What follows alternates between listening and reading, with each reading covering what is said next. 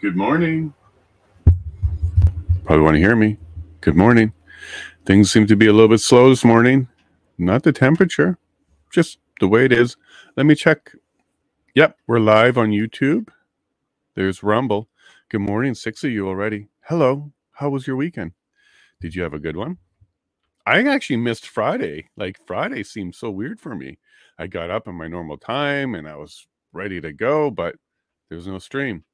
Thankfully, we had that stream in the evening where we did like an Ask Me Anything or a Brady Bunch where we had a whole bunch of people join us.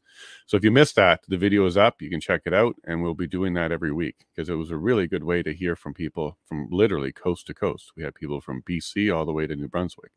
So it was a wonderful way to spend some time, spend Remembrance Day. I hope you did some remembering. And here we are. Now we're on a new week, and we got nothing but Canadian government officials coming up. It looks like today we're going to have 2 pairs of witnesses. It looks like they're going to team up some people like they did with Lexi Lee and good morning, Rosario. Like they did with Lexi Lee. There was a panel. There was 2 people. So it looks like we'll be doing that twice today, according to the witness list. Good morning, Rosario. Thank you for the tweets and all the support. And thank you for joining us on Friday. You were able to join us and spend some time with me and chat and ask a question or 2. So Rosario, thank you for doing that with us. So this morning, I'm actually going to ask a small favor. If you're watching this live or whatnot, I'm going to bring up a tweet and ask that you take a look at it. And if you got a chance, go ahead and sign the petition. The citizen-led inquiry, we started talking about it last week or so. This is a Preston Manning inquiry where he is got a group together, three directors, nonprofit organization to set up an inquiry into the COVID-19 response. And to support them, all they're asking for at this point is people to sign the petition. Now, this is the first time we're doing a citizen-based one nationally. There's been other citizen-based ones for little areas and stuff like that. This is the first time we're doing one nationally that is not using the Public Inquiry Act of the federal government or any provincial government. As you're aware, the federal government and provincial governments do offer inquiries. In fact, we're all here to watch one today, but that's a government-led one. And what that means is it's paid for by the government, commissioner is influenced or picked by the government, et cetera, et cetera. And what Preston Manning is asking Canada to start doing is have our own citizen-led ones, funded and led. So they'll be picking the commissioners. I've put myself forward for that. Let me just change the screen. I've put myself forward for that because I believe we need as many Canadians as we can to come forward on this particular inquiry and do what we can on this particular inquiry so that we can get answers. We may not get all the answers. We may not be able to get all the information because this inquiry doesn't have subpoena power.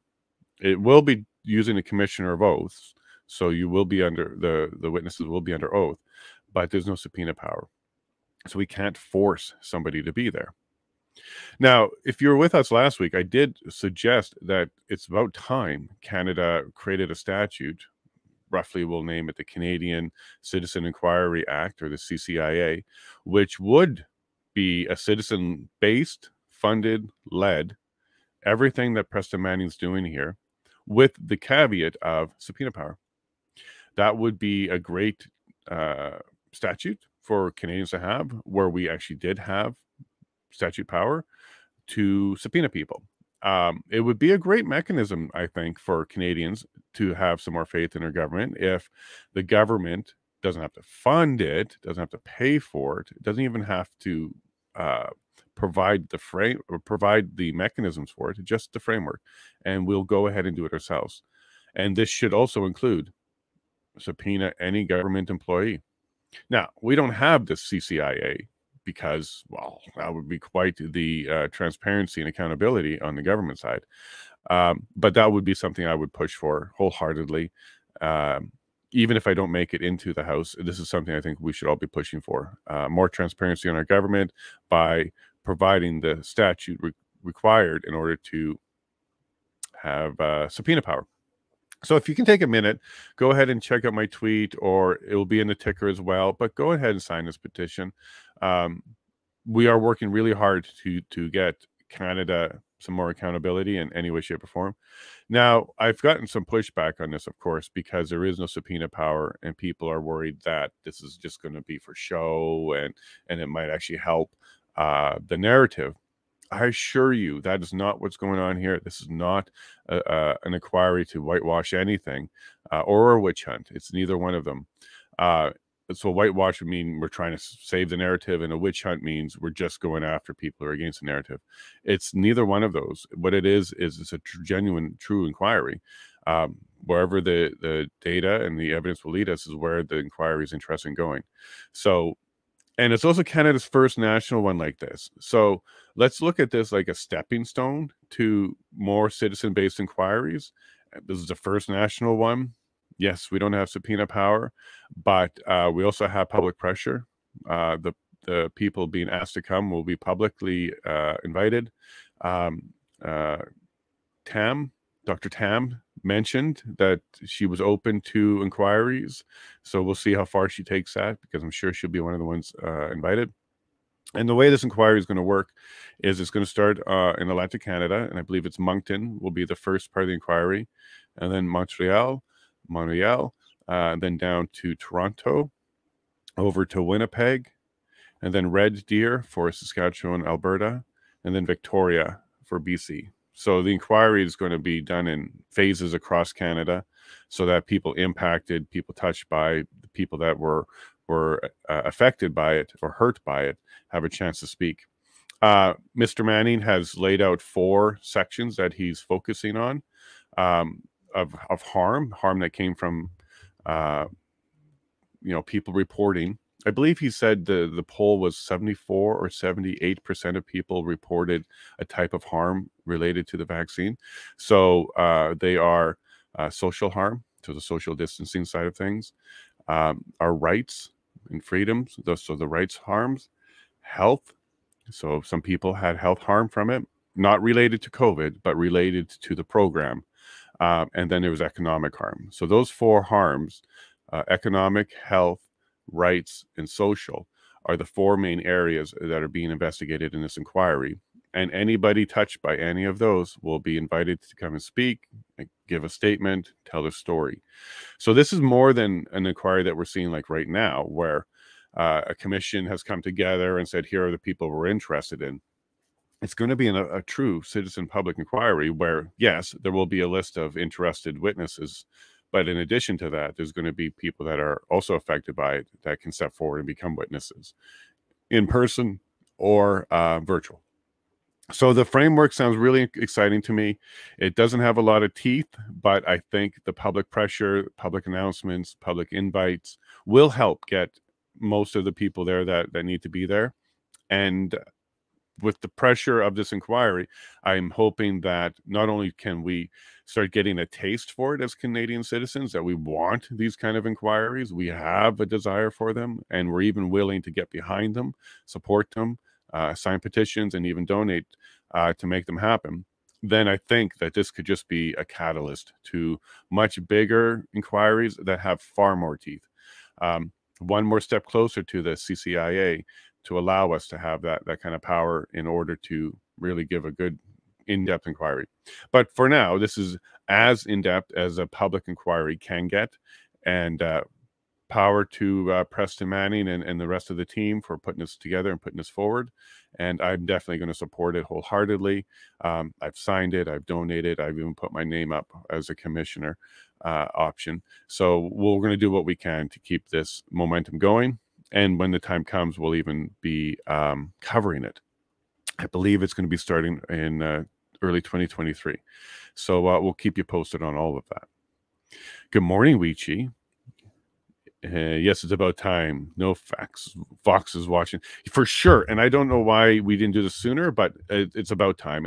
And we should be pushing harder for more teeth with these inquiries.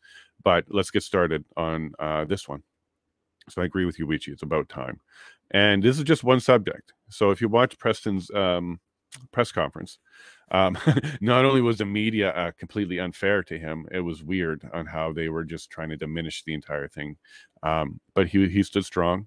And if you listen to his entire press conference, it's clear to me that he's not going after one side or taking a position. He's keeping a very open mind, because that's the only way truly to get an inquiry like this to have any credibility, is to actually step forward and do it properly, in the open, every minute online, public. You can come in and talk if you want to. Keep it open. And it's from that I believe, and he's correct, that credibility will come in to the entire inquiry process, even though if it's citizen-led, just because we are actually doing a good job, going down the middle, asking the right questions, listening to everybody. I think that will give Canada a nice taste for true transparency, and then maybe we can get a push going for even more powers for inquiries, for public and citizen-based inquiries. I'm fine with the government doing inquiries, but not on themselves, okay, because there's just way too much conflict of interest involved in that, and it takes too long to wait for the next parliament to kick in to do the inquiry. It's almost a little too late. So having a citizen-based inquiry process where we can spin it up when we think it's necessary on a topic, on an issue, and get it funded and get it inquired, I think that would give democracy such a boost. It would put so much faith back into the government. And I am already asking for the media inquiry, the inquiry into news, media, and funding. That should be the next major one, because without propaganda or news or media, this narrative has a heck of a lot harder chance of being propagated and spread. So we can start with the COVID-19 response, but I'm right on the heels of the next one of being media. Review the media in Canada, CBC, CTV, Global, etc. Anybody that received a check from the government during the media funding, all of that should be inquired. We're not whitewashing it. We're not going to say, hey, it was all fine, and we're not witch hunting. We're not just trying to destroy media. It should be a good inquiry right down the middle, and I assure you it won't be covered well. But that's kind of the point, isn't it? To have that inquiry, to also see how the inquiry itself is covered by media, might be one of the factors of the inquiry.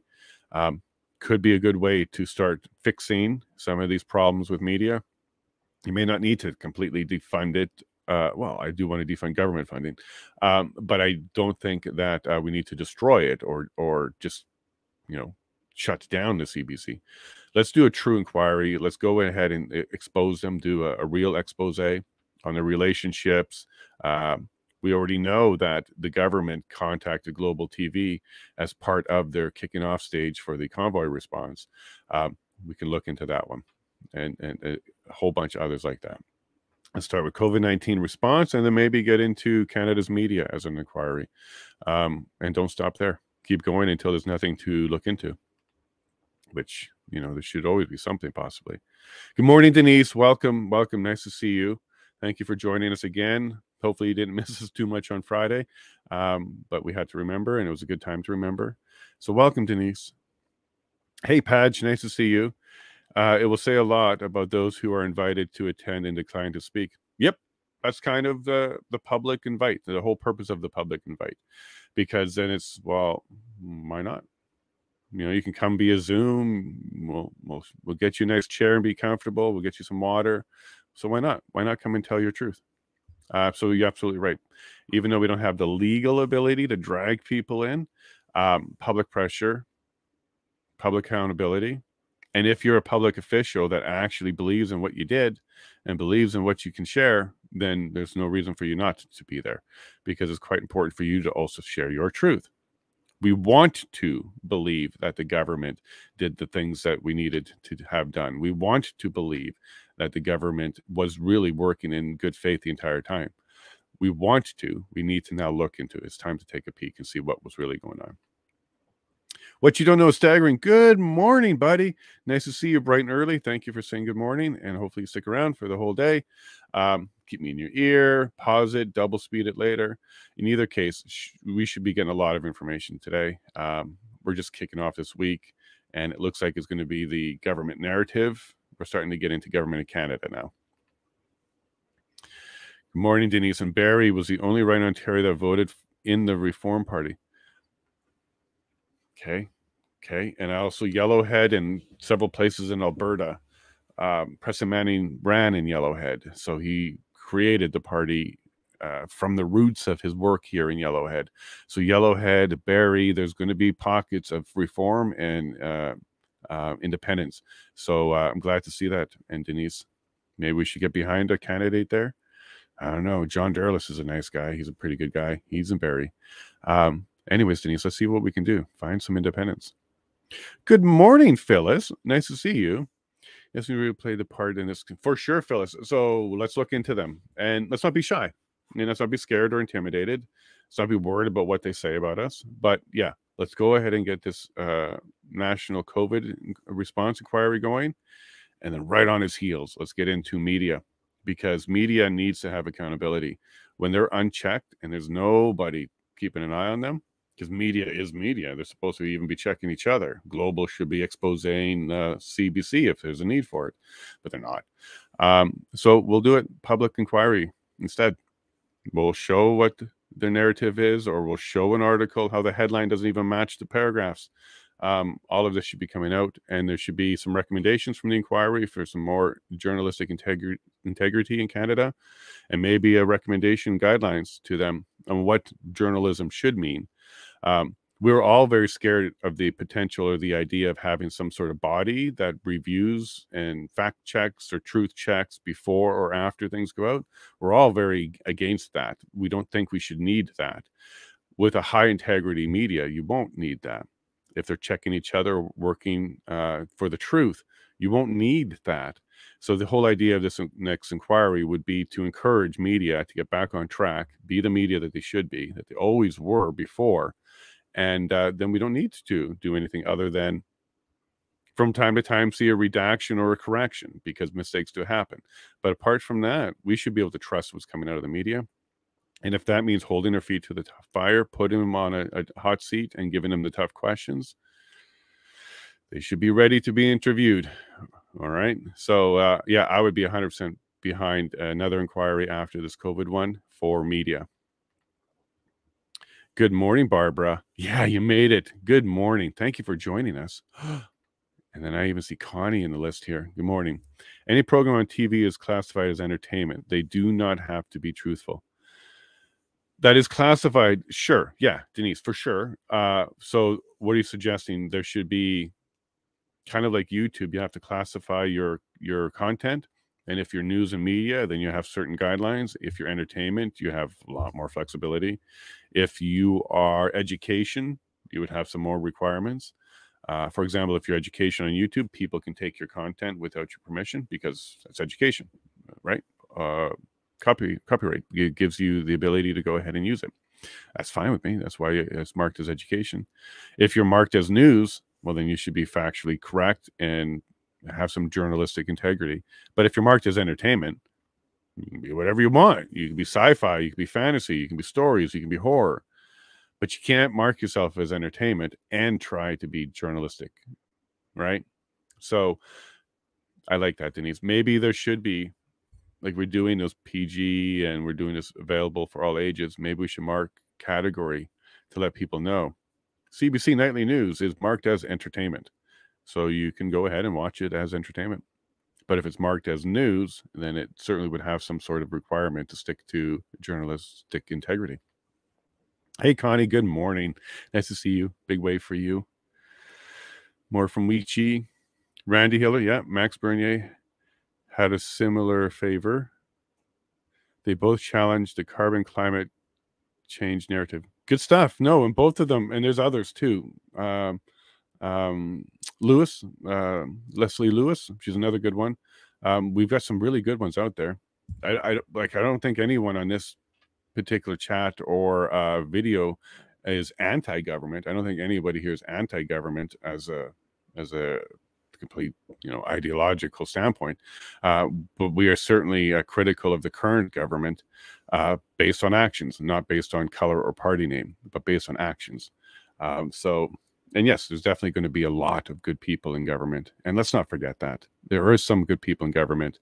Some of them are muffled, though, because they're party associated. But there are people out there trying hard.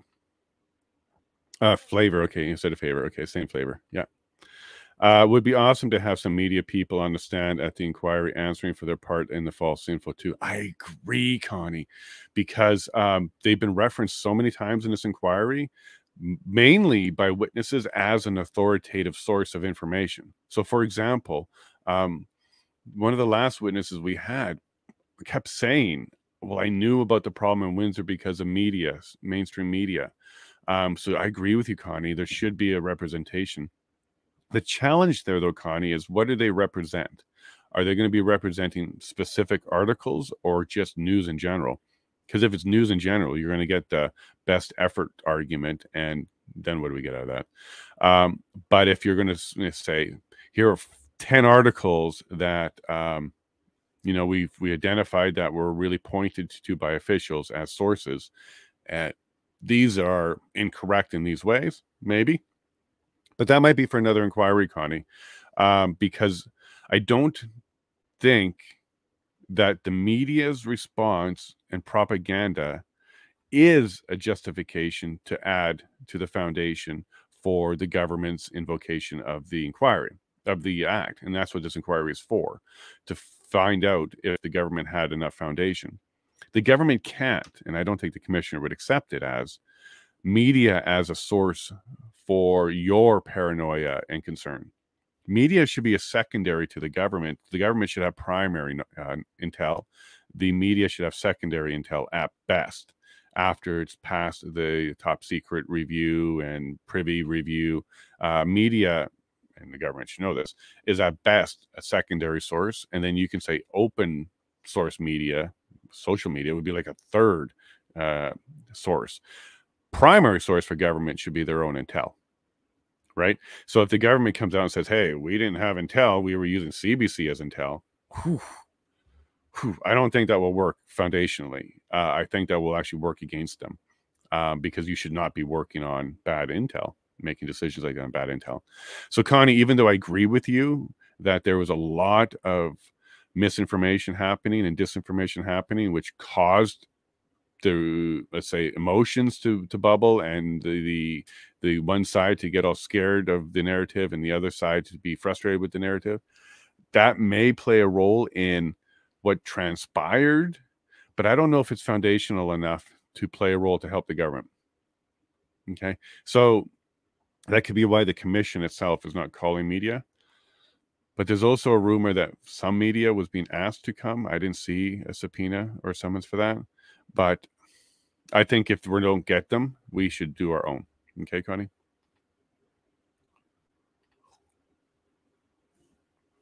Good morning, Dave. Good morning, Dave. And if anybody knows where Jeremy is, get him here. I got lots of thank yous to give to Jeremy. Jeremy's been all over the place putting my name out there as somebody who's doing this. So thank you, Jeremy, if you hear this later. I appreciate that, what you've been doing. Clive Do Something. Clive Do Something was one of the ones where you put me in the chat. Love you all for that. That's amazing. What clowns and suits do we got today? Good question. Good question. Let me get the stream ready. It looks like it's ready. So let me get that up first, Dave, and then I'll show you the screen of who we have. But we do have Public Safety Canada and Global Affairs Canada, 2 representatives from each of them. So let me just get my screen going first.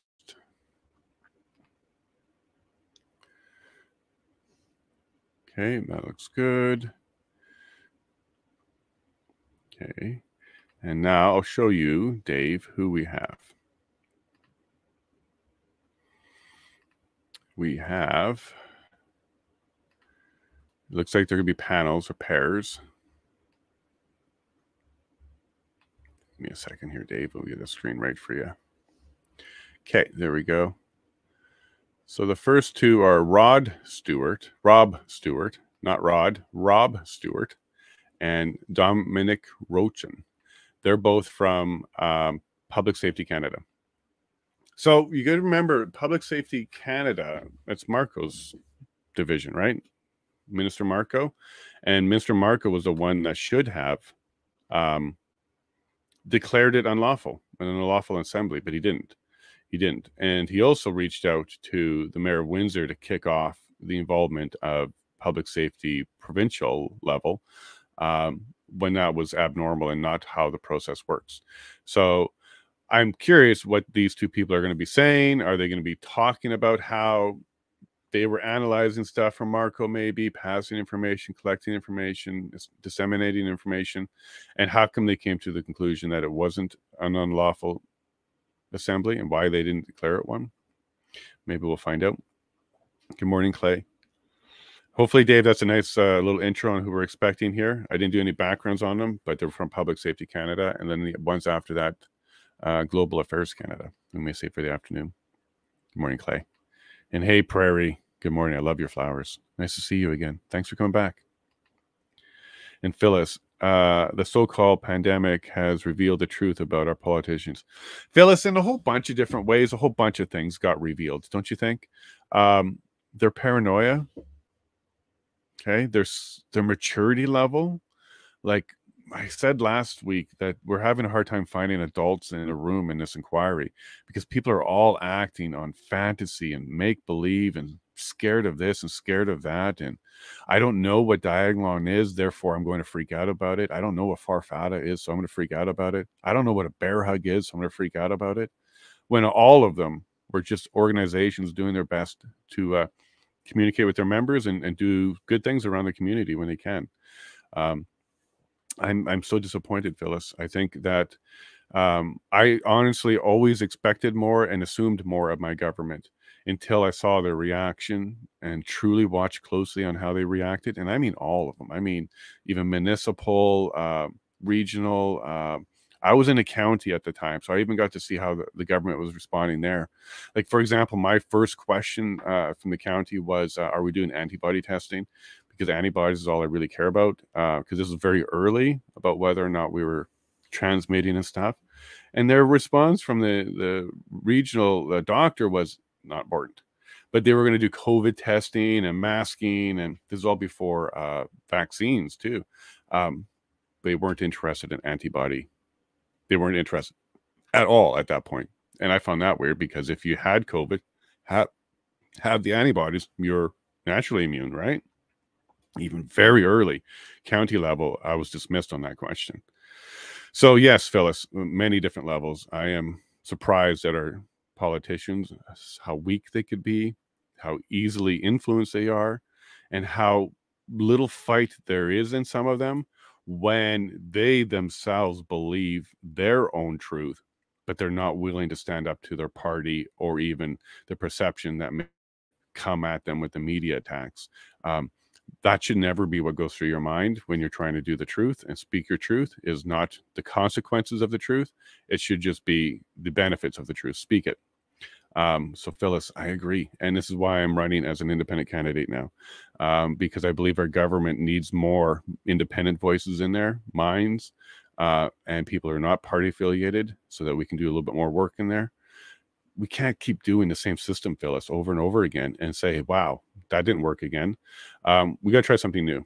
And we do have independence as part of our system. So let's pull that in case of emergency, break glass and release the independence. Okay, let's get some of us in there. And then Phyllis, your voice will be heard.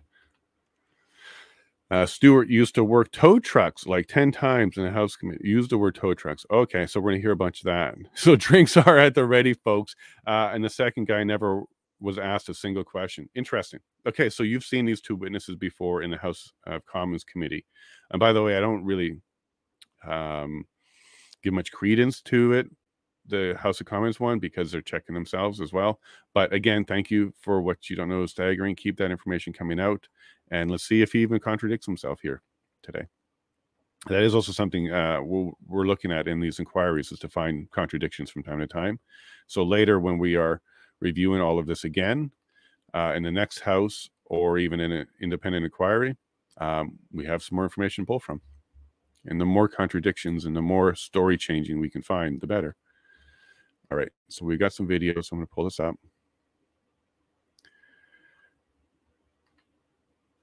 Could there be an agenda, Jason? Control issues. There's always an agenda, Eleanor. Even I have an agenda. My agenda is to fight the global agenda and federalism. So there's always an agenda. If you don't have an agenda, what are you even doing?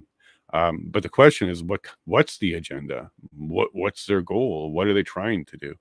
If you check my Twitter, there's some stuff on WF. Oh, here we go. Ready to go. Enjoy your morning, folks. We'll talk to you soon. The Public Order Emergency Commission is now in session. La commotion sur l'état d'urgence est maintenant ouverte.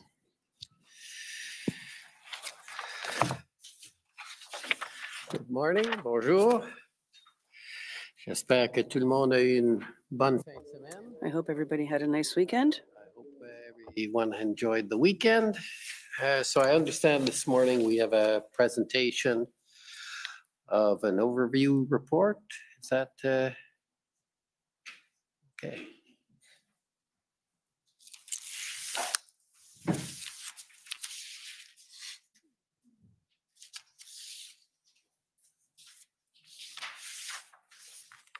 Good morning, Mr. Commissioner. Nasser Khan, Commission Counsel. I'll just wait for the PowerPoint to be pulled up on the screen there. Okay, perfect. So I'll be presenting the overview report titled Federal Government Entities Involved in a Decision to Invoke the Emergencies Act. This overview report is now available to the parties on the party database and will be posted on the Commission's website for the public very shortly. The document ID for this report is com.or 708. Next slide, please. So by way of introduction, this presentation focuses on the mandates of three key federal entities. That is the federal executive, the Prime Minister, Cabinet, and the Governor and Council, the Privy Council Office, and the Prime Minister's Office. Of course, there were many other departments and agencies implicated in the decision to declare a public order emergency, and the Commission will hear evidence from these witnesses in the coming 2 weeks. The purpose of this overview report is to contextualize and frame the anticipated evidence for the benefit of the parties, the public, and of course, the Commissioner. Next slide, please. So we'll begin with the definition. Section 17(1) of the Emergencies Act assigns the formal authority to declare the existence of a public order emergency to the Governor and Council. The term Governor and Council refers to the Governor General of Canada, acting on the advice of the King's Privy Council for Canada. The King's Privy Council, in turn, is a technical term that describes the full group of people who have the authority to advise the sovereign or the Governor General acting as the representative of the sovereign. In practical terms, however, references to the King's Privy Council are references to the federal cabinet, the federal committee of the Privy Council, and is effectively its only operative branch. And by constitutional convention, the Governor General is required to follow the advice given by cabinet. This is, of course, a fundamental part of our system of responsible government. Next slide, please. So here we have an organizational chart depicting the structure of the federal executive branch. You'll see that while the formal authority to govern is vested in the Governor General, that authority is exercised on the advice of the Prime Minister and Cabinet. In turn, Prime Minister and Cabinet are supported by two central offices, the Privy Council Office and the Prime Minister's Office. So to put it into context, the 4 orders in council that were issued by the Governor and Council in the context of the public order emergency were issued on the advice of the Prime Minister and Cabinet. Next slide, thanks. The federal cabinet is a political decision-making body that consists of all federal ministers as well as the Prime Minister. The cabinet is sometimes referred to as the federal ministry. Cabinet is the forum wherein the government of the day sets its priorities and decides how to advance these priorities. The Prime Minister sets the agenda and will lead ministers to agreement in making cabinet decisions, but the final and ultimate decision-making authority rests with the Prime Minister. Cabinet members are governed by 2 related conventions, cabinet solidarity and cabinet confidentiality. Cabinet solidarity requires that ministers as a group be held accountable to Parliament for their government's actions. Cabinet confidentiality requires that ministers not disclose the substance of their cabinet discussions to the public. The two principles are, of course, intertwined because cabinet confidentiality allows ministers to frankly and vigorously discuss their views with their colleagues in private while remaining united in their decisions to the public. Ministers are also individually responsible for the federal departments they oversee. The powers and duties in respect of their departments are set out in their departmental statutes. In practice, however, the day-to-day operations of a federal department or agency are carried out by the deputy minister and civil servants. A deputy minister is the senior-most member of the professional, nonpartisan public service. Finally, every minister is supported by a ministerial office consisting of a political staff in carrying out their duties as members of parliament. Political staff are sometimes referred to as exempt staff because they are not bound by the strict impartiality rules that apply to the public service and are instead temporary political appointees. So there's a clear separation between political staff and the public servants who work within federal departments, in that political staff do not have the authority to give direction or instruction to public servants. Next slide, please. So here we have another organizational chart that depicts the work of cabinet and cabinet committees. The work of the government is also carried out by several cabinet committees. The protests and the government's response to the protests were discussed by two cabinet committees in particular. The first was the Cabinet Committee on Safety, Security and Emergencies, or SSE, which was chaired by the Minister of Emergency Preparedness. The SSE met on February 3rd, 6th, and 8th. The second Cabinet Committee was the Incident Response Group, or IRG. The IRG took over the management of the issue after February 8th and was chaired by the Prime Minister and therefore had decision-making authority. The IRG met on February 10th, 12th, and 13th, and then daily thereafter between February 16th and February 23rd. I will also add that there were two full cabinet meetings at which the protests and the invocation of the Emergencies Act was discussed. These meetings took place on February 3rd and February 15th. Turning now to the Prime Minister's office, the PMO is a central political agency supporting the Prime Minister in his three roles as the head of government, the leader of a political party, and a member of Parliament. PMO staff advise the Prime Minister on policy issues, communications, and parliamentary affairs, and PMO is led by a Chief of Staff who reports directly to the Prime Minister and is also appointed by the Prime Minister. Like the staff at ministerial offices, all staff at the PMO are exempt staff in that they are temporary political appointees. The PMO operates as the critical link between the partisan interests and agenda of the Prime Minister and the general workings of government. For instance, PMO maintains close relationships with political staff at ministers' offices, as well as with officials at the Privy Council office, and PMO officials often attend cabinet meetings. The Privy Council Office, or PCO, is the central coordinating agency within the federal government. And in contrast to PMO, the PCO provides nonpartisan advice to the Prime Minister and Cabinet and ensures that the government's agenda is implemented across all federal departments and agencies. And for this reason, PCO is sometimes referred to as the Prime Minister's Department. PCO is led by the Clerk of the Privy Council. The Clerk holds the additional titles of the Deputy Minister to the Prime Minister, the Secretary to Cabinet, and the Head of the Public Service.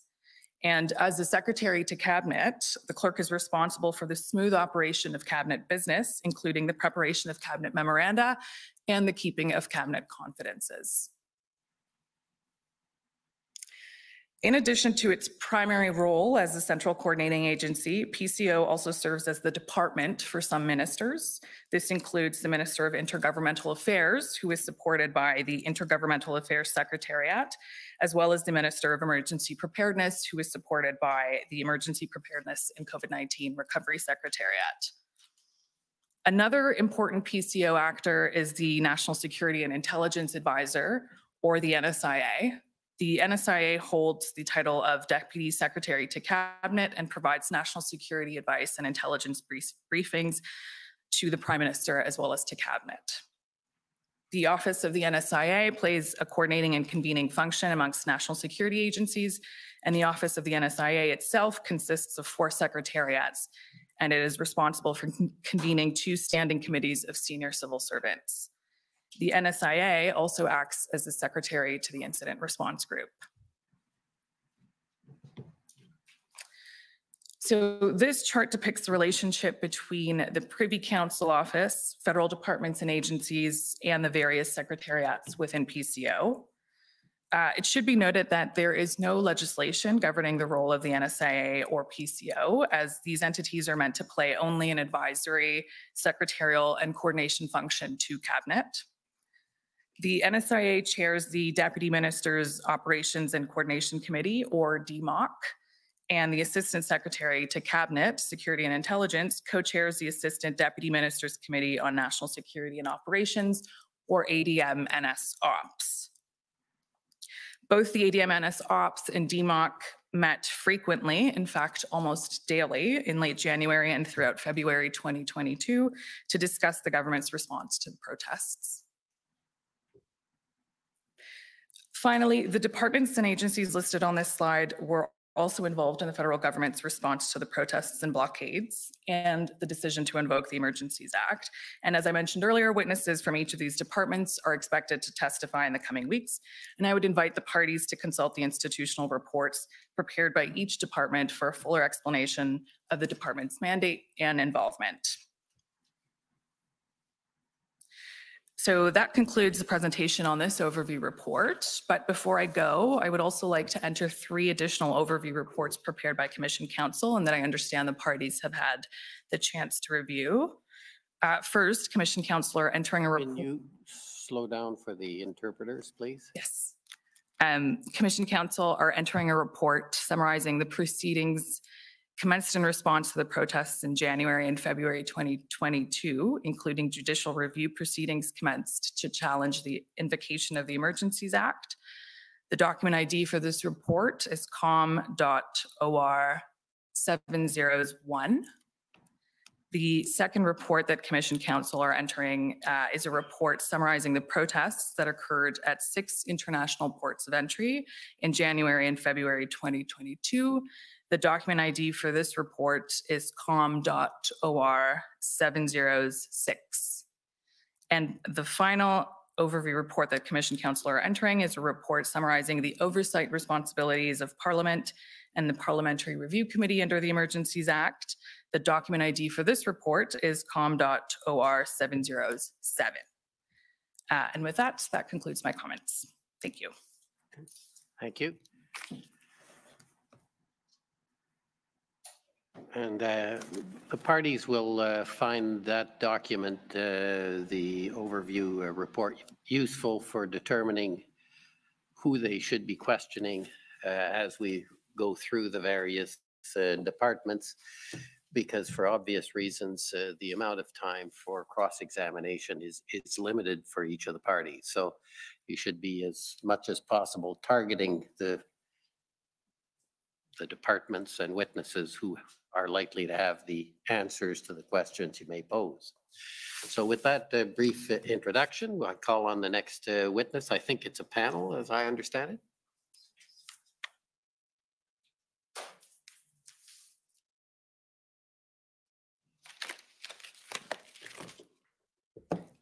Thank you, Mr. Commissioner. My name is Shantona Chaudhary, co-lead Commission Counsel. I'd like to call Mr. Rob Stewart and Mr. Dominique Crochon to the stand.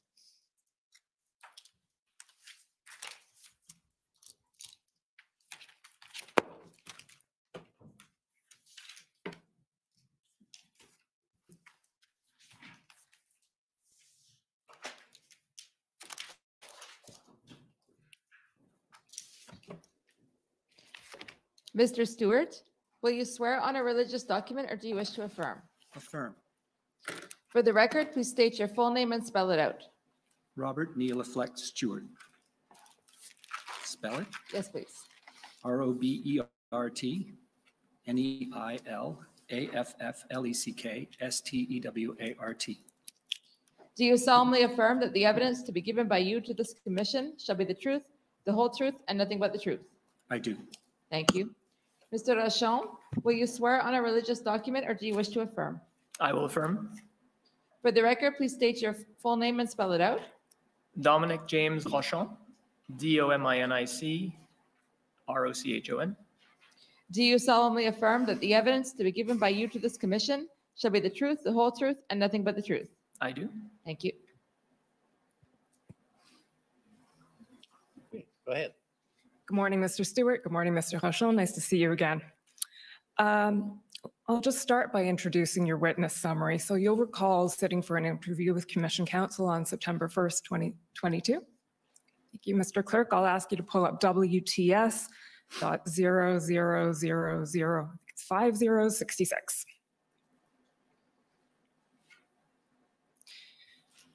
Okay, so Mr. Stewart and Mr. Rochon, you'll recall that some of your colleagues who are not with us today, were not called to testify, also sat for that interview, namely Mr. Talal Dakalbab, I'm not sure I'm pronouncing that right. Dakalbab. Pardon me? Dakalbab, thank you. And Mr. Derek Treherne also participated in that interview.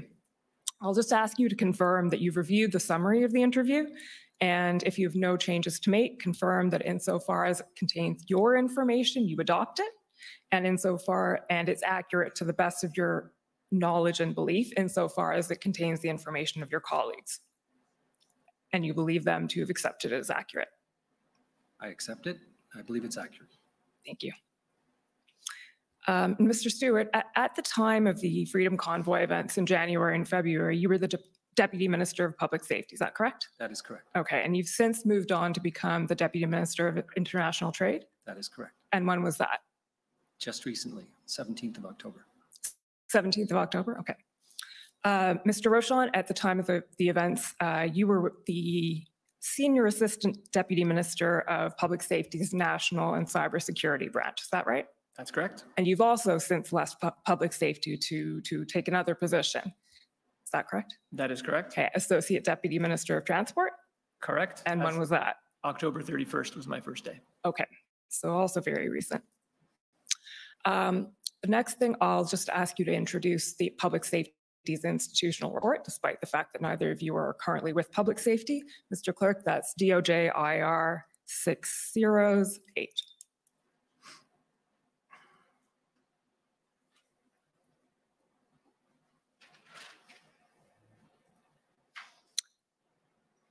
Okay, so Mr. Stewart, you'll recall that Public Safety Canada prepared and filed with the Commission this institutional report.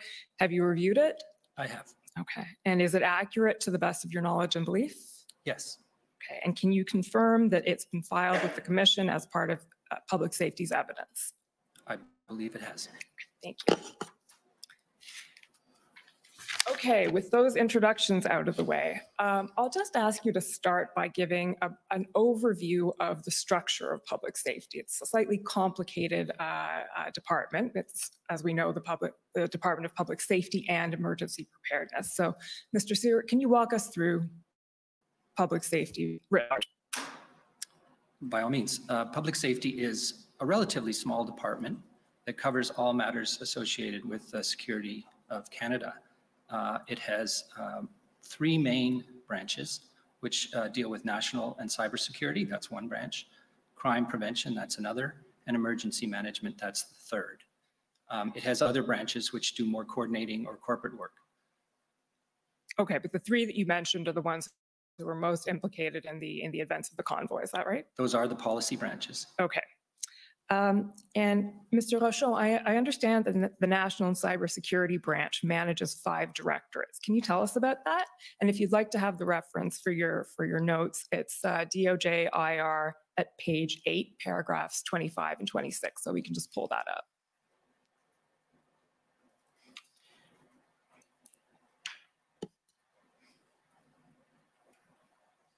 If you could just move up the page just slightly, but I can speak to them, yes. So the National Cybersecurity Branch has 5 divisions. Primarily, it is responsible for national security policy matters, national security operations matters, critical infrastructure, cybersecurity, and over the last 3 years, there was a special task force regarding economic security. Okay, and if we can just scroll down a little bit, Mr. Clerk. Under critical infrastructure and strategic coordination, it says this directorate supports the ministers in leading the national effort to enhance the resilience of critical infrastructure against a variety of hazards. Do those hazards include protest? They could. Essentially, that particular directorate oversees the critical infrastructure strategy that has been in place since 2010. We have been, over the last couple of years, in the midst of refreshing that strategy. That particular directorate engages with the 10 critical infrastructure sectors. There are private sector leads and public sector leads for each of those sectors, and they deal with matters of we provide risk assessments when there are threats. They could be cyber-related threats, but any threats to any critical infrastructure across those 10 critical infrastructure sectors. Okay. And then the next, not bullet there, but the next line in the chart, the Task Force on Economic Security. Tell us a little bit about the work of that task force and whether or not it played into the convoy at all. It did not. That task force was stood up over the last 3 years, as I pointed out, in order to look at the broader framework that is economic security. Economic security is a term that can mean a lot of things. From a national security perspective, that task force was looking into, through various lenses, potential threats to Canada's economy stemming from threat actors, potentially hostile state actors. Those threats can emanate from, and indeed we have an elaborate control system across Canada. We have export controls, we have the Investment Canada Act, we have a series of tools, but the Economic Security Task Force was looking at whether or not those tools were fit to purpose, and indeed whether that tool set was adequate in order to protect ourselves against the threats of today. And so most of that work looked at and is moving towards an economic security strategy that would introduce research security to protect intellectual property, for example, things of that nature. So specifically, that task force did not have a role to play with regard to this particular situation. Okay. Now, getting to your own individual roles and responsibilities, Mr. Stewart, can you tell us, first of all, a little bit about your general role as a Deputy Minister of Public Safety, and then describe at a very high level your role with respect to the events of the convoy? By all means, as a deputy, I'm responsible for the administration of the department and providing policy advice to the minister on matters associated with public safety and overseeing program delivery. The department runs a number of contribution programs that provide funding for various activities. And I also work with the deputy heads of organizations that are in the portfolio. And by the portfolio, I mean these are organizations who are responsible to the minister. In the public safety portfolio, there are 5 main organizations: RCMP, CBSA, Canadian Border Service Agency, Canadian Security Intelligence Service, the Correctional Service of Canada, and the Parole Board. Thank you. They all are independently accountable to the minister, but we work together as a group and provide advice, and if necessary, the department will do legislation or regulation on their behalf. Okay. I'm sorry, go on. In the context of the protests, I was working with a subset of that group who were involved in daily calls and briefings. That would be the RCMP and CBSA primarily, and to a degree, CSIS. I think we're going to hear a lot more about that shortly. And thank you for speaking without acronyms. It's appreciated. On the first day of federal government evidence, we're still getting used to all the acronyms. I think CSIS we can handle, and probably CBSA, but when it gets deeper than that, it's going to be a struggle. Okay, Mr. Rochon, can you tell us at a high level, first of all, your role at the time and your role in the convoy? I would describe my role specifically, having gone through the 5 directorates in my branch. The one directorate in particular, the National Security Operations Directorate. Mm-hmm. Through that directorate, I have a responsibility, and I'll refer to the presentation that was given to us this morning, where we highlighted the Privy Council Office and its role. With the Privy Council Office, they have a Security and Intelligence Secretariat. The Assistant Secretary responsible for that Secretariat and I have a responsibility of convening the security and intelligence community, which is some 16 departments and agencies, on a regular basis to discuss ongoing operational national security matters for situational awareness, and indeed to be able to make sure that we're coordinating the community to be able to respond to potential threats to national security. So that particular committee is called the Assistant Deputy Minister National Security Operations Committee, ADMNS Ops. If you don't mind me that acronym, I'll probably refer to that a lot. So ADMNS Ops meets every week, once a week. During the convoy situation, I would say that the regular meeting on Tuesday, January 25th, we discussed the convoy, but after that date, we decided to have ad hoc meetings, so everyday daily meetings of that committee, pretty much throughout the rest of the operational situation, if I could put it that way. So I guess my role primarily was to convene, along with my PCO colleague, the Privy Council Office colleague, all the various representatives of these departments and agencies in the security and intelligence community, and I'm happy to walk you through who they might be. But we would get together and discuss whether or not this issue was an issue of national security, and whether or not it could lead to threats to national security. Okay, I certainly do want you to elaborate on that.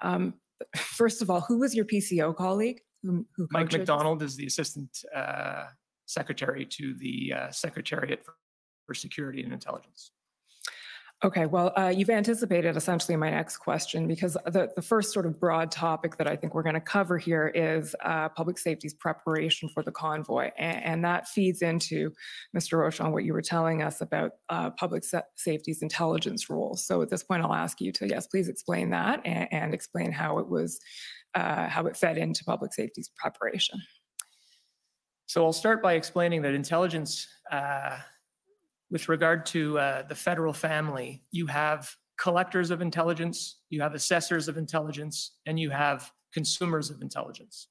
Public Safety Department is a consumer. We don't per se collect intelligence, and we don't assess intelligence. We consume it. Why does one consume intelligence? In order to be able to be better informed, so that decisions can be made, and those decisions are made across all departments and agencies.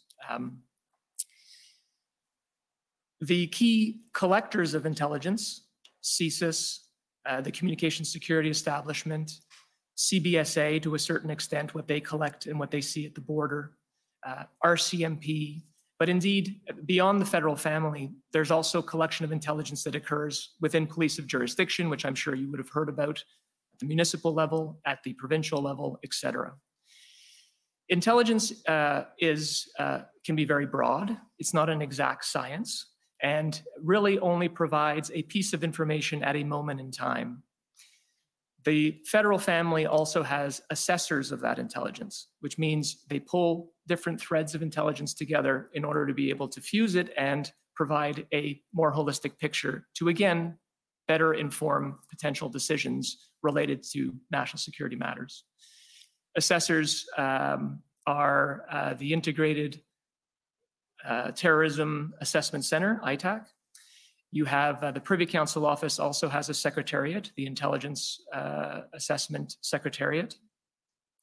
But to a certain extent, CSIS, the Communications Security Establishment, perform their own assessments and are able to provide reports, as does the RCMP.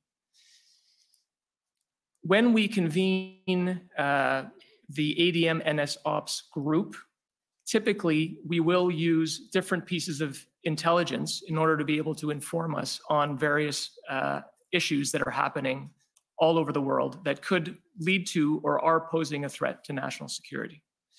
So throughout the particular situation with the convoy, I would say that there was some intelligence that was likely being pulled together at a police of jurisdiction level, that isn't something that would make its way to our federal family table as a matter of course.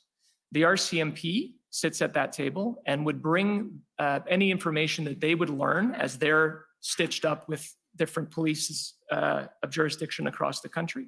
They would bring that information to the table if there was something relevant that needed to be flagged. But there is a distinction between something rising to a national security level and something that is a police matter that they might be dealing with throughout the country. Okay, and in your interview, we're going to go back to some of that as we go along, but you explained that prior to the convoy's arrival, this is taking you up on your last point, NCSB, so the National Cybersecurity Branch, wasn't gathering or disseminating intelligence about the convoy because at that point there was no indication that the events would be a national security threat. So can you explain and elaborate on that a little bit, what that threshold is and when, if at all, NCSB did start doing that and why? So again, our branch does not collect intelligence. We're consumers of it. So we would be receiving that intelligence from different parties, be it CSIS or be it the RCMP in the federal family context. The Government Operations Center is another element of public safety. They fall under the Emergency Management Branch. They don't fall under my branch.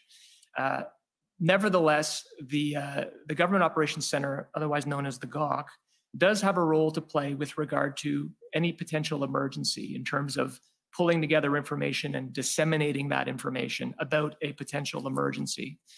They're a 24/7 ops center at public safety. So the reason I mentioned them is obviously if there is a potential protest, or for example on Canada Day, when there are provisions that need to be made in terms of securing a particular area, or if there's a potential threat that may be arising, the Government Operations Center does start collecting open source information and sharing that information across the federal security and intelligence community in order for there to be situational awareness about a potential for social disruption or something that may be of concern.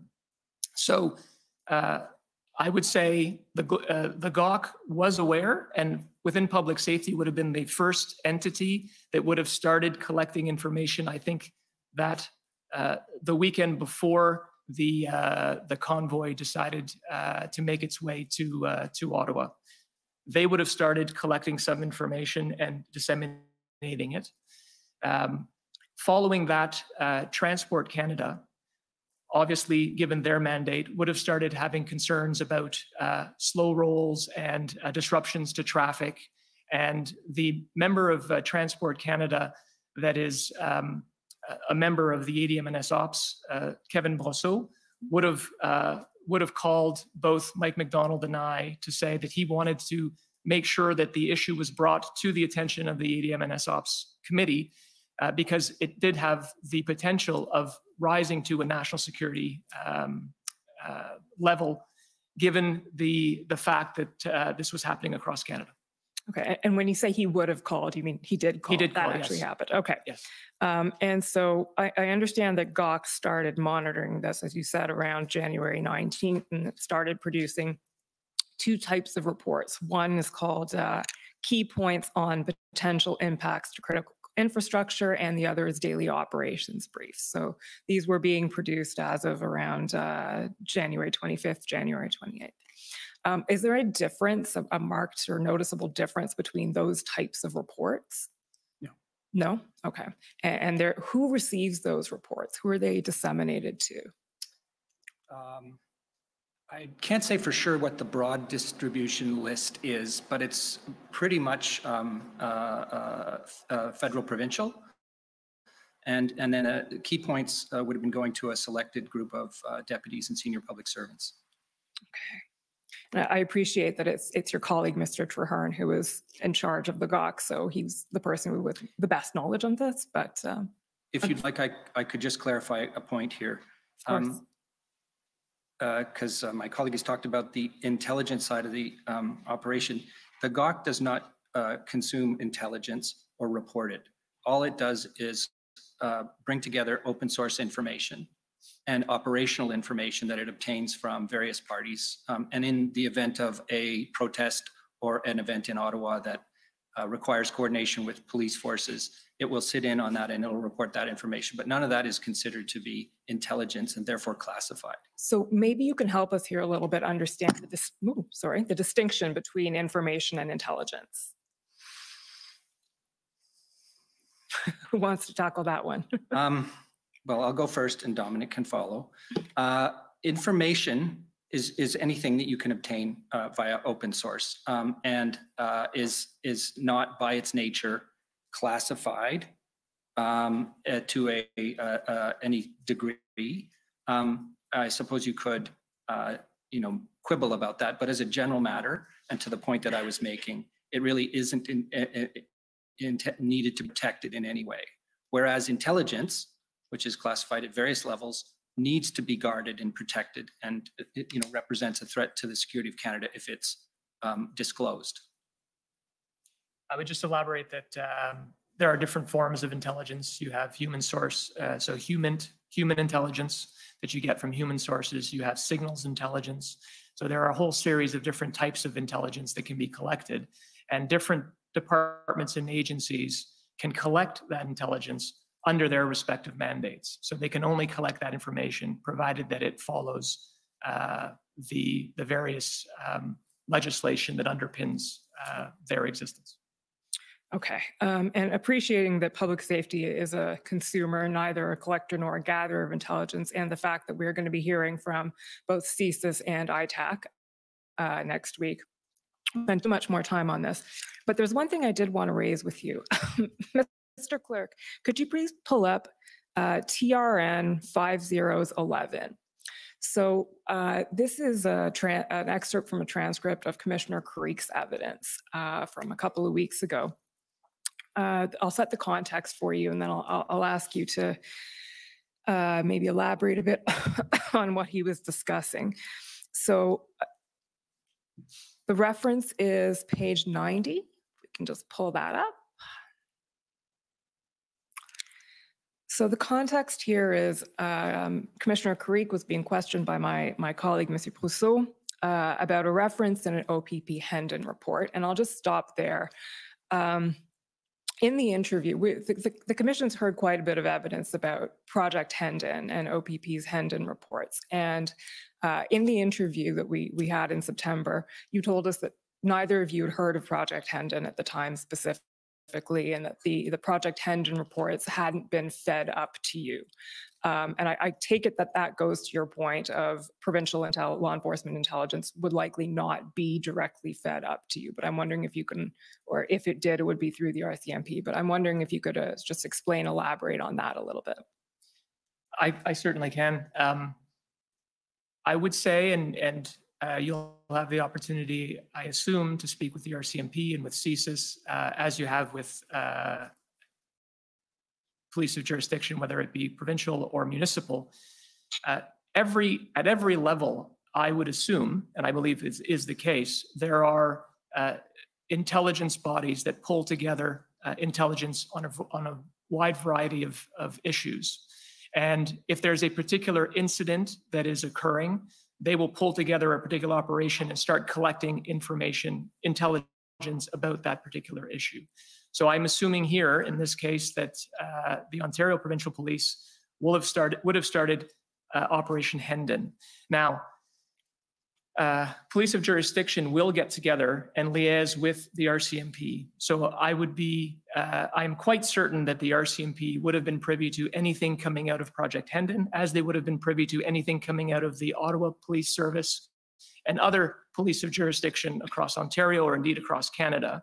And for the purposes of our National Security Committee that looks at operational situations, the RCMP would be feeding us any relevant information, but they would not be referring to an Operation Hendon or an operation, whatever the various operations. They wouldn't tell us where the information would be coming from specifically. They would simply be flagging anything that would be of interest for the table. Okay, so if I can just summarize that, if the RCMP was privy to anything from Project Hendon that was relevant, you would expect to have knowledge of that through them. Yes. Okay, thank you, that's helpful. So just getting back to this little transcript excerpt here. So Commissioner Creek is being asked about a reference in an OBP Hendon report to a potential threat to Canada's sovereignty and national security. That's around line 19, I believe. And if we can just scroll down now to the next page, page 91. 97? 91. Oh, sorry, yes. No problem. Okay, so I'm just going to read through the first few paragraphs here. Commissioner Carrick says, what is required is further analysis of that threat. Hendon did have those conversations with the appropriate security partners to see if that potential threat rose to the point that would warrant them enacting their mandates for the items they're responsible for. And as we know, slow down, in the CSIS Act, it says threat to the security, or it says the security of Canada. It doesn't actually say national security. Public Safety Canada goes to a much broader context when describing national security. And one of the items in national security, if you look at the national security strategy and how it's described by Public Safety Canada, actually includes impact to economy, activities at critical infrastructures, international border crossings. So Mr. Rochon or Mr. Stewart, whoever's best placed to answer this, can you explain and elaborate a little bit on what Commissioner Creek is referring to here, Public Safety Canada's national security strategy and definition? I'll give it a go. To be honest, the national security strategy dates back to 2004. And there are several academic institutions as of late that have recommended that the Government of Canada come out with a more a newer version, or at least refresh that strategy. I'll start by explaining what was meant in terms of CSIS and whether or not the threshold was met with regard to their act. What I think Commissioner Creek was referring to was the fact that, as I was mentioning earlier, CSIS has the ability to collect intelligence, but they can only collect intelligence if certain thresholds have been met.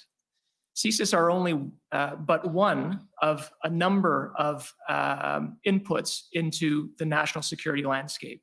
And so they do have targets, whether it be, and I'll use a term here that I'm sure is going to come up, or probably already has come up, but will come up fairly frequently, that of ideologically motivated violent extremism.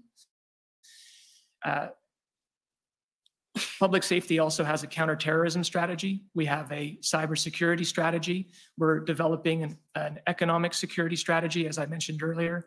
We're looking to create a hostile activities of state actors framework to deal with foreign interference.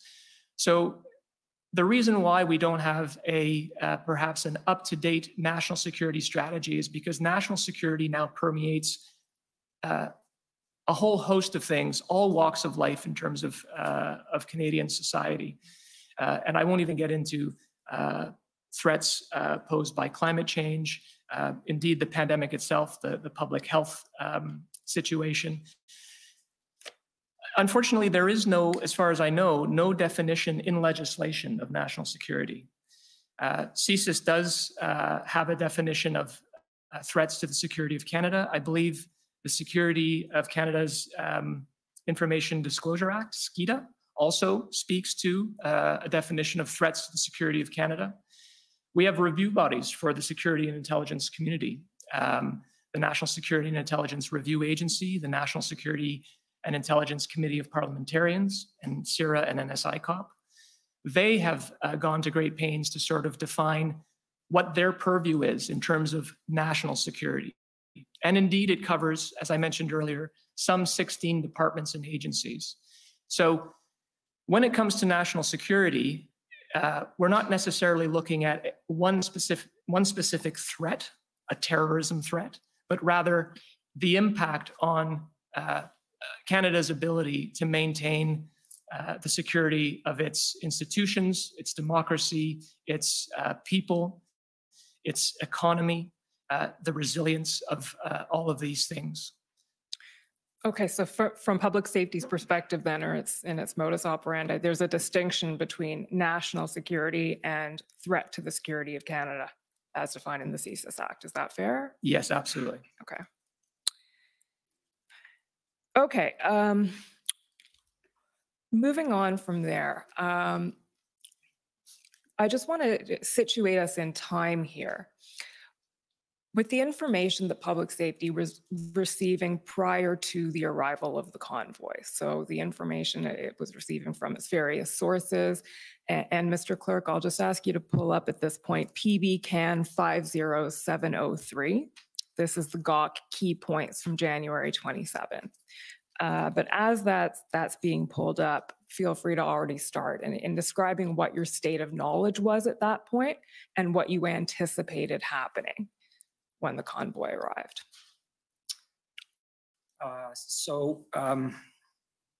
Maybe I'll back up just one step for that, is just to say that we were monitoring, as you noted earlier, the rising level of protest around the vaccine mandate, which came into force on the 15th of January. So we were through various groups monitoring just that there were protests that were likely to arise. And we started getting word of the convoy's formation on around January 20th, and were through the GOC and its connection to planning and coordination groups, and one in particular called Intersect, which is a group that brings together all the police of the region and various other entities that have an interest in the security of the national capital. That would have been meeting and talking about that, and we were hearing reports, and then they would be reflected in these key points, those discussions. So this would have been January 27th is on the eve of the arrival of the early in Ottawa of the trucks, and I believe just prior to the blockade at Coots. But so we were growing, paying a lot of attention to it, getting somewhat concerned about how it would manifest, how many trucks and from where, and there were many convoys coming from east and west, and I believe south, and so we were trying to get a handle on that, and the RCMP were informing us about the numbers of trucks and when they were likely to arrive, and we were asking questions about what is the plan for managing this protest when it manifests.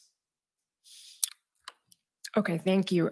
Mr. Clerk, if we can just scroll up, I guess, or down, sorry. Keep scrolling, keep scrolling, keep scrolling. So as you've mentioned, convoys coming from several directions, keep scrolling. Mr. Stewart, I think you covered most of this in your introduction. Keep scrolling. Okay, stop around there. So we see Ottawa police are planning for around 1,000 to 2,000 vehicles. The convoy is going to be directed to Sir John A. If we, the second to last or third to last bullet there, near Vanier Old Jet Forum Park will be used to park trucks and passenger vehicles with cabs and LRT available for demonstrators to get downtown. So we've heard a lot of evidence on at the commission already about what the plans may or may not have been, but I understand this reflects the notion that protesters would park at, I think what's now referred to as in common parlance as Coventry Road, and then be bussed in from there or from various locations. And then if we just scroll down here to assessment, Ottawa Police Assessment determines there's no need for people to stay home or businesses to close. OPP is advising motorists to avoid travel because of the delays. Ottawa Police, OPP, RCMP, as well as the City of Ottawa are coordinating a response. Disruption to government activities expected to be minor because most employees are at home. Intersect is indicating this will be a significant and extremely fluid event that could go on for a prolonged period. It's anticipated to be peaceful. Does that reflect essentially the information that you had at the time and your expectations? Yes. Okay, so is it fair to say you anticipated that it would be, well, actually, I'll just ask it open-ended. How long did you think it would last? What were you expecting to happen when the convoy arrived? The expectation that I had was that the convoy would park and stay for the weekend and leave on the Sunday. Okay. Mr. Rochon, is that your expectation? As far as the Ottawa situation was, yes. And we were also watching to see whether other protests that were bubbling across the country would also, but the expectation was they would all be peaceful and they would last for that weekend. Okay. Is there anything in particular you'd like to highlight about what was going on across the country at that time? No, other than to say, you know, transport obviously had some concerns with regard to various protests happening and how it might affect the flow of traffic, how it might affect supply chain issues from a transport perspective. Canada Border Services Agency, I think, started to ask questions about particular ports of entry. And so from a critical infrastructure perspective, and this is really why gov't was involved, is to make sure that we were mindful that there could be impacts to critical infrastructure. And as a result, we were being watchful. But the expectation, although it does say in this document, I note that Intersect, which was the broader group that Mr. Stewart referred to a moment ago, they indicated that the situation was very fluid and that it could go on for a more prolonged period, particularly in Ottawa. I would like to add to that, if I may. Please do. So the convoys were a very organic kind of protest, and it was very difficult. And I've used the word intelligence in a very technical sense before, but to have good intel of what the plans were for any of the convoys as they manifested. And we were starting to see slow roll convoys in other places in the country. And as Dominic has said, we were concerned that this movement would grow and it wouldn't be just a one-time only event, but this would in the end manifest across the country in various places. And I believe right by the end of January, we were starting to see the blockade in the Coutts port of entry. So therefore, you know, we had evidence that it could in fact impair critical infrastructure and the economy and the lives of Canadians. Okay, so one eye open that this could develop into something, but essentially, with respect to Ottawa, at least, the expectation was that it would end after the weekend. And as we know now, that didn't happen. And it didn't end after the weekend. Some trucks stayed, many protesters stayed. So the next sort of topic I want to address is very broadly, how did the federal government respond? And let's start by talking, we know that there were a variety of committees struck and calls and meetings taking place. So Mr. Stewart, I'll ask you to walk us through that, starting with the internal federal government response. So. All right, so we've established that prior to the convoy's arrival in Ottawa, there were discussions taking place in the regular fora, which included the Deputy Minister's Operational and Coordination Committee, and bilateral discussions across departments, including transport, to just take stock, basically, and make sure we had situational awareness. And I believe PCO officials would have been informing political officials at their end. We were certainly keeping the minister apprised in his office. As the weekend progressed and it became clear that the convoy was intending to stay, and the original thinking was that they would only stay another couple of days, and then it gradually morphed into an extended period of time, we ramped up the internal discussions and started to have a regular briefing on a daily basis of a small group of ministers, including the Minister of Public Safety and the Minister of Emergency Preparedness, quite often the Minister of Transport and the Minister of Intergovernmental Affairs as well, and occasionally the Minister of Justice. So these were key ministers in the context of the protests, and they were We started daily briefings of that group at the beginning of the first week after the weekend.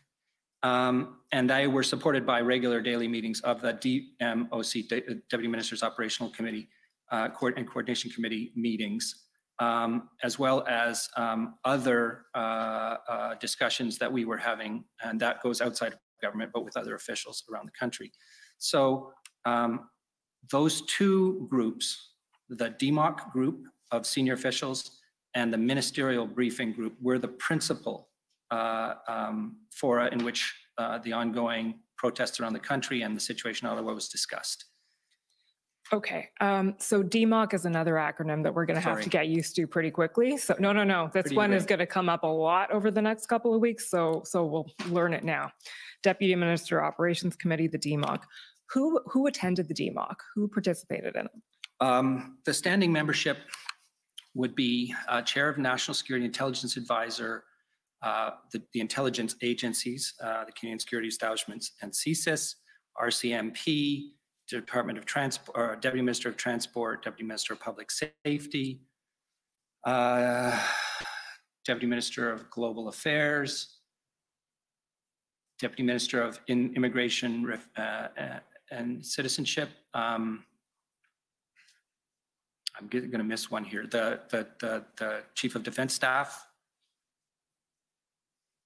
Sorry, I'm CBSA. CBSA, yes, of course. Defense.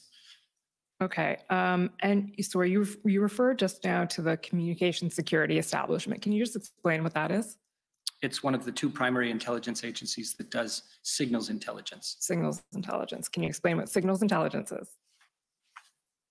Foreign signals intelligence, I should point out the Communication Security Establishment is responsible for two things. One, collecting foreign signals intelligence on non-Canadians outside of Canada. It's a very strict mandate. But they also have the responsibility for the Canadian Cyber Centre. So they produce threat assessments, for example, for cyber incidents and things of that nature. Thank you. Okay, Mr. Stewart, sorry about that little interlude. So there was the DMOC, and then you said there was these daily ministerial briefings. And at a high level, can you explain what those daily ministerial briefings were about? They had multiple purposes. The first was, of course, situational awareness. So there was a briefing at the beginning of it, typically by the Commissioner of the RCMP, and as well by the President of the Canada Border Service Agency on the situation on the ground across the country. That would be supplemented by any information obtained from other sources. If I had conversations with other officials elsewhere, I would report on that. And then we would discuss, the federal government's ability to deal with the protests, what we were able to mobilize or what we were doing, such as the provision of RCMP officers to support the Ottawa Police Service. And we would also discuss, what ministers' messages would be for Canadians because they were making frequent public appearances. Okay. And you mentioned that the principal briefer was often Commissioner Lucky from the RCMP. Yes. Why was that? Well, the police of jurisdiction in Ottawa were connected to the RCMP and are on a regular basis. The RCMP coordinates because they have jurisdiction over some areas of the city, small areas that are federal. And so they work very closely together. And of course, the police were, including the OPP, they had an integrated command. Well, they had a national capital region crisis center that they were that they'd staffed, and that was where the RCMP was getting the information. But the OPP was not in these calls, nor was the Ottawa Police. So they were in a sense, the commissioner of the RCMP was in a sense the person who collected that information and brought it to the table. Okay, so these two things that we're talking about, the DMOC and the ministerial briefings, these are entirely internal to the federal government. That's what you asked for. It's exactly right. Okay, and before we move on to external, Mr. Rochon, I'll just ask you to explain, you touched on this before, but what the ADMNS Ops was doing at the time. So commensurate with those two meetings that Mr. Stewart just described, ADMNS Ops was also meeting daily and essentially feeding into those meetings. So it's just one layer below in terms of assistant deputy ministers from all of those same departments and agencies coming together and discussing situational awareness around the various incidents that were occurring across the country. So would it be fair to say that the information chain would sort of be ADM and SOPs up to DMOC, and then from DMOC up to cabinet where warranted? Yeah. To the ministerial level. Okay. Okay, Mr. Stewart, now I'll ask you about the meetings that were happening that included actors external to the federal government. So a couple of different points of note there. As a standing matter, there is a committee of federal provincial assistant deputy ministers, which was our colleague Talal Dakelbab, who is a co-chair of that committee. And it was a committee to discuss crime prevention and policing matters. And it exists on a permanent basis and involves ADMs from across the country, all provinces and territories. So that fora was used for outreach and discussion, information sharing. And that's what's referred to as the FPT CPCC, I think? That is correct. Crime Prevention and Policing Committee. CPPC. CPPC. So that was one forum. On an ad hoc basis, we convened deputy ministers of federal, provincial, and territorial governments to discuss the situation with the protests around the country. And that happened more than once because I co-chaired a call, and then my colleague, the Deputy Minister of Transport, had calls with deputy ministers of transport departments around the country as the protest went on. I'm sure we'll come back to that. But there was, generally speaking, deputy ministers' calls and meetings. And as well, I reached out to the City of Ottawa early in the week that the protest became entrenched, and we stood up calls and discussions amongst officials and also at the ministerial level involving the city and the province. Okay, Mr. Clerk, can I ask you to pull up ONT 0000159? 50159.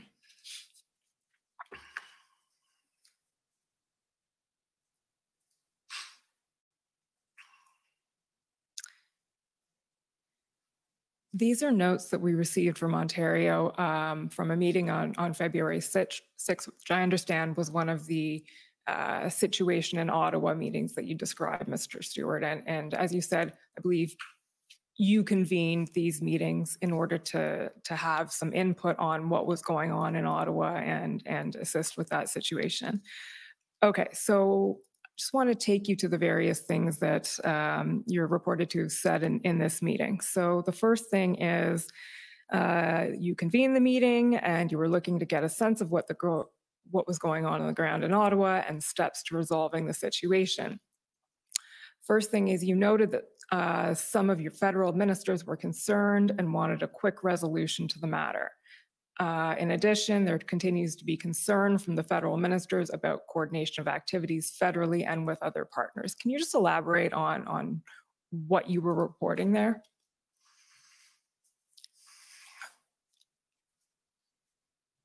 So I was reflecting the fact that the federal government was taking, and the ministers of the federal government were taking the protests very seriously and were very concerned about how it was evolving. I've referred earlier to its kind of organic nature, the uncertainty that prevailed, the sense of, quite frankly, menace that was starting to manifest itself.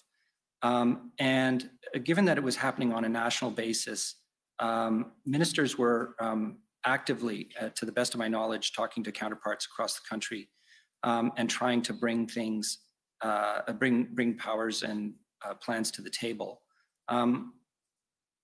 It's important to note, I think, at least for the record, that at no time did anybody start to think about instructing police to do anything, but they were very interested in what the plans of the police were in various parts of the country.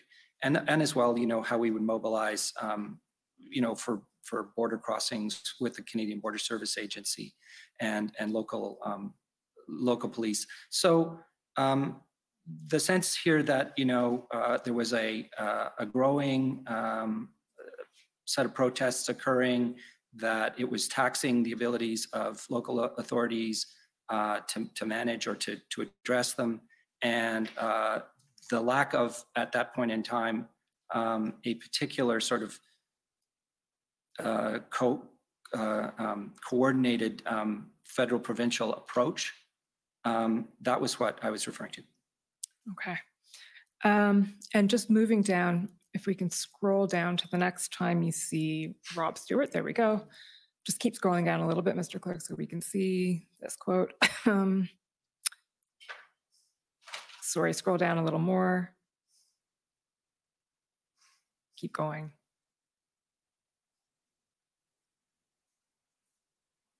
There we go. Rob Stewart posed the following question to Chief Peter Slowly. What is the nature of the support that Ottawa is likely going to ask for? And it says here, note, Rob Stewart was trying to understand in unsaid terms whether the OPS will directly request non-law enforcement assistance. Can you tell us a little bit about what was going on there? Well, I didn't take these minutes, and I don't think that's accurate. The Chief Slowly was saying very openly, almost right from the beginning after the weekend, that he needed more resources. And fairly early on, the RCMP did add resources to help the Ottawa Police. And the number was quite a bit lower than Chief Slowly was asking for. So we weren't entirely clear as to what exactly he needed in terms of the type of resources. And here we're talking about policing resources. I had already spoken to the city, and here I mean City Manager Steve Kanellakos, and clarified that the federal government had no intention of mobilizing the Canadian Armed Forces to deal with the protests. And so it was not really, I think, a subject of discussion at that time. And the issue was more just the scope and nature of the policing resources that the city was calling for. Okay, and the next bullet point is, what are the obvious and visible successes that ministers can be told and can also see? What were you referring to there? What were you asking Chief Slowly about? Well, Chief Slowly, and I think the document does give some clarity to this, was reporting on what the Ottawa Police Service was trying to do to limit and contain the protests. And there had been, for instance, a kind of a shack erected in one of the parks, federal parks, which was causing quite a lot of heartburn, and that the police were successful in negotiating being taken down. It was storing gas and was actually, I think, a barbecue stand. But that was, as an example, one of the things that, you know, Chief Slowly was reporting on the police having achieved. And you know, he was projecting a sense of intention that you know, they were going to continue, the Ottawa Police, to the best of their ability with the resources that they had, stretched as they were, to take steps to interdict and to disrupt the protest. And so this is what that question gets at: is what are your plans in the short run to do that kind of thing? It wasn't. This is not predicated on, at that point in time, the expectation that the Ottawa Police would be able to actually bring the protests to an end. Okay. And that, I suppose, reflects the fact that these meetings are sort of information sharing and aimed at sort of information sharing and attempting to sort of brainstorm solutions. That'd be fair? Okay. Now, if we can just keep scrolling down. Sorry, just stop right there. Nope, keep going. Until you see Jody Thomas, National Security Advisor.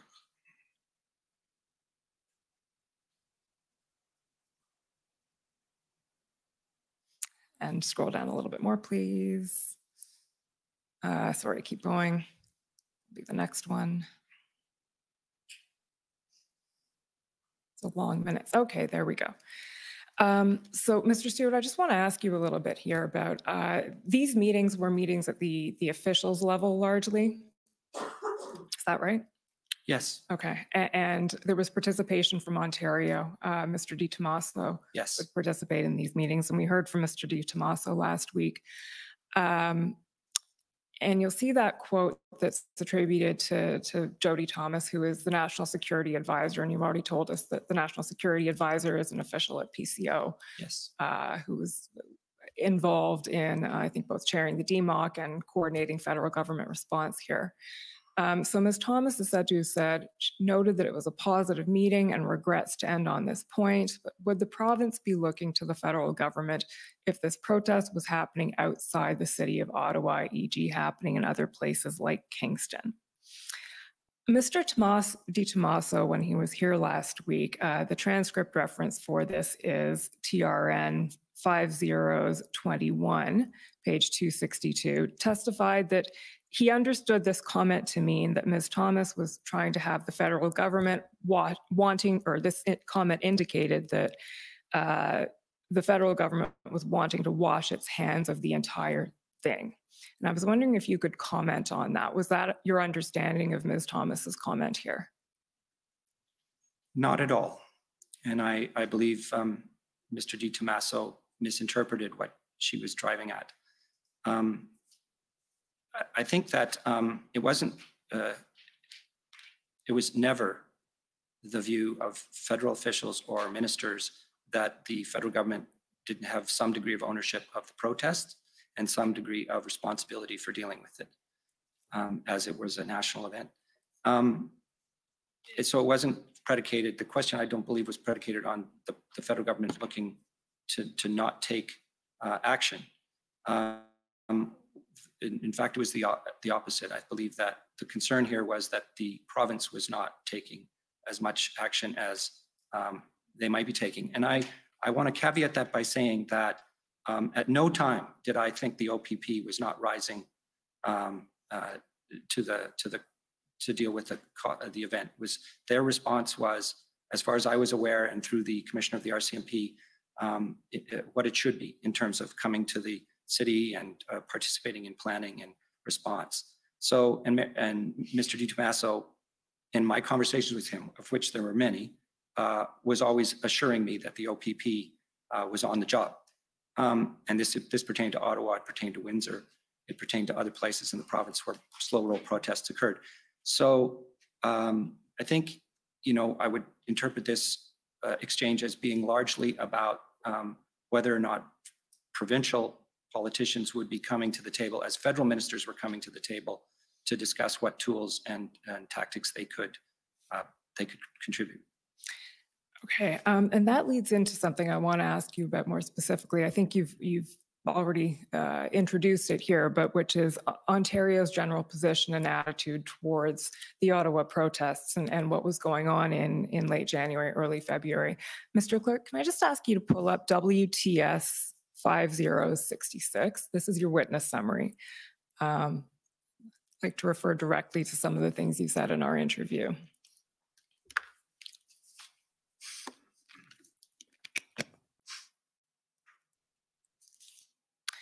Okay, if we can go to page 17.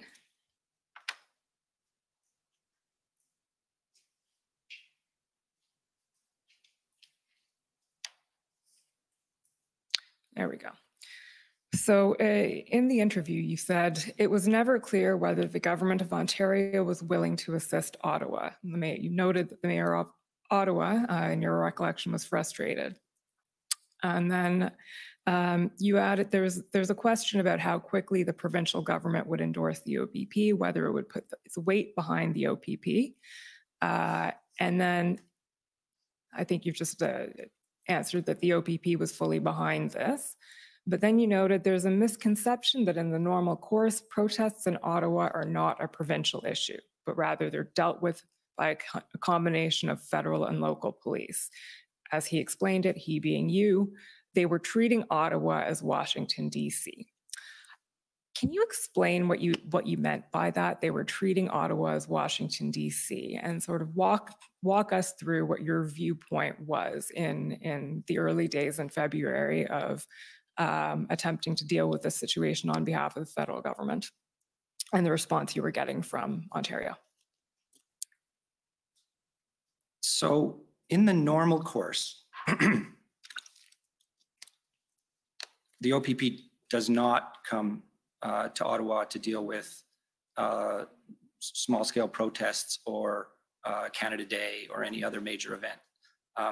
That tends to be coordinated. That's within the scope and capacity of the Ottawa Police Service, and it tends to be coordinated with the RCMP, who have responsibilities in the jurisdiction, as I've said before, for protecting ministers and certain federal sites, and also the Parliamentary Protective Service, who have the responsibility of protecting the precinct, the parliamentary precinct. So those would be the people who would normally, coordinate around the kinds of events that have occurred in the past, where the scale of the protest is not major. Here, we were talking about a situation where it had clearly gotten out of control and had become illegal. And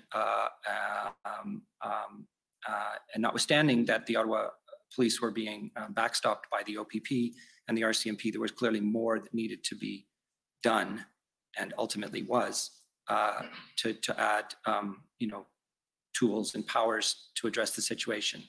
And this was lurking in the background on all the calls that we had with ministers, is where's Ontario?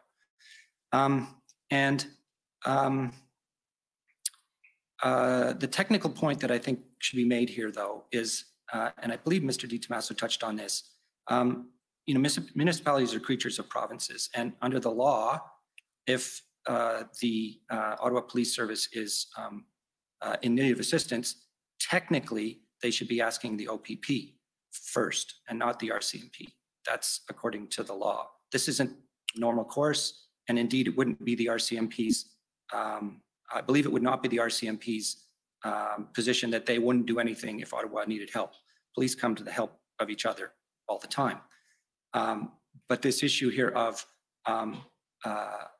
Ottawa turning to the federal government and asking for RCMP and not really articulating, how many more OPP they needed, I think was also kind of a question that was floating around in the background. When you say according to the law, they should go first to the OPP, what law are you talking about there? I can't tell you the specific law. It's the one that Mr. Di Tommaso cited. I believe that was the Police Services Act. I believe so. Okay. So in addition to the meetings that we've already talked about then, the DMOC meetings and the ministerial briefings, there were also a series of tripartites convened. Can you tell us a bit about those?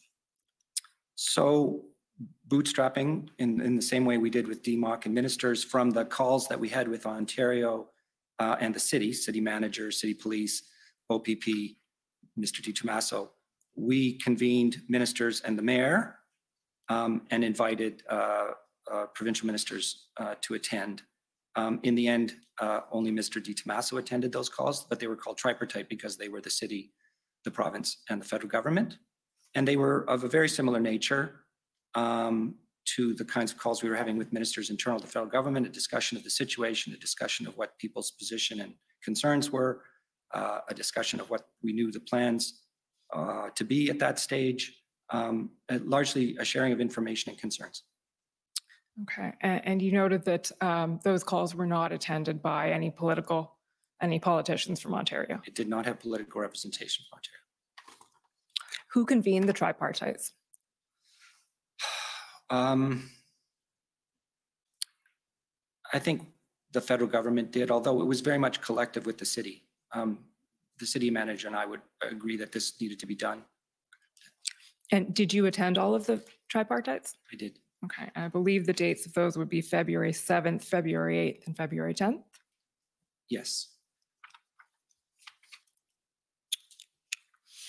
Before we leave this document, your witness summary here, the other statement I wanted to ask you about was the one where you say the provincial government was more engaged in Windsor because the Ambassador Bridge blockade impacted the Ontario economy. I realize we haven't talked about Ambassador Bridge and Windsor here yet this morning, but we heard several days of evidence about it last week. So we're aware of what happened in Windsor. Can you speak to a little bit that viewpoint that you held or hold, that the Ontario was more engaged in Windsor than it was in Ottawa?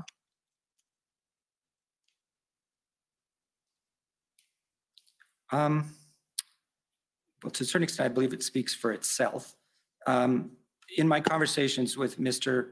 Di Tommaso, we were also discussing, of course, what was happening in Windsor and what the plans were for ending the protest there.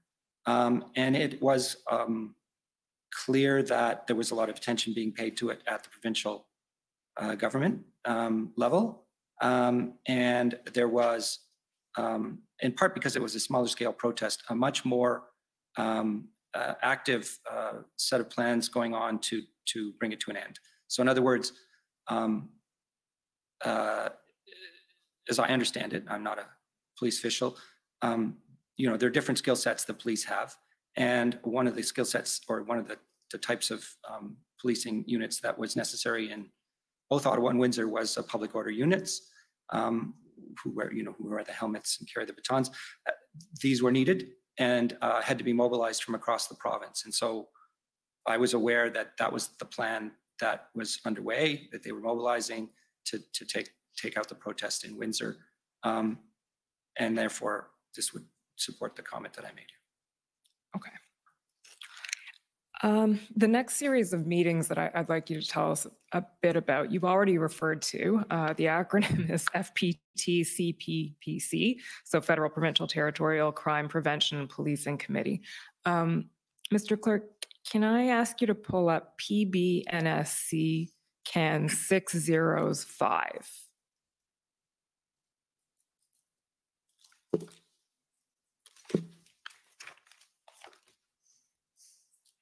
Seven zeros, 5. I see you nodding, so you know better than I do.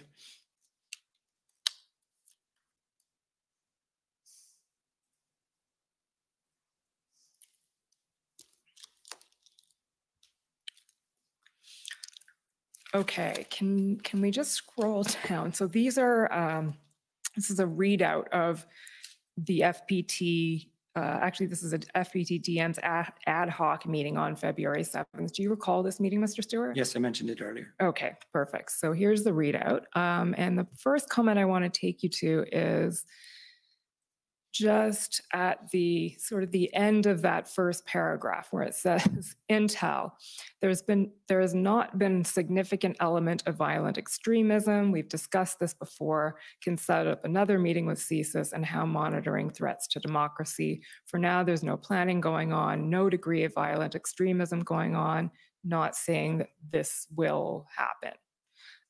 Can you just tell us a bit about what you were saying there? So CSIS officials, and the CSIS director was on many calls, minister calls. In fact, I think attended a tripartite meeting call. And actually, can I just ask you to tell us who attended this particular meeting? What was this meeting? This particular meeting? This would have been all the deputy ministers, those at least that were available across the country from provinces and territories. Okay.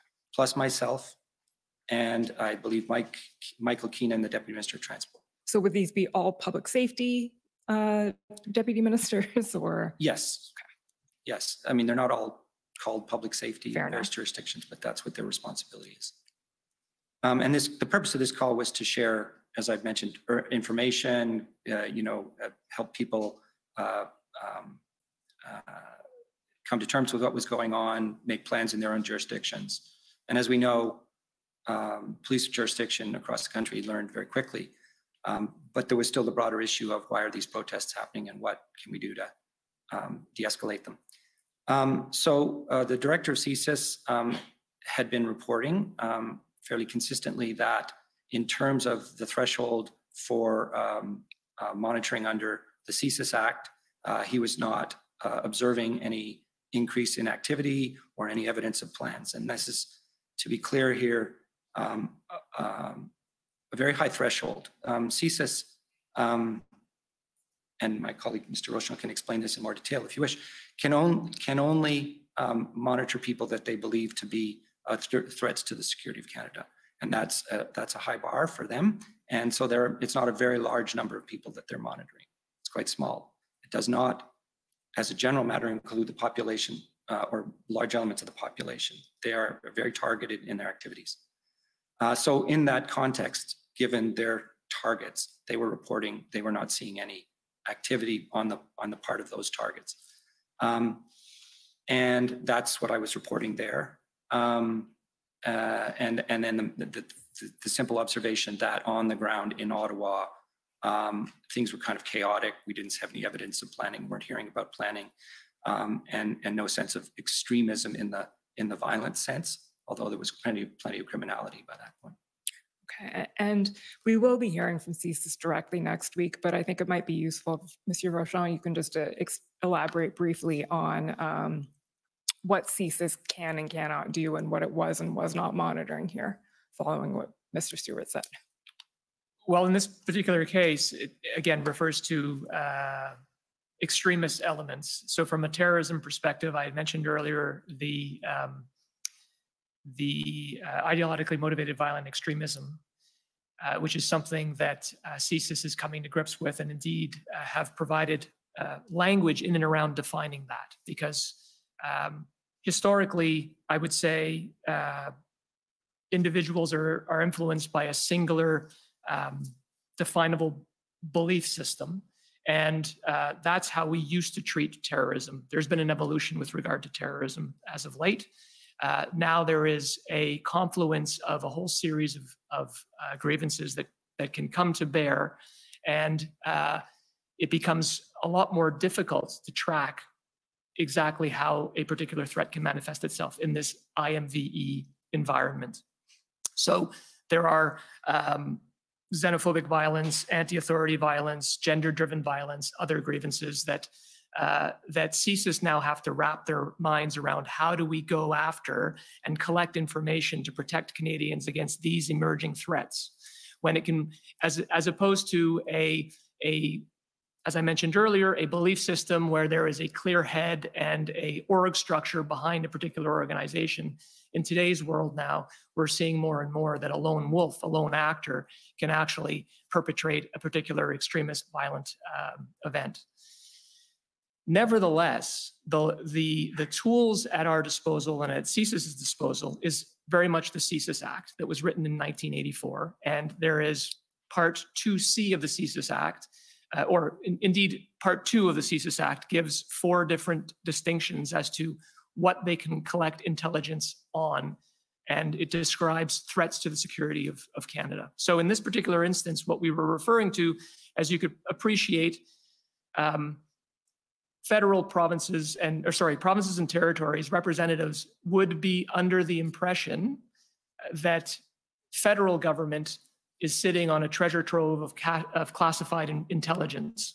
And based on that intelligence, they would want to know, are we seeing something from an intelligence perspective that would show that that these protests are organized and that ultimately they constitute an extremist threat to overthrow the government or something to that effect. So specifically with regard to that extremist element, what we were saying here, or what the deputy was referring to here, is that as of yet, CSIS has not met a threshold to cause them to collect additional intelligence on a broader set of Canadians, because they had not seen evidence of that.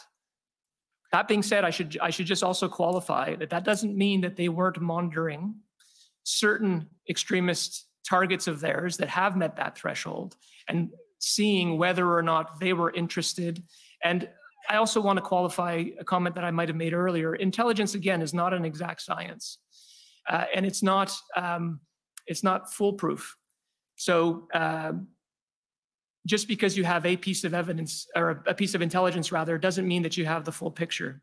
And it becomes a very difficult mosaic to try and pull together in terms of pulling together intelligence emanating from CSIS, emanating from police forces, emanating from Canada Border Services Agency. Pulling that picture together to determine whether there's a national security threat is a different proposition than indicating whether or not CSIS specifically had evidence of a violent extremism meeting their threshold. Thank you. That was helpful in understanding that. So the second bullet point then, to go back to Mr. Stewart, on people protesting in accordance with the law.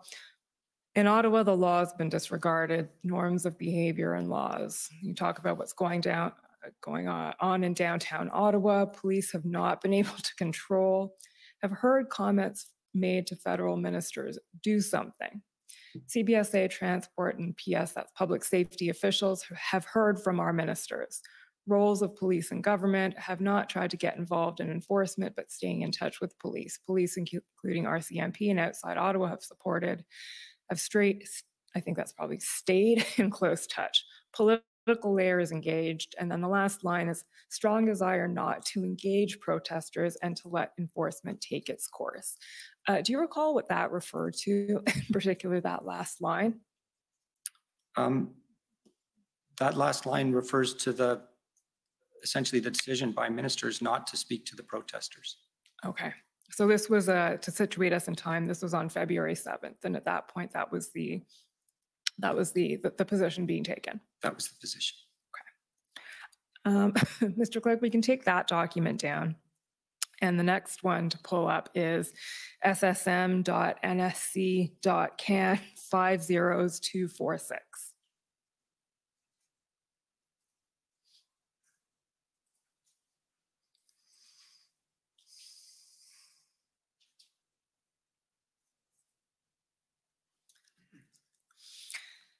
So these are the NSIA's talking points on February 8th, and it looks like they're for a cabinet briefing. We're going to get into the specific cabinet meetings in a bit. But for now, we can go to page 4 of that document, Mr. Clerk. Just a couple of specific points I'd like to ask you about. Sorry, up a bit.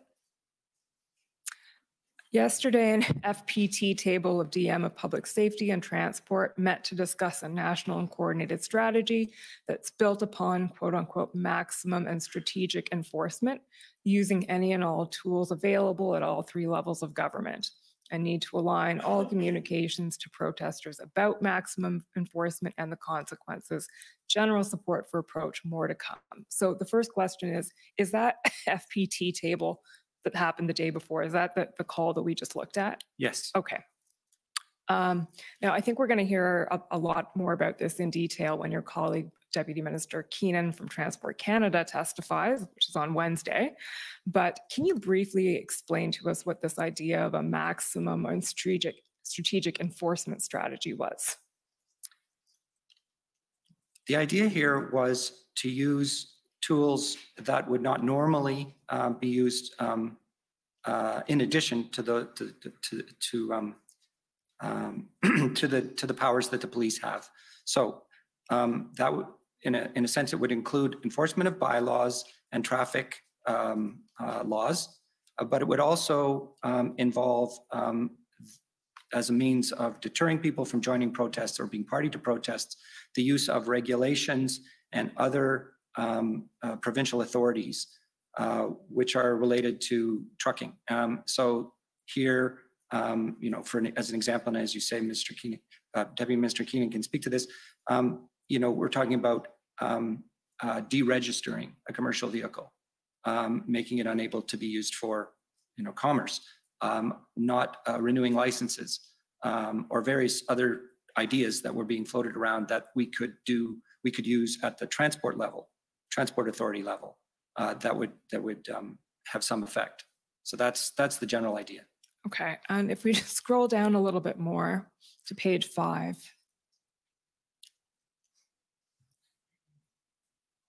Departments have developed a Rolodex of quote unquote creative alternatives to be explored in addressing this matter.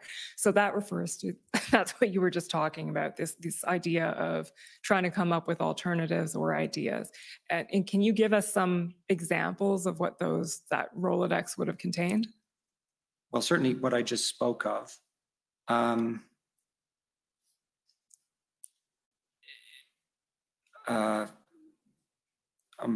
I would really need to refer to the lists that we developed to be accurate, and there are lists in evidence. There are. Come up or manifest a little bit later. So off the top of my head, I don't recall any other specific things other than in the transport realm. Okay, well, again, I think Deputy Minister Keenan will be taking us through this in great detail, but sort of skipping to the conclusion.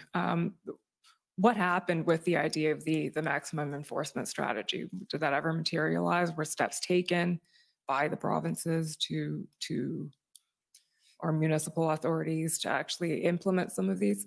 Well, the most obvious manifestation of action would have been the Ontario emergency order on the 11th of February. Okay. Before we get there, there's another topic I'd like to ask you about, which is requests for federal assistance. So this again falls within the rubric of what was going on between the provinces, the municipalities, and the federal government at the time. So request for federal assistance, I understand that that's a responsibility that falls to the gov't. So can I ask you to an extent at least, to be processed through the gov't, if I can put it that way. Can you explain, Deputy Minister Stewart, how that process works? So it's under the Emergency Management Act and a responsibility of the department, and then that's delegated to the Government Operations Center to coordinate. And the Government Operations Center, for the record, is a coordination unit, a surveillance and coordination unit. It doesn't have powers, it doesn't it doesn't have authorities, it just works to bring partners to the table. So an RFA is in essence a situation in which the provincial capacity to deal with an issue, or yes, a provincial and territorial capacity to deal with an issue has been surpassed, and they need federal assistance. And the role of the gov't is to discuss the request and to coordinate the response. They occur most frequently in the world of natural events, fires, floods, but there were many in the context of the pandemic as well. In fact, there were, I think, well over 190 in the last 2.5 years or so, which is way, way beyond the normal level. In the context of the protests, there were only 3, and some of them can be very routine. So the first one was for to use a federal space, the Cartier drill hall, to park police vehicles, and that's a federal land. It needed a permission granted. There was also an RFA from the Parliamentary Protective Service at one point in time to make sure that they could be supplied with food and support in the event that they were barricaded in due to police enforcement. So those are 2 RFAs that occurred. The main RFA that I think is of note is the one that came in from Alberta, and that one did not follow the normal course. The normal course for an RFA is it to be flagged by a provincial emergency authority to the gov't, allows for some back and forth about, is this possible? Can we meet this need? How are we going to respond to this? And that just smooths and expedites the process. In this case, it came in by letter from a Alberta minister directly to a federal minister, and we had no forewarning of its appearance. So do you want me to further explain the act? Sure, and maybe actually at this point it would be helpful to bring up the document. It's PB Can 50718.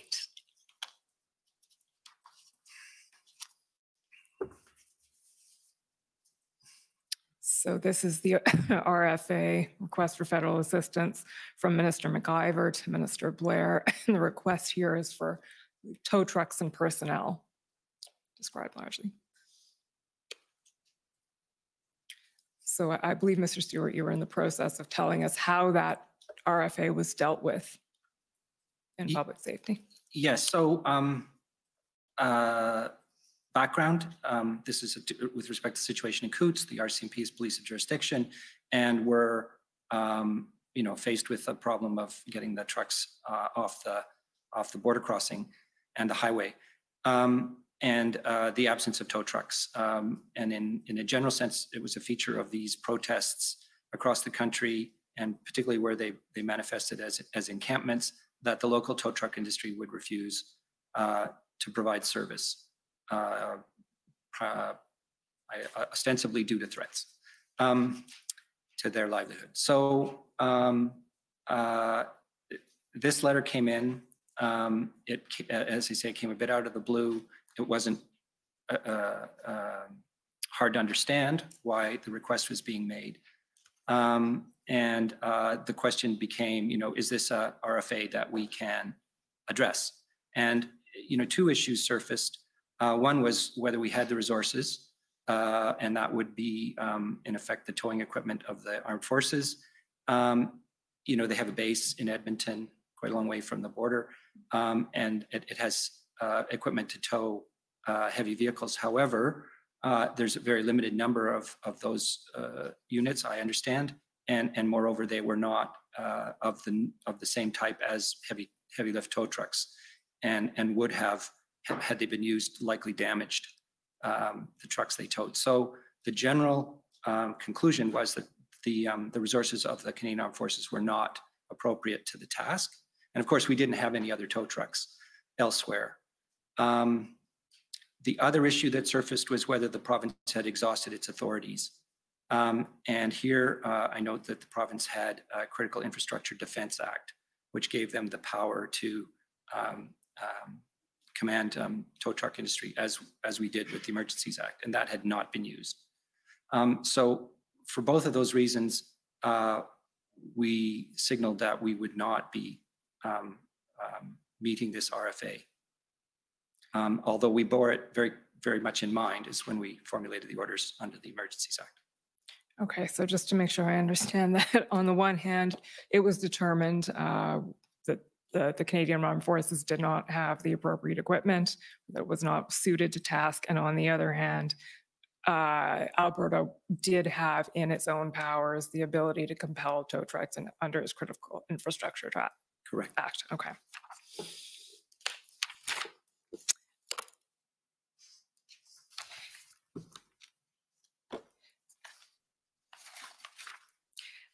The next topic I'd like to address briefly is the engagement between public safety and the U.S. Department of Homeland Security. I understand there were a couple of calls around February 10th, February 11th. Are you able to speak to those at all and tell us a bit about what you were hearing from Homeland Security? Well, I'll expand a bit. I was party to a call involving an official from the White House and the National Security Intelligence Advisor. And the call was essentially to express the concerns that the U.S. had with the situation at the Windsor, at the Ambassador Bridge, and also what was going on generally in terms of public order. And that conversation was a situational update. We explained, and the National Security Intelligence Advisor provided some insight into the thinking in Canada around what we were doing and how we intended to address the protests. The White House official offered support, whatever they could think of, and in particular, say, tow trucks from Detroit. So that was that call. There were subsequent calls. That person was the White House person responsible for the Department of Homeland Security. What was her name? I think it's Elizabeth Sherwood Randall. That was the only call I was on. There was calls with the Department of Homeland Security officials, and I believe you did one. I did two. There you go. So the Assistant Secretary responsible for counterterrorism and threat prevention, Samantha Vinograd, did reach out to my National Security Policy Directorate to ask about, for situational awareness about what was going on with regard to the protests and whether or not threats were manifesting themselves. And so I was brought in, I don't have the date off the top of my head, but I was brought in, I think the week of February 10th. During that week, I provided a a brief to her and some of her officials in terms of the situation happening in Canada and whether or not we had any, how we were coping with the potential threat to national security. And similarly, obviously, on her side of the border, you know, following the year prior with the 6 Capitol event, they still had potential extremist elements, and there was also the possibility of convoys happening in and around various activities happening in Washington. So we were just comparing, and we agreed to keep each other in touch with regard to the threat situation from a counterterrorism perspective. Were they expressing concern about various convoys happening through the U.S. as well? From my recollection, not specifically, but they certainly had it on their radar as they were expressing concern about what they were hearing about and seeing in Canada, and wanted to make sure that they understood how we were coping with it and whether or not it could manifest itself on their side of the border.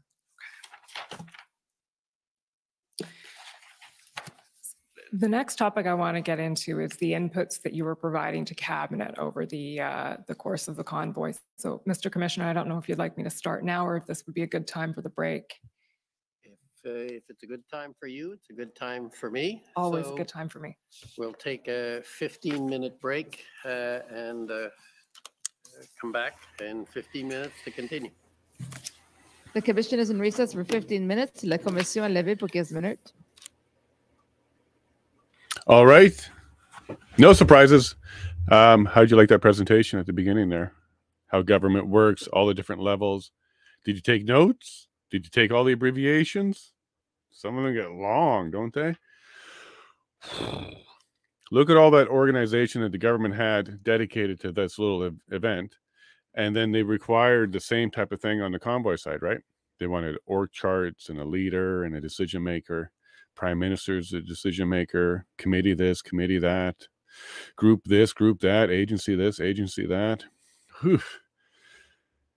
Good thing there's no pop quiz at the end of this one, because you're going to have to remember all of those abbreviations and answers that should be like 3 or 4 words being so much word salad.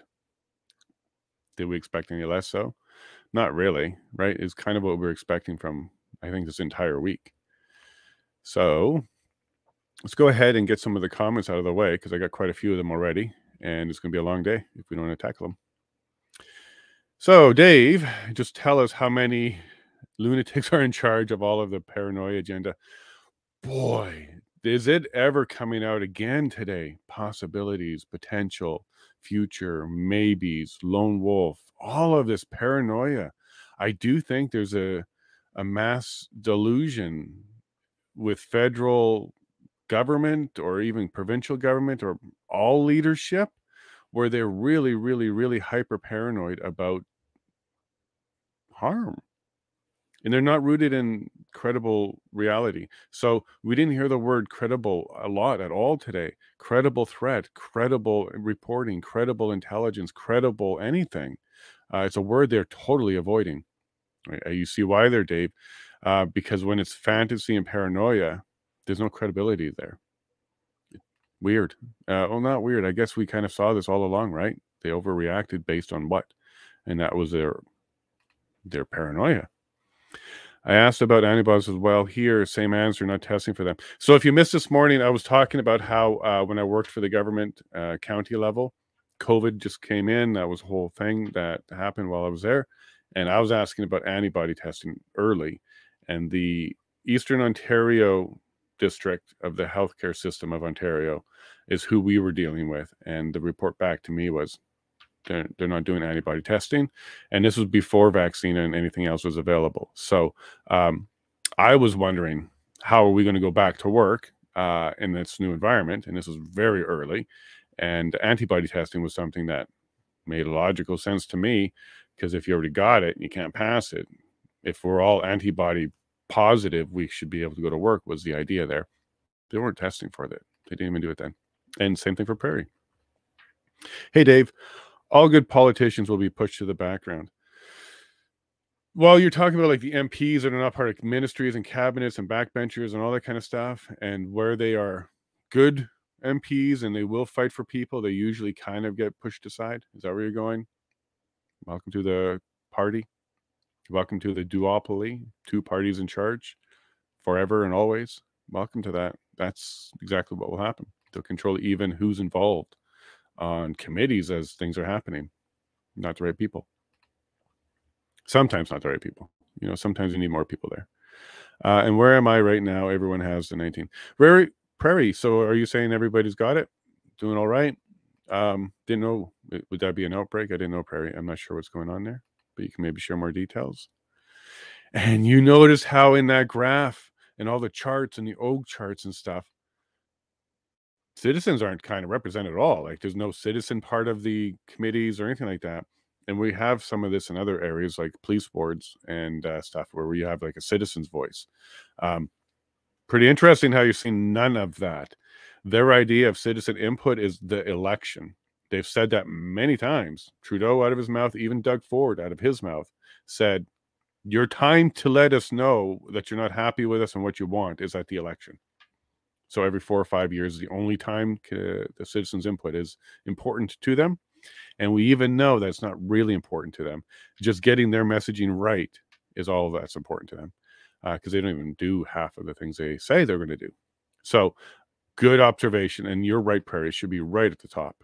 Citizen input of some sort. I think a real democracy should have that, right? Especially if your media is failing you. And nonpartisan, yeah, right. Yeah, just saying the words doesn't make it so, people. Clay's on top of you on that one. You can't just say the word and make it so. This is nonpartisan. Why? Because you said it? I agree with you, Clay. We need a little bit more than that, and we need to see, as we're going through this, a nonpartisan effort. Right? Eleanor's on it, too. All right, so JJ McGee came back and decided to join us again, was back last week, and has a history of just misstating and making statements that are either proven false or unprovable. In either case, came back and decided to let us know that each citizen has a right to enter, remain in and leave Canada, subject only to such reasonable limits prescribed by law as can be demonstratively justified in a free and democratic society. 100%, Jay. Don't disagree with anything you said here. But what we do see later is you take liberty around words such as reasonable limits, prescribed by law, demonstratively justified, and for a free and democratic society. You definitely don't use the traditional purposeful sense and definition of those words as this sentence was created, because mandates aren't even law. What's reasonable has to be tested. You can't just dictate. That's not reasonable to anybody. And demonstratively justified is the process we're going through right now. So you're premature by saying all of this is the case, and making your next statement here makes this statement misinformation. They're not legal. They're a declaration. What's your version of legal? Because if legal means it's under law, mandates aren't under law at all. Illegal when enacted by the province and by Canada under charter section. Again, you're just throwing out words, but you're not supporting it because your initial sentence is incorrect. The mandates aren't law, and there's no statute backing them. Please go ahead and point to a statute that says Prime Minister can make up anything and make it law statute. It doesn't exist. We have the House of Commons. We debate legislatively, and then we assent it through the Senate and eventually through the King. So I'm not sure what you're saying there, Jay. None of that happened. And then Dave moved on to another to get moved on to paid and paid for their antics. I'm sorry, I missed the context of this, Dave. Oh, right. They both were promoted or changed jobs. That's right. And I found that odd too, Dave. So as we were hearing their intros, both of them were recently promoted. And even the council for the committee said, oh, recently as well. I guess kind of realizing both of them were promoted. And you're right, Dave, because what happens when that happens is they can kind of just leave it all behind them and they kind of start doing something else. If they were doing a good or bad job, we won't really know until this inquiry is thorough and done. But were they rewarded? Were they now concerned about keeping their promotion while they're testifying. Odd how both of them had that. Good observation for sure, Dave. Hey, Donna from Facebook. They got most of their intel from TV news and Facebook. We keep hearing this, Donna. Quite a few of them, especially the mayor of Coots. Facebook was a big source for him. And he was on the narrative that the protesters were the bad dudes. And that was his feed. And that's where he got a lot of it from. And we've also heard quite a few witnesses saying things like mainstream media is where they're getting their sources from, including the severity of things like how bad was the bridge? Was it really under attack? And when government officials said, well, according to the news, it looked like it. Cute. They're supposed to have intel. They're supposed to have government intel. Not they can use TV and Facebook, but that should be secondary intel, not primary. Severe overturns of essential force being hinted at. Oh, Clay. That is the common thread through like every witness other than the convoy week. Everybody's hinting at it. Everybody's going to be throwing each other under the bus until they build a pile up to a central one. It looks like that, Clay, for sure. And Dave making sure to the point that they were not spying on people. Yeah, we've heard that so many times, but they do. They do. I don't know what we can say or fight on that one. Intel is intel. I just simply don't believe them when they say we don't spy on people, because of course they do, because you go from suspect to something else some point at some time. And if you can't go back in history or pull up stuff, you're doing it all at real time. So they may have both options there. Hey, Prairie, but they were, for sure. Yeah, we see through that. And Dave, completely. Sure. We wouldn't really expect less of them or different of them. Right. But we want privacy and we want the information to be used properly. And we certainly don't want them twisting narratives to their own ends and their own means, and then using this information to kind of create it. Yeah, we hear about that a little bit later as well. Hey, Wayne, welcome back, bud. I hope you're feeling good and had a good weekend.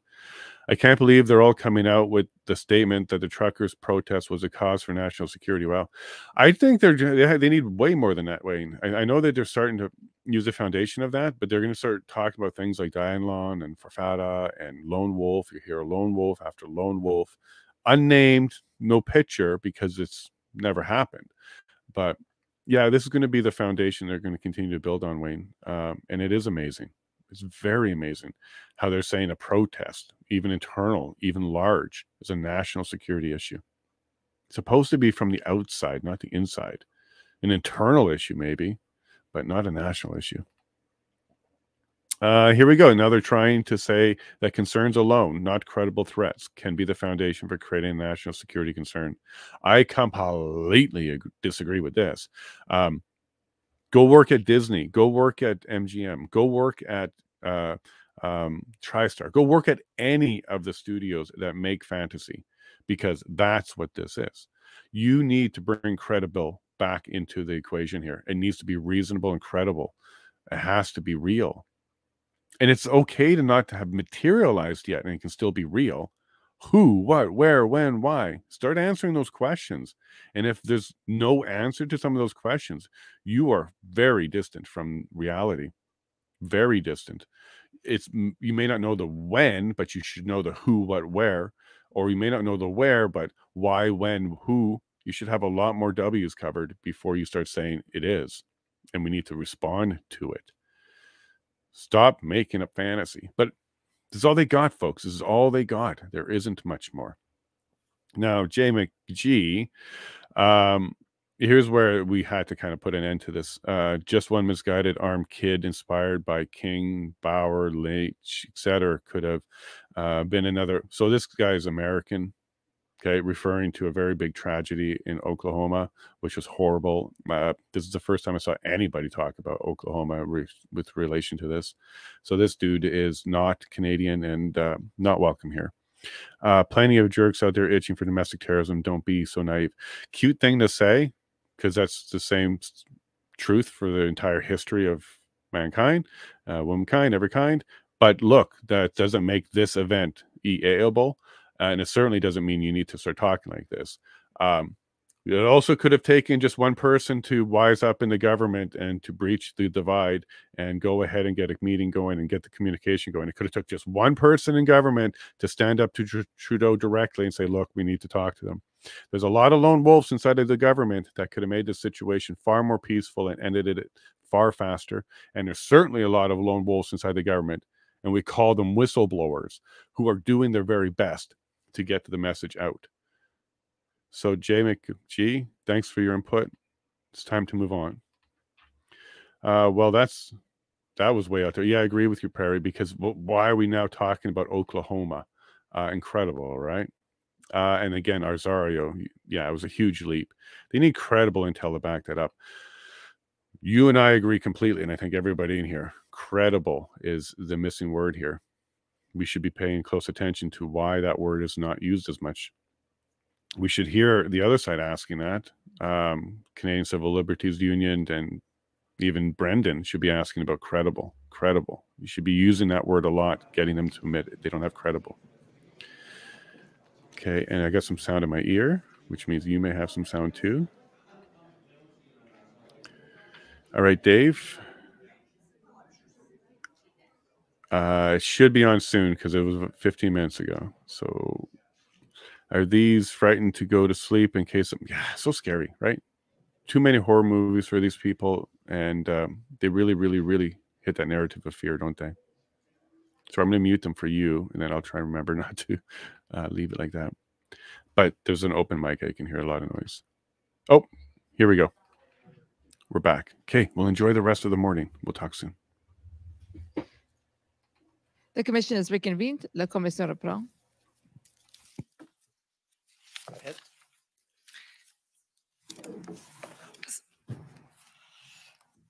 So as I mentioned before the break, the next topic I'd like to address with you is the various inputs that you were providing to Cabinet over the course of the convoy. So Mr. Clerk, I'll ask you to pull up SSM NSC CAN 50292.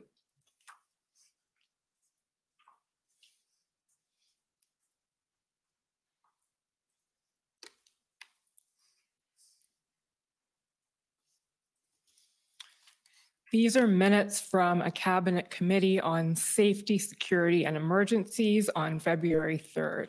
So, Mr. Stewart, the first thing I'll ask you to do is, can you tell us what the Committee on Safety, Security, and Emergencies, or SSE, is? It's a standing committee of Cabinet under the current government, created to provide a forum for discussion on issues associated with its title. And is chaired by Minister Blair, meets periodically, and generally is a forum for bringing forward policy and expenditure items in this domain. But it also is a forum for discussion of extraordinary events. Okay, and I understand that the SSE committee met 3 times in relation to the convoy, and this was the first meeting that addressed the events of the convoy. Is that right? I think that's right. I could quibble a bit and say, I think one of those meetings was a regular meeting and they talked about the convoy, but I believe there were 2 ad hocs. Okay. If we can just scroll down to page 5, Mr. Clerk. We'll see about halfway down that page, the Deputy Minister, there we go, Deputy Minister of Public Safety. So, Mr. Stewart, I'll read this slowly for the benefit of the interpreters. The Deputy Minister of Public Safety provided an overview of engagements to date with the City of Ottawa and the Province of Ontario. The Deputy Ministers stated that the view of the Ottawa Police is that they will not be able to bring the protest to a conclusion without the assistance of the federal government due to concerns for public safety. There is a risk that increased enforcement will provoke some protesters. There is work being done by the city on an injunction. However, there is no timing on if and when it could be issued. Finally, Ottawa may seek compensation for policing costs and consideration for compensating the businesses and people impacted. So if I understand correctly, what you were putting forth to Cabinet at that point was the result of all of the various conversations you were having both within the federal government and with counterparts from Ottawa, Ontario, et cetera. So this was the state of the situation that you were reporting on February 3rd. Is that right? That's correct. Okay. So a couple of specifics in here. The view that the view of the Ottawa Police is that they will not be able to bring the protest to an end without the assistance of the federal government. Can you tell us where that view that you're expressing comes from? Chief Slowly. Okay. And more generally, what was he expressing? And also, was he, you say specifically here, without the assistance of the federal government? Was it federal specifically, or was it both provincial and federal? So essentially just convey to us what Chief Slowly he conveyed to you and what you were bringing up to Cabinet here. I would say that as a general matter, Chief Slowly was not trying to pick who would come to his assistance and the assistance of the Ottawa Police Service. So I would say I was just focusing on it, the federal government, for the purposes of this meeting. It's implicit that the provincial police would also be required to assist. To meet, I believe the number he was using on or about that time was 1,800 police officers, which is a very large number. I wasn't in meaning to suggest that the provincial government was not involved at this stage. But what you're conveying essentially is that at this point he'd formed the conclusion that the OPS couldn't do this alone; they needed help. Absolutely. Okay. That's enough of that document. Can we go, Mr. Clerk, to SSM NSC CAN 50293?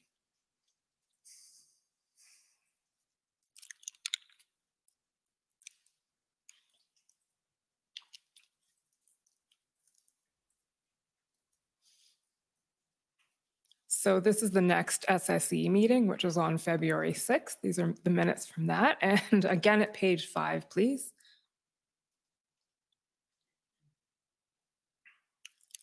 There we go. Paragraph 3 there, the Deputy Minister of Public Safety provided an overview of engagements to date with the City of Ottawa and the Province of Ontario. The Deputy Minister stated that there is a clear indication that the City of Ottawa will declare a state of emergency. An emergency council meeting is planned for Monday to identify options, which will likely result in a request to the Government of Canada for police support. The Deputy Minister indicated that the Ottawa Police Services view the dismantling of structures at Confederation Park as a success and will continue to enforce further. The Deputy Minister reiterated the views of provincial colleagues that negotiation is the ongoing preferred option for resolution at this time. So can you tell us what essentially, in not these words, but your own words now, where that information was coming from and what you were attempting to convey here? It was an extension of the activities that we've discussed. My conversations, bilateral conversations with the city manager, multilateral conversations involving the chief of police and the OPP and the RCMP, bilateral conversations with the commissioner of the RCMP and with Deputy Minister Di Tommaso. Those are the principal points of contact that I had. Okay.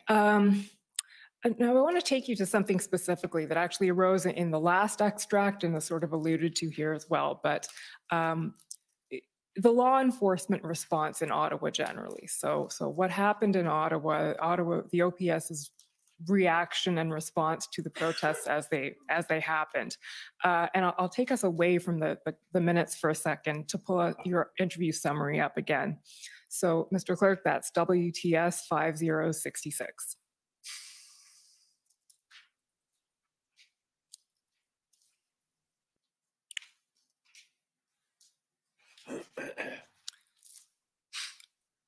If you can go to page 12, please, Mr. Clerk.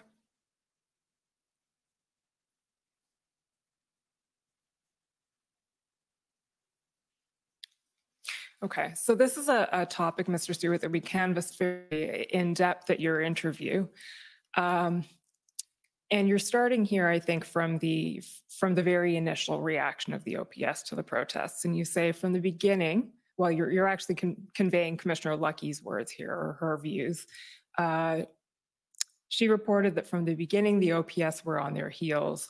The volume of people exceeded their ability to do policing, and they made a mistake in allowing trucks to come into the downtown core and park on the street. Commissioner Lucky also reported that the NCRCC was not working particularly well because there were personality issues involved.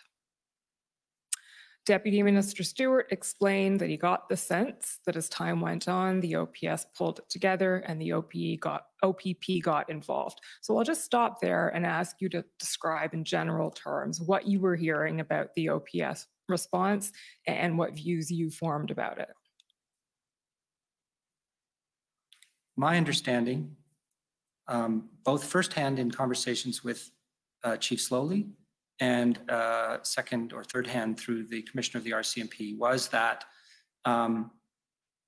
the situation having come to where it was, in other words, an embedded protest that had formed a perimeter, in essence, that was hard to enter and to do any enforcement within, that there was some considerable debate behind the scenes as to what the strategy would be for enforcement, and kind of a chicken and egg situation where the various police forces involved, and here I'm not just referring to the OPP and the RCMP, but also other Ontario police who ultimately came to Ottawa to assist, were waiting for a clear a plan of action before they mobilized the vast amount of police officers that ultimately came to the city to take action.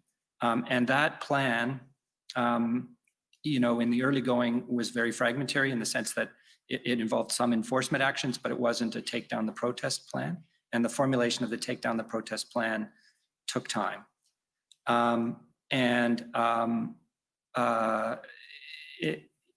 In general, I think there were differences, as far as I could tell, of a view about what the right strategy would be. And it took a couple of weeks before the right chemistry in behind the scenes in the integrated command center was attained. That was my impression. Okay, and if we can just scroll down a little bit here to page 13.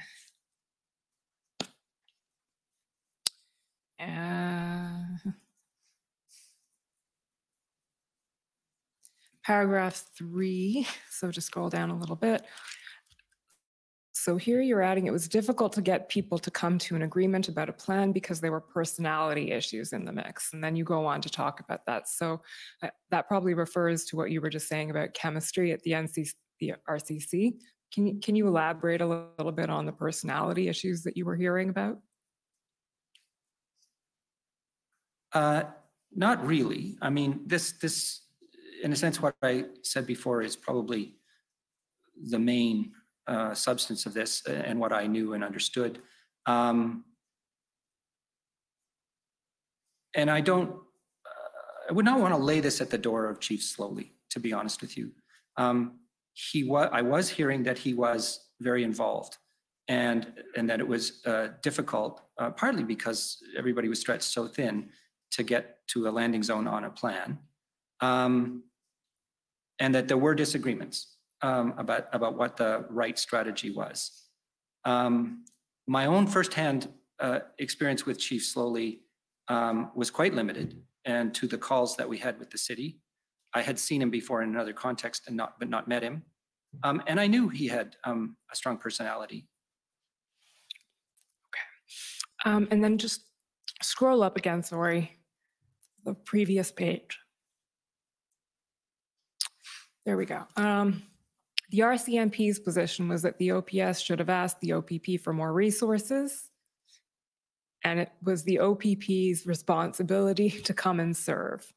He explained, this is you explaining, that the RCMP felt pressed by the OPS, but that the OPP was the force that the OPS should look to pursuant to legislation. So that's what you were telling us about. According to that. So that information is information that you were being given by the RCMP.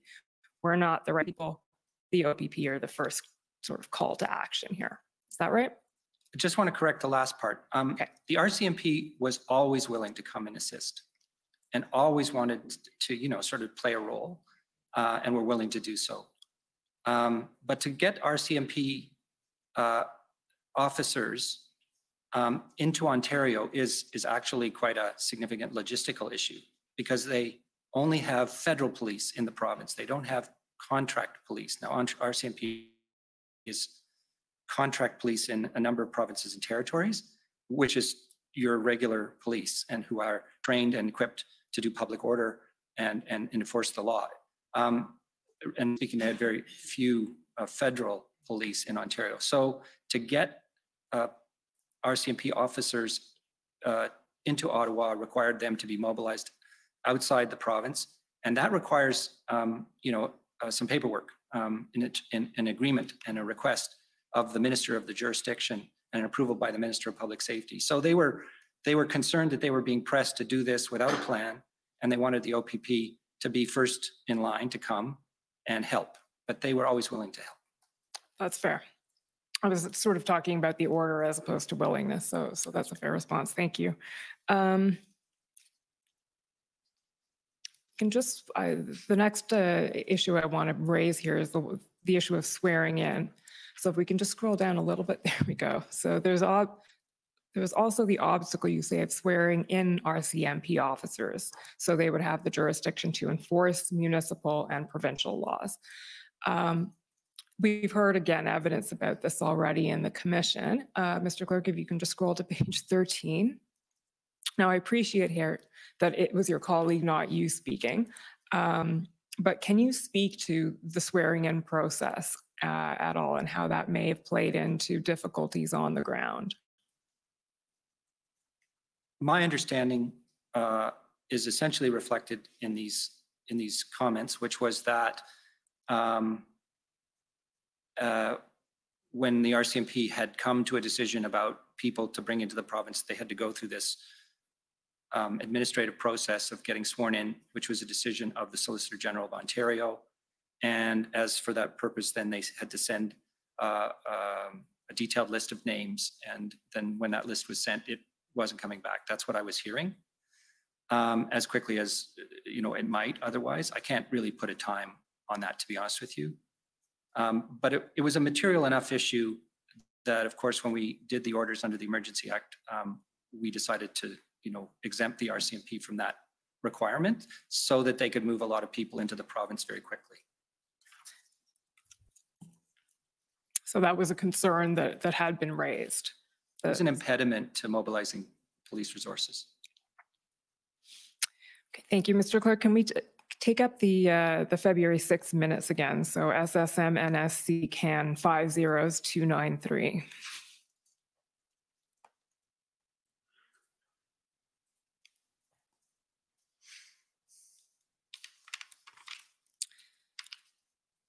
Page 5. So, Mr. Stewart, the last line in that little blurb of what you were saying says, the Deputy Minister reiterated the views of provincial colleagues that negotiation is the ongoing preferred option for resolution at this time. What were you referring to there? Well, two things in essence. One was my experience 2 years before when we had the Wet'suwet'en protests. And we had the situation in Tyendinaga where the trains were blocked. And my conversations with, again, Deputy Minister Di Tommaso at that time, where he was very clearly and strongly expressing the view, and this was based on history for the OPP, that de-escalation is very important to managing a protest, and enforcement can only lead to further trouble. And that was certainly seemed very likely in the context of the Wet'suwet'en protests. But I'd say as a more general matter, in the context of the conversations that I was having with him, he just always held that view, that from a policing point of view, and I want to say this, actually I want to say this very clearly, the police, as I understand them, and I've come to know them fairly well in the 3 years I've been in the job, at least the RCMP, are very concerned about public safety and protecting public safety and keeping the peace. And they will always prefer, given the latitude to do so, to de-escalate and to find ways to stop protests and prevent violence from occurring without taking enforcement action, because it's safer for their members and it's safer for the public. And so this is, in a sense, a first principle of policing: protect the members and the public from, things escalating. And in that context, and it's been mentioned, I think, in testimony before, the activities of the police liaison teams is very important. Okay, so this in time, we're on February 6th here, and this was a view that you say you held from your own experience and was being expressed by Mr. Di Tommaso from his policing experience. Okay. Mr. Clerk, can we now bring up February 8th minutes, which is SSM NSC CAN 50295.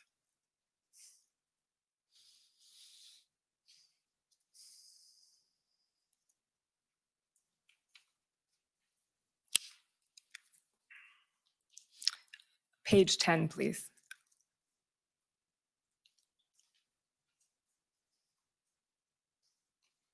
There we go. Paragraph 8. So here, the Deputy Minister provided an update on engagement with Ottawa, confirming that since the injunction has been in place, there have been no horns used in Ottawa by the protesters. The OPS is reporting that their staff are tired and need enforcements. It is evident that the protest is well organized and that the blockade at Ambassador Bridge is designed to divide the attention of the Ontario Provincial Police. The Deputy Minister confirmed that Ottawa has developed a plan that is being reviewed by the OPP and the RCMP, which includes 4 key elements: reliance on negotiation, ongoing enforcement, containing the demonstrations once an area is cleared, and gathering intelligence of various trucking companies. Okay. So a couple of things I want to ask you about here. First of all, just to situate us in time, this is now February 8th, and the blockade at Ambassador Bridge has happened and sort of coalesced on February 7th. So one thing you note here is that the Ambassador Bridge blockade is designed to divide the attention of the OPP, and that this is evidence that the protest is well organized. Can you comment on that and where that observation came from and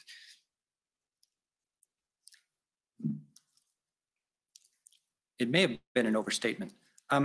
It is evident that the protests were being organized in a way that attracted a significant numbers of individuals. And it wasn't, in fact, just the Ambassador Bridge. It was elsewhere in Ontario, ultimately other ports of entry where convoys manifested. Well is perhaps too strong a word, but there was definitely organization happening. And I want to be a little bit clear here that, we were not well cited when it came to how people were communicating with each other. They were using different social media platforms and maybe others as other tools.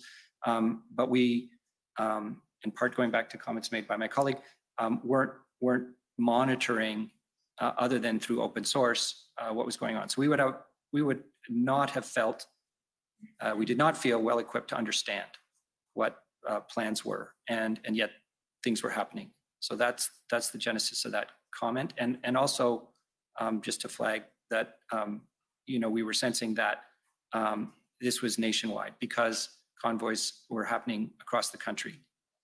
Okay, and I'm going to ask you to tell us a little bit about that, keeping in mind that we're going to be hearing directly from CBSA, Canada Border Services Agency, and from Transport Canada, who will have a lot to say about the specifics of what was going on at various ports of entry and places across the country.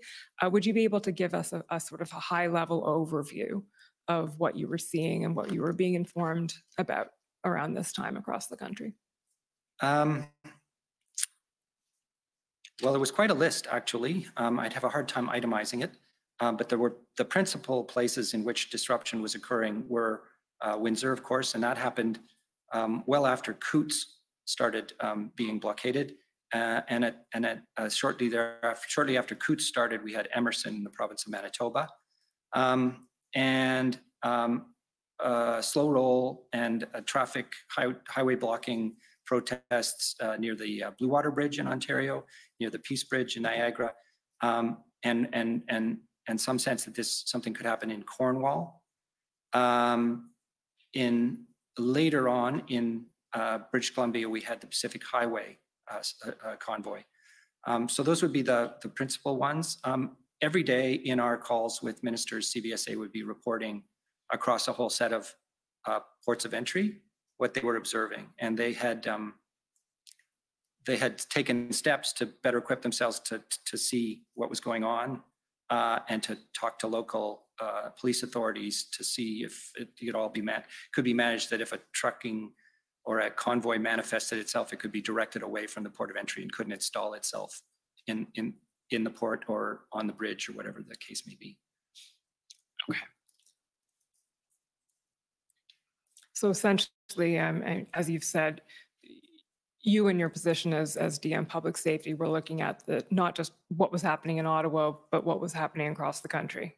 And yes, the federal government was as a group, we were all conscious that this was not something which was limited to Ottawa. Ottawa is the most extreme example. But the general impression we had was that what had begun as a protest about vaccine mandates had become something more than that, and was attracting various people from various with various issues and causes, and had become a kind of a popular thing. And we were seeing it in other countries, by the way, too. Can you tell us a bit about that? Yeah, there were convoys in New Zealand with Canada flags, which were just essentially emulating the protests that was happening in Canada. Yeah. Okay. Now, let's go to now the February 10th minutes. So this is SSM NSC CAN 50209.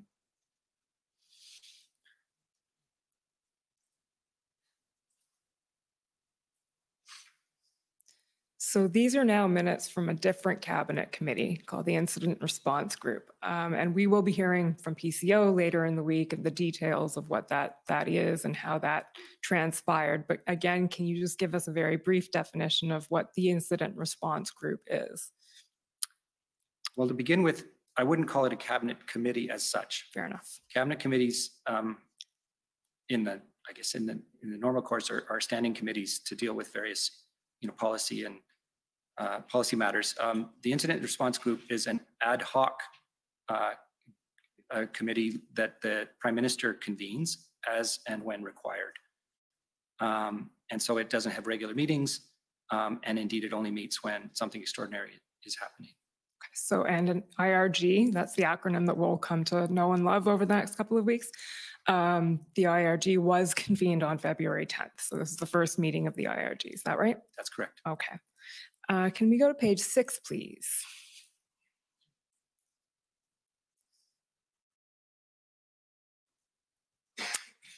Scroll down a little bit until you see Public Safety Canada.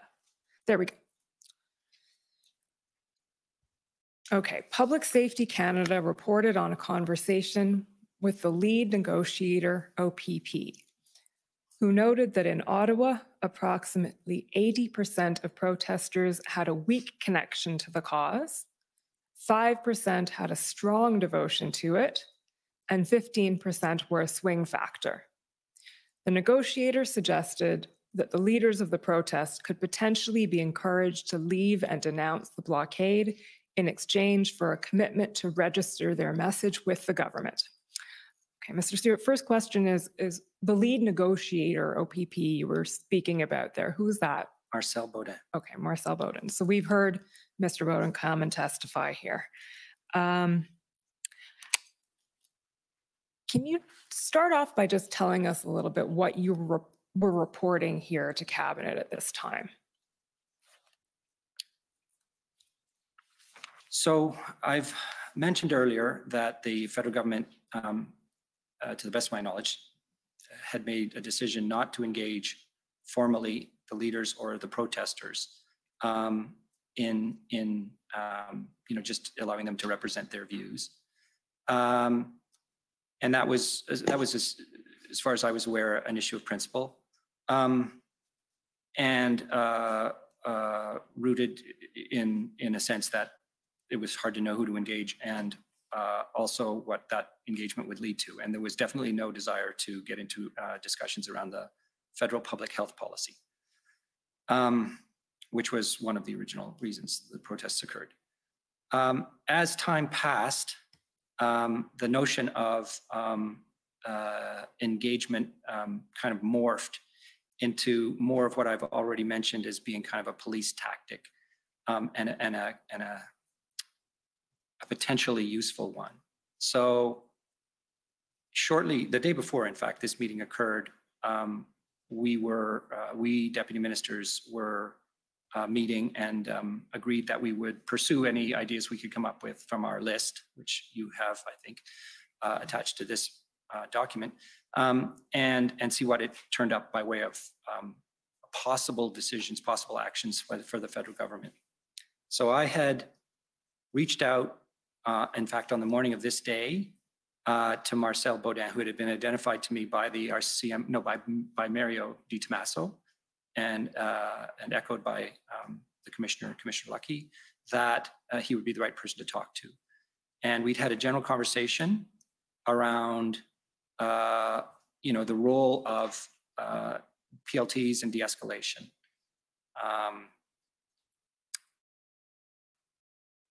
Which was very, very educating.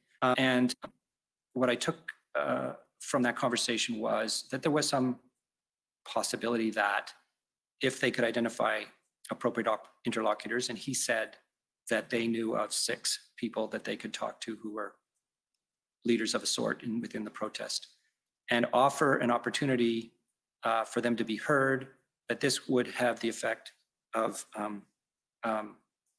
allowing people to achieve something and some success, and feel that their objectives had been achieved, and therefore leave. And this is where the statistics come up, is that 80% of the protesters, particularly 2 and 2.5 weeks into the protest, where they'd been sitting on the streets of Ottawa in freezing weather, were probably likely to go if they had the right offer. And so we were talking about that possibility, and it was really at that point in time not about engagement in the way that it had been about engagement before. It was more in the context of engagement as a stepping stone to enforcement, because it was very clear by the 10th of February that the RCMP, the OPP, and the Ottawa Police Service were beginning to come together on a plan, and enforcement was only a matter of time. And so in the background, of course, was this question, which I think was very material in the overall decision to invoke the act, of what would that enforcement engender by way of reaction. And we had strong concerns, as Mr. Rochon has mentioned, about lone wolves and people who've been attracted to the protest and could act out in a violent way. So there was a virtue to de-escalation in this context. Okay. Engagement as a stepping stone to enforcement. I just want to unpack that a little bit. So you said at this point, the engagement that was being contemplated was not something that would lead to an end to the protest in and of itself. Correct. So the intention would have been to shrink the footprint, as they say in the lingo that we've learned. Okay. And we know that what ultimately comes of this, or at least part of what comes of this, is something that's come to be known as the engagement proposal. Can you tell us how that proposal came to be? Well, it flowed directly from what I've just spoken about, in the context of coming up with options for federal government action at a point in time when the protests were, in Ottawa in particular, but just nationwide, given the slow roll convoys manifesting all over the place. What could we do that would help? And so, with the aid of Inspector Baudin, I drafted a very short document. It's attached to the minutes of one of these IRG meetings, and brought it forward. for consideration. Essentially, it was the notion that the federal government would acknowledge the desire to meet and offer to do so at a later time, away from the protest, on the basis that a protester would denounce the protest and leave. So it was essentially a bargain, and it was positioned to be just a hearing of protesters' views and not any discussion of what the federal government would do or could do. It happened very quickly, did it over a day or so, and didn't have time to do anything other than consult with sort of key authorities, which would have been the RCMP and the OPP, and colleagues at PCO, who obviously were leading the overall effort. It could have been consulted more, it could have been, talked about, but it was raced forward to the cabinet table 2 days after this conversation occurred. Okay, you noted that there were some colleagues from PCO involved. Do you recall who was involved? When I talked to Inspector Baudin, I was accompanied by a PCO official, Jeff Hutchinson. And I included him in the call because I wanted PCO to be fully plugged into what I was doing. Okay. So Mr. Hutchinson's role there was essentially? Observer. Observer, okay. And I understand there was some back and forth that you had with the RCMP and with Inspector Baudin about the proposal itself. So, Mr. Clerk, if we can just pull up OPP 50150. Excuse me.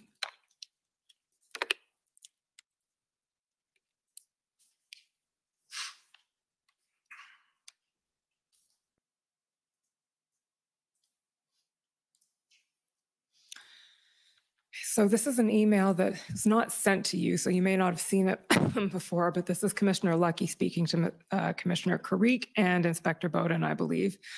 So she attaches a draft of the engagement proposal and then says, I'm not the SME. SME, we know, stands for subject matter in this area, but my folks are a bit worried on a few items and need to get your thoughts. Do you know what Commissioner Lucky's concerns were at that time? And I'll just say two things. One, we're going to hear from her directly so we can ask her that question. And two, in the course of our interview, you mentioned that one of Commissioner Lucky's concerns may have been around the issue of police independence. So just to situate a little bit. I believe that Commissioner Lucky's concerns were essentially in the issue of, if this came forward to a cabinet table and was decided upon, would it constitute some kind of direction to police to do it? And of course, police want to maintain operational independence and maximum flexibility. So she did not want it to be construed in that fashion. She may also have had concerns, she didn't express them to me, about how it played out. So were it to have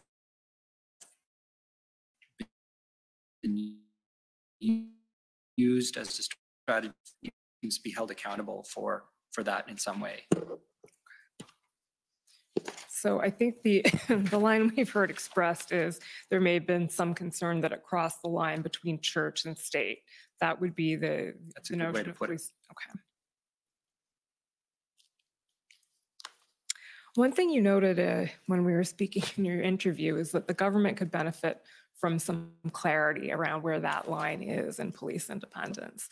Is there anything you'd like to add or share about that in this context? I believe there is virtue in clarifying the RCMP Act on this basis. Recent experience in other contexts has led me to think that too. Sorry, you just said recent experience? In other contexts. And what would those be? The discussions that were going on with respect to developments in Nova Scotia and the role of Minister Blair and an ultimately decision to ban assault rifles, which engendered a lot of questions about the communications between ministers and the police.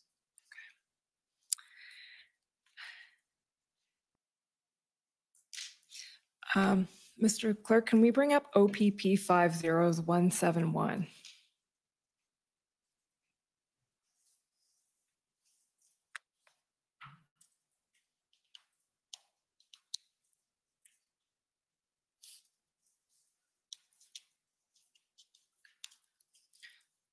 So, Mr. Stewart, as you've noted, this is something that evolved over the course of 1 or 2 days, and we're just trying to put together the chronology of how things evolved. So if we can scroll down, top of page 3, I believe.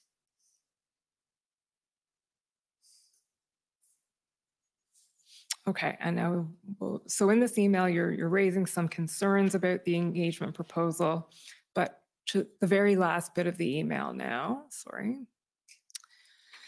If I can manage to work through this process and the RCMP Commissioner will be privy to the discussion, I think I can assure you that the federal government's commitment will be solid, but we have to get there first. Thanks. So at this point in time, and this is Saturday, February 12th at 11:23 in the morning, what was your understanding of what levels of support there was in the government for this notion and where it came from?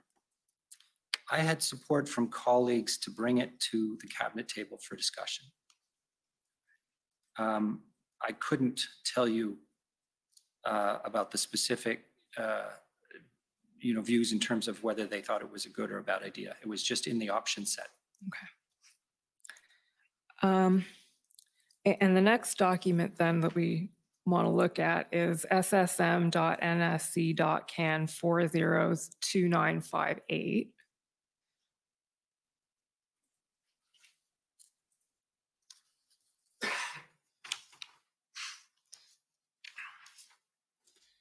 So this is a text between Minister Mendocino and Katie Telford, who's the Prime Minister's Chief of Staff. And I believe this is the evening of February 11th. And Minister Mendocino expresses here that he's just learning about the engagement proposal. So do I understand that at this point, while this was playing out, you hadn't yet had the opportunity to brief Mr. Mendocino on this? Is that right? Or? Well, Minister Mendocino was aware that I was working on this idea, as it had been mentioned the day before in the context of the IRG meeting. He had not seen the proposal, and as I say, it came together really very quickly, and I only had time to solicit the views of, and it wasn't the Ontario government; it was the OPP, I believe. And just to make sure that nobody had any objections to what it said, or put forward. So he would have just had seen it in terms of paper, and he would have, I think, felt or did feel uncomfortable that he had not had an opportunity to contribute to the drafting of it. So it was the OPP as opposed to Mr. Di Tommaso, you think, who you were speaking to about it? I'm pretty sure. I'd have to check the emails, but I wasn't. I mean, I was certainly conveying to Mr. Di Tommaso that this is something that we were considering. And there was a parallel event. I think I should note it for the record. So he knew that I was talking to Marcel Baudin. He had given me the name. And he knew that, the general idea of what I was trying to bring forward. On the day of Friday the 11th, Ontario did their emergency order, which I didn't know about. He called me in the morning and informed me. And then later in the day, he called me and he said that they were planning to do enforcement over the weekend on the Windsor Bridge, the Ambassador Bridge. And that as a stepping stone to that enforcement, they were going to adopt this idea of offering a meeting. And that Minister Jones, Sylvia Jones, was interested in making that offer. And would the federal government join the Ontario government in making that offer? And I signaled that that was not possible. We had yet to discuss engagement at the federal level. And so, there was no way on an hour's notice that he was going to get a decision to sign on. But he sent me a draft letter that, which is referred to here, that they were going to use with the protesters. The OPP was going to use with the protesters on the Ambassador Bridge. So it was a kind of a parallel exercise. Which was really an independent exercise of the Ontario government, but in a very similar way to what was put forward to the cabinet table the next day. Okay, and so when you communicated to him that the Windsor, you could get the federal government to sign on to Windsor, that was a matter of timing as opposed to a position being conveyed. That's right. Okay. Because they were going to do it that evening. And there was also, we've heard evidence about another potential sort of engagement possibility, which is the mayor of Ottawa's a sort of deal that was happening to potentially move some trucks up to Wellington Street, et cetera, that was playing around the same time. What was your awareness of that at the time? I had no awareness of it until it was fait accompli, when the city manager, Steve Kanalakos, called me and said we'd made a deal with a representative, somebody ostensibly representing the protesters, to move these trucks. And the mayor is sending a letter. So would it be fair to say that there's sort of these different branches of potential engagement going on with not perfect sight over all of them? No coordination at all. No coordination at all. Okay. And what ended up ultimately happening to the engagement proposal? Where did it go? It was not taken up. It was discussed, not taken up. So it was brought to cabinet, or to the IRG rather? That's correct. Okay, on February 12th, but it was not taken up.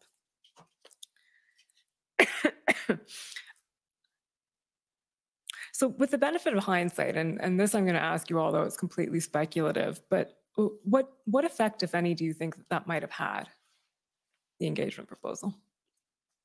I only know what Inspector Baudin was telling me, which was that he believed it was worthy of consideration, and given the sense he has of the behavior of protests, that it might have effect. If I were to push it, I would say I had the feeling that it was a very low order of probability that it would have had a material effect, because the protesters had been in Ottawa in a determined way for an extended period of time. I think the general view here is just it's part of the toolkit of policing, and you want to try and discourage people from staying in a protest if enforcement's going to occur, because it's going to get rough. So would it be fair to say it's an option worth considering, but not a deus ex machina? Right.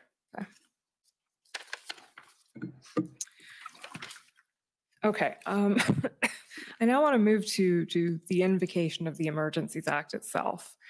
And appreciating that we'll be hearing from a lot of people on this topic, I'm going to target my questions quite specifically.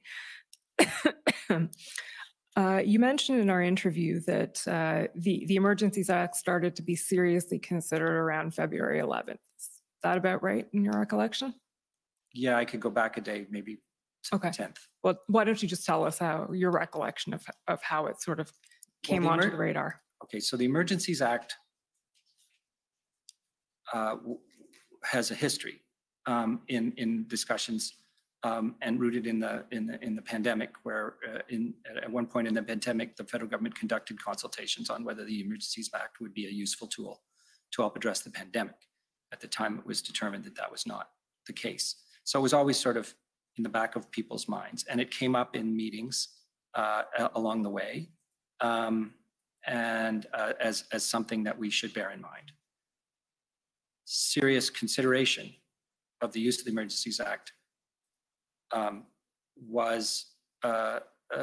began in the latter part of the week of February 6th or 7th, and then became, a matter for discussion and decision after that. Okay, and I understand that public safety was asked to provide its input on potential measures that could be helpful under the Emergencies Act. Is that right? All departments involved in managing the protests were asked for ideas that would provide additional tools to police and generally to deter protests and cause them to de-escalate.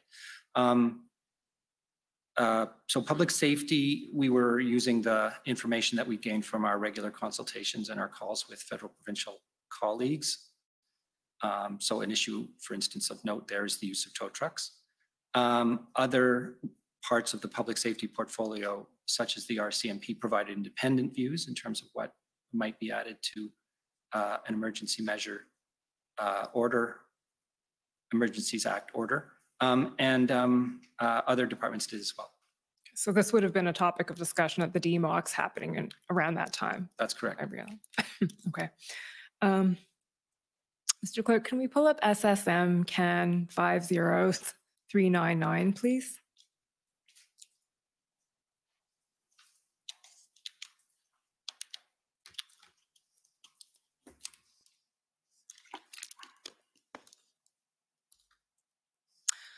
So this is an email, and you weren't on this email, so but it reports something that you said. It's from Mike Keenan, who's the Deputy Minister of Transport, to Kevin Brassot, ADM, Transport, and it's reporting on the February 13th DMOC. And you'll see Emergencies Act is fast, don't need to pass anything. Rob and I argued, Rob being you here, I believe. I believe. That the Emergencies Act can backfire in building more energy. What did you mean by that? Well, we were having a discussion around the pros and cons of using the Emergencies Act. And one of the concerns that I had at the time was of the potential for serious violence. So in fact, one of the reasons to invoke the Act was also a concern in terms of what happens when you invoke it. And if it were to lead people to become violent, then that would be, you know, an undesirable outcome. So that was just one of the many considerations we were discussing. So essentially, it might do more harm than good by inciting rather than calming. That's right. Okay. Another document, a related topic, PB CAN 401147, please.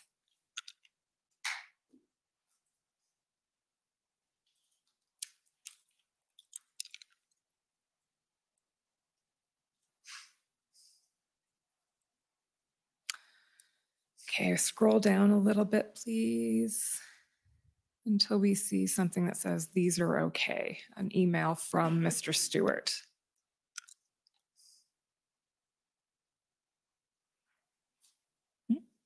Page 5, please. Okay, there we go. So this is forward a bit in time, but it's on the same topic. This is in preparation for, as it says, some technical briefing remarks that Mr. Rochon was due to give on February 15th about the Emergencies Act once it had been invoked. And Mr. Stewart, your comments here are, these are okay, but will be duplicative, I expect, of what Justice will say and rather short of substance. If possible, we need to weave in a few more for instances that suggest how law enforcement authorities and the CBSA, as relevant, will deploy the new powers, e.g. intercept and turn away attempted blockades from critical infrastructure, facilitate synthesis of local police and the RCMP. And then you say, I'm afraid I don't have a lot of great ideas because there aren't a lot of significant benefits. But we have to try to tout PS portfolio specifics as much as we can. So can you tell us what you were expressing here vis-a-vis the measures that were being implemented? Can I get the time stamp on that email, please? Sure. February 14th, 11:12 p.m. Okay. So I believe that I underestimated the impact of the Emergencies Act, and that in aggregate, the measures that it contained had material benefit. And this was not, this was me reacting to what I'd seen drafted and feeling that I hadn't really got a handle on how it would be implemented. And also me saying, you know, to Mr. Rochon, you're in these technical briefings and you're representing Minister Mendicino, and you've got to talk to the elements of his portfolio that are going to be operationalizing these powers. Can you actually explain what that technical briefing is? Sure. Following the invocation of the Act, I was given the responsibility to lead a number of government officials into a series of technical briefs that occurred over the course of, I want to say, 3, possibly 4 days. Those briefs included briefing leaders of opposition parties. In fact, culminating in, I think we briefed all members of the Senate and senators' offices. And we essentially offered up as many technical briefs as necessary to explain why the Act was evoked and how it would be implemented. So I was chosen as, given my position and my role with regard to national security policy, as the main chef d'orchestre of the brief. But included with me were members of CBSA, RCMP, Department of Finance, Department of Transport, and of course, Department of Justice. Okay. So they're essentially explanatory. Technical brief here means sort of an explanatory, this is what it is, this is how it works kind of briefing. I should point out, I think we also offered same technical briefs for members of the media. Okay. We do technical briefs a lot, particularly when we table legislation. Okay, that's helpful. So just to take you back then to Mr. Stewart, to what you were saying, would it be fair to say that at the time, so shortly before and immediately after the Act was invoked, you had some hesitancy about it? I saw pros and cons. Okay. And then you said that in hindsight, you think you underestimated the utility of the Emergencies Act. Can you tell us a bit more about why that is? Not why you underestimated, but why you say that it was an underestimate. Well, it's judgment only because the police have attested to the value of the Act in terms of getting the protests to disperse, and particularly in Ottawa. But generally speaking, there was, within 2 weeks, very little manifestation of those kinds of protests around the country. So I think it's essentially on the basis of the fact that others have come forward to say that this was a tool that they, in the end, used and found useful. Okay. And you're speaking there not just of Ottawa, but of the situation across the country? Yeah, absolutely. Okay, another topic I want to touch on briefly, and I appreciate the time is short, is something you noted in your interview was that consultation with the provinces. You said some of the consultation was discounted because it wasn't premised on whether the government was going to decide to invoke the Act. What did you mean by that comment? I can pull up the reference if it's helpful. Well, I'm going to infer that what it represents is the view that we had been actively engaged for over 2 weeks with a variety of concerned parties, including police of jurisdiction, the RCMP, federal provincial officials. And we were not on the face of it asking the question, should we invoke the Emergencies Act? We were asking, what tools do you need? What are you facing in terms of challenges? How can we work together to overcome these challenges? And so we deemed that to be consultation on what was ultimately the decision to invoke the Act, because it is about the substance of that decision. Okay.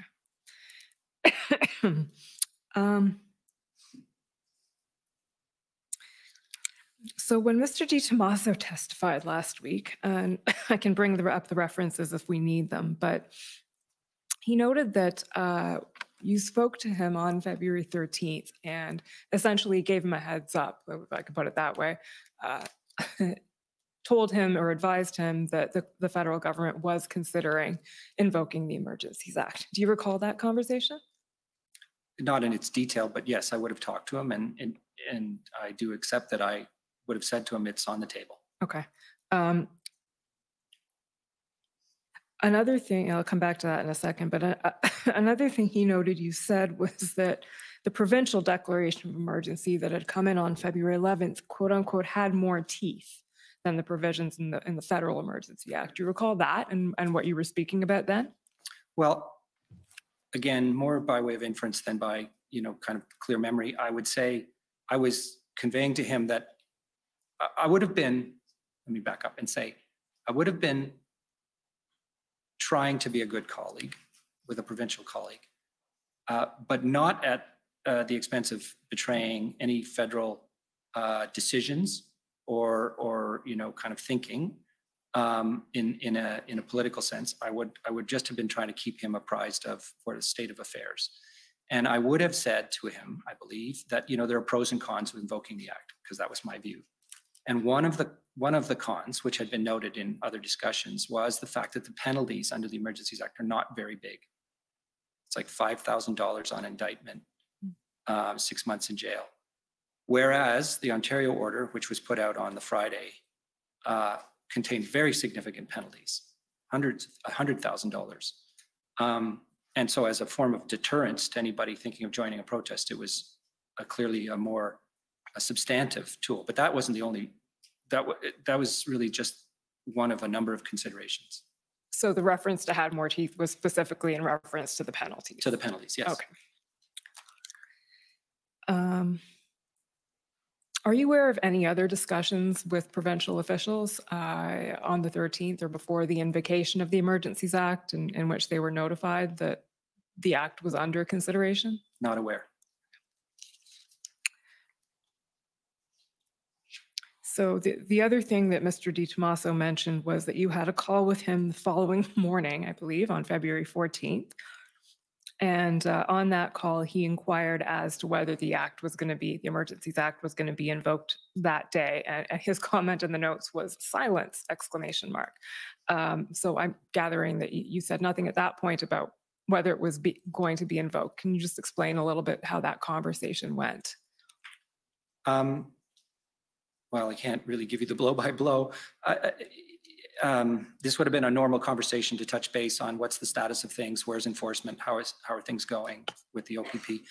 I would have been, because on that morning, I believe, the Prime Minister held a First Minister's call to formally consult on the invocation of the Act. And I was aware that that was going to take place. And I didn't want to do anything that would get in the way of that conversation. So I was not in a position, as I've said before, to convey anything about what the state of federal thinking was at that time. Okay. We'll fast forward now to the issue of revocation. So, Mr. Clerk, if I can ask you to pull up SSM CAN 50429.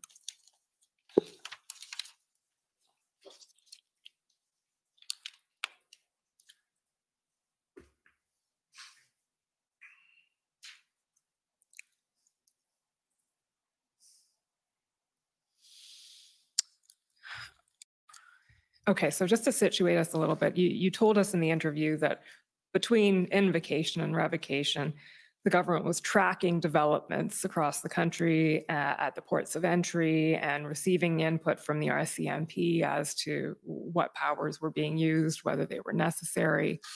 Mr.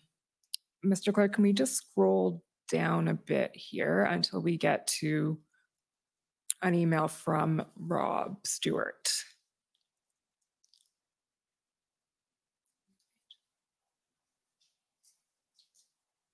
Okay, so we'll see this email probably a couple of times over the course of the next couple of weeks, but this is a discussion that's happening between officials, including yourself, Jody Thomas, the NSIA, several officials from PCO, Mike Keenan at Transport, and others, about what considerations should go into revocation and when the act should be revoked.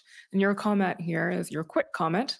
My quick comment is that while these are probably all worthy considerations, they focus too much on the utility of the act and not its proportionality.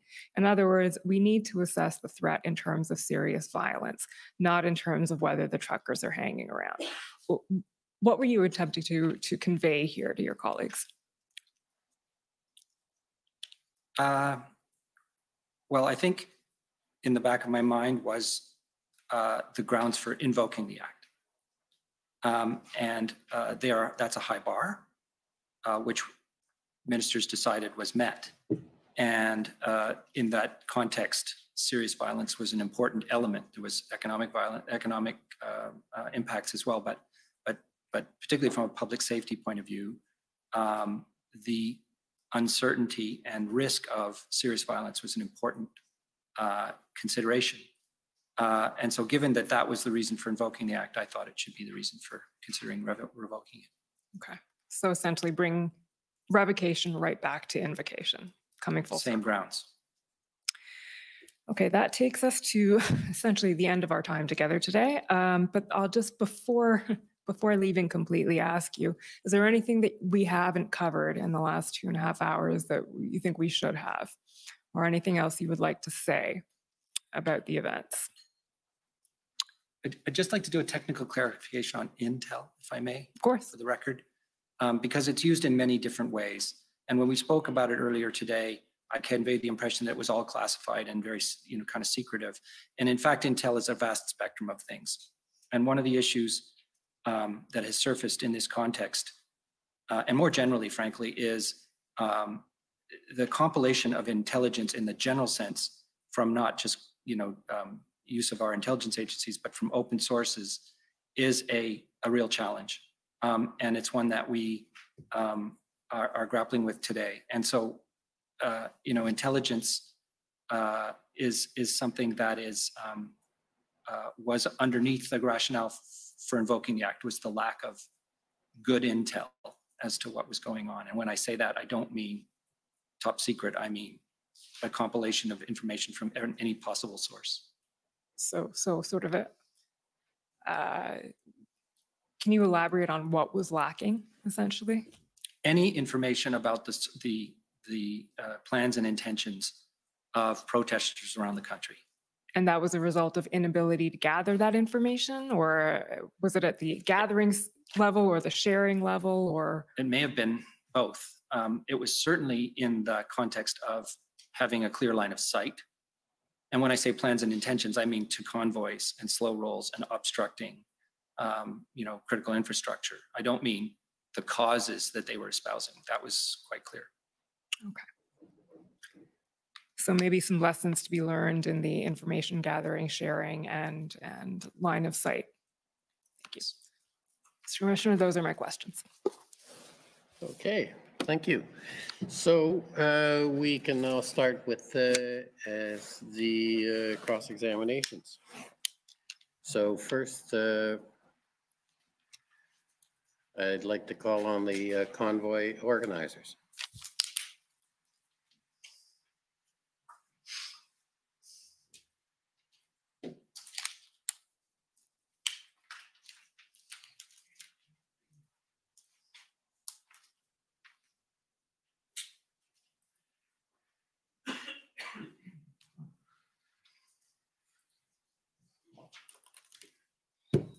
Good morning. For the record, my name is Brendan Miller. I'm counsel to Freedom Corp, which is the organization that represents the protesters that were in Ottawa in January and February of 2022. Thank you for coming here today and testifying. Again, sir, I am going to be referring to one document that I believe I need to leave before I do so. It has been referred to in the notice I gave already, but because it is a witness statement with a witness who's not yet testified, but it's relevant to this, it's WTS 00000060. It's the statement from the CSIS panel. The relevance and materiality of that is that these gentlemen were essentially the consumers of information, and there is a lot of statements in there with respect to what the government was told and when, and I'm intending to put that to them. So I would ask for leave to be able to refer to that document through my examination. Okay, seeing no objection, that's fine. Thank you, sir. So just to begin, Deputy Minister Stewart, you've been the Deputy Minister of Public Safety since December of 2019. Is that fair? Until just recently, yes. Until just recently. All right. And when you took over that portfolio, I take it that you had familiarized yourself with the process of law enforcement and intelligence agencies with respect to investigations. Is that fair? Let's say I learned on the job. You learned on the job, right? And because prior to that, you were with finance, is that correct? That's correct. Right. And prior to your appointment into the portfolio of public safety, is it fair to say that other than financial intelligence, that you had not worked in the area of law enforcement or the intelligence field? Is that fair? Not entirely. Not entirely? In the world of finance, there were criminal issues. Right, exactly. So financial intelligence within the criminal sphere of the Ministry of Finance. Anti-money laundering, right. Securities crimes. Right. And so in your evidence here today already, you've spoken about the thresholds for investigations in your chief. And I want to discuss that for a moment, okay? So you understand, I take it, that law enforcement and intelligence agencies in Canada, the threshold that you're speaking of with respect to opening an investigation, it's referred to in Canada as reasonable suspicion. Are you familiar with that term? Reasonable grounds to suspect, yes. Yeah, so and we'll get into that. And you can agree with me that that's a pretty low threshold, is it not, in law enforcement terms? I would not agree. Okay. And you're aware that the law recognizes, though, that reasonable suspicion essentially requires more than a mere suspicion, but something less than a belief based on reasonable grounds. Is that your understanding?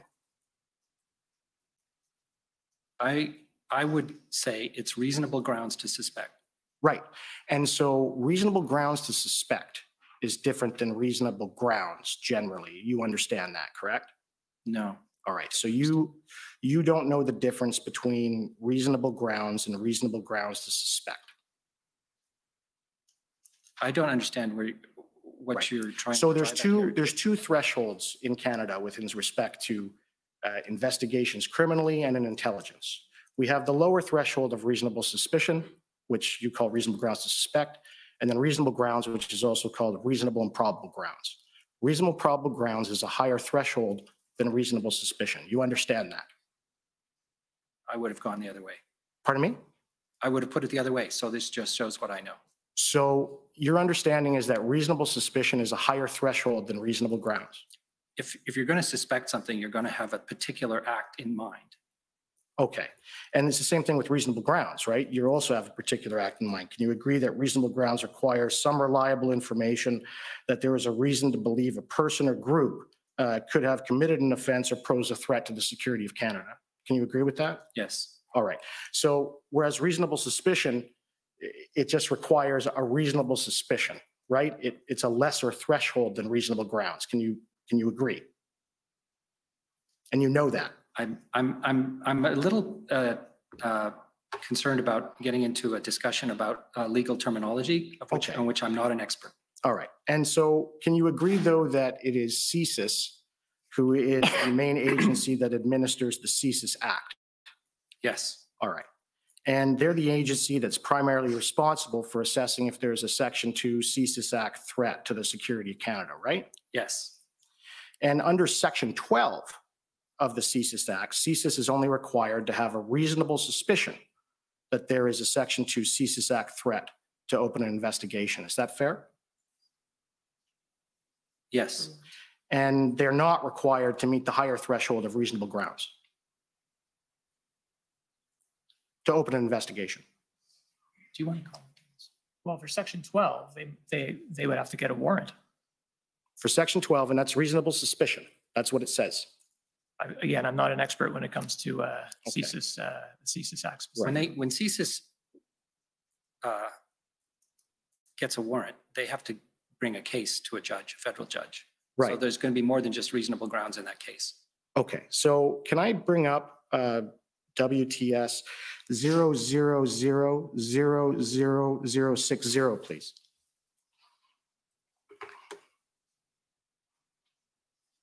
And can we scroll down to page 5?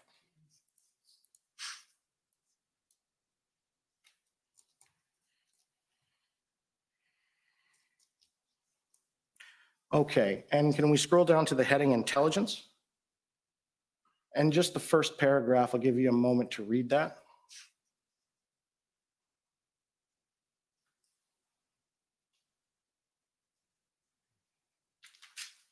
Would you help me with the pronunciation of Minister David's last name? We've all been debating about how to pronounce it properly. Vigneault.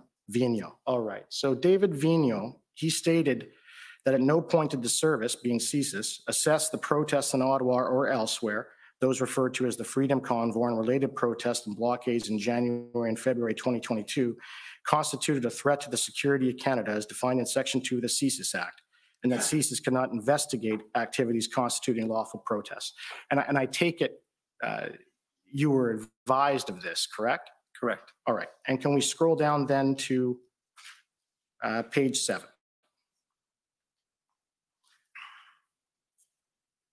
And go to the heading Foreign Interference. So Director Vigneault explained that the use of the term foreign influence under Section 2 of the CSIS Act refers to foreign state interference as the term is used within the national security community. Can you just slow down, Right. please? CSIS assessed there was no indication of foreign state interference occurring in the course of the protest. CSIS did not assess that any foreign state supported the protest through funding, that foreign states deployed covert or overt disinformation techniques, or that any foreign state actors attempted to enter into Canada to support the protest. And I take it that you were advised of that by CSIS and Director Vigneault. Is that correct? That is correct. All right. And if we can go down to page number 8 and the heading Recommendation to Cabinet. There, Director Vigneault states that he learned that the EA referenced the threat definition set out in Section 2 of the CSIS Act once the federal government began to seriously consider invoking the EA between February 10th and 13th. He requested that the service prepare a threat assessment on the risks associated with the invocation of the EA. He felt an obligation to clearly convey the service's position that there did not exist a threat to the security of Canada as defined by the service's legal mandate. The threat assessment prepared by the service was that the invocation of the emergencies legislation risked further inflaming IMV rhetoric and individuals holding accelerationist or anti-government views. You were told that, is that correct? That is correct. All right. So can we now please bring up document number ts.nsc.can.001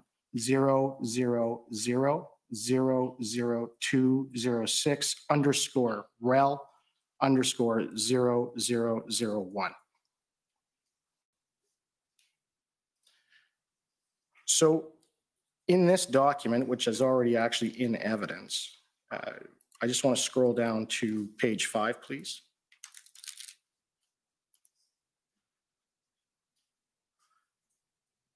So there again, on February 3rd, CSIS assessed there's no indications of known IMVE actors were planning to engage in violence. And it's on February 13th, I believe that this is the document that Director Vigneault is referring to that states that, you know, it could have been a risk if you invoke the Emergencies Act to making things worse. Is that correct? Yes, Okay. And you knew about that? I did. Right. And so did Cabinet. They knew about all of this, correct? Yes. Right. Okay. If I could bring up the next document, which is going to be tsnsc.can.001.000000160. Underscore rel underscore 0001. Now, before I get into this, you can agree that it was clear to both you and Cabinet that CSIS did not have reasonable suspicion that there existed a Section 2 CSIS Act threat during the protest. Is that correct? It was clear to me, and I believe it was clear to ministers. Right. I can't say with authority, however. And I also understand that the Canadian Security Establishment, the CSE, they never advised you or the government or Cabinet that they had identified a Section 2 CSIS Act threat either. Is that correct? That would be correct. Right. And both the RCMP and the OPP from at least their evidence and things we've seen to date, they never identified or advised the government that there was a Section 2 CSIS Act threat, right? To the best of my knowledge, no. Right.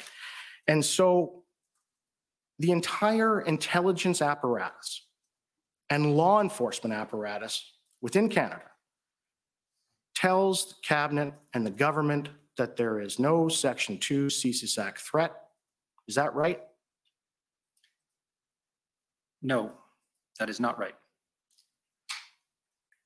CSIS, and Director Vigneault will be here to speak for himself. CSIS assessed according to their standards under their act. Nobody else was assessing under the standards under the CSIS Act. You asked me, did they tell anybody it had met a standard? They wouldn't use the CSIS Act. That wouldn't be their tool. They would be looking at broader national security issues.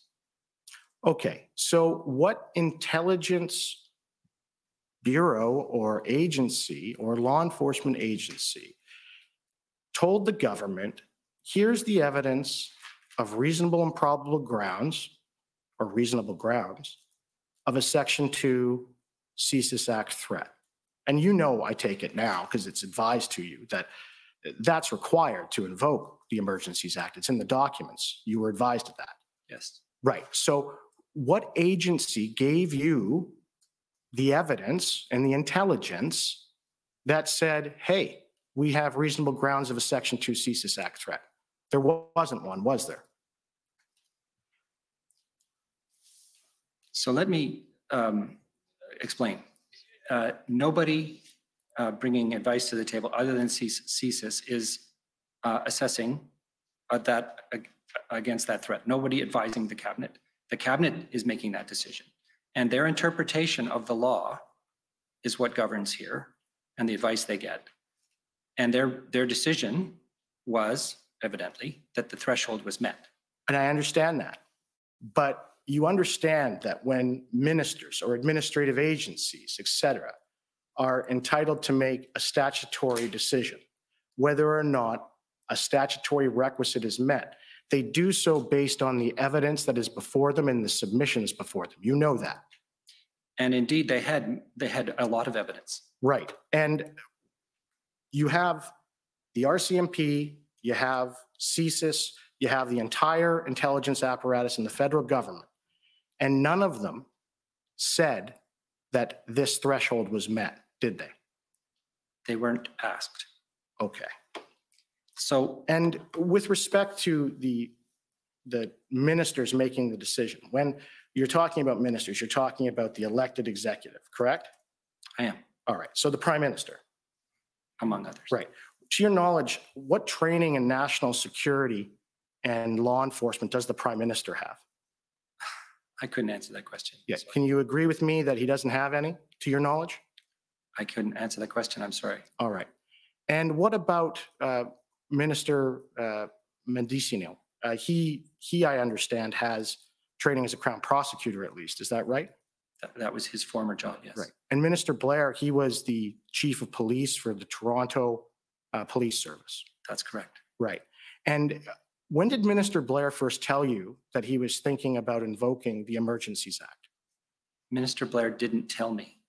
It came up in discussions at the officials level, and then it came up in discussions at the ministerial level. There's a record not yet in evidence that states that Minister Blair's strategy was from February 4th on to invoke the Emergencies Act. Were you aware of that? No. Okay. Can you please bring up the next document, which is, we have the input, and I'll just ask you about these. These are the, if you can scroll up to the top, please. I take it that this is the input that CSIS gave to your ministry, public safety, with respect to the key messages they thought should be put out with respect to the convoy. Is that right? Presumably. I don't have a date on this document, so I'm not really sure where it falls in the overall scheme of things. Okay, so I'm just going to go through it with you then. You're out of time, so you're going to have to do it very quickly. Right. I'll be quick. This document, you agree that none of the messaging from this document was actually incorporated into the messaging from public safety, was it? Really, I wasn't the spokesperson for public safety. My colleague may be. Right. And I have to be quick, so I just want to bring up one last document. And that's ssm.can.00001079 _rel.0001.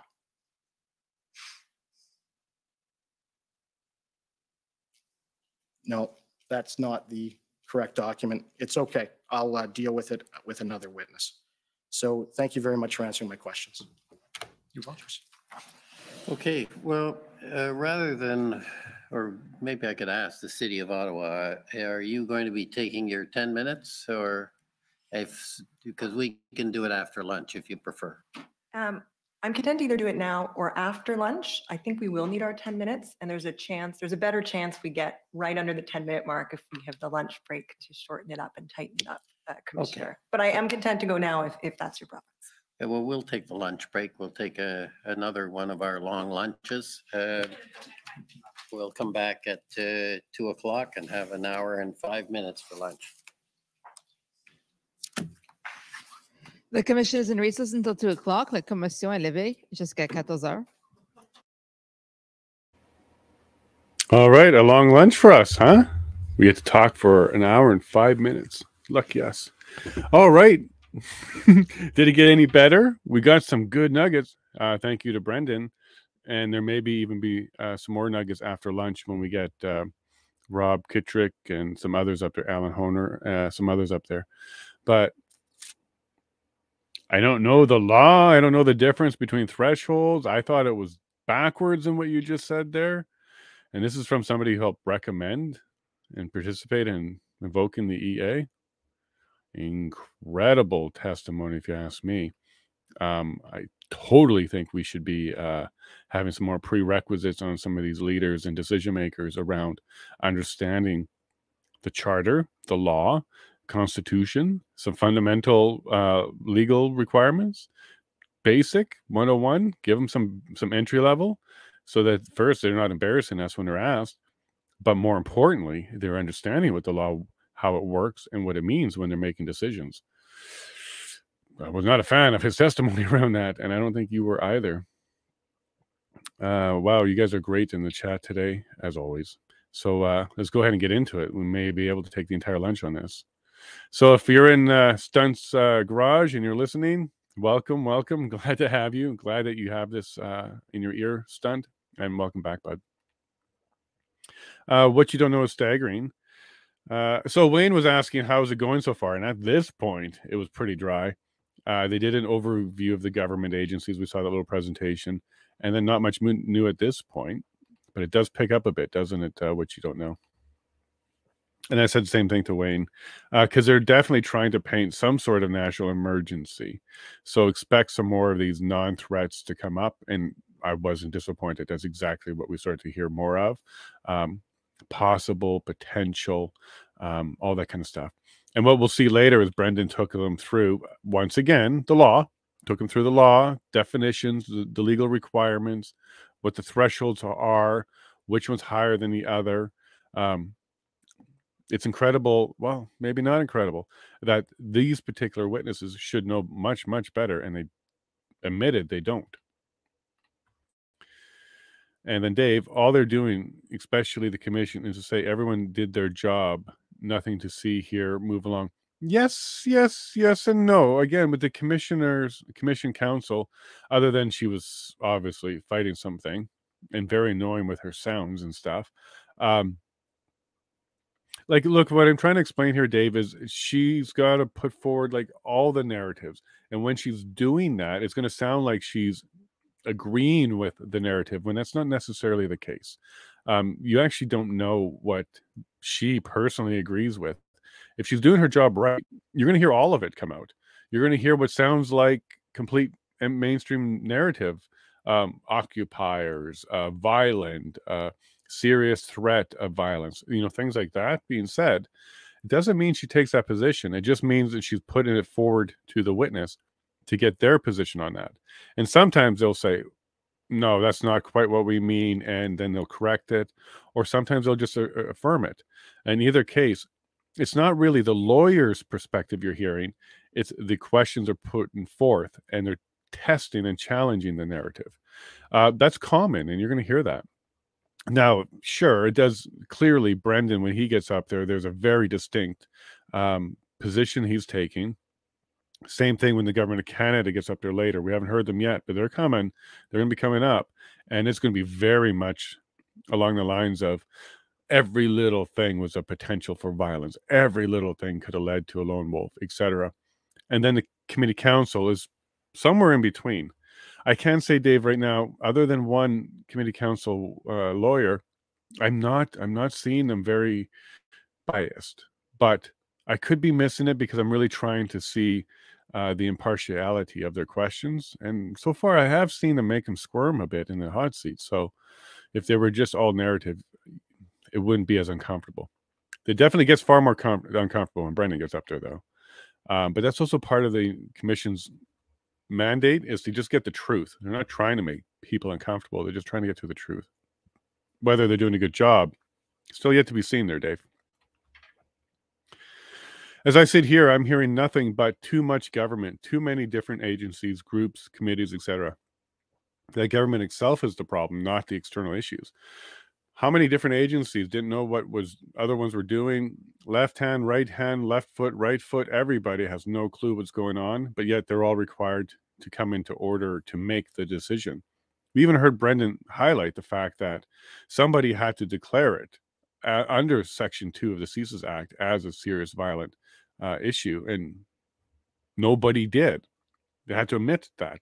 So they're not even following procedures of the act itself. Shocking? Yes. Because are there lawyers who understand it and have read it? Most definitely. Are they advising? Most definitely. Are they being ignored? Appears so.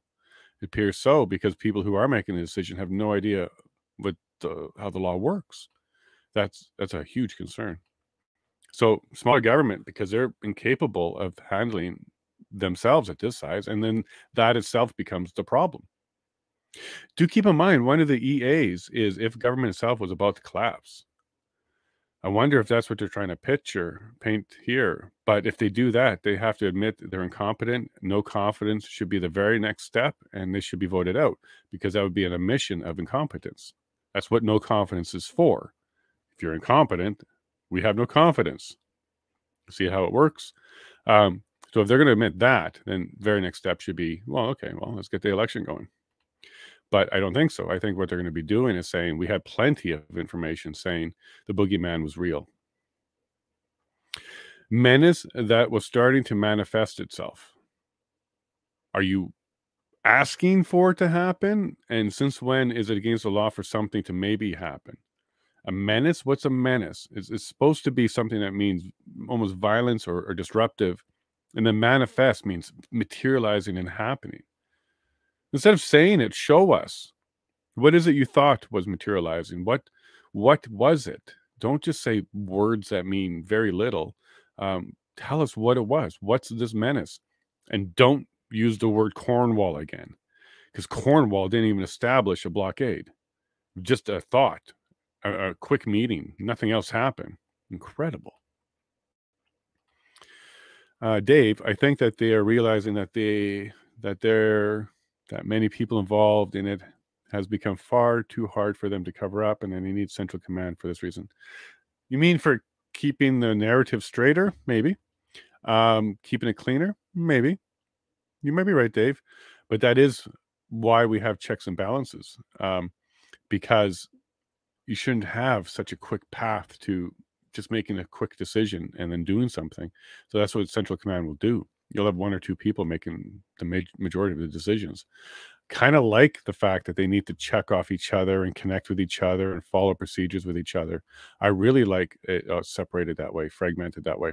That adds a layer of check and balance to it. As we saw when the province was able to ask questions of, for example, Saskatchewan asking and Alberta asking questions of Ontario that only separate agencies would have been able to ask, because they are autonomous and separate. They were able to hold each other accountable. That level of check and balance would be gone if you centralize this. I think it's a very bad idea. And I think what it takes you to is one step closer to single person rule, which is not a democracy. Tell the truth, PM already liked the Jan 6 narrative, and all you needed was to execute on it, hence the heavy USA involvement, right? We heard about the White House was involved. Really? For what? For what? Canadian grassroots effort? What the heck does that have to do with the US?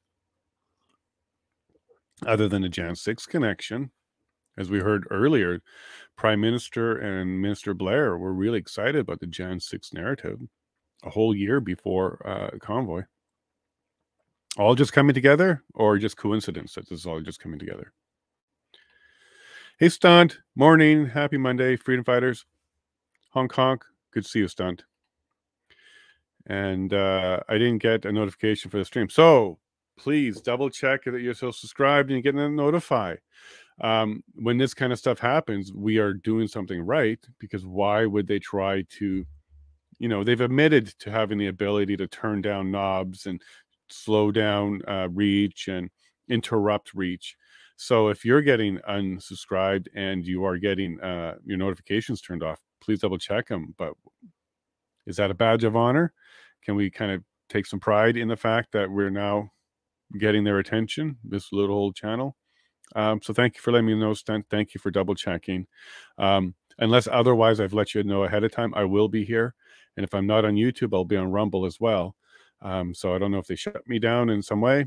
But if you can't find me, please know I am there. I won't stop. So if they try and silence and disconnect us, Stunt, thank you for continuing to look for me, bud. All right. Become illegal. At what point did it become illegal? Right. We found out during testimony that Minister Marco, Public Safety Canada, is supposed to declare it as unlawful. That's how that works. A declaration from the Minister of Public Safety Canada can declare it unlawful. It would be based on whatever, but they still have to do that declaration. That never happened. At no point was it declared unlawful.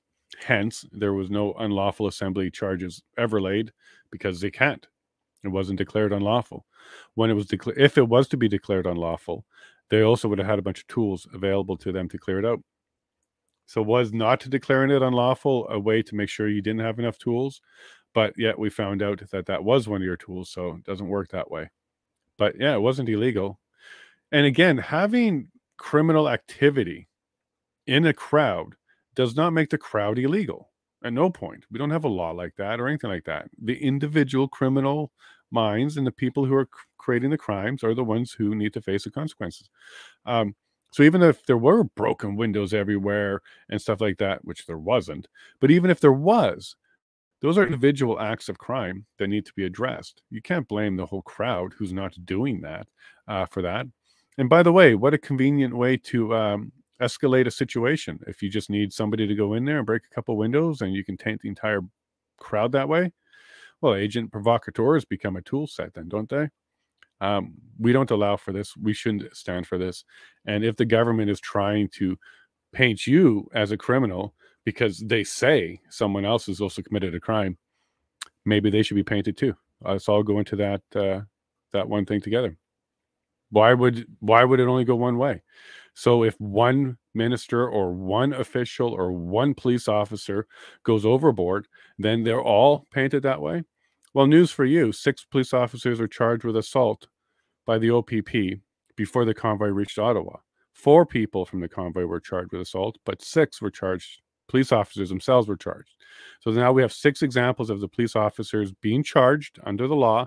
Therefore, according to the government's theory, that's enough to say the entire government is an unlawful assembly, unlawful organization.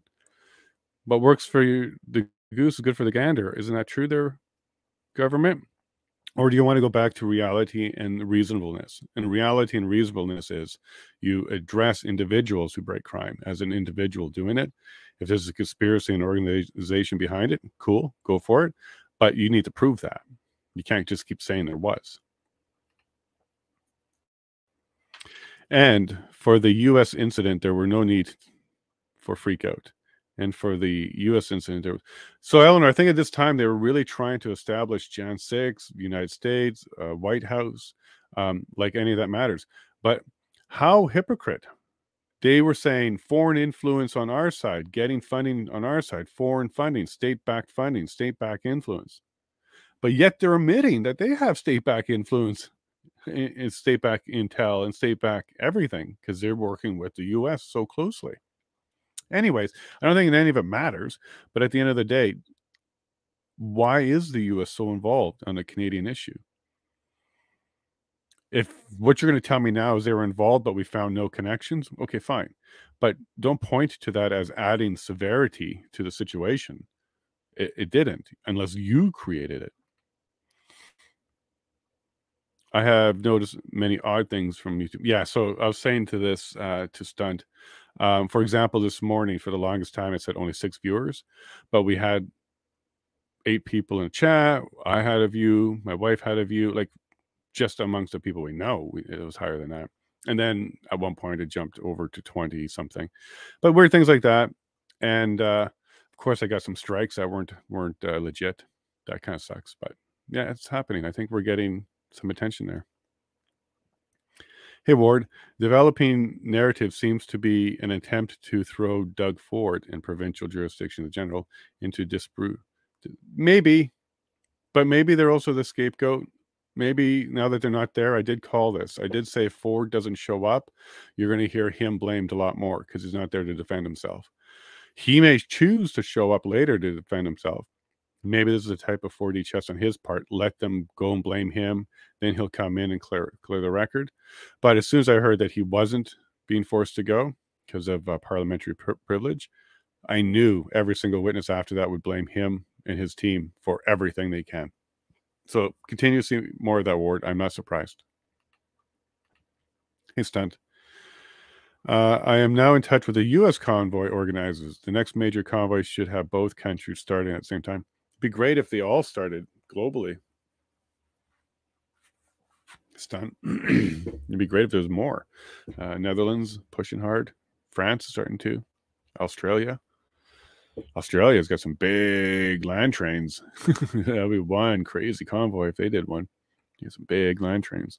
But yeah, nothing illegal, right? The government doesn't have the STFU button yet, and they don't have the go home button yet. Use it before you lose it. Hey, well, yeah, I think each level will toss the other levels under the bus, thus creating the need for a new, highly powerful central agency.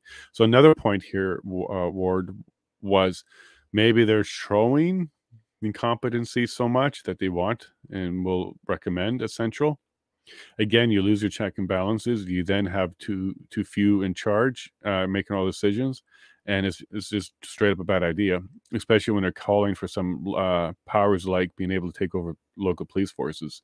These are all things that I believe in World War II, around Germany. I think progressively they were making very similar steps.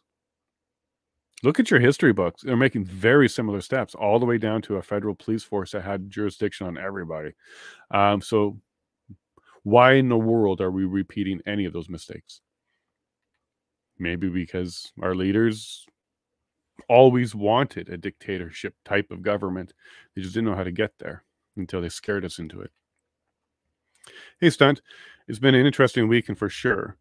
I'll tell you, though, I am now finding it hard to work on weekends without your stream blasting in my shop all day. Love you, Stunt. That's amazing. I'm glad you're catching up. The most important part to me is that you're staying informed and you're sharing that knowledge as much as you can. If you're using a different stream or what, that wouldn't bother me. I'm just very honored that you're using mine. But the most important thing to me is that you're using a stream to stay up to date on what's going on. So that's wonderful, Stunt. Thank you for that. Federal government, sophisticated as it is, needs to be challenged. Too bad Ford is not rising to the occasion. Yeah, but maybe he'll show up after they blame it all on him. Maybe he has no confidence in this event, in this inquiry. I don't know. Ford really should have been there, Ward. I really think who's one that should have been there. Look at that. OPP Hedden reports. Anybody hear one? One time. Testimony from these two people. One time. We heard OPP. We heard OPP resources. We heard OPP resources are available on request. But we didn't hear Hedden reports come up. They quite literally didn't even include all intelligence available to them. They used mainstream media and open source, which is social media, but not even the Hennon reports. Did I miss it? Did you guys hear them say, oh, we love the Hennon reports. We looked at them all the time and they drove all of our decision making? I didn't hear that at all. I didn't even hear if they're even on the Hennon report distribution list. I didn't even hear that.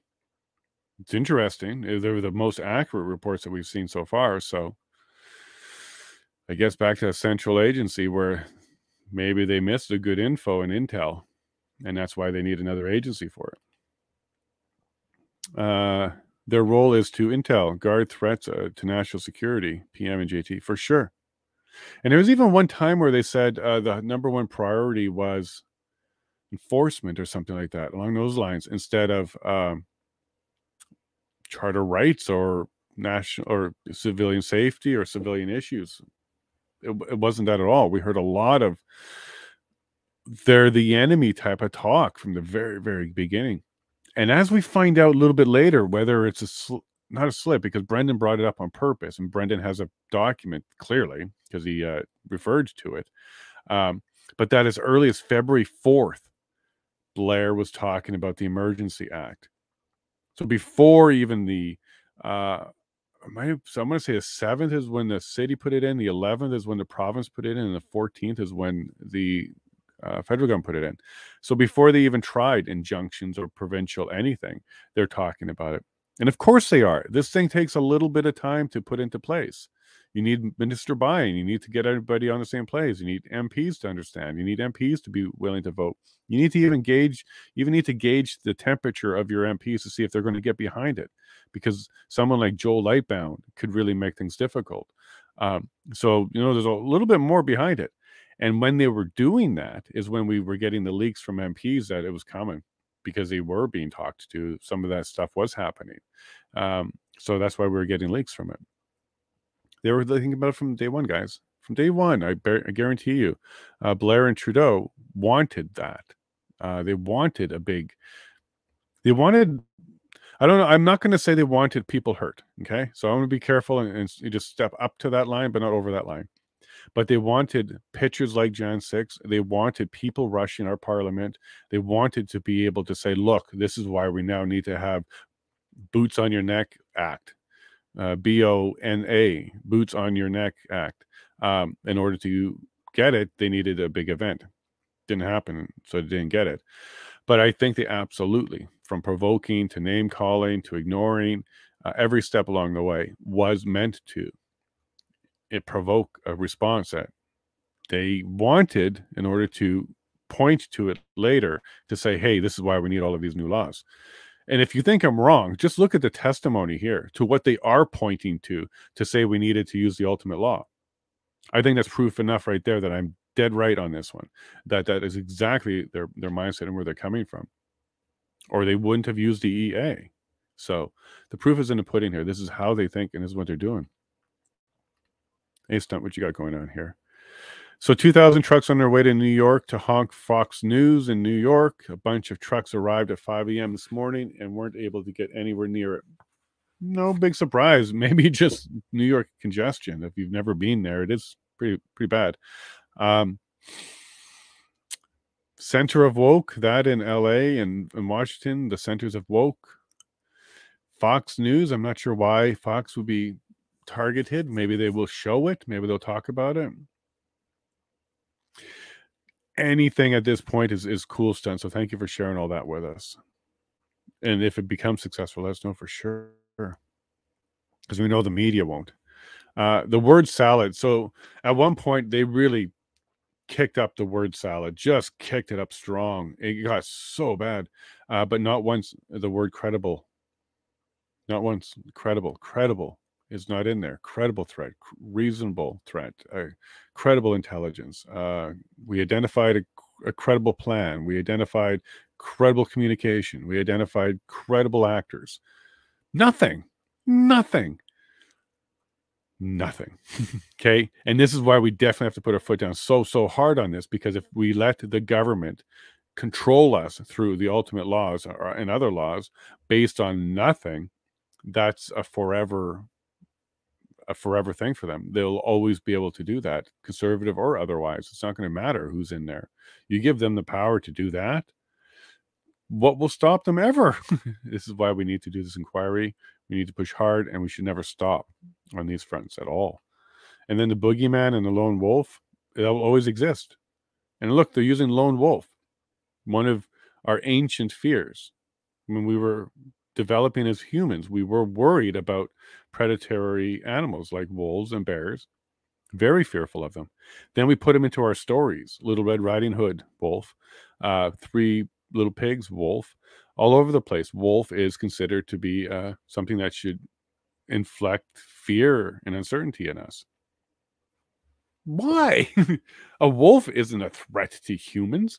Never, not really. You go attack them and you hunt them down, and then maybe. But at the end of the day, my whole point here is we're not even talking about a group. They're not even talking about Al Qaeda or something like that, like some other actual known group that has grievances or threats or want to attack and hurt. They're not even saying that. They're just making up a lone wolf, like a werewolf, like something out of the shadows. Not enough for me. Not enough, and I'm very sad that the adults in the room are not stepping up on that, requiring credible, reasonable, and sound proof. Now, what Brendan brought out later was, well, you need it. It's required. It's written in the Act. Where is it? How did you get it? Oh, we just decided so. That's the response to that. It's not how it works, guys. It's extremists should challenge government overreach. Yep. Yep, it's in my bio too, bud. So yeah, I guess I might start with YouTube, but C11 and other things might be heading my way because I am 100% against government overreach, global overreach. That is my platform. So that makes me a terrorist. I'm going to have to keep fighting these battles because that would just be silencing your opposition or political. Like I'm one step away from a political prisoner if they lock me up for that. Oof, I can imagine that. Eleanor, this is Canada's version of the Patriot Act. We have one, don't we? We don't have a Patriot Act, but we certainly have a lot less privacy than the States does. Patriot Act basically gives the U.S. government the ability to dig into the records or gain access to basically anything that's hosted and kept in the States. Canada may have something similar already, Eleanor. And if not, then the C11 is the start of that. So you might be bang on. Thank you. Maybe because CISA saw nothing but hugging Canadians and maple leaves galore. Yeah, so we heard the reports from CISA was, there's no threat. No serious violence. No credible anything. Yet that didn't matter to them, right? Because that was just an inconvenience, not a requirement. Lots of words to say CISA didn't. There you go. See the threat either. Clear why this guy was chosen. He was saying nothing at all here. So there was like a 3-minute window where his answer was nothing more than, yes, that report does show that CISA said there's no threat. But he went on such a tangent that most people just give up and don't care anymore. Don't even care what his answer is anymore. At this point, you're just done with him. But if you still listened all the way to the end, he did have to admit that, yeah, there was no threat there. And that's all these two witnesses have been doing, using about 50 words in place of one to obfuscate and confuse. And I feel like this witness or one of them recently even said how people may do that from time to time to complicate the issue. But yet here we're watching a witness do that. I can't remember where I saw that. It might have been a video. They have an interesting place in rural Ottawa for listening on cell phones. They got smart about 15 years ago and moved the road away from the compound, but Ottawa folks know where it is. Sure, I'm not surprised. They do that for data too, not just cell phone. They say it's just metadata, but it's all of it, of course. Protect your communication, use encryption. And how to get to it. I'll stream it. Yeah, please show us. It's like a mini Area 51. Try and get a Freedom of Information request in there and see if you can get access or get a tour. open it up, see what they say when you ask for that, see what their reason for no. Okay. Sometimes the freedom of information, sometimes the information you get is the rejection, and that's a good thing. It could at least let you know if they're hiding or if they just don't have it. But in either case, always go for freedom of information request where you can. Even if you don't think you'll get something, do it, because the response itself could be something we can work with later. Hey, Weechi. Yeah, you don't like Lone Wolf either, lone actor, like Pat or Tamara or Pastor Art, but not BLM. Not Antifa, right? Like, really, the government really could have took a narrative about the concerns around Antifa. They really could, because Antifa could have been quite the counter-protester, quite the agitator, quite the problem. Why are they choosing to protect Antifa here? Well, they're not even using them as one of the potential lone wolf places where it could come from. And that's a legitimate one. That's like very legitimate. Antifa is a legitimate group that definitely would have been somebody to watch and keep an eye on. We're not even hearing the government mention them. Farfada, Diagonalong, but no Antifa. The closest we got was a Government of Canada lawyer pushing a witness that counter-protesters could also be a way for it to accelerate the violence, but not necessarily Antifa. And we do know that there was Antifa involved. This is what came out of Steve from Farfada a few times. They identified Antifa, but yet the government ignored that group altogether. And frankly, that would have been a real boogeyman you could have put on the table as a real genuine threat that you can name. Interesting how the government is ignoring them. I wonder if they're friends or foes. It is also why they call it a lone wolf. It is rooted in it. There, I covered this. So as children, we were scared of the wolf. We were taught that. I'm not, implying that that's why we call it the lone wolf, but it's why the government's using it. They're treating us like children. They're activating our childish subconscious for fear, and it works for some. It works for too many, really. Big bad wolf. Never even happened. Never even happened. And even it did, you can have a lone wolf at Canada Day. You can have a lone wolf at any event ever on any day of the week. There can be one, as we saw at Parliament a few years ago. Lone wolves are not something that you can totally protect from, nor is it a reason to shut down a protest. Oh, and by the way, these particular witnesses kept saying a whole bunch of times, referring to them as protesters, not occupiers. Protesters. But at the same time that they were using the word protesters, they were talking about shutting it down, like it's not something that should be happening. They weren't saying we needed to shut down the occupation. They kept saying we need to shut down the protesters. So is that really their mindset? Yeah, okay, they're protesters, but we don't like the word, so we need to shut that down. They weren't saying shut down occupiers. They kept saying shutting down protesters. It bugged my ear a lot. Shut her down was a prime objective. You got it, Ward. Shut her down. From the very beginning, it wasn't what did you have to say or what's this about. It's shut her down. And we even saw language in documents as early as the 27th of February, surge and contain. Oh, they were military. They were prepared to do like another G20 on them from the very beginning. Yeah, Ward, from the very early days, they were suited up for war. Yeah. The question at this point is, did they try to provoke it? See, I think so. That's my opinion. I think a lot of this is provoked. Okay, that's opinion. But as we keep going through this, we're going to see more and more evidence that might even support that this was intended to be provoke. And the way you'll see that is there's very few, or if any, de-escalation plans. How do we de-escalate this? Disperse. You don't see those. And he also talked about Marcel Bourdieu a lot in this particular testimony, as he was the one working on everything, and they were kind of saying that, yeah, he's working on stuff, he's doing good stuff. If you follow up a bit more on what he was working on, he created the peaceful proposal to end the protest, and it had buy-in from everybody except PPS, RCMP, and PMO. And when his plan was presented in cabinet, we saw that dramatic thing from Brendan Miller.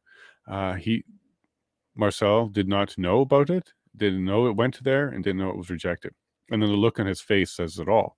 So it's interesting that these two are referring to him a lot as the one working hard on this in the OPP, but yet they're falling short on saying, and he completed the plan that would have fixed it all. Like, they're falling short on that part of the interaction with Marcel. And we know why. It's just very difficult to say we did all the right choices to respond to a national emergency when you can't even paint that picture. So it'll be hard for them. Wow, that just slipped in. They could have compelled under existing laws. Correct. Cute. So we were talking about tow trucks here. And then the Protect the Infrastructure Act or something like that came up. And Justin kind of slipped it in there quietly. Committee council put that question in there, like, you could have compelled under this. And then he said, correct. And then just went on. So committee council is getting the questions in there from both sides, getting even good ones in there. But what they're not doing is harping on it. And actually, that's an indicator that they're doing a good job, because they could also be harping on the counter narrative, right? So they don't really harp on. They just ask a question, get it on the record, and move on. So this was a good one for the committee council to get out, because he had to admit there was existing laws for compelling tow truck drivers. And I really hope soon we can stop hearing about tow truck drivers and RCMP swearing in as two big problems that they needed the ultimate act for. Neither one of those are true. So hopefully they can stop saying it, but we know they won't. Prime Minister himself is going to say both of those. Lots of dry mouth going on there. Yep, and on my side too, a little bit. Got a coffee I'm still working through, but there's a lot of chattering on my side too. So I'm starting to empathize more with them, Eleanor. It's a lot of work to keep talking. Oh goodness, these agent salads are pathetic. Yeah, Weechi. Oh, it is.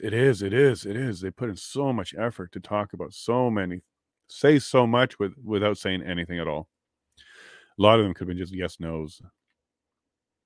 Hey, Goose. Yeah, that one guy.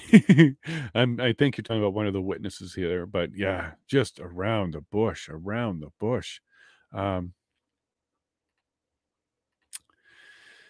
Imagine if this had not been seen as a problem that needed solving, but as a celebration that needed assistance and coordination for safety reasons. You know what? I thought about that too, Ward. And yeah, imagine what that could have been like.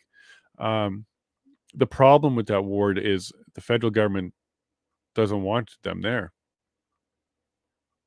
It's just a representation of how bad they're doing. And they just simply don't want them there. And you're right, it was far closer to a celebration than it was a problem. Far closer. In fact, that's what I called it a long time ago, was we had our opportunity to go and celebrate a little bit of freedom. But when this whole thing starts to turn, and the other side, as it starts to crumble and they start understanding some things they did were not so good, they're not going to have the same thing. They're not going to do a celebration or an awakening party or something like that. So at least we had a bit of a celebration. 3 weeks, we got to hug and kiss and hang out with each other for a while.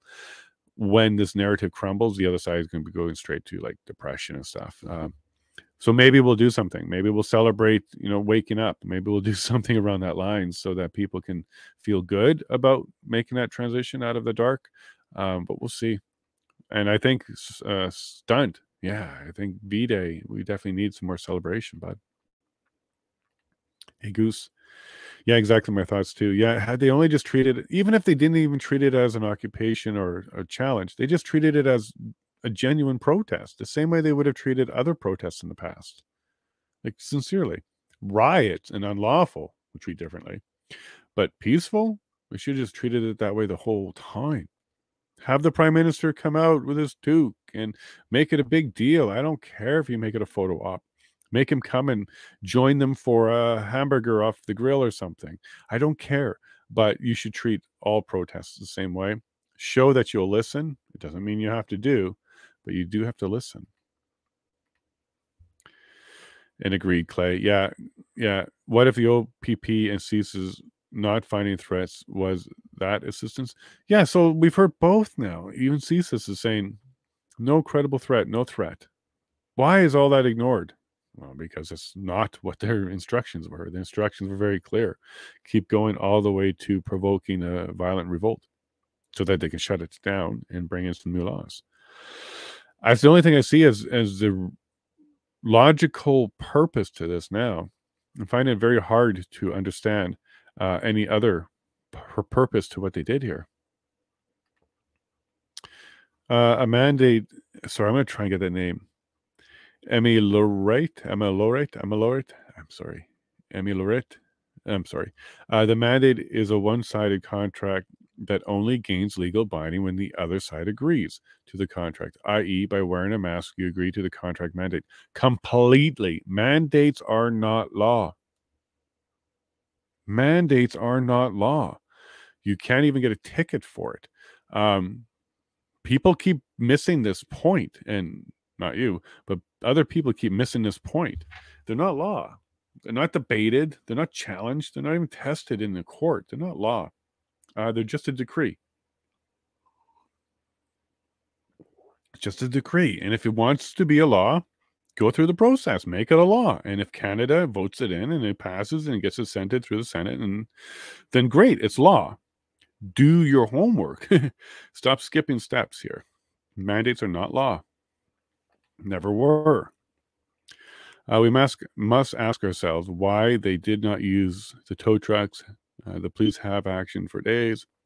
After Emergencies Act, they let the possibilities fester from the 14th at 4 p.m. till mid on the 14th.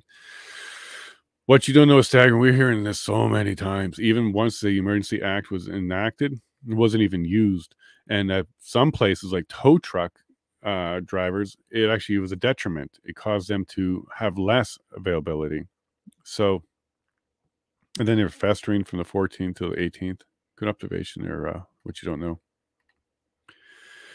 Stewart's stance during the House of Commons was that it was an ineffective of law enforcement. It was ineffective of law enforcement, not the law itself that triggered Emergencies Act. Ineffective was one of his favorite words. Yeah, and see, so I said a little bit earlier, that is a valid reason. Like the government was on the brink of collapse. But if they're going to pull that card, what you don't know, I think it should also come with a mandatory no confidence vote. Because if the government says our incompetence is the reason for it, then a no confidence vote should be the very next step. Because if they've admitted to being incompetent, well, then we have to trigger no confidence. That's what it is for. They've isolated themselves from that by making and paying for dental and other deals with the NDP. So, you know, I think there's some bribery, criminal code bribery right there, creating that deal and making that into effect.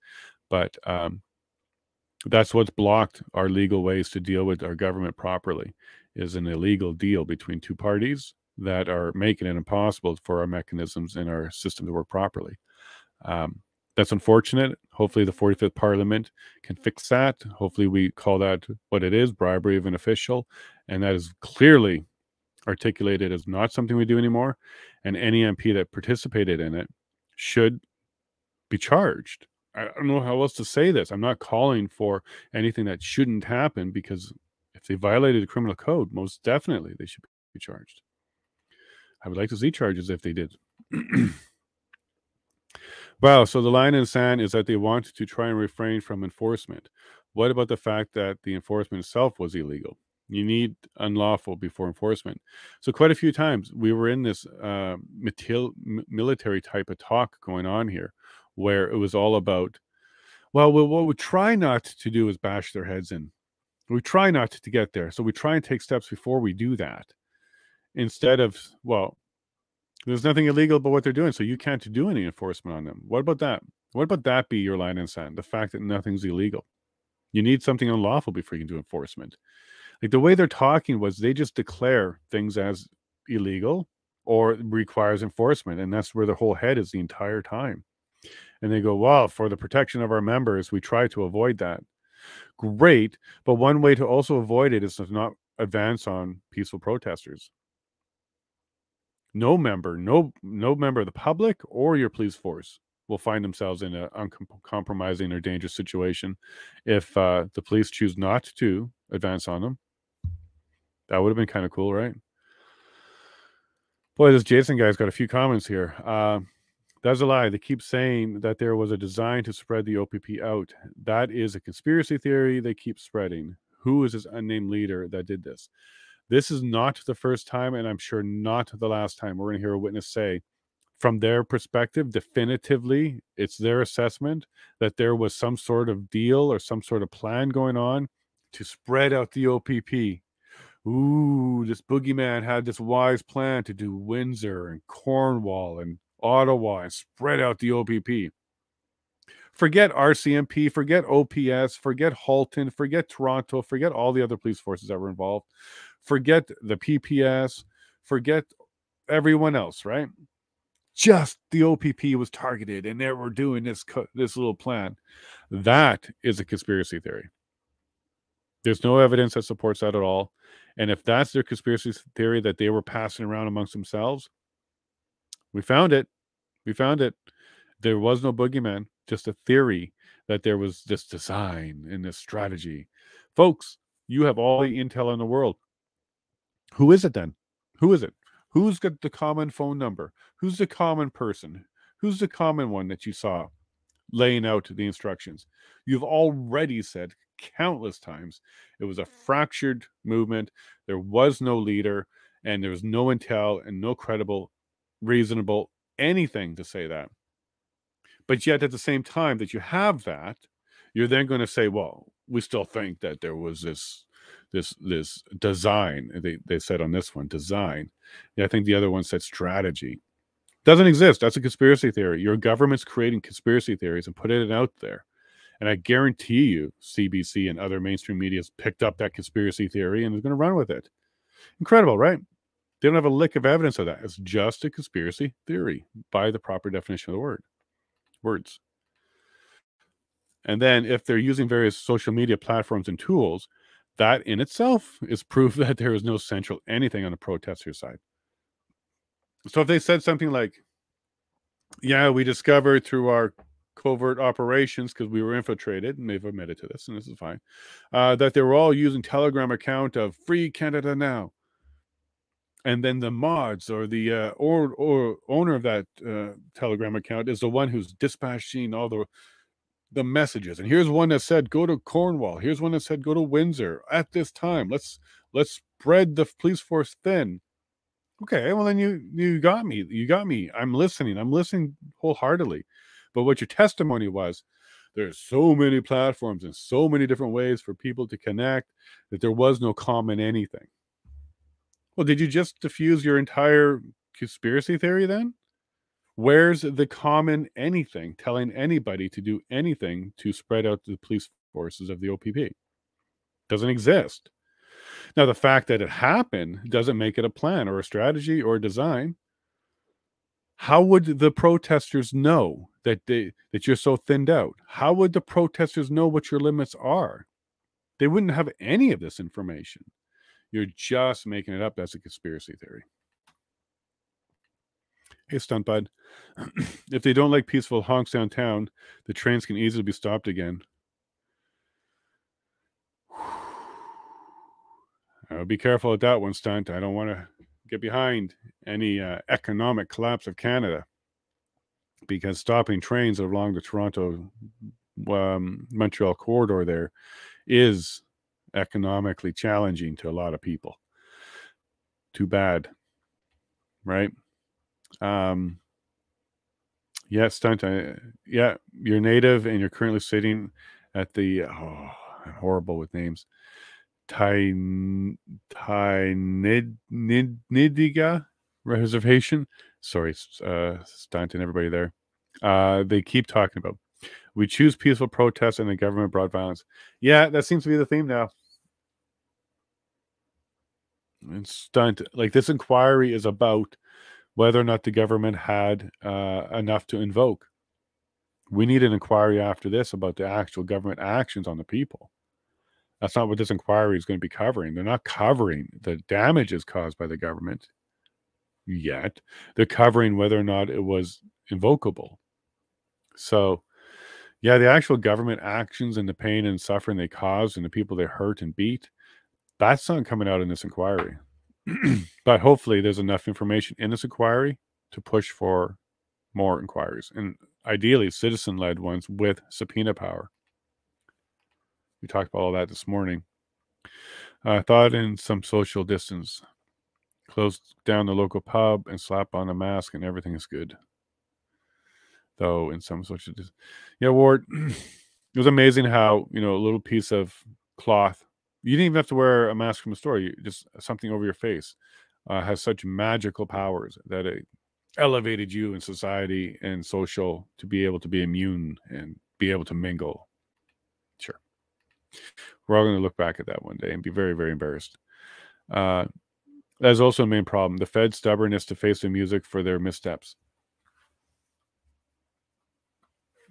You're not seeing anybody say they made a mistake here. Or oops, or my bad. You're not seeing anybody take accountability. That's depressing. Stunt, not only do they know it will happen, is our duty as Canadians to protect Canada, even from our own government. So what was going on here and what we're talking about here was the government basically saying, look, if we push them and if they're getting frustrated, they're going to be revolting and angry with us. But talking about it like it's something that's bad. And I think Stunt said, look, they should be aware that, you know, once we're frustrated, we're going to revolt. Not only is it something that is peaceful and should happen, this is something that we really have to do. Like, if it's our duty as Canadians, listen to our anthem, stand on guard for thee. It's our duty as Canadians that if we feel that we're under a threat, we need to stand on guard for thee and help Canada. And that includes against your own government if they get out of control. That's why we have no confidence as part of our parliamentary system. We have a way to ask our government to leave. It's the most polite thing to do in the world, very Canadian-like, right? But we do have the mechanism when it's not fraudulently kept from us. A stunt. They have to know that as rights and freedoms decrease, the protests will increase. And so they should. It's our duty to maintain and hold and fight for our rights sometimes. It is definitely like herding cats when you're trying to get a bunch of independent people to do the same thing, nor should we ever try to do that.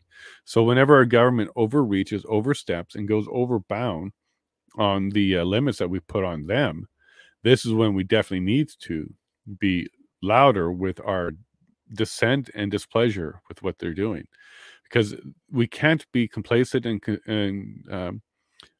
consent to it anymore. We have to be very, very, very strong in saying no. We can say no, please. We can say no, thank you. But we need to say no. And we need to be a lot louder on this on quite a few issues. Check my Twitter. Sexualizing of children is a big one. The WEF is being blatant about going after our travel and our employment. This is all out there, but we're not talking about it hardly enough. So I'm calling on you to share these stories, get out there, get frustrated, share the clips, talk to your neighbors, talk to your family. Don't give up on them, okay? Giving up on trying to get our narrative out is one of their strategies. So they will frustrate us, they will name call us, they will label us to the point where we are silent. That's by design, and the more you're not silent, the more that fails on them. So we should keep going with that. So keep talking to your neighbors, keep talking to your family, even in your church groups and everywhere else. There's a lot of people that prefer to not know and not care. But they're also the same people that complain and say everything seems to be rocky and rough. So we need to inform them so they actually have a better idea of what's going on here. And Stunt, I know you completely agree with some of this stuff. It's amazing that you're here, bud. I concur. So at this point, they are clearly what I was trying to get at here, and I got my comment here. I'll pull it up. I'm fully convinced that their response was and is designed to be the biggest STFU button on Canadians. Good luck with that. Specifically, these witnesses kept saying protesters, shut down, stop. They weren't even saying occupiers or lawbreakers. They're saying protesters. And the guy on the left, his approach kept feeling like he just wants them to shut up. If they would have just shut up and left, everybody would be super happy, right? Call it a victory.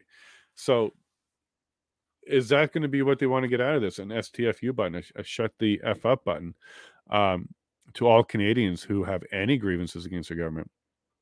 I guarantee you, as soon as this goes conservative, all of a sudden none of this will have to apply anymore. All of a sudden, protests, any STFU on protest or any pushback on protest is tyranny. Only when the conservatives are in. Yeah, watch how that narrative changes when Pierre is in there. Okay, he's probably going to win because Justin, I don't think will be the next prime minister. It's either going to be they replace him and do a lot of damage control and convince their base that this new person is different, or it will be Pierre. I don't really think we'll see any other option.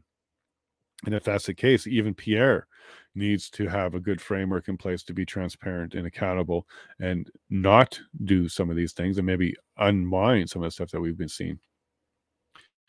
We'll see. We've learned it too. They will never get to shrink the footprint again. No deals with goofs. Yeah, so I think everybody learned some lessons on this one. And I think as this inquiry, as more information comes out, we're going to hear a lot more about at least where they were coming from. And maybe that's going to assist with the next protest, because absolutely there will be another protest. But the question will be, what type of protest will it be? Well, I think it's going to be one that navigates the line, puts its toe on the line, and that puts a lot of toes on the line. And that's where it should be. And that's what dissent and protest is meant to be. It is meant to be uncomfortable. It's not supposed to be comfortable, or else there'd be no effectiveness to it. It's not supposed to be harmful or hurtful, but it's certainly supposed to be uncomfortable. Speculative hypotheticals are great. I almost want to change mine to entertainment from education, because there's so much coming out of them that's just speculation, hypothetical, futuristic, fantastical. The Ministry of Future Events and Fantastical Events, or something like that, reporting to the Ministry of Propaganda, is a little comment I made there, because that's what it's sounding and feeling like. They're going to shut this down and say she gave... Oh, yeah, she's not feeling so good, huh? Making lots of noises there. We now live in a world where I thought if you were any symptoms of COVID, you should be staying home. I thought that's where we're at now. And we're also in flu season and stuff. I thought we were supposed to be very careful about this now. She's not even masking herself, and you're supposed to mask yourself if you do believe that you have anything, right? But she's going up to the same microphone that Brendan and everybody else goes, and the whole damn morning with her mints and halls and stuff. Oh, come on. Somebody should have told her quickly to stop that. Or she should be at home. Maybe do it remote if you're feeling that way. She could have been remote. We've seen some lawyers do remote. I was going to say someone give her water, but she looks like she has one. Yeah, she was struggling this morning, wasn't she? Watch the other guy move every time. He needs to be careful with his answers. Checks him. Yes, Dave, you caught that. So when a question comes out, one dude was kind of, I would say, signaling or at least moving, or they had some prearranged touch your nose type of thing going on here that is their own STFUs. And we even saw them later, Dave, after this comment by you, even turning to each other to say, yes, no, why don't you take this one? You're better at this, those kind of things. So yeah, Dave, you caught that. It happened very early. And somebody asked why they do panels. I don't know, but it would be a lot longer inquiry if they didn't, right? Imagine these two people being up one after the other.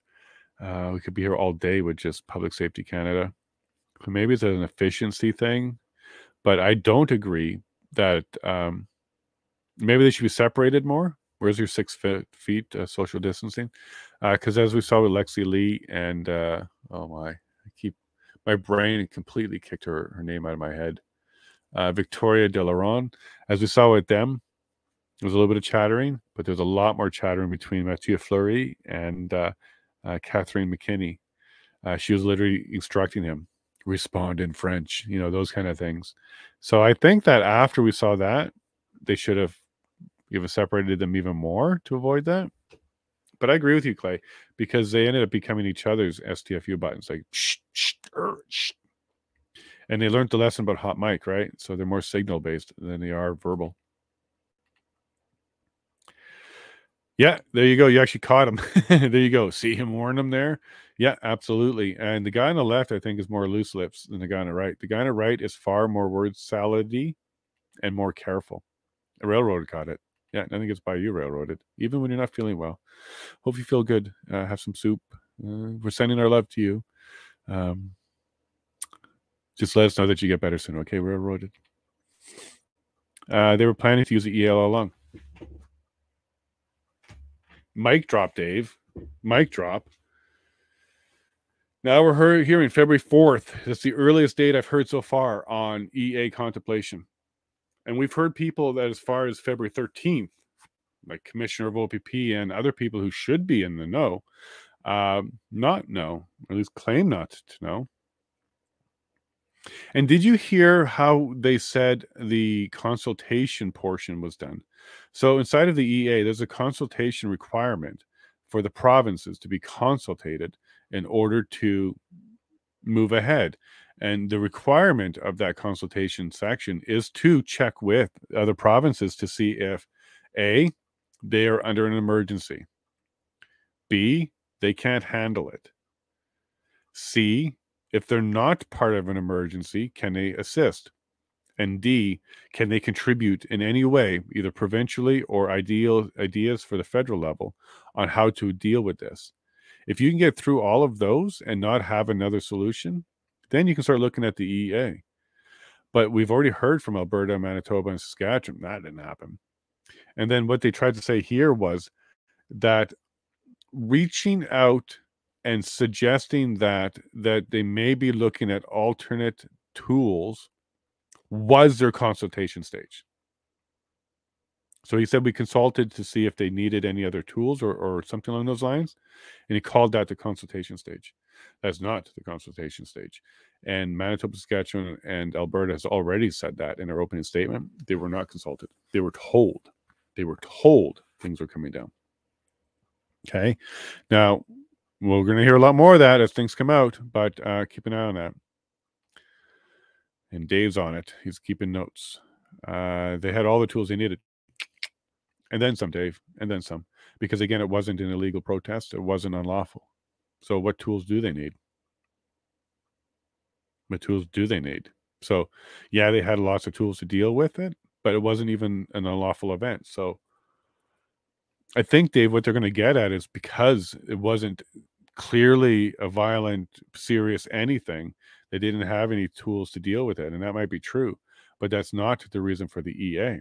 You still need a serious, real threat.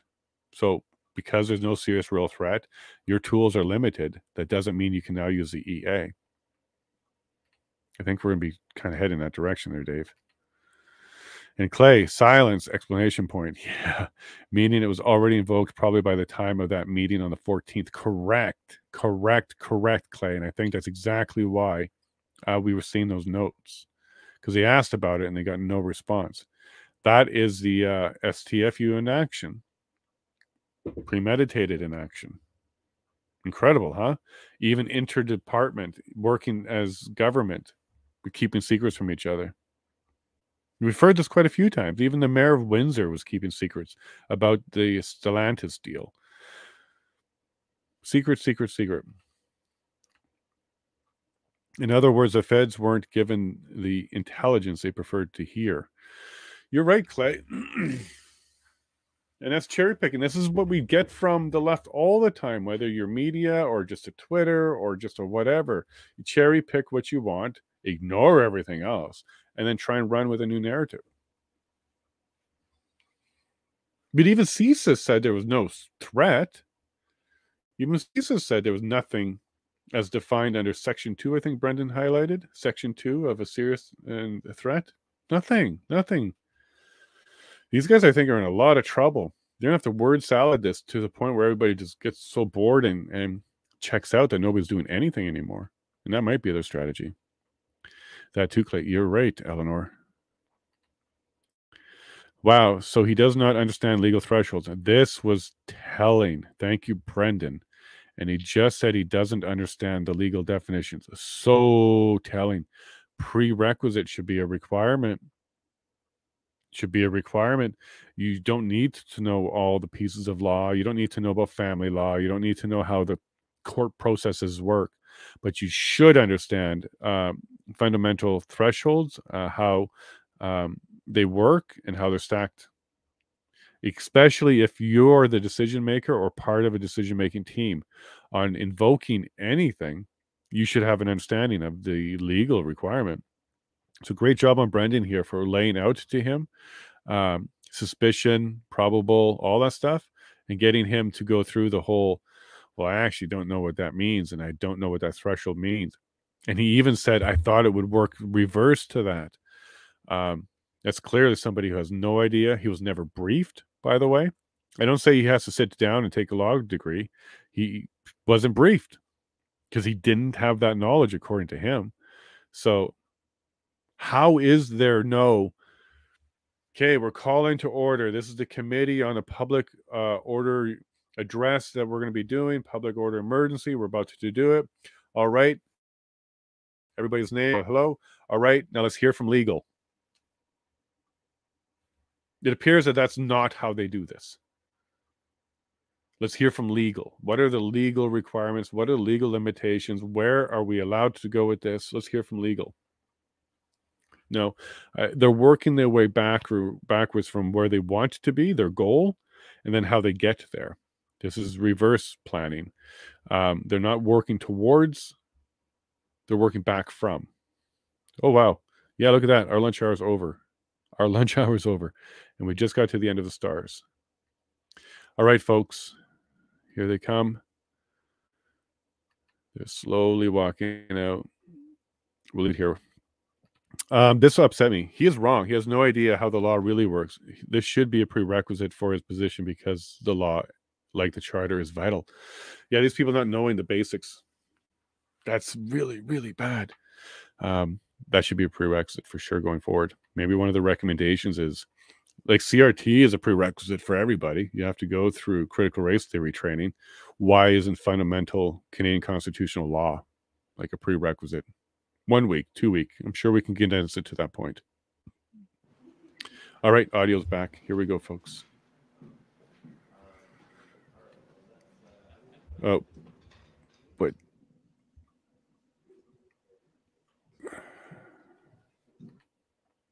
okay, they're just starting to get lazy with this. Yeah, okay, they killed the audio. Let me just continue. Maybe we get through these last few stars. Derp, I'm not comfortable with terminology that I'm using to bash protesters' head. And yeah, Ellen, you saw it. Like, how could he not know what the thresholds of suspicion and probable and all that stuff? It's all required. No adults in the room. Hey, Wayne, can't we just do without all these governmental types and just have a whole day of Brendan and the Freedom lawyers questioning people? Yeah. I'm wondering if we should make that video. It's all of Brendan. It's going to be 20, 30 hours of video. Netflix binge that. But yeah. Okay, it looks like we might be getting somewhere here, guys. I'll keep going until I see the commissioner himself. Not an expert. Every cop needs to know that because this is a grounds for requesting ID from someone not operating a motor vehicle. Exactly. I know that the Police Foundation's course has very little law in it. Very, very, very little law in it. There should be a lot more in there. Okay, is that the commissioner? All right, enjoy the afternoon. Thank you. I'm going to go have some lunch. Bye, folks. The commission is reconvened. La commission reprend.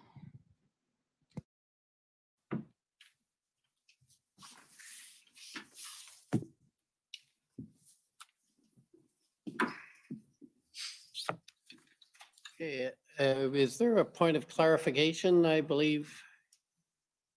Yes, thank you, Mr. Commissioner. Yes. Just a small clarification coming out of the overview report that was presented this morning. The first cabinet meeting of full cabinet in relation to the convoy was held on February 13th and not February 3rd.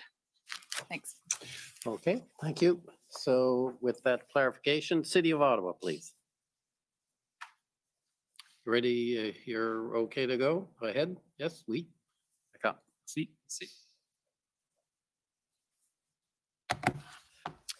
Good afternoon. My name's Anne Tardif. I'm one of the lawyers for the City of Ottawa.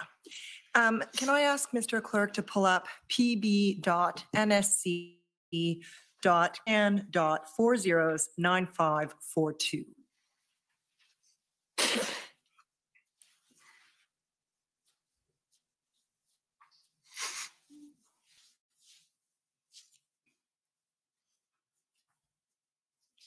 And this is an email chain. And if we could, well, you're not on it, gentlemen, but Mr. Dackelbab, have I got that correct? Thank you. You're both nodding. Is on the chain. And I understand he was interviewed along with you and some of your other colleagues by the commission in this case, right? And we'll need an audible answer, sorry. Yes. And he is at public safety as well, correct? Yes. And if we scroll down to the top of page 2, Mr. Clerk, and actually just scroll up a little bit just so we get that email. Up a little bit higher. There we go. This is an email from an individual with the Solicitor General's office in Ontario to your colleague, Mr. Trehearn, among others, at Public Safety, correct? Yes. Yes. And he says, hi, Trevor and Derek, your colleagues. I was hoping for some clarity on a few RFA, meaning request for assistance, process-related item based on some references I have been seeing in recent media coverage for Ottawa. Scrolling down to number 2, which is the one that interests me. It's titled Request for Law Enforcement Support under Ontario Police Services Act. This article, and there's a link that we can't access, says that the feds approved a request from Ottawa for RCMP support. I would have assumed such a request would have required a provincial minister request, but clearly it didn't, as in did not. I am fine with that, but want to check on process. Was that a political decision that bypassed process, or this type of request could be made by either a municipal or provincial police service? So scrolling back up, Mr. Clerk, this is a question, as we've seen, that the Solicitor General's office is putting to your colleagues. And I believe the date is February 4th. If we could scroll up, Mr. Clerk. Yeah, February 4th. And if we scroll all the way up to the top, you'll see there's an internal email chain within public safety, and your colleague, Mr. Dackelbab, says this is far from being solved. Still discussions on their way to clarify question 2, which is the one I just read. You see that there? Yes? So fair to say that at least as at February 4th, within public safety, there were still discussions in terms of the process for OPS or Ottawa requesting law enforcement resources from the RCMP, correct? Yes. Okay. Now, Mr. Stewart, I heard you say in your testimony that almost right from the beginning, right after that first weekend, Chief Slowly was adamant that he needed more resources than he had at his disposal to dismantle the occupation, correct? Correct. And you're aware that on February 7th, I won't turn it up, the Mayor of Ottawa and Ms. Deans, who was then the chair of the Police Services Board, wrote a letter to the federal government asking for 1,800 additional officers to support the OPS, correct? Correct. Okay, so I'd like to go, that was on February 7th. I'd like to now turn to a readout of the SSE Committee of Cabinet, which I take it is a committee that deals with safety, security, and emergencies. Correct. Have I got the acronym Well right? done. Okay, and Mr. Clerk, it's ssm.can.nsc.402661. And this should be a February 9th meeting of the SSE Committee of Cabinet. It's a readout, and you'll see there the date, February 9th, correct? I believe the committee meeting was on the 8th, but Okay, so the committee meeting was on the 8th. The readout is being circulated on the 9th. Fair? sure. Can we go to the bottom of page 1, please? Right there. Thank you, Mr. Clerk. Do you see it says RCMP resources deployed? Are you with me, Mr. Stewart? I am. 340 members on duty every day within RCMP mandate. And that would be in part the protective mandate that you described earlier, right? Indeed. Yes, So to protect federal assets and people. that's right. Increase in protective posture associated with RCMP mandate. And then this is what I wanted to draw your attention to. It says 50 uniformed resources in support of OPS mandate since last weekend. So from January 31st to February 8th, roughly 50 uniformed RCMP officers in Ottawa. Fair? Yes. Under OPS command, I should say. Fair? Yes. And then it says working to deploy another 200 people on new plan with OPS and partners, right? Yes. And then finally it says OPP setting up integrated planning cell to review OPS plan, and that was going to include 2 RCMP members as well, correct? Yes. If we can scroll to page 3, please, the second bullet at the top of the page, there we go. Again, we see that the plan, and this is the OPS plan, is going to be subject to review and verification by OPP and others, presumably the RCMP, correct? Yes. And that had to happen before additional resources were committed to Ottawa by the RCMP, correct? I don't believe that's true. Okay, let's keep going then. So I'd like to turn then to the first meeting of the IRG, which I understood occurred on February 10th. Correct. Right. And that's day 13 of the convoy or occupation here in Ottawa, correct? Yes. Okay, Mr. Clerk, if we could turn to ssm.nsc.can.50209, please.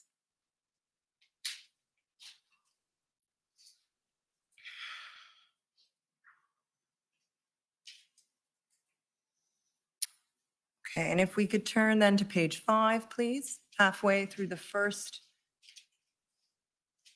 complete paragraph. Yeah. So you'll see there it says the RCMP, it's about 6 lines down. Do you see that? Thank you, Mr. Clerk. The RCMP has provided all recourses requested by the OPS. Do you see that there? I do. But I think we can agree that the 1,800 or any significant portion thereof requested on February 7th was not yet in Ottawa by this date, February 10th, correct? Correct. Right. And then if we scroll to page 6, please, halfway through the page. Right there, the commissioner of the RCMP, do you see that, Mr. Stewart? I do. Indicated that Windsor remains the #1 priority. And I don't think that's quite contentious. This is February 10th. But that was what the commissioner indicated on that date, right? Right. And I put it to you that that's the reason that the IRG was not convened until this date. That is until Windsor had occurred, the blockade at Windsor. I would not agree. Okay, and then why did it take 13 days for the situation in Ottawa before the IRG to be convened? That's not a question that I can answer, other than to say that there was extensive involvement at the federal officials and political level right from the start. So when the Prime Minister chose to convene the IRG is a decision that you should ask either him or colleagues at PCO about. Okay, will do. Okay, so I guess we'll jump ahead now to the second IRG meeting. I only have a few minutes left. We can turn it up. It's SSM NSC CAN 50214, Mr. Clerk.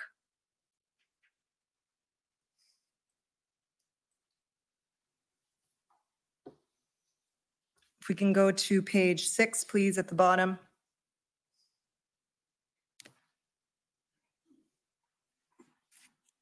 In the last 2 sentences, there continue to be challenges, and I should say the date, it's February 12th. This is the second meeting of the IRG. There continue to be challenges working with the integrated planning team in Ottawa around communication, and I think that word should be decisiveness of the OPS chief. Every request made by the OPS has been fulfilled, with RCMP personnel exceeding the 250 agreed upon in the MOU. And maybe this comes back to what you were saying earlier, Mr. Stewart, that you thought more had been provided than that 200 even before the plan had been finalized. But I take it we can agree that the large number requested, the number that was eventually needed in order to dismantle the occupation, was still not in Ottawa by this date on February 12th. To the best of my knowledge, that is true. Right. And that was the number that had been requested on February 7th, correct? The 1,800 from both levels of government. That's not here yet at this point in time, correct? Yes, that's correct. Right. And you mentioned, and pardon me, Commissioner, if I could just have 1 minute, I think I'm out, but I'm wrapping up. Thank you. You said earlier that it took several weeks. But on condition you speak slower. Okay. Understood. I heard you say earlier, Mr. Stewart, that it took several weeks for the right chemistry to be achieved at the Integrated Command Center. Recall saying that? I take it the ICC established unified command over the operation to dismantle the convoy, right? That's my understanding. Between all three police forces, OPS, OPP, and RCMP, right? Right. And you described Chief Slowly as a strong personality, right? I did. You had heard it was challenging to get him to relinquish his authority. That's what I had heard. And I expect we will hear evidence that Commissioner Lucky of the RCMP told her counterpart at the OPP on February 5th, so during that first week, that the federal government was either losing or had lost confidence in the OPS. Did you share that view? No. Did you hear of any such concerns, either from the commissioner or from ministers? I heard concerns about the ability of the OPS to manage the situation. Definitely. Now, you've said that the OPS should have looked to the OPP first, right, to fulfill its needs? Technically speaking, although I want to be clear on this point, this is not a situation in which you go by the book. Fair enough. I think you also said the RCMP was always ready and willing to assist. I did. And I appreciate there were logistical concerns, paperwork, swearing them in, getting them to Ottawa if they're deployed elsewhere, right? Right. But fair to say the real issue was what was perceived, at least, as the OPS lack of a plan, right? That was a major impediment. And what you understood to be Chief Slowly's reticence to relinquish authority, because he was controlling the approval of the plan. That's what you understood. You can put the 2 points together. I'm not sure that I can testify in any direct way that that was the case. I mean, two things seem to be facts that I was hearing. Okay. The relationship between the two you can't put together. That's correct. And the reason I put to you that the OPS or that the government of Canada wanted the OPS to look to the OPP first was that it hoped the OPP could resolve the issues around leadership and the plan. I don't know that. Thank you. Okay, next, if I could call on the Ottawa Police Service, please.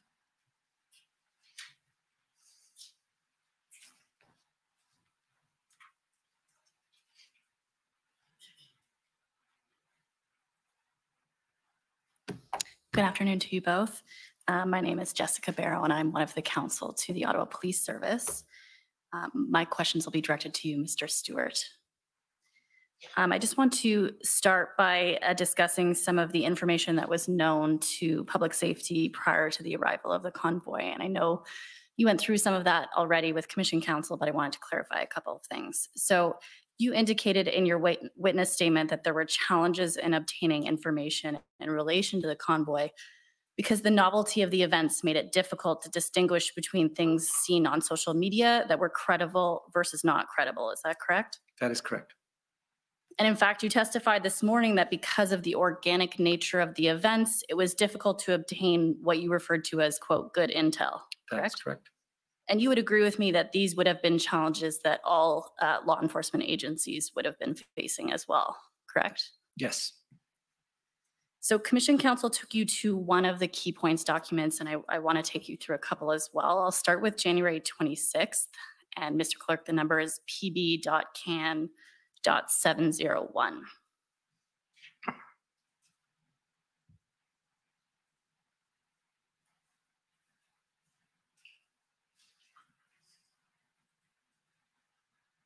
And if we could scroll down to page 2, towards the bottom of the page. In the third to bottom bullet, it says, some supporters suggested they would not leave Ottawa until vaccine mandates for public servants, Canadian travelers, and cross-border truckers are lifted. Do you recall seeing that? I do. And so this suggests that there was at least some information available to you and others to the effect that some protesters may not leave Ottawa, correct? Yes. But again, as you've indicated, with open source information, it's difficult to know whether that information was credible or not, correct? Correct. And so from your perspective, this information was not enough to raise any kind of alarm bells that this was going to be the 3-week occupation that we ultimately saw here in Ottawa, correct? Correct. And the RCMP was presumably privy to this same information as well? I would believe so, yes. And you indicated in your witness statement at page 10, and I'm happy to turn it up if necessary, but I suspect you'll recall saying this, that if the RCMP had intelligence that the convoy was planning on becoming entrenched in Ottawa and failed to report that information up to public safety, that you would have considered that to be problematic, correct? Yes. And notwithstanding the fact that we see that there's at least some information to suggest that protesters might stay, the RCMP was similarly not raising any kind of alarm bells around that, correct? That is correct. And if we scroll to the top of the document, and if you go down, yes, the first sentence there, the following relates to a planned peaceful demonstration in Ottawa on 28-29 January. So even with that information in mind, you're still planning for a couple of days, That's correct? Okay. So I want to turn back to the one on the 27th, which you did speak about briefly with Commission Counsel.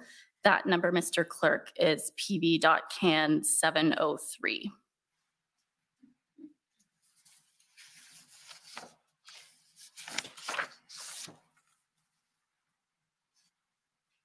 And if we could go to page 3, please. That's perfect, thank you.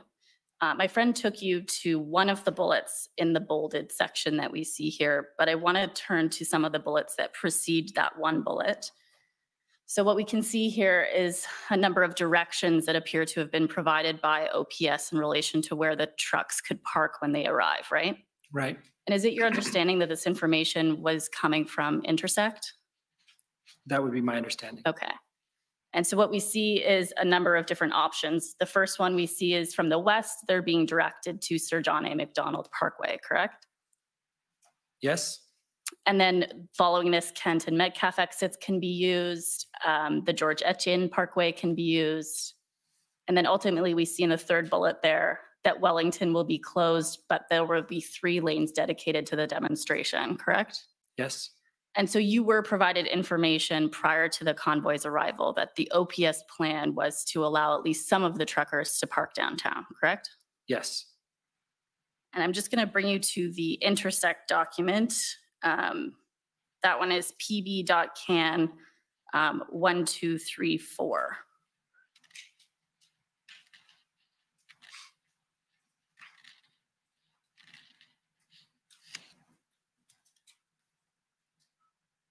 If you could scroll down a little bit, please.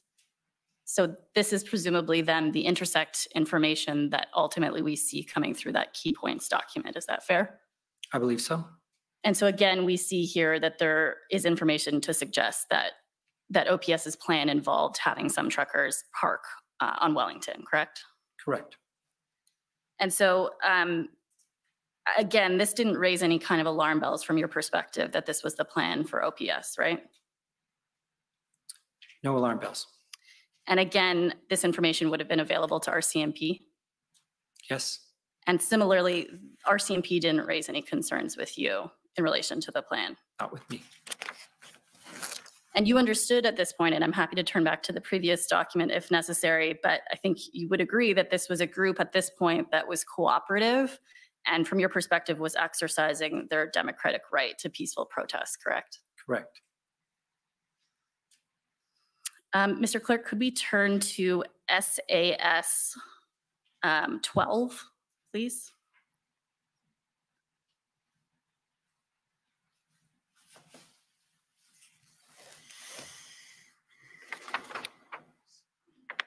So these appear to be the minutes or notes from a deputy minister's call on February 7th. Do you recall that meeting? I do. And so I just want to take you through a couple of the comments that you've made in here on February 7th.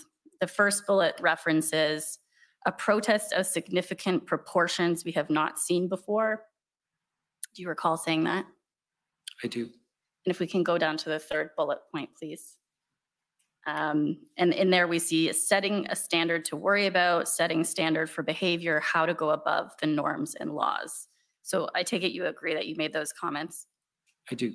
And what you meant by these comments was that what Ottawa was seeing was unlike any protest that any city in Canada had ever seen before. Is that correct? That is correct. And specifically, you were saying that the behavior of these protesters was unlike anything seen in previous protests. That may be too broad a statement. There's certainly the aspect of having the trucks involved and being used to essentially occupy physical spaces was the unprecedented part. Right, as well as the honking, some of the harassment that we saw exhibited. In terms of behavior, yes. The behaviors of the protesters, Yes. as well as the trucks, I could take it you're saying.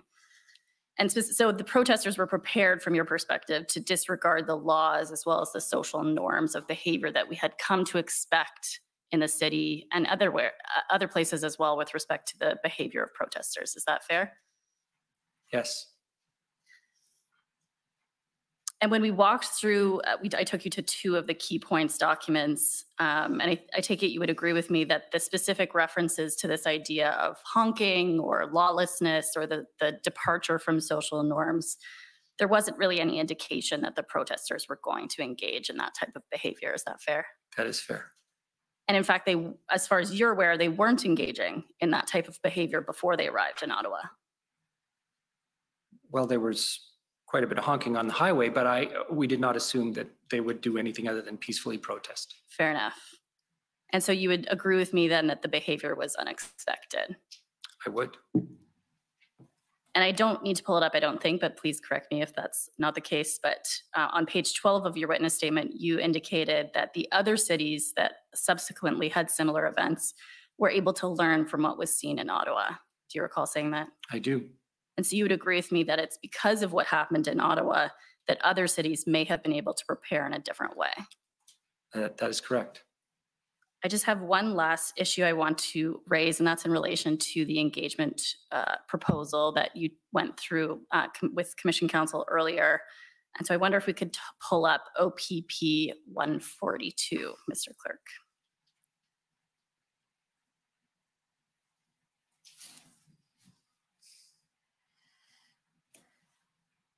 And if we could scroll down to page 2, we'll see an email between yourself and Inspector Bowden. And that's setting out some considerations in relation to the proposal. If we can, I think it might be up a little bit. Yes, there. Do you recall seeing this email with all the considerations? Yes, indeed. And what we see from Inspector Bowden is that he was of the view that this could constitute a win of sorts for protesters in terms of providing an exit strategy. Do you recall that? Yes. And would you agree with me that the comments that come from Inspector Bowden involve an advocacy for a measured approach consistent with the national framework rather than simply resorting first to enforcement? Yes, I agree. And in your witness statement, you indicated at page 18 that there were particular difficulties actually to enforcement operations in Ottawa. Do you recall saying that? I do. And that was because the protesters were very entrenched and they were aggressive towards the police? That's correct. And so the proposal was presumably aimed at trying to change that posture. Is that fair? That would be true. Okay. And you indicated in your witness statement that you did not share the proposal with OPS. Is that right? I believe it was shared with OPS because there was a question about who would, if it were actually approved, how it would be managed. And I think OPS was alerted that their PLTs, their teams would be perhaps delivery agents. Okay, I didn't consult OPS. You did not consult them, so maybe we'll just bring up one last document. I'm almost completed, Mr. Commissioner. OPP 633, just to provide some clarity on this point. So you're asking for more time? If you wouldn't mind. Yes, you can have a little more time. Thank you very much.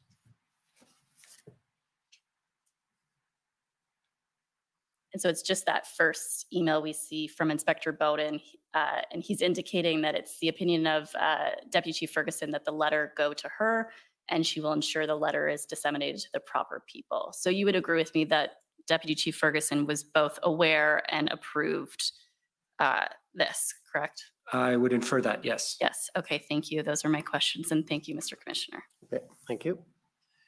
Next is Counsel for former Chief Slowly.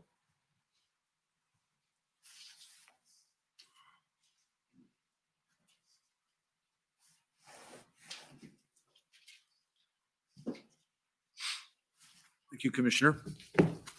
I'm Tom Curry for former Chief Slowly. Thank you.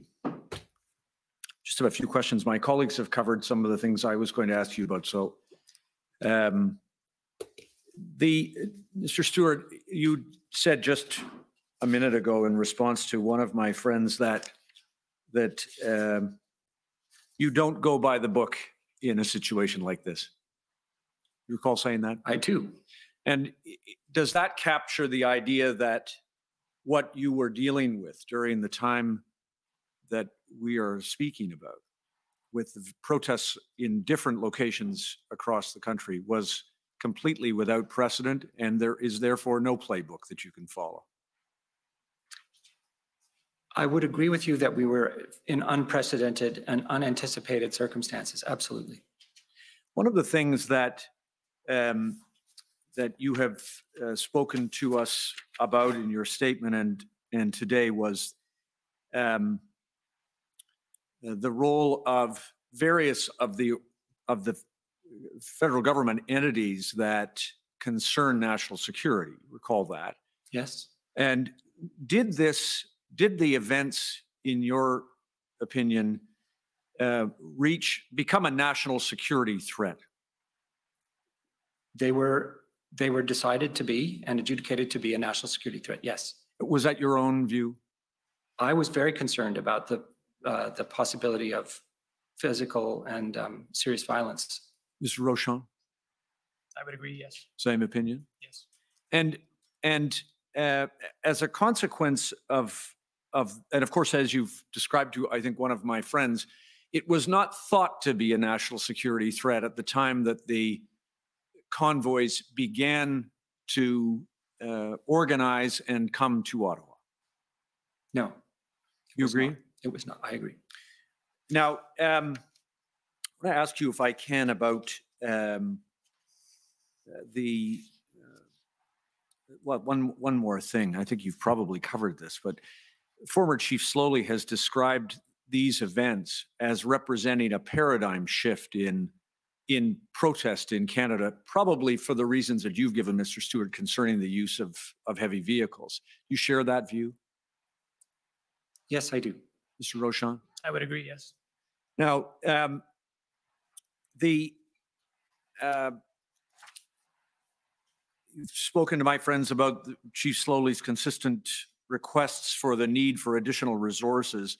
Do you agree that those came in two forms? First, there was a request for resources to maintain the safety of the citizens, the protesters, and police service members who were policing the areas in Ottawa that were the subject of protest. Yes. And second, of course, a greater need for resources in the event that a dismantling of the occupation was required. I would agree.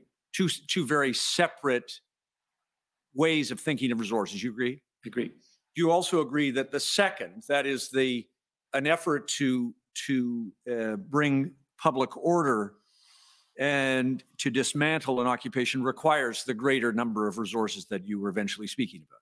I agree. And everyone understood, didn't they, that the OPS itself did not have the resources needed to do the second thing? Agreed. And it's true also, of course, they didn't even have the resources to do the first thing because their own members were stretched so thin, I think you said. I agree. Now, this was, of course, the same thing that occurred in a sense in both Windsor and Coutts and probably other places in terms of the under-resourcing of police services trying to manage those situations. Is that true? I think there's a confluence of events here. Obviously, the unprecedented nature of these protests did lead us into a situation where more resources were required. I don't know if that equates to chronically under-resourcing police, because if we were better prepared and as they were in other cities, they didn't need more officers. Understood. I suppose that it wasn't, we know that, don't we, that the protest in Coutts, the blockade in Coutts, was not able to be prevented by RCMP officers on the ground there. It wasn't anticipated, and it happened before they could mobilize. And then once the protesters were there, their vehicles were on the road and stopped, then enforcement became very challenging, correct? Exactly. And I think, in fact, one of the lessons that was learned in Coutts by your team, I assume, and others, was that an early effort to enforce failed because the protesters resisted and police were required to fall back. Do you recall that happening February 1st? I do. And that's an indication, isn't it, of the challenge of enforcement. You need significant resources to enforce that kind of a police operation. I would agree. Now, in terms quickly of about Windsor, do you understand that the Windsor that resources that were requested by the Windsor Police Service and by the OPP were pledged by the RCMP prior to the completion of a plan by the Windsor Police Service? I don't know the details of that. Okay. I would be inclined to believe that the RCMP would have made a commitment to support whatever action would need to be taken. In the absence of a plan. Just a commitment. Right. And of course, for the reasons that you've given to one of my friends, the circumstances of the blockade of the Ambassador Bridge was a significant escalation in the national security threat, wasn't it? Absolutely. Now, of the protests across the country, do you agree that Ottawa was the most complex and the most challenging? In the physical sense, I believe that's true. Right.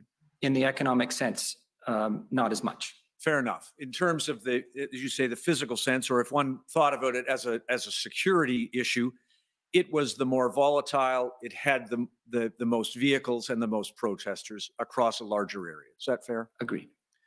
Now, I think you indicated that there was a time, at least, when there was a debate between, or perhaps even a disagreement between federal and provincial officials in Ontario, that is, about which police service was the first port of call for the Ottawa Police Service to call on. Is that fair? Well, we've been shown evidence to that effect. I didn't have that issue with my colleague. All right, understood. Now, a couple of other things. You were also aware, and I think you've told the commissioner, that enforcement was not the preferred strategy here in any of these protest locations. Negotiation, de-escalation was the preferred strategy. That is always the preferred strategy.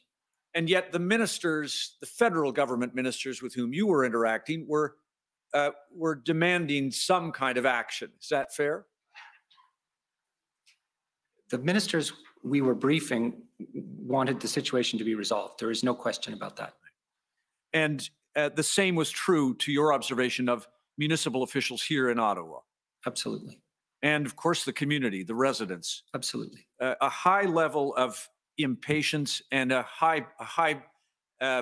it was a highly challenging situation for the police service and for Chief Slowly. Yes, absolutely. You observed, and I'm sure you felt it, the two of you were in the middle of this too. Can you tell the commissioner, did you yourselves feel enormous pressure to try to do something to solve this problem? I did. Mr. Rochon? That would be fair, yeah. And you observed it across the spectrum of police services and other government agents. Is that fair? That would be fair. You agree that Chief Slowly, during the time that you were dealing with him, was a passionate defender of the city's residents and of the police service in trying to find a solution? I would agree.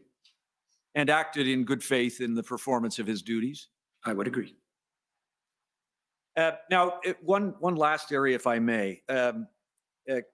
Chief Slowly has described options that were other than enforcement. And do you agree that Commissioner Lucky also expressed a preference for even the effort of an interlocutor to try to negotiate something with protesters? Do you recall that? No. May I just show you, please, a document then? See if you can assist us, because I think you received it.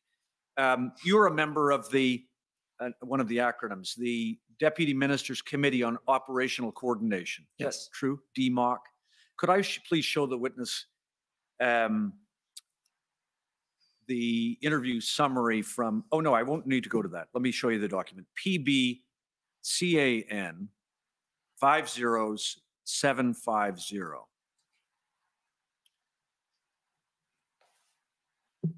See if this assists your recollection, if you would please, Mr. Stewart.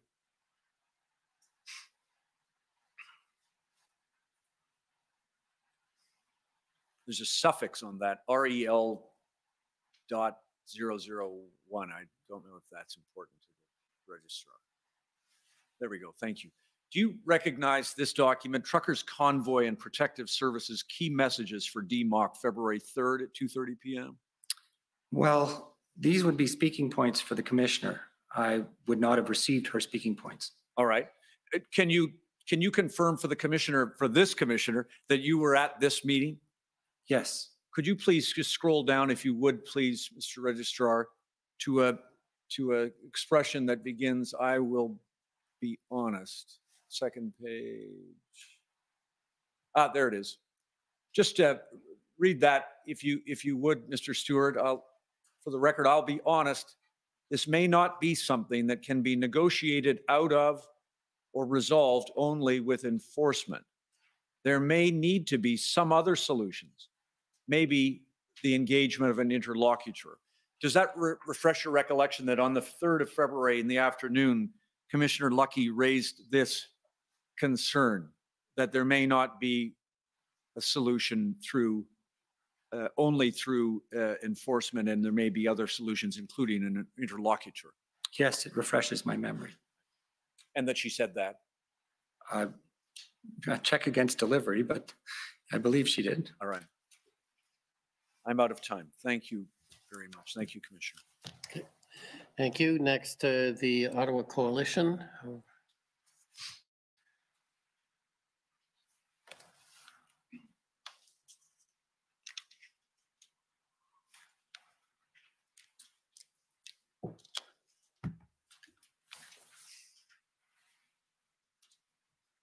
Good afternoon, Commissioner.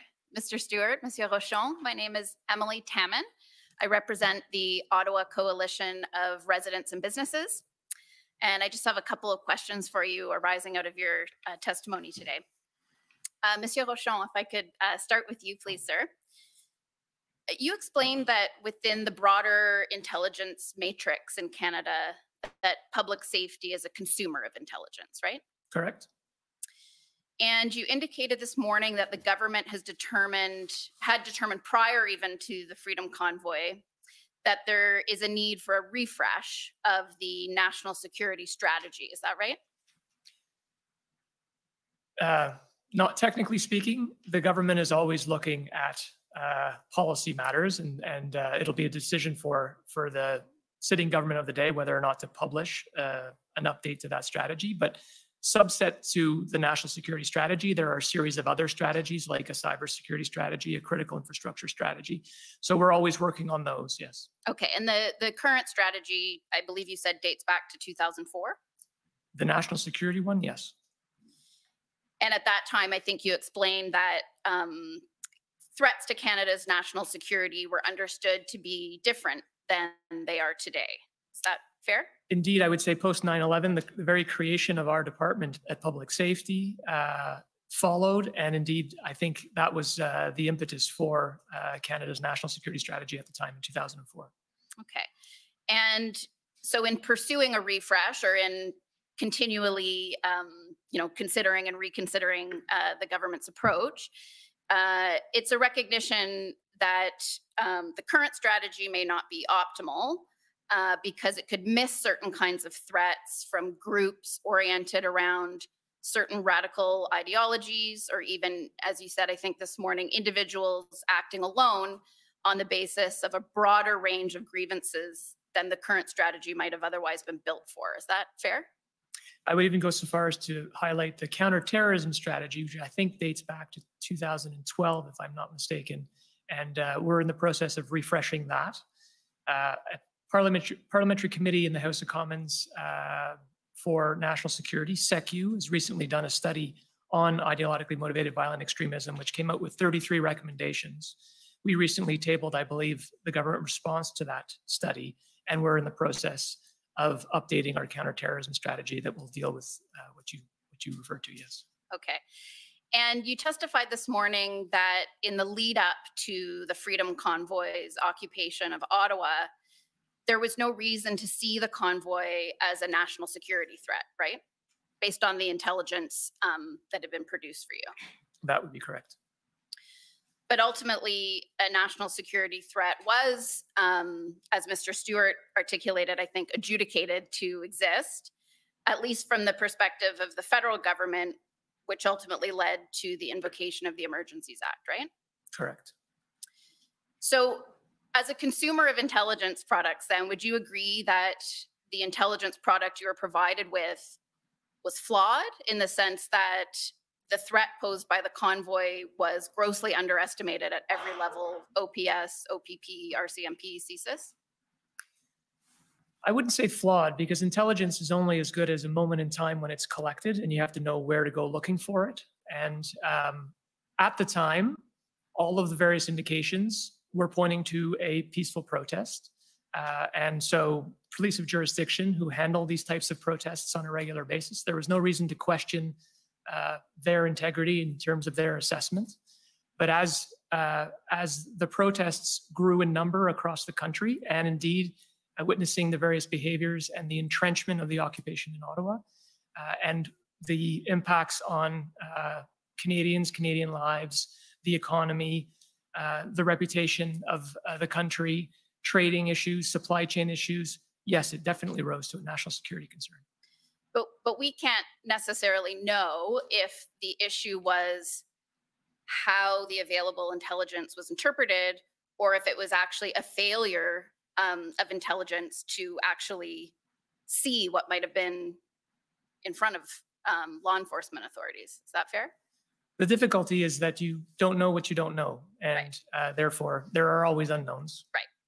So we heard from former Chief Peter Slowly that he believes that there is a double standard that exists in how national security threats are identified and communicated, and that right-wing extremism and white supremacy are often not flagged in threat assessments, while radical Islam and Islamic-based terrorism threats are. Do you agree with that assessment? I would only agree with it in so much as perhaps historically there might have been a bias, but I believe more recently, as I've indicated, ideologically motivated violent extremism has risen to the level where our security and intelligence agencies have it as the top priority at the moment. I would argue that if you look at just at the terrorist listings that we're responsible for with public safety, we've, I think, listed up to 9 now IMVE groups in the last 3 years. So, so I would not agree with that characterization in the present day. But historically speaking, we certainly were more focused on other types of terrorism. So you wouldn't agree then, I take it, that the potential threat posed by the Freedom Convoy wasn't recognized or articulated as a national security threat because of biases in intelligence gathering and in a reluctance to identify certain types of threats as being national security threats? No, I would disagree. Okay. Mr. Stewart, in your statement, you're said to have expressed the view that the government and law enforcement lack certain tools to monitor social media and properly distill its content to identify threats. Is that accurate? Yes. I wonder if you would agree then that it's likely surprising to Canadians that law enforcement continue to have a deficit in that regard, given the central role that social media plays in modern day communications, and particularly given that it can be monitored on an open source basis. Is that something, to your knowledge, that will be addressed in the refresh or reconsideration of the national security strategy? I'd like to clarify that point. There is a very high noise to signal ratio in social media. So there's a challenge inherently in monitoring all the channels that people use to communicate to the extent that they're accessible. And there are many that are not, that are encrypted. So it would be, I think, a mistake to say that the police or any institution have necessarily all the capabilities they need to monitor what is going on in the electronic world. And then beyond that, it's about assessing it and trying to make sure that, you know, what we understand to be the case is either likely to be or is the case. And that assessment process is also very challenging. So I think there's a lot of inherent challenges here. Okay, thanks. Okay, so just switching gears a little bit. We've heard evidence, and I'm completely moving to a different area now, that by February 3rd, Mayor Watson had spoken with the Prime Minister and with Minister Mendicino about the situation in Ottawa and the need for federal resources. From this perspective of public safety, then, the convoy occupation by that time was recognized to be a significant event, right? Yes. But no one within public safety at that time on February 3rd was considering invoking the Emergencies Act at that point, were they? There was no active consideration at that time. And the commission's heard evidence that on February 4th, a private citizen launched a class action against the convoy because residents felt completely abandoned by all levels of government and policing institutions. You're aware of that? I am. But no one within public safety at that time was considering invoking the Emergencies Act, right? It was not under active consideration at that point in time. And you've indicated that it did become an active consideration around February 11th. Is that fair? Yes, I did. So would it be fair then to say that the federal government never really saw a role for the Emergencies Act as a tool for dealing with the Freedom Convoy until the international borders were blockaded?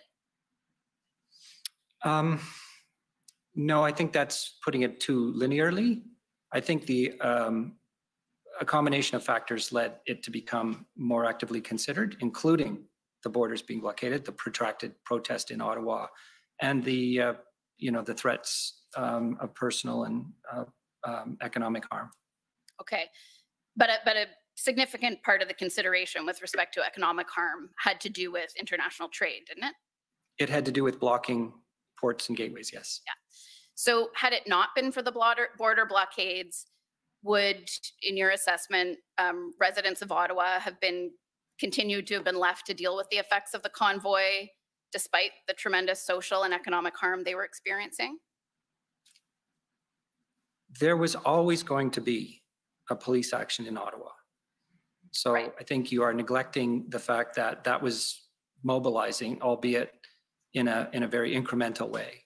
But specifically with respect to the Emergencies Act, would you, based on your understanding of the discussions that took place around that, in your view, would the Emergencies Act have been an appropriate tool to deal with the situation in Ottawa had it not been for those other events? The Emergencies Act is generally considered to be a tool of last resort under very exigent circumstances, urgent, time limited. So there were many other tools in the toolkit. Indeed, Ontario used one, and it was not used until quite a bit later in time. So I would say, we were all conscious of it as being a tool, but in the minds of those who were, sort of discussing it with counterparts, there were other tools as well. Okay, thank you. Those are my questions. Okay. Next, I'd like to call on the Ontario Provincial Police.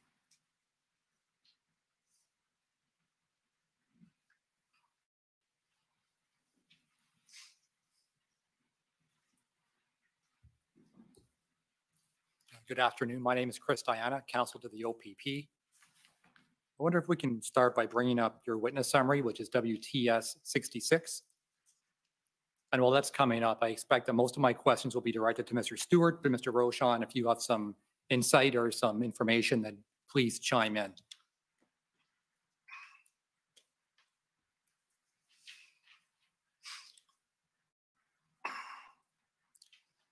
All right, so this is your witness summary. Can we go to page 21? And the last paragraph. And I want to ask some questions about the consultation that took place before the invocation of the Act. So it reads, DM Stewart added that the Act was welcomed by law enforcement, especially police of jurisdiction.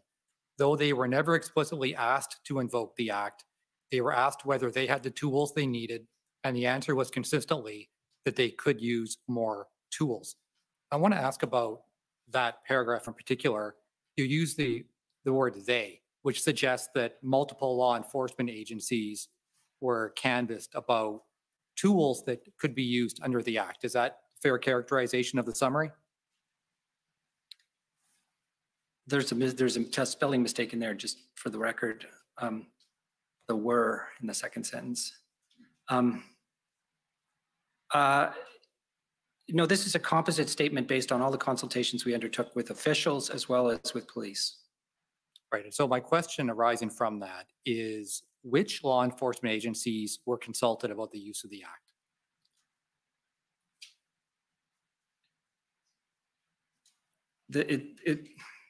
What I was saying in this witness summary and what I would say to you is that no police agency was asked about the Act itself.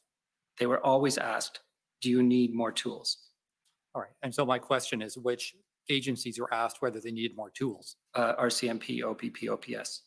All right. Do you have any knowledge on how that consultation took place?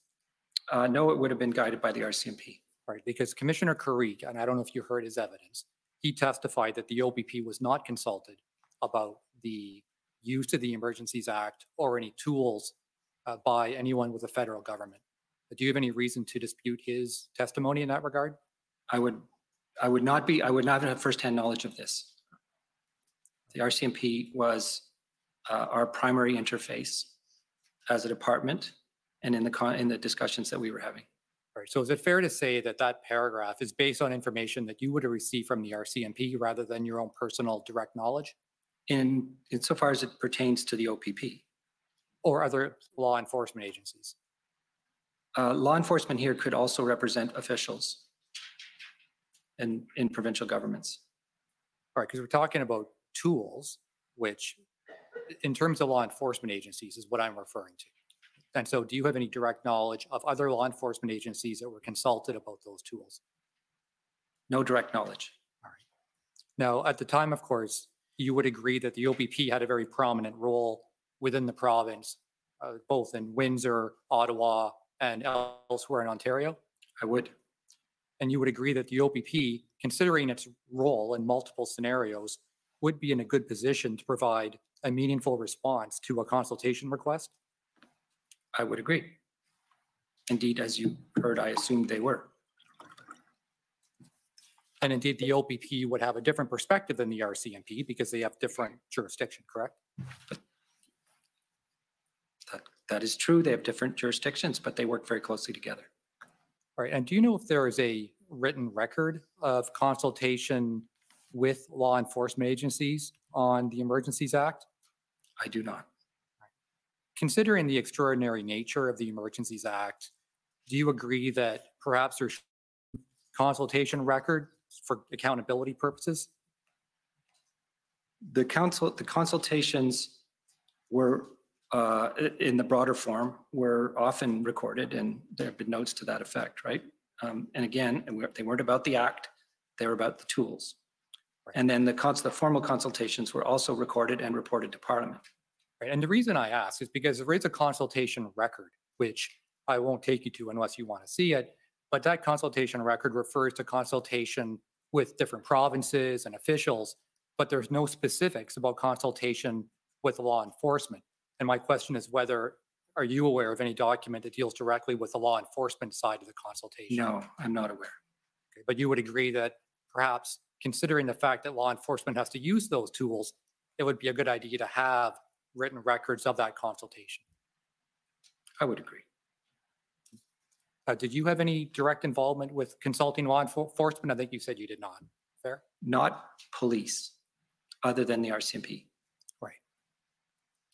If we can turn up document pb.nsc.can.503256. Actually, if I may, I'll correct that answer because I did have calls with Chief Slowly, on which Commissioner Karik was also participating. So I would say I had firsthand evidence from Chief Slowly that he needed more tools as well.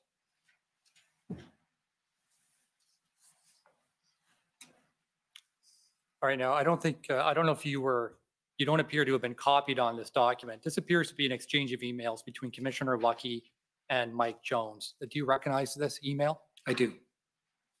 Now, Patrick Vezina is counsel, I believe.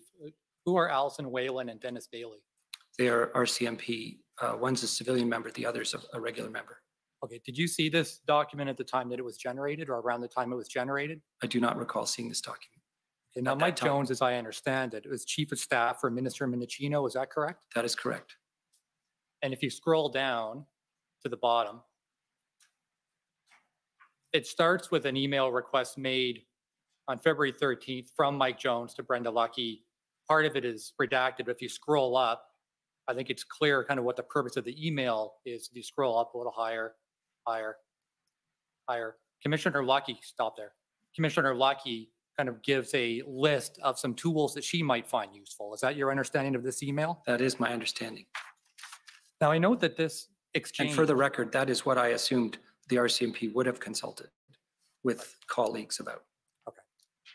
So this is evidence of consultation with the RCMP from the federal government side. My question is whether or not it's unusual that this request comes from the political side, comes from the Chief of Staff rather than from your office, from the Deputy Minister's office. Under the circumstances, I wouldn't say it was unusual. Because typically, and I know the way it works provincially, of course, because that's my area, but Commissioner Carrick testified that almost all his dealings were directly with Deputy D. Tomaso, and the communication went through the level of the Deputy Minister. But the Commissioner of the RCMP is a direct report to the Minister of Public Safety. Right. And so it's more common then for the political side to engage directly with the Commissioner of the RCMP? It is. And I wanted to follow up on a comment because this is an opportunity for us to look at all these issues, all these kind of broader systemic issues. Could you raise it yourself earlier in your evidence about Nova Scotia and maybe taking another look at what is the appropriate role of the political side as opposed to your side of the house? Do you have any thoughts on how, from the federal side, that can be improved from where it's at now? That's a very open-ended question. I don't think my opinion is here or there. I would observe, however, and this is why I raised it this morning, that this has become an issue in a number of domains where people have asked what's the division between requests for information and advice, which this I think constitutes, versus what are sort of interference or engagement in police operations. And so I would certainly agree with the proposal that could be clarified. Yeah, and I guess one of the reasons I ask, you're not copied on this. And as Deputy Minister, if there is going to be direct engagement with the political side, don't you expect you to at least be copied on it for your informational awareness? At 1 a.m, it probably wouldn't matter. Right. No, I think it would have made sense for her to copy me. She copied her subordinates. Right. And I guess, again, we're in this context where we can look at these issues. These opportunities don't come across very well. And you've got a lot of experience in your role, as do you, Mr. Rochon. So you can weigh into this question as well. But is there any merit in having clearer lines or more clearly defined lines about how the interaction between the political side and the RCMP commissioner to avoid any kind of misunderstandings? There is merit. And how do you have any recommendations on how those lines should be drawn? No. Do you have any thoughts, Mr. Rochon? No, I'm afraid not. And just finishing up on the question about intelligence, you were asked a question by my friend who was up before me about whether or not there was essentially a failure of intelligence. Now, your evidence earlier was that you're in a position where you're only receiving or you're consuming the intelligence, correct? Correct. That is correct, yeah. But you only know what's provided to you, correct? Correct. So, for example, you didn't even know about Hendon. What you're looking at is what other people are synthesizing, putting together, and letting you know, correct? Correct. So really, you wouldn't be in a position, especially at the time, to know whether you had reviewed all the intelligence or whether what had been provided to you was an accurate reflection of what was out there, correct? I would argue that the reason why we have an ADM National Security Operations Committee table every week is to have subject matter experts across 16 departments and agencies bring forward information that would be relevant for that table, and then we ask questions and try to anticipate threats to national security. And in this particular instance, we would have all been aware of convoys, and we would have been deferring to the RCMP or transport or indeed CSIS, ITAC, and others to flag for us if there was something more to bring to our attention. And at the early stages, that wasn't the case. Right. And so if the RCMP or whoever's reviewing this information decides that information such as there's no exit strategy, an intention to make the workings of government more difficult, if that doesn't get included, then obviously you would never know. So there's a lot that's put on the shoulders of those who are providing the information to you. Would you agree? Yes and no. I mean, there's enough experience around that ADM National Security Operations table to ask those types of questions. You know, intelligence fusion is always a challenge. And so bringing together all of the various pieces of intelligence to get an accurate picture at a moment in time is something that we have experience with. And at that point in time, we had no reason to believe this was going to be anything more than a peaceful protest. Thank you, gentlemen. Much appreciated. Thank you. Next up is the Windsor Police Service. Thank you, Mr. Commissioner. This is Tom McRae for Windsor Police Service. I have no questions. Thank you. Next is the Government of Alberta.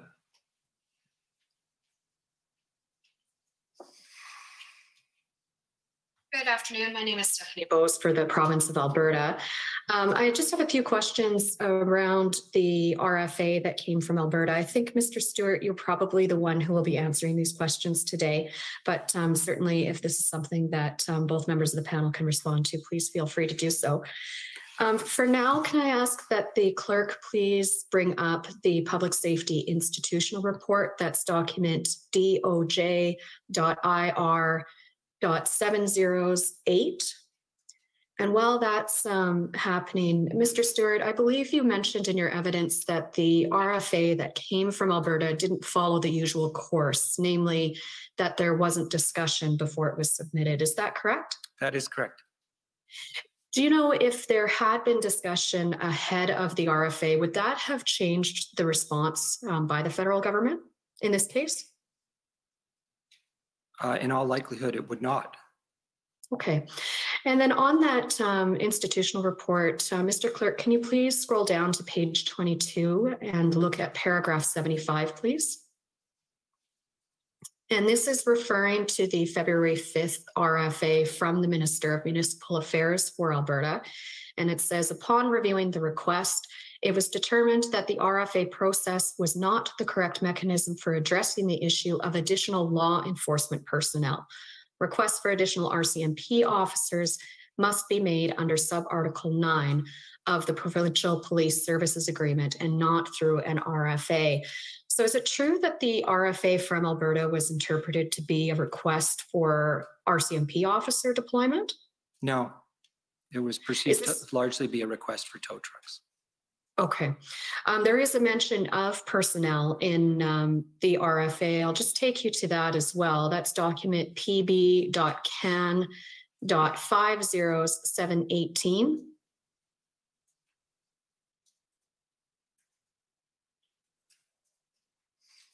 And I'll take it you've seen the RFA from Minister McIver before. Is that correct? I have. Okay. And then if we look at paragraph 5, or sorry, paragraph 4,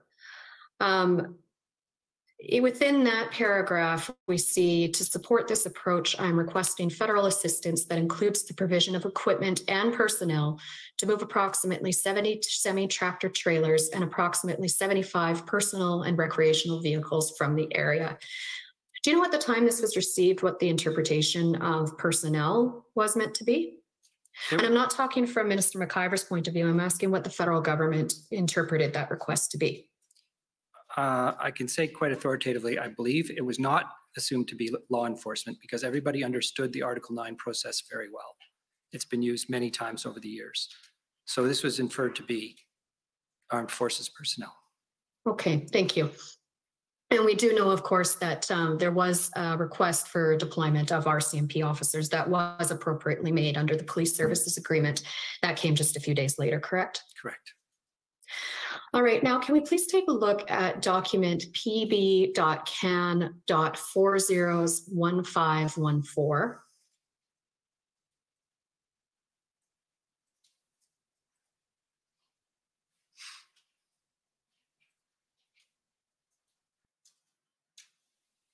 And this is an email from Mr. Dackelbab to yourself on February 13. And it outlines a meeting that Transportation Canada individuals had with colleagues from Alberta, Manitoba, and Ontario. And if we scroll down to the bullet points that begin with Alberta, we can see those there. Alberta requests for CAF support have been denied, but they are surprised that the request to access reservists with operational skills needed to drive towing trucks was not accepted. This part of the request is news to us, and we committed to follow up on this specific point. Do you know if there was any follow-up on that point? I do not. All right. Now, ultimately, the Government of Canada was going to deny Alberta's request for assistance, correct? Actually, what happened was that we evaluated the initial request and determined that the CAF equipment would not be appropriate. And as this indicates, it was not my understanding that there was another dimension to the personnel request. However, we did not formally notify Alberta that the RFA would be turned down on the basis of the fact that we were still having discussions about the federal toolkit and ultimately addressed the tow truck issue via the Emergencies Act. Okay, now I'd like to take you to some draft letters that were in Canada's production for this, beginning with pb.nsc.can 409547.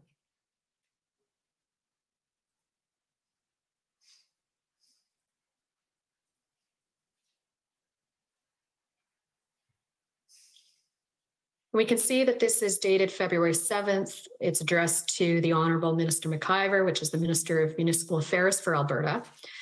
And if we scroll down to the last paragraph on the first page, it says, further, I understand that Alberta has the required authorities necessary to enforce compliance as a highway is considered essential infrastructure, and it is unlawful to willfully obstruct, interrupt, or interfere with the construction, maintenance, use, or operation of any essential infrastructure in a manner that renders the essential infrastructure dangerous, useless, inoperative, or ineffective as per the Critical Infrastructure Defence Act of Alberta. And this letter is unsigned. Do you know why it was unsigned and unsent at this time? For the reasons I just explained. Okay, but you would agree that on February 7th, the Government of Canada's position was that Alberta had the required authorities to deal with the illegal protests around Coutts, Alberta?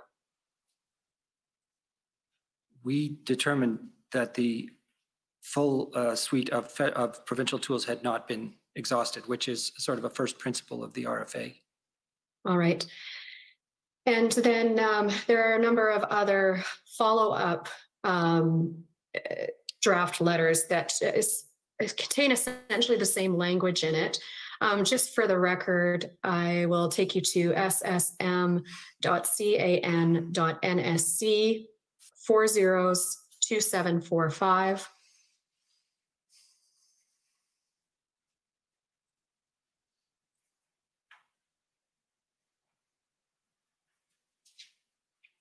And this is a memorandum for the Minister of Emergency Preparedness. I understand if you scroll down to page 2 that you digitally signed this memorandum on February 9th. Do you see that? I see that. And in this memorandum, you recommended that the Minister of Emergency Preparedness sign an enclosed reply indicating that the Government of Canada was refusing the RFA. Okay. Is that correct? I believe so. I haven't seen the attachment, but I believe so.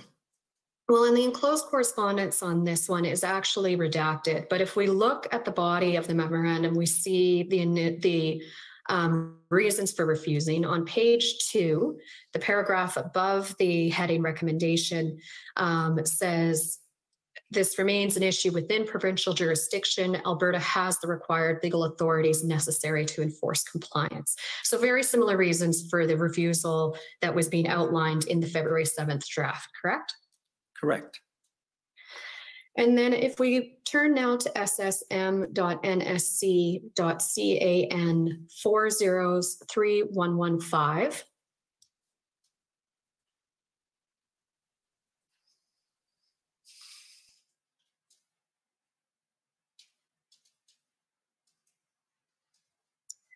This is a series of emails from February 11th.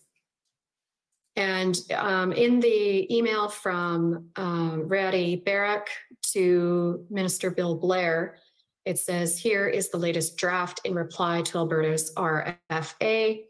And again, going to page 2, we see a paragraph starting with further, I understand. And it says Alberta has the required legal authorities necessary to enforce compliance, and then refers to the Critical Infrastructure Defence Act. So again, here we are, February 11th, very similar reasons to those expressed on February 9th and February 7th, correct? Correct. And if we scroll to the very top of this, we see that Minister Blair approved the response. Were you aware that he had approved such a response? I was. Okay. And I told a provincial official, although I cannot remember who that was. The level of provincial official you told, or the meeting in which you told them that? A deputy minister called me and asked if we were going to approve it sometime within 24 to 48 hours of the original request. And I said, my expectation is we would not. Okay, so very early on, the decision was made it would be refused. The reasons for refusing it seem to not really have changed throughout the course of the time when the draft response was being considered. Is that fair to say? Yes. And then I'm going to take you to one last draft, and that is on pb.can.nsc.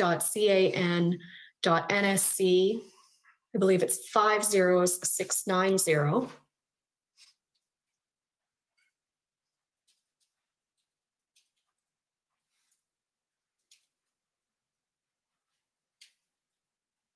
And this is an email. My understanding is with the timestamp, this time is actually the true time that this was sent should be 5 hours ahead of this. So sometime in the evening on February 12th, excuse me. If we scroll down to the second email there, and on the second page, we again see we've got a draft response. And again, the wording is very similar. Further, I understand Alberta has the required legal authorities, and then reference to the Critical Infrastructure Defence Act. So by as late as February 12th, the Government of Canada's position on Alberta's RFA was that it had the required legal authorities necessary to enforce compliance of any illegal protest activity occurring in Alberta. Do you agree? It had powers to address the circumstance, including compelling tow truck drivers. You're now well out of time. Can I just have 1 minute to clarify which act that that power comes under, Mr. Commissioner? Okay. So, I'm sorry. You referred to Alberta having the power to compel tow truck operators under the Critical Infrastructure Defence Act. I'm going to put to you that that act is not actually the correct act. It is only 5 sections long, and the Commission has heard evidence from the Assistant Deputy Minister de Grand that legislation makes interfering with critical infrastructure an offence, but it's not something that Alberta needs to invoke. Alberta does have the Emergency Management Act, which does grant in it the power to compel service providers to provide services. So despite maybe having a confusion about which act that power falls under, it doesn't change the position that Canada's response to Alberta's RFA. Would you agree? I would agree. Okay. Thank you. That's my only question. Those are my only questions today. Okay, thank you. Next, if I could call on the CCLA, please.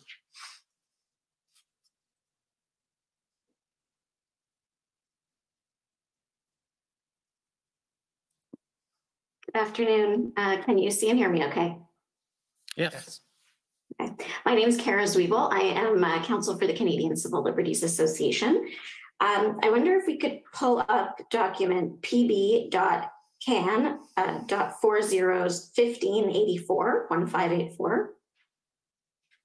And this, just while it's getting pulled up, I believe is an email chain related to the technical briefing that you mentioned earlier, or the guess there were several technical briefings that happened. And if we scroll all the way down to the bottom, just so we can see where this starts. So this is someone in the communications branch of public safety. And writing to say that there may need to be a follow-up, a second, I think here we're talking about a media briefing. Is that right? I believe so, yes. Okay, because there wasn't enough time for all the questions given some other briefings that were going on. And if we scroll up a bit more, there's some discussion here about the possibility of doing this another way. Could we do this in writing? I gather at this point, everyone in your department is running on fumes, and there's quite a lot going on. And the idea of doing yet another briefing is not necessarily something you feel is the best use of time. Is that an accurate characterization? I would simply say, from my recollection, that we pretty much ran full on doing a technical brief after technical brief after technical brief with different stakeholders, be they both houses of parliament, media, as well as stakeholders. And each one typically would run for half an hour to an hour. But in this particular case, we were affording stakeholders sometimes up to 2 hours, sometimes even longer. And we were trying to address as many questions. But as you can appreciate, we had a panel of experts from a great number of departments and agencies, and therefore questions stemmed from law enforcement activity to border service activity to finance, and therefore we were, I think, if I look back at this particular exchange, probably wondering whether there wouldn't be a way of having people submit questions in writing, and maybe there would be a better way of posting our answers online as opposed to continuing with the number of technical briefs that we were providing. Okay, thank you. And can we now go to document SSM.CAN.402668? So I think this is going to be, I believe, your speaking notes for maybe it's one, maybe it's all of these technical briefings. And if we can just go down to the first full paragraph on page 3. And I think this is the document that we were talking about earlier about the need to focus on the public safety portfolio elements a bit more and not duplicate what justice or other departments might say. And so, yes, okay. So on this page, I gather this is roughly what you communicated during these briefings. So first, noting that the Emergencies Act is a significant step, one that will help ensure law enforcement across Canada have broad and clear authority to protect public safety, ensure our borders remain open, and safeguard our national security. And then scrolling down a bit, it's also noted that this is a message to people who are participating in these protests and interfering in critical infrastructure that there will be consequences. And then a little bit more, the next paragraph notes that these measures will supplement existing provincial and territorial measures and assist the RCMP in becoming integrated. I think it probably speaks a little bit to that question of avoiding the swearing in and some of that red tape. Indeed. And then it's this next paragraph that I want to ask about. So it says it's important to underscore that invoking the Emergencies Act does not give the federal government the authority to direct the police services of any other jurisdiction. So two questions, I guess. The first is that statement, that the use of any other jurisdiction, are you saying here that using the Emergencies Act allows the federal government to direct the federal police, the RCMP? Or are you just clarifying that nothing in the Emergencies Act changes the normal situation where the government does not direct police in their operations? I would say it's the latter interpretation. Okay, thank you. But would you agree with me that while invoking the Emergencies Act doesn't give the federal government the authority to direct police services of any jurisdiction, the orders, the emergency orders that were made under the rubric of the Act, grant police new authority to enforce those measures. Sorry, can you, Yes, can you just sorry, answer well, I wasn't sure okay. if you were finished. That's why I was waiting. Apologies. Yes, I think it certainly gives them additional tools via the means of additional authorities that they can avail themselves of. Okay, right. And just like the criminal code gives the police certain tools, it's ultimately going to be police officers that will make determinations about the manner of enforcement. Yes. Okay, and ultimately police authorities that will decide and how they will exercise their discretion. This notion of police discretion is an important piece of this. Would you agree? I would agree. Okay. And you would agree that these, these orders under the Emergency Act provided all police across the country with the authority to enforce these new measures? Yes. Okay.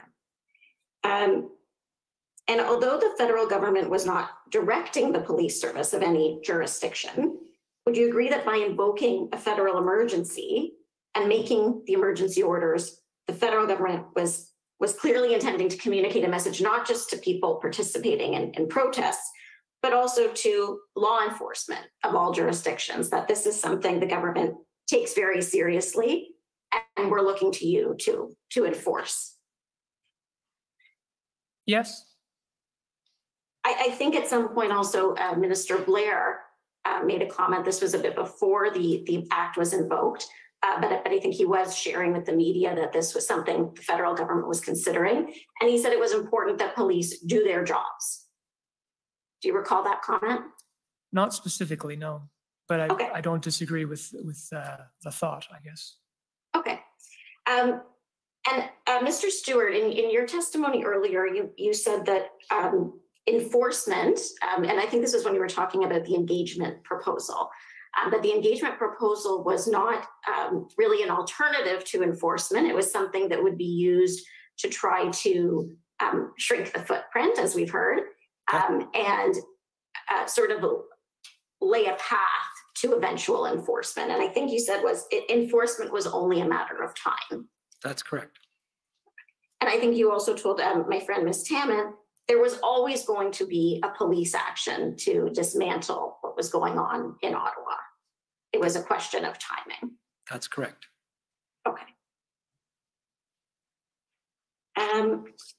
One more question related to, there was a document that you were taken to before, and this is around the relationship with the Government of Ontario and the powers that they had under their Emergency Act, or their Emergency Management and Civil Protection Act. And I think you noted that the Ontario legislation had more teeth than the federal legislation in terms of the penalties. Do you recall saying that? That's correct. Okay. But you would agree with me that the provincial legislation didn't allow for the kind of broad financial powers that were included in the emergency regulations invoked and enacted by the federal government. That's correct. So the freezing of assets immediately without notice or due process is likely something that the province would not have been able to do, or is not contemplated under their legislation. It was not contemplated, and indeed it was done under the Bank Act. So that's a federal statute. Okay. Can we just go back to that pb.can.401584? This is the email chain again related to the technical briefing. And sorry to jump around a little. I'm just trying to use my time as effectively as I can. So if we just scroll down a little bit, keep going. Thank you, right there. So Mr. Rochon, this was, again, I think you're discussing sort of how to make the best use of everyone's time and what's a very busy time. And you note there was better control in the first meeting because it was one that you were chairing. Second brief was bananas. Justice is at fault. Can you tell us a bit about that second briefing and what happened there in terms of the communications? Certainly. The way these briefs are typically handled, in my experience, having gone through many of these over the course of my career, is that you normally have a moderator.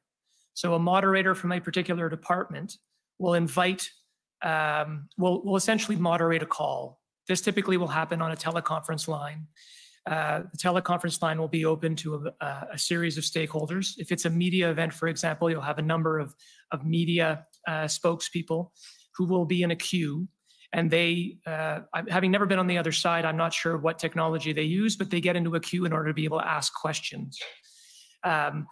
Normally, a moderator will open up, will explain who is representing the government, will walk through the time that will be allotted to an opening statement by the government officials, then how much time will be allotted for questions, and whether or not stakeholders are afforded a follow-up to that question. Having been a former Assistant Deputy Minister of Communications in a previous department, this is protocol that we normally follow. Unfortunately, in light of the way these were being set up, this particular brief, from my recollection, Justice was supposed to be lead. So the first meeting was chaired by Public Safety. We would have followed that protocol. And therefore, we would have gotten to 6 questions because the 6 questions were likely rather broad, and they were followed by each a follow-up. And the cutoff time of an hour, if I remember correctly, that first brief ended up limiting itself to 6 questions. And there were a number of people in the queue that complained about that, which is my first point. The second brief was one that was led by justice officials. They didn't have a moderator. And so if I remember correctly, I came on and had to play the role of moderator and try to police how the call was being managed because there was no moderator, hence my comment that it was rather bananas. Okay, so it's more it's a question of the procedure. Yes. Is yes. that right? Okay. Absolutely. Thank you very much. Those are all my questions. Thank you. Okay, thank you. Next is the Canadian Constitution Foundation. Yes, good afternoon. Can you hear me okay? Yes, ma'am. Okay, great. So my name is Janani Shen Muganathan, and I'm here for the Canadian Constitution Foundation. And my questions are for Deputy Minister Stewart. So, sir, in your interview summary, you explained that in Ottawa, municipal and provincial authorities were not used more extensively because the OPS was overwhelmed by protesters. Do you recall saying that? I do. And I take it what you mean by that is that authorities like the Highway Traffic Act, noise bylaws, were not being enforced by the OPS because they were overwhelmed by protesters. That's correct. So there was this resource issue in Ottawa, not enough police officers on the ground to enforce the law. That's correct. So I'd like to take you to your interview summary. And Mr. Clerk, this is WTS 6066. And it's page 12, please.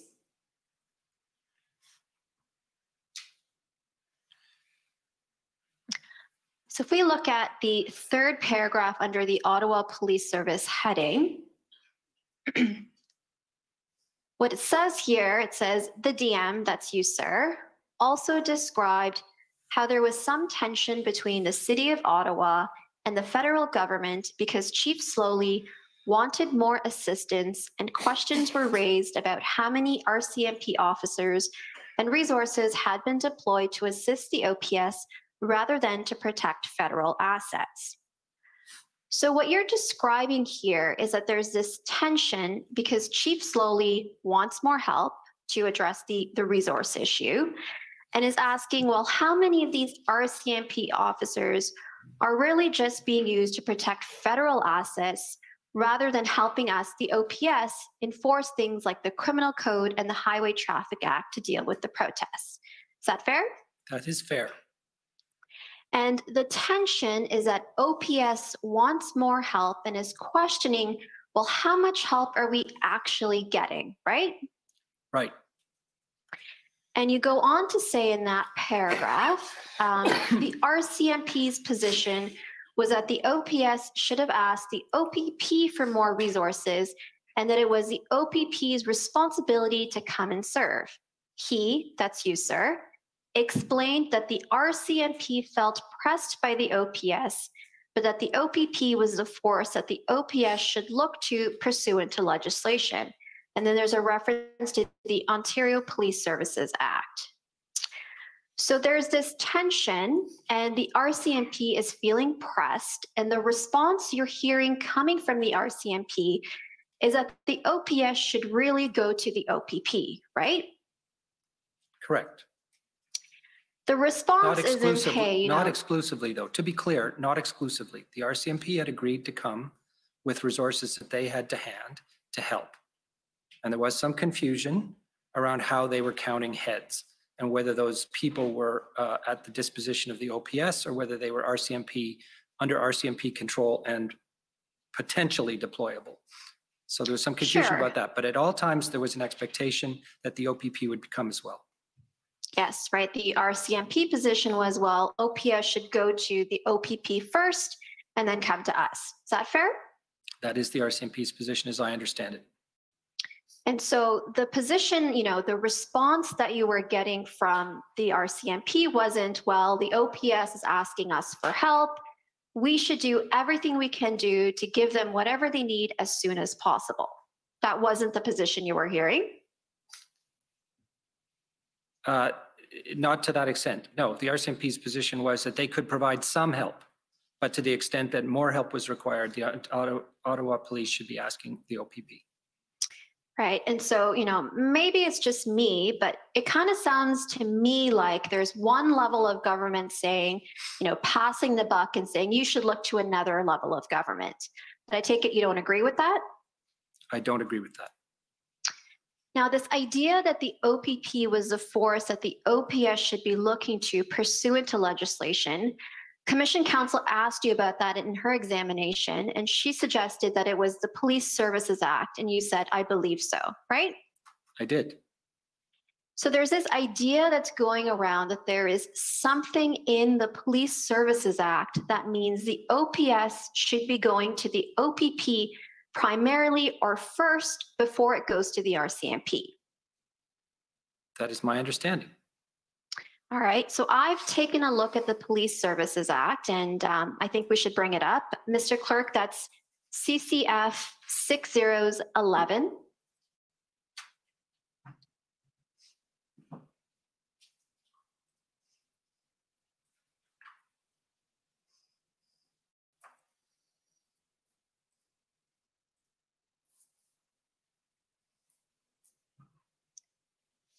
And to page 15, please.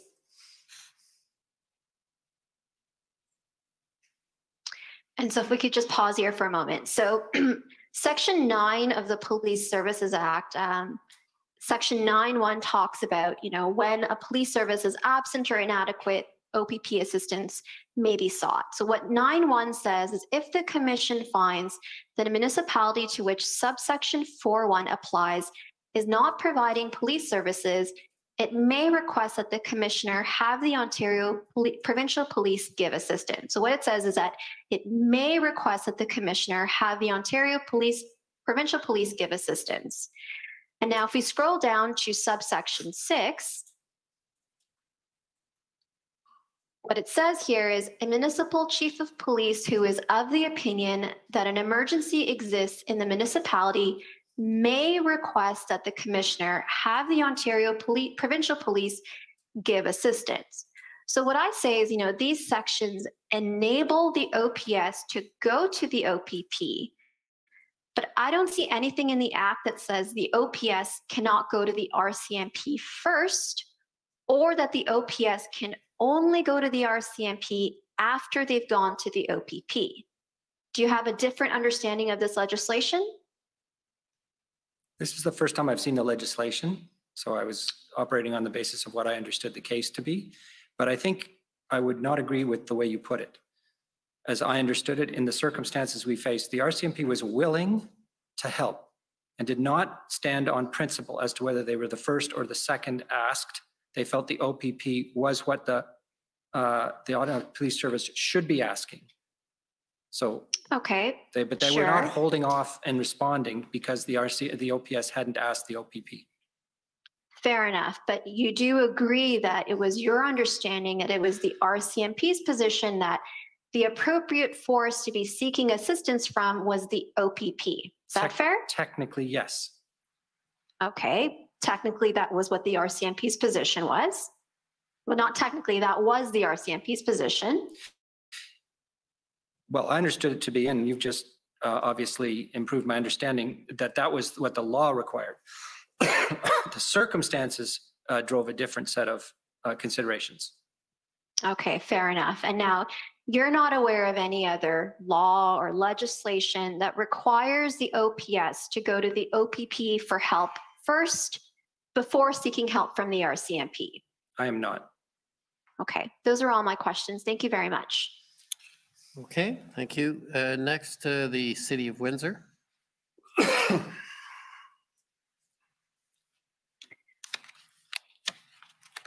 Good afternoon. Can everyone see me? Yes. Hi. Good afternoon, Mr. Stewart and Mr. Rochon. My name is Jennifer King. I'm counsel to the City of Windsor. I have some questions for you about emergency management of critical infrastructure in Canada. Will you agree with me that local authorities play a central role in emergency management in Canada? I would agree. You are familiar with the current Emergency Framework for Canada, 3rd edition? I am. And that can be found at WIN402230. So, Mr. Stewart, I can't see who's responding, but this is public safety's key policy framework for federal, provincial, territorial coordination with respect to emergency management in Canada, correct? Correct. And you'll agree with me that the framework does not directly engage with municipalities? The framework tends to operate through the basis of provinces and territories as being the primary authority. Okay, and the framework relies on provinces and territories to engage with local authorities? That's correct. The approach outlined in the framework provides for a scaling up where the provincial and federal governments step in only when local capacity is exceeded, correct? I believe so. And you'll agree with me that this approach requires excellent multi-level coordination? I would agree. Would you agree then to ensure effective coordination on the ground, municipalities and other local first responders should be directly engaged in Canada's framework? I think there is a high degree of virtue in interoperability and interconnectedness across all of the first responders. Insofar as we're talking about and ultimately requests for assistance, I believe there is a chain of authority that has to be worked through and shouldn't be worked around. Okay, well, there are coordination instruments that are referenced in the framework.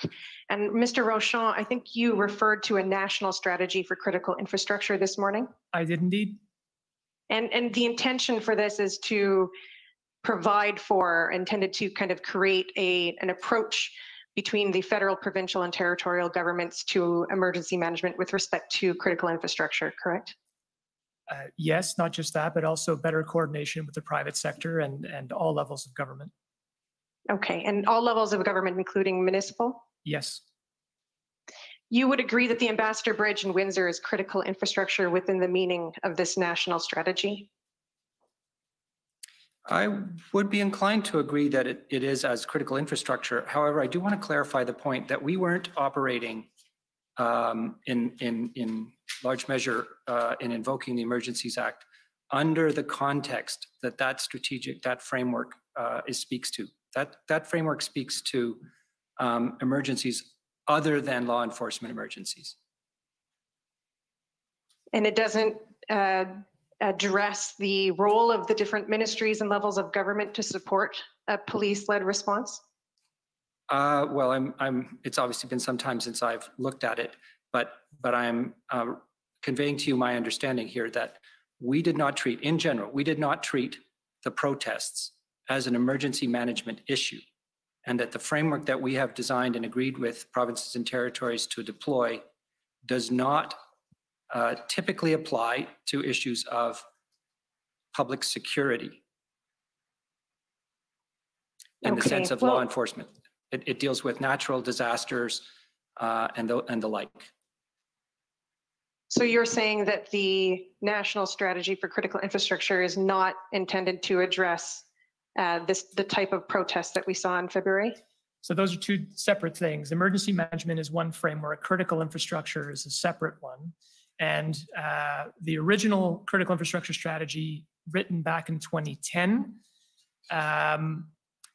unfortunately, there are different strata within the management of emergencies. So a cyber event, cybersecurity, or a national security event, a terrorist event, does not fall under the rubric of emergency management, and it would follow a different set of circumstances.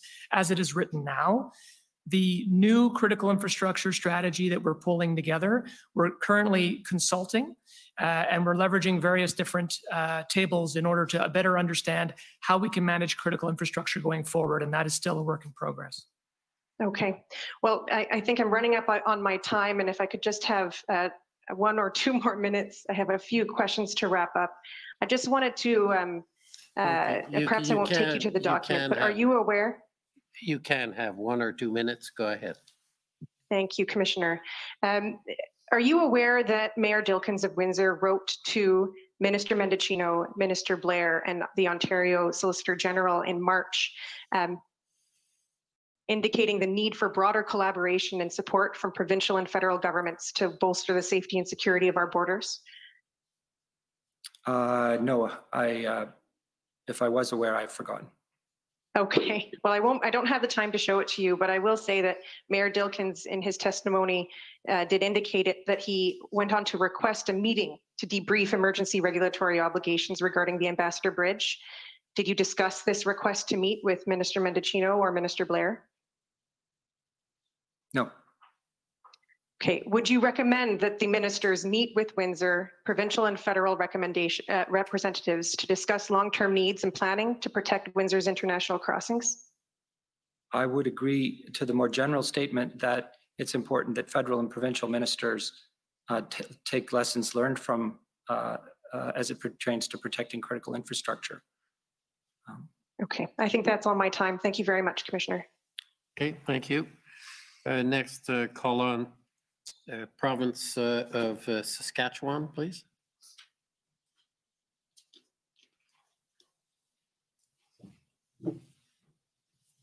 Good afternoon, sirs.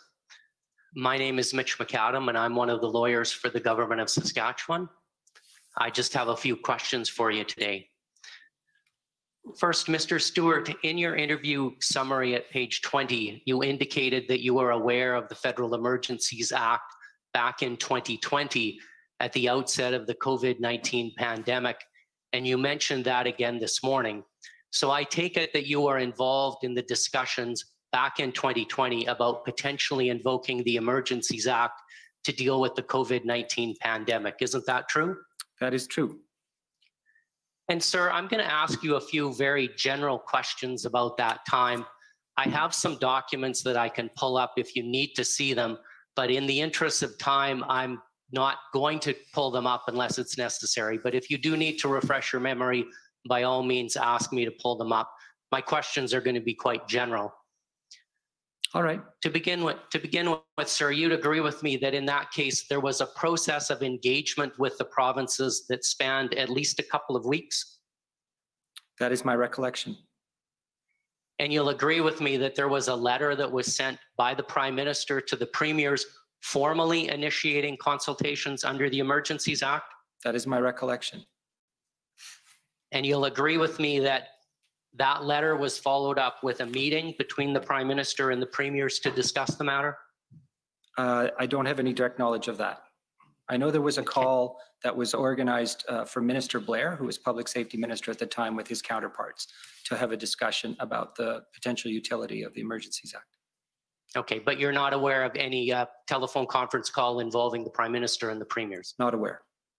Okay. And are you aware that the premiers were given about a week to provide a formal written response to the idea of invoking the Emergencies Act to deal with the pandemic? Not in that specific sense, but I was aware that they were given an opportunity to respond. And they were given some time to do so?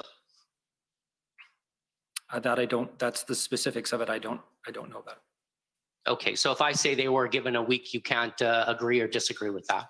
That is correct. Okay.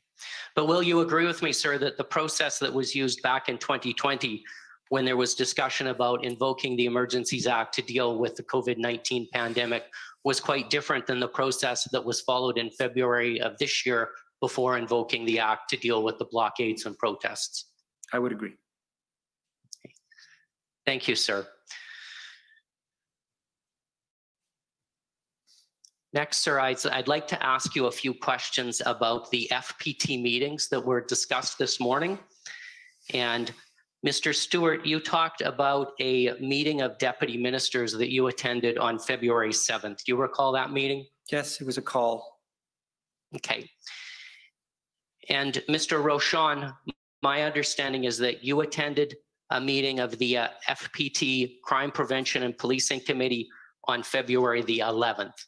Do you recall that? Yes, I believe that's correct. Yes.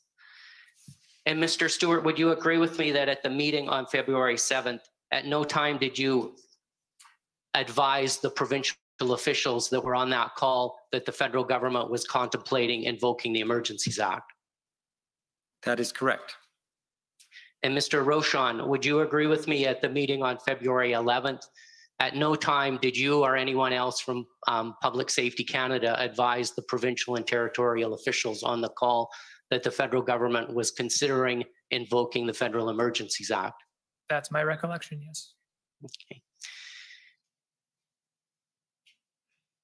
And Mr. Stewart, would you agree with me that these opportunities, the deputy ministers meeting that you had and the meetings of the CPP committee would have been a good opportunity to discuss the potential invocation of the Emergencies Act with provincial officials? Had the invocation of the act been a subject of active discussion?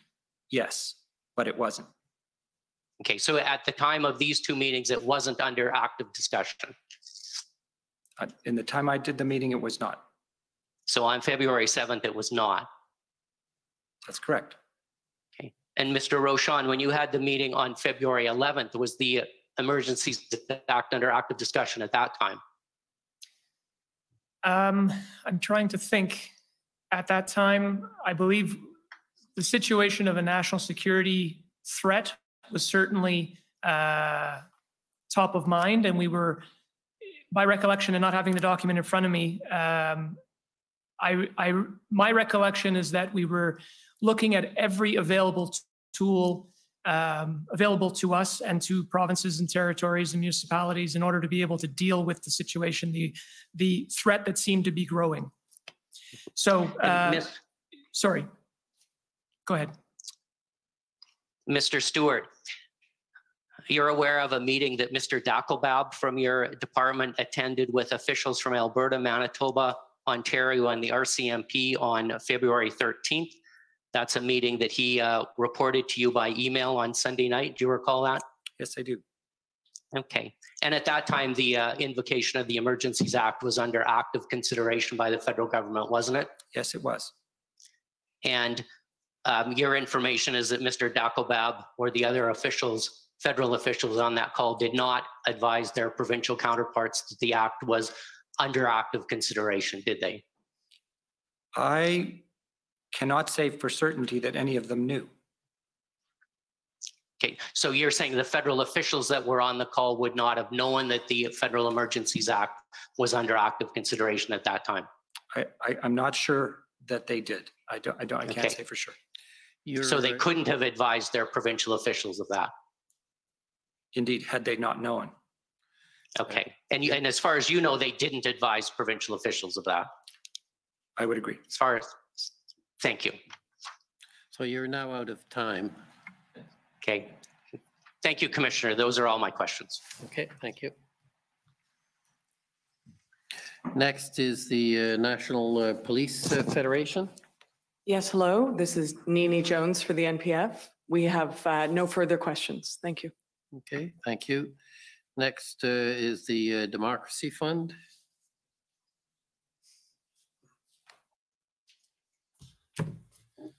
Good afternoon, Mr. Stewart and Mr. Rochon. I'm Rob Kittredge, representing the Justice Center for Constitutional Freedoms. And I only have 5 minutes today, so just to make efficient use of my time, I'm going to direct my questions to Mr. Stewart. So I apologize for leaving you out. Can we bring up document SSM CAN 1096_REL.0001, please? And this is the document that my friend representing the convoy organizers was trying to show you earlier on when he ran out of time. Mr. Stewart, the Liberal Research Bureau is an entity within the Liberal Party that receives government funds, conducts research, and provides briefs to support the Liberal Party politicians, ministers, and MPs, right? I'll take your word for it. Yeah? I'm not familiar with it. Okay. You're not familiar with the Liberal Research Bureau at all? No, I have nothing to do with it. And you've never heard of it? Oh, I've heard of it, but I didn't know what it does. You have no idea at all what it does? No. Okay. So this document on the screen, would you agree that it appears to be a brief preparing MPs as to what they should say in response to the motion and in debate in response to the motion to support the invocation of the Emergencies Act? Certainly how it appears. All right. Can we scroll to page 4, please? Towards the bottom of page 4.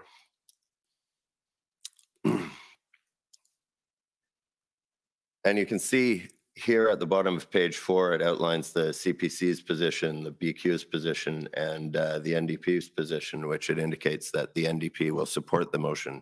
Would you agree with that? That's what I observe. Right. And in your dealings with the ministers and elected executives, they told you that before the Emergencies Act was invoked, they already had the support of the NDP to uphold the invocation, didn't they? No, they did not. When did you first learn that the NDP were going to support the invocation of the Act? Upon the vote. Okay. Are you aware of any polling that was done to assess public support for the invocation of the Emergencies Act? Not aware. All right. All right. And moving on a little bit. Numerous witnesses from the OPP and the OPS have testified that the invocation of the Act may have been helpful, but it was not necessary to clear the protests. Would you agree with them on that point? I believe that the invocation of the Act provided very useful tools to law enforcement. Useful tools, but not necessary tools. Well, I'm not in a position to render an opinion on that. I don't think. I would only observe, as I've observed already, that upon the invocation of the Act and the use of those tools, the protests diminished and stopped. And that goes beyond useful. When discussing the invocation of the Act in an email on the night of February 14th, you indicated that the emergency powers didn't bring a lot of significant benefits, didn't you? I acknowledge that was perhaps an underestimate on my part. Right. But you were, at that point, you were having trouble even coming up with examples of how the emergency powers might be useful in clearing the protests, weren't you? I was encouraging my colleague, for the purposes of doing technical briefings, to try to be more specific and clear. Right, but you were running out of ideas on how it might be useful. The ideas were already on the table in the sense of the drafting of the various orders and measures. The issue here was how they were explained. Right. Provincial powers at that point hadn't been exhausted, had they? In Ontario, I would say they had. You would. Your interview summary indicates that you thought that the power to compel tow trucks was important. Do you remember that? I do. But really, you have no personal knowledge of whether that power was actually necessary to clear the protests, do you? It was reported to ministers, and I was present at this time, that was an important element and was used. You have no knowledge at all of whether tow trucks had already been retained by the OPP prior to the invocation of the Act, do you? I do not. Right. And you have no direct knowledge of whether the power to compel tow trucks was useful to police anywhere in Canada, do you? Really? No firsthand knowledge. Right. Similarly, while you suggest that the declaration of emergency, the financial measures, and the other emergency powers may have acted as a deterrent, you don't actually have any direct knowledge of that, do you? Well, that's a hypothetical. In light of my observation that the protests were significantly de-escalated and stopped, I think deterrence was a major factor. So you'd speculate that the invocation of the act had a deterrent effect, but you don't actually know that. That was its intent. Pardon me? That was its intent. But you'd speculate that it was effective. It's hard to observe it in the. Right. So you have no real direct knowledge that it did have that effect. You just speculate that it had that effect. Okay, you could call it speculation. I would call it conclusion. Okay, thank you very much. Those are my questions. Okay, thank you. Next, the CLA, CCCDL, the criminal lawyers. Thank you very much, Commissioner. Can you hear me all right? Yes. Okay. My name is Colleen McEwen, and I'm co-counsel for the Criminal Lawyers Association and the Canadian Council of Criminal Defense Lawyers, two organizations with joint standing at the Commission. My questions are related to the consultation process, and I'm directing them to Deputy Minister Stewart. If the clerk could please bring up the witness summary, WTS 6066.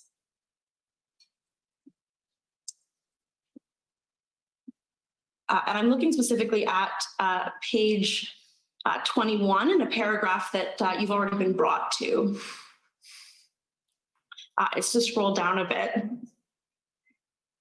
It's with respect to the issue of consultation with provinces. Do you see that paragraph? I do. First, I have a question of clarification. When you say that it is being, it's that first sentence with respect to the issue of consultation with provinces, DM Stewart stated that there was a lot of consultation done with the provinces that was discounted because it was not premised on whether the federal government was going to decide to invoke the act. When you say it was discounted, can you just clarify for us who was doing the discounting or what context you're making that comment in?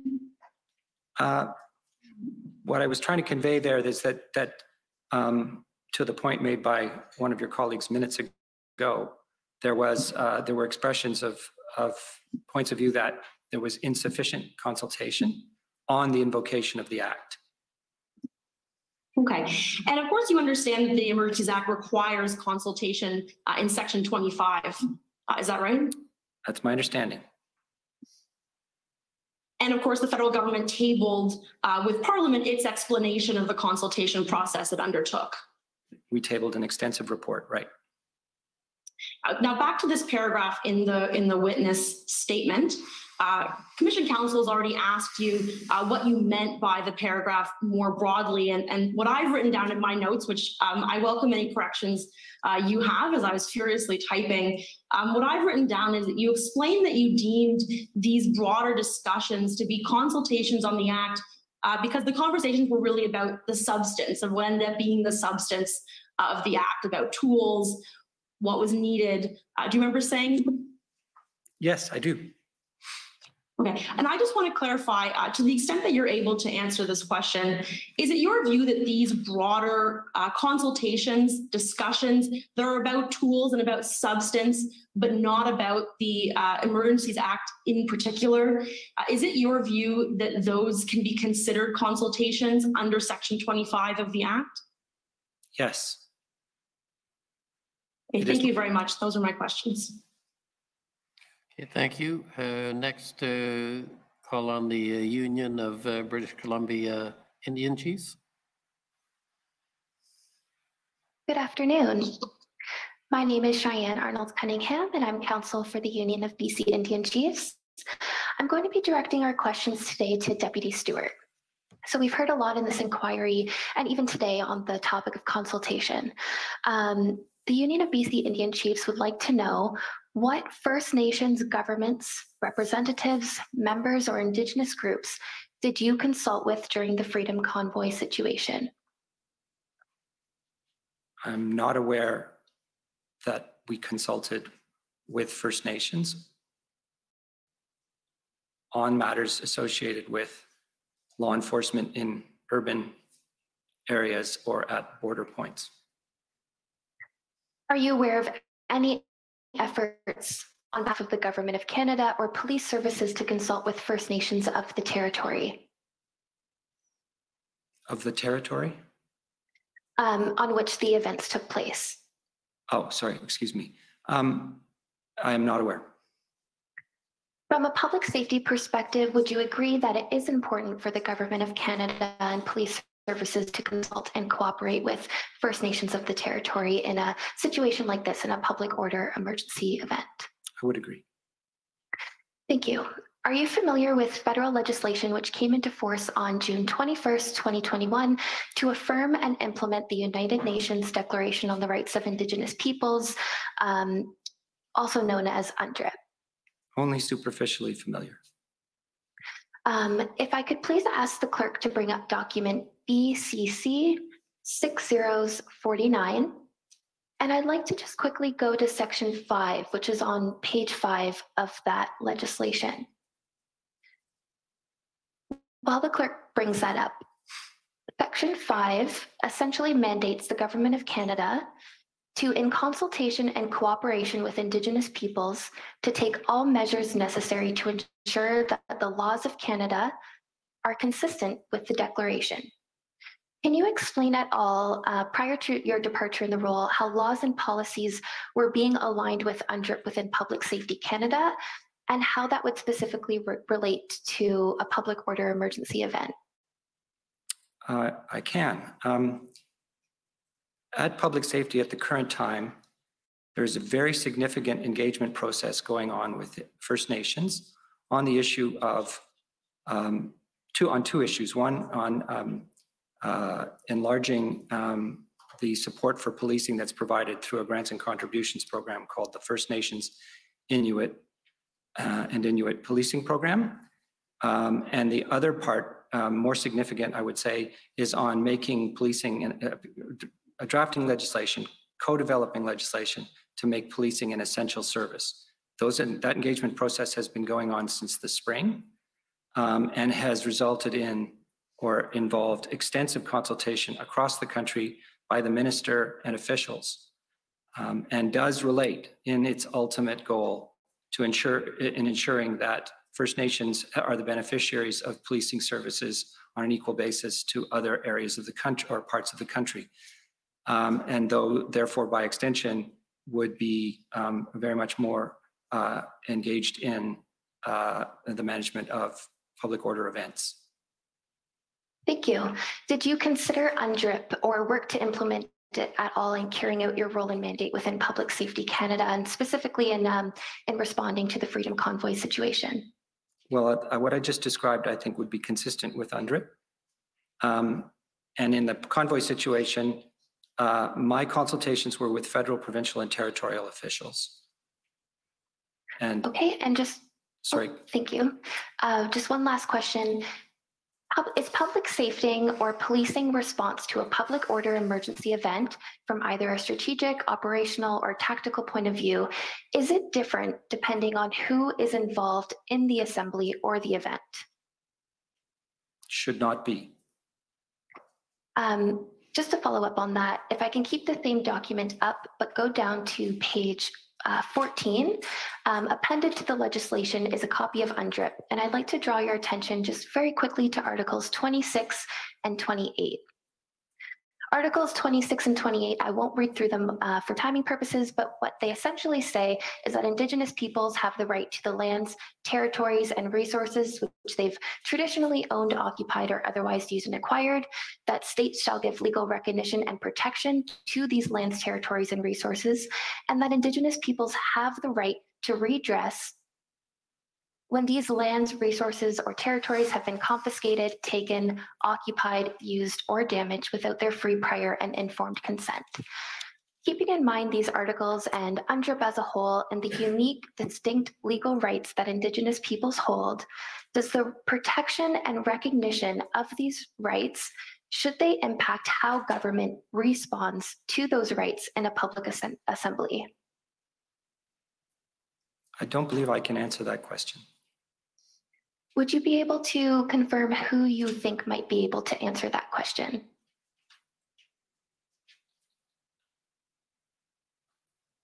Insofar as it becomes a matter of interpretation of UNDRIP, I believe justice officials would be the first people to ask. Okay, thank you very much for both of your time, and thank you to the Commission for the opportunity to ask our questions. Okay, thank you. Next, call on the Government of Canada.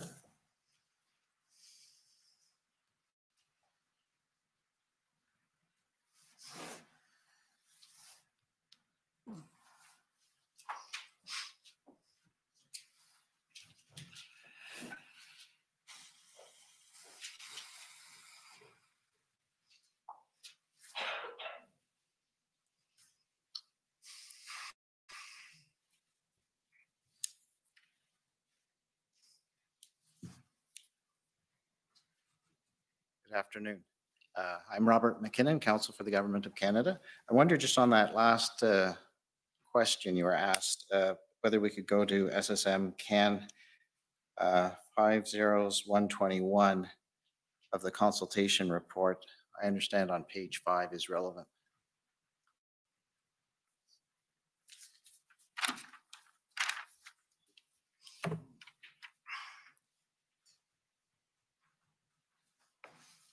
Are we on around the middle of the page of consultation? So that's the bottom. Go up a little bit. No, go up a little bit. Stop. The Government of Canada also engaged Indigenous leaders regarding the blockades. For example, the Minister of Crown Indigenous Relations spoke with the National Chief of the Assembly of First Nations, the President of the Inuit Tapiriq Kanatami, the President of the Métis National Council, the Grand Chief of Akwesasne, and the Grand Chief of the Manitoba Southern Chiefs Organization. Do you see that? I do.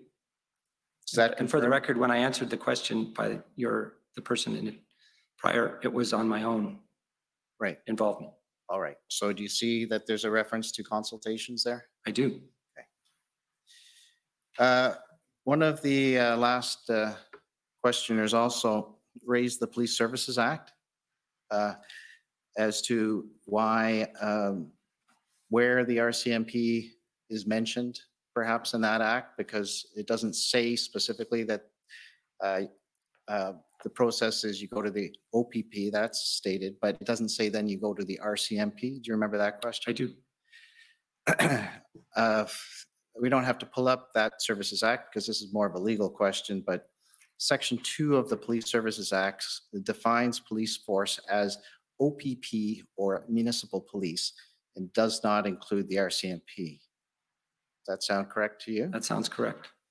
And would it be to your understanding that the Ontario government cannot pass legislation to bind the RCMP as a federal body? That would be my understanding. You were also asked a question about the lack of consultation with law enforcement. Do you remember that? I do. I could ask you to turn to the institutional report for public safety, which is DOJ-IR 708.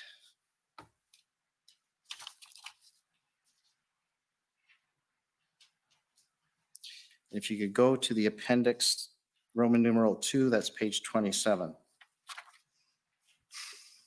then if you scroll down to page 29, well, first, this is the list of meetings attended by yourself, Deputy Minister, just so that's what the appendix says.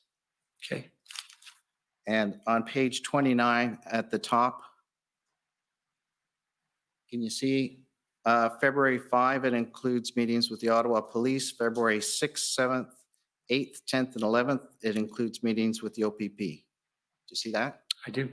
So did you have some meetings and consultations with the OPP and Ottawa Police? Yes.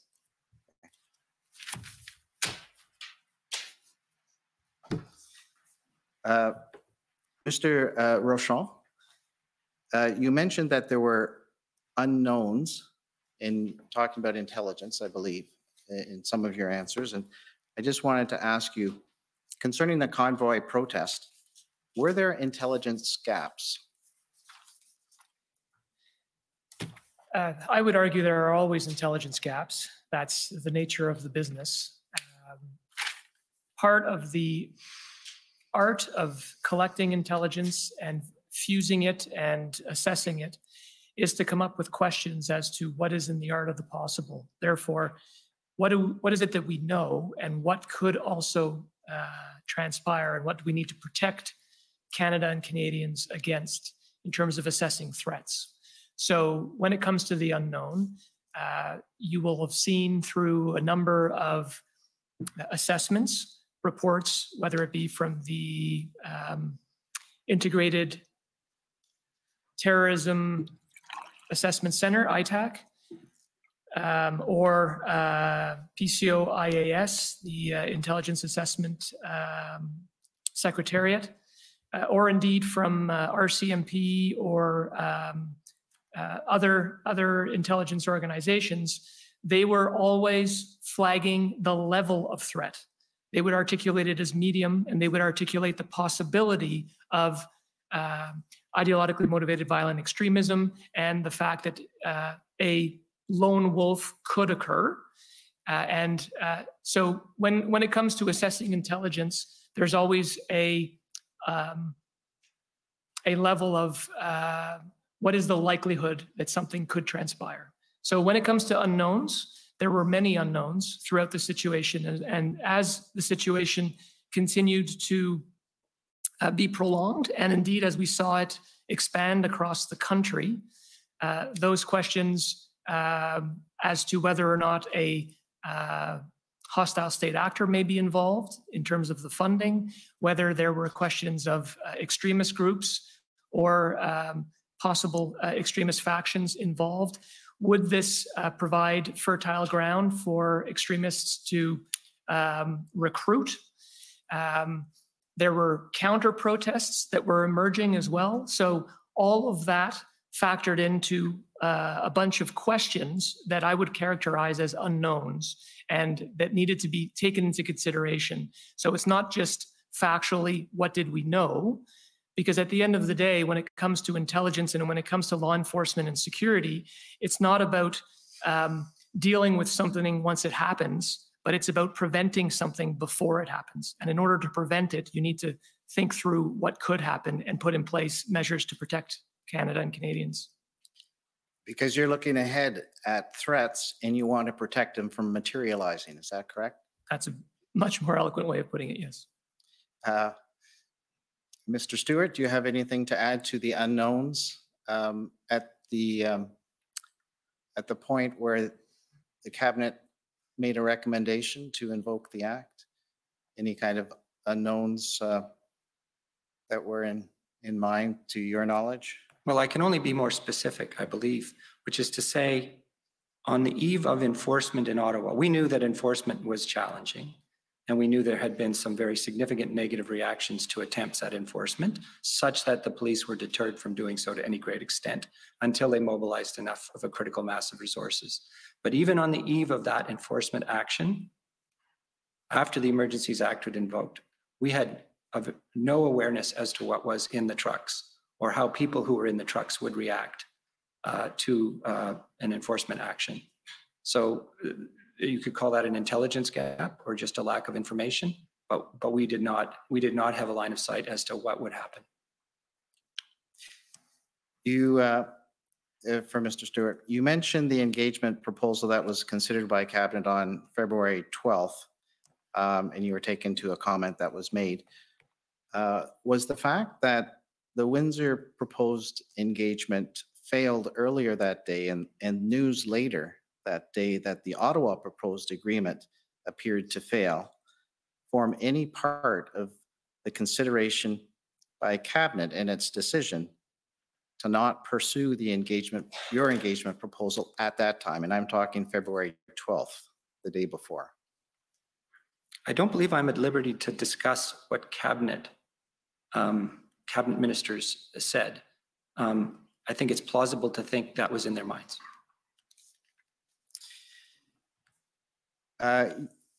You also, in response to a question, you mentioned a concern that the invocation of the Emergency Act might incite rather than calm the protest. Do you recall that? As I just tried to express, yes. Yeah. In hindsight now, having seen the evolution of it. Would you agree that concern did not materialize? I would agree.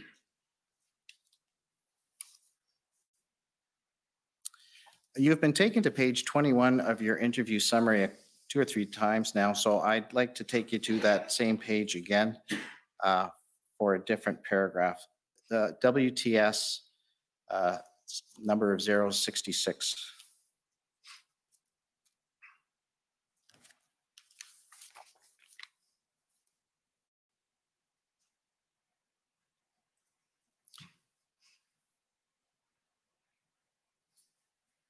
At page 21.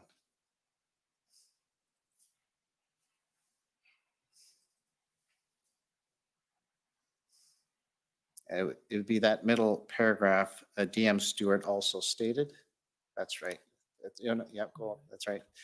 So where it says DM Stewart also stated that they underestimated the deterrent effect of the act. ADM Dakelbab emphasized this point, adding that prior to its invocation, provinces including New Brunswick and Quebec were calling him to express concerns about border blockades and protests at legislatures. After the act was invoked, those calls stopped. And within a week of the act being invoked, the protests and blockades were gone. So in your view of that, you're saying that the act had a deterrent effect from your inference. Is that correct? I am. One last document I'd like to take you to is the actual Section 58 explanation for the invocation, which that's PB Can 401160.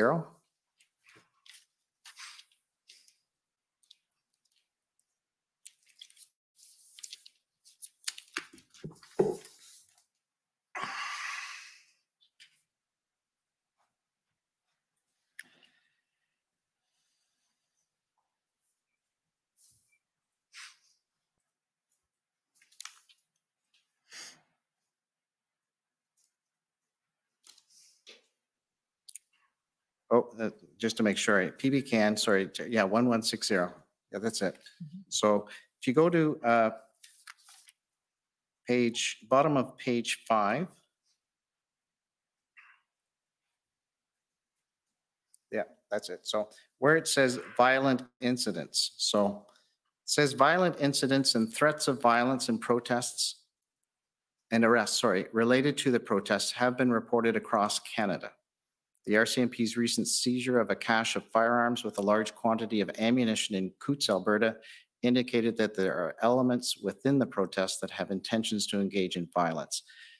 Ideologically motivated violent extremism adherents may feel empowered by the level of disorder resulting from the protests. Violent online rhetoric, increased threats against public officials, and the physical presence of ideological extremists at protests also indicate that there's a risk of serious violence and the potential for lone actor attackers to conduct terrorism attacks. The question for both of you, can you provide any comments on this as to whether these are accurate facts to your knowledge? I believe them to be true. And in a more general sense, I will underline a point made by my colleague that this is a evolving situation, and the focus on violent extremism has shifted from coming from abroad to domestic. And in the context in which we are, and I've said this, under-equipped and indeed not empowered to do the work that we need to do to pay attention to what people's intentions are. I would note that since 2014, there has been significant domestic violent extremism. I believe the numbers are 26 people killed and 40 injured in over a dozen attacks, often by lone wolf actors with no prior indication that they would do so. So this is a very serious concern. And Mr. Rochon? The only thing I would add is that the opinion around the security and intelligence community was that the paragraph that you read was factually correct. There were indications of potential violent acts, IMVE adherence that were certainly engaging online and were making threats online. And we needed to be mindful that those threats could materialize at any moment, given the growing nature of the situation, both in Ottawa and across the country. Okay, could you turn to page, the middle of page 7?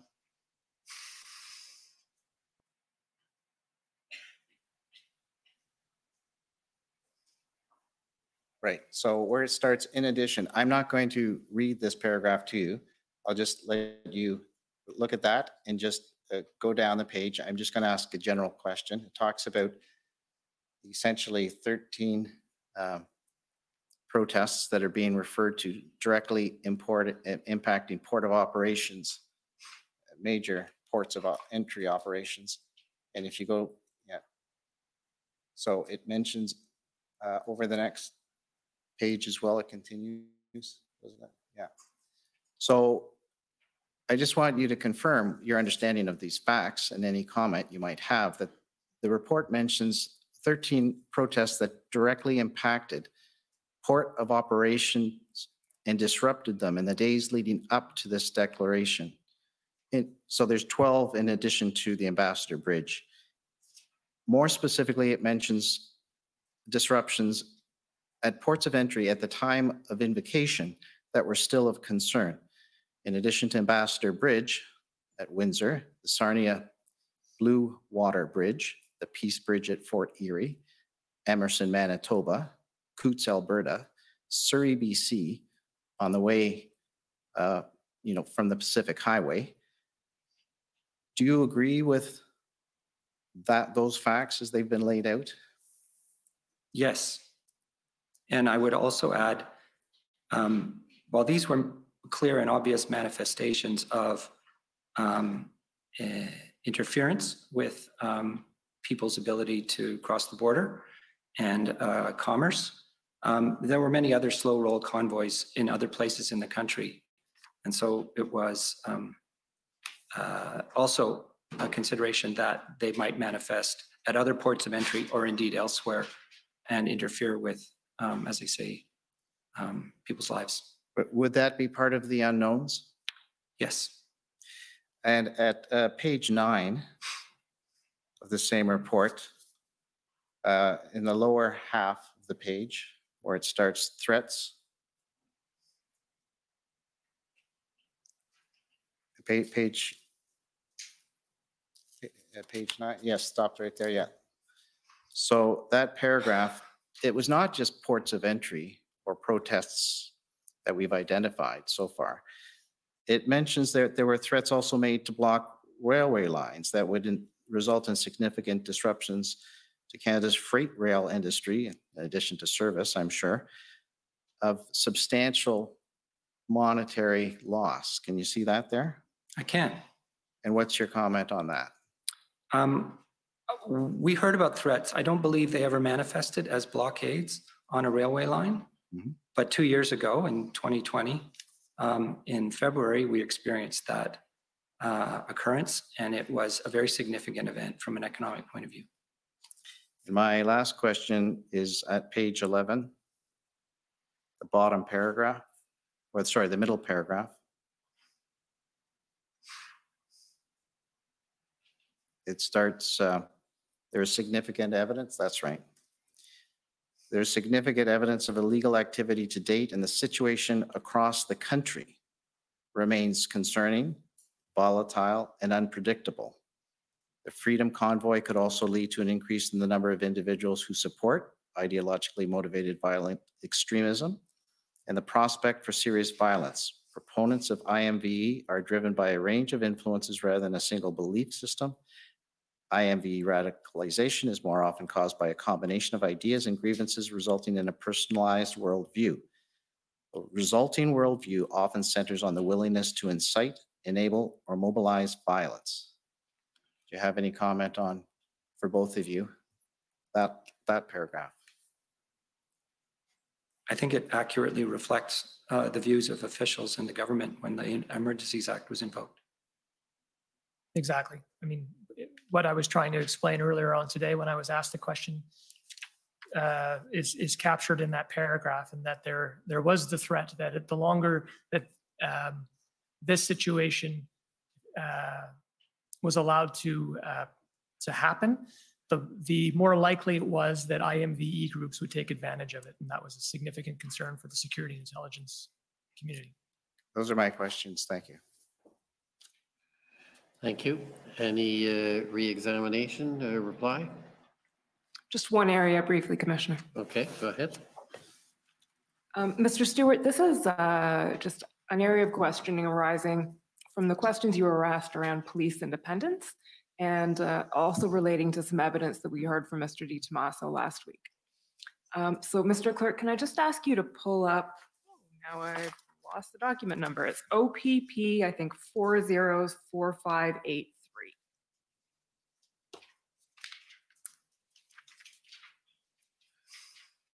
So while that's coming up, Mr. Stewart, this is a text exchange between Commissioner Lucky and Commissioner Carrique.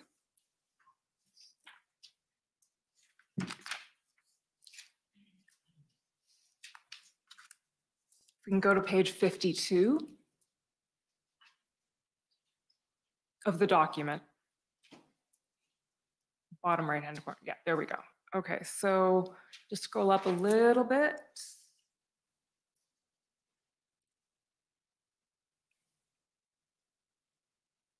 So starting at the text that says, so the green here is Commissioner Carrique and the blue is Commissioner Lucky.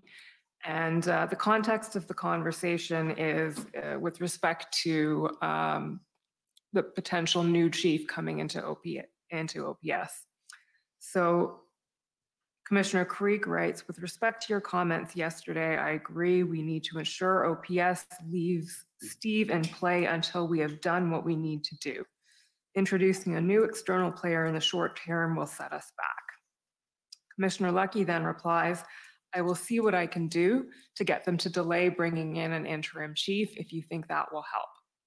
Commissioner Carrique responds, if you have some influence, I think it would be helpful. Our ministry policing advisor is going to suggest the same. Just going on to the next page. 10-4 says Commissioner Lucky, and then she says, had DM Stewart reach into Steve Kay, Ottawa City Manager, he assures that they are very sensitive to this, keen for the ICC plan to proceed, and don't want Bell to be replaced. Rob being you, got the sense that there's a lot of political infighting going on. And then Commissioner Carrique says, thanks, Brenda. We've made the same recommendation via the province. Hopefully they stay the course. Okay, so first thing, can you tell us first about that conversation that you had with Commissioner Lucky? When did she reach out to you? Do you remember? No, not in specific terms. I mean, we talked often several times a day. Okay, do you remember this conversation? I do. Okay, what did she raise? What were her concerns?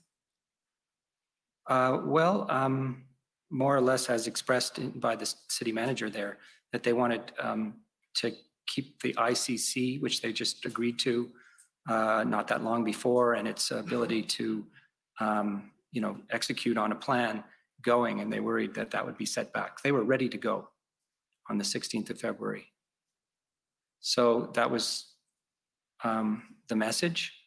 And I undertook to talk to Steve Kanellakos, and his answer as she represents it, that the city was not going to get an interim chief. They were going to go with acting Chief Bell. Okay, do you remember when you called Mr. Kanellakos? Well, sometime in that timeline, I would say. Fair enough. Inferred. And what did you tell him, and how did he respond? I would have said to him, I'm hearing from probably just directly the commissioner that there are concerns about, changing up the guard here in Ottawa. What's your plan? I would ask them the question. And do you remember what he replied? Kind of paraphrased by this message. Okay. And the reference here to a lot of political infighting. Can you explain or elaborate on that at all?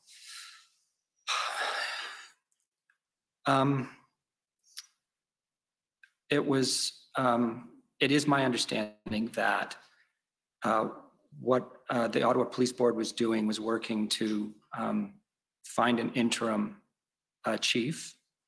And the police boards, by their nature, are independent from the municipal government, although they're chaired by a councillor. And it had not been known that they were doing that to anybody, and that, you know, when it surfaced as an issue, it caused some consternation at the senior level in the city government. And then as an observational point, I would only say that within a couple of days, I believe there was a city council meeting in which the chair of the police board was forced to resign. That's correct. So did that come up on the call you had with Mr. Kanellakos, the potential removal of the chair, or? Only tangentially. Okay. Did he mention that he'd be speaking to the chair about? No, he didn't. Okay. No, he just said the mayor is upset. Thank you, Mr. Clerk. Can we now just pull up an extract from Mr. Di Tommaso's testimony? It's TRN 21 at around page 244, please.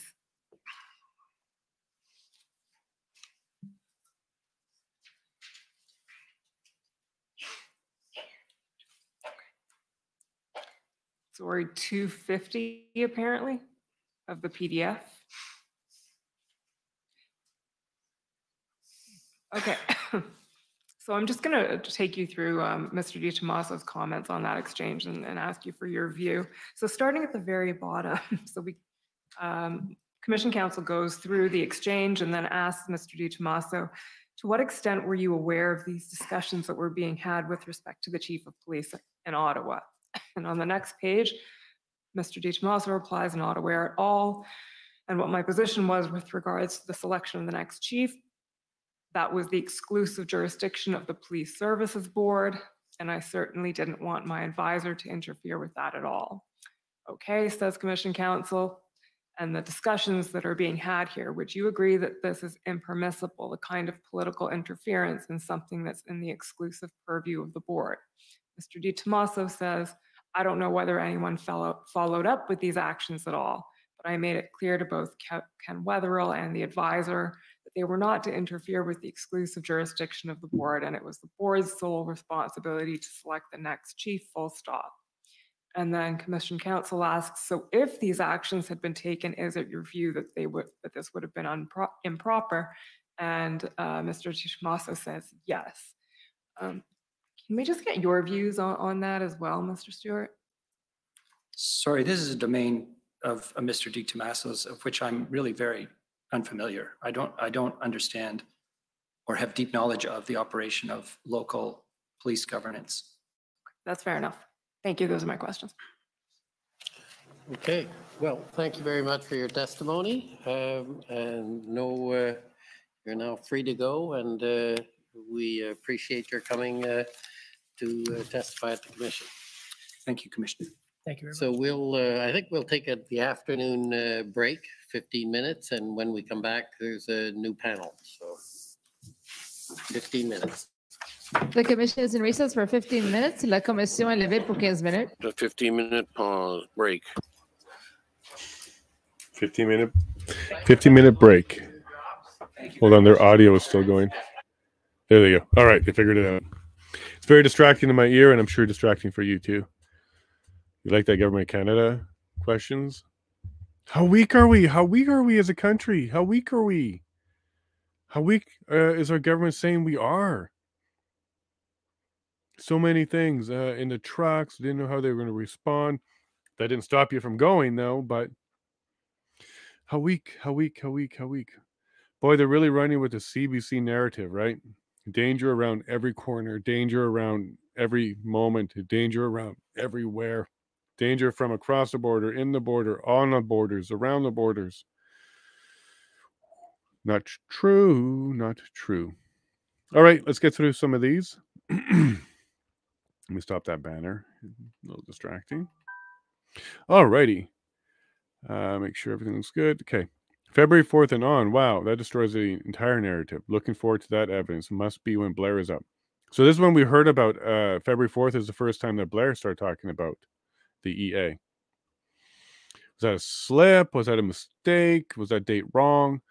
He confirmed it. He said yes, but that evidence must be coming up with Blair, because this is when Brendan was talking to him, and he said, this evidence is coming later.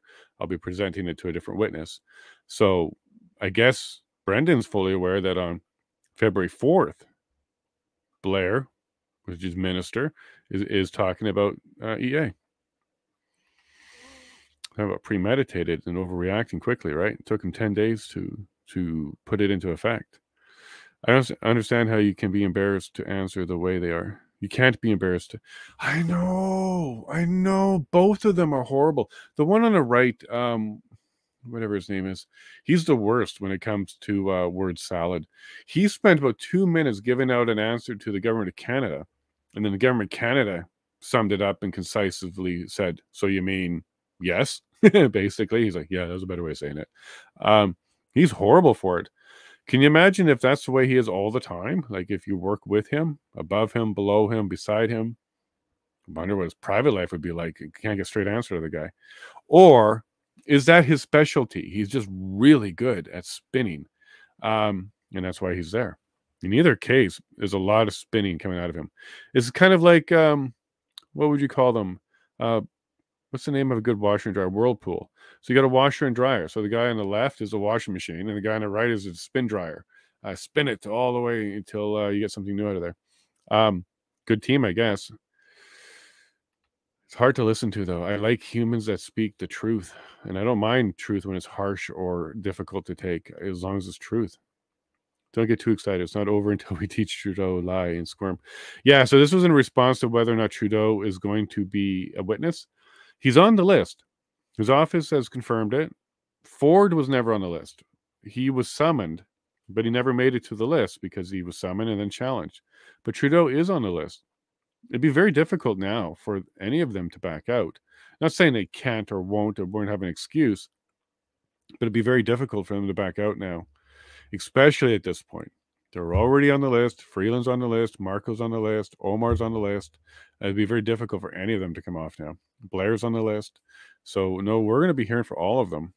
And at this rate, let me go look at the witness list.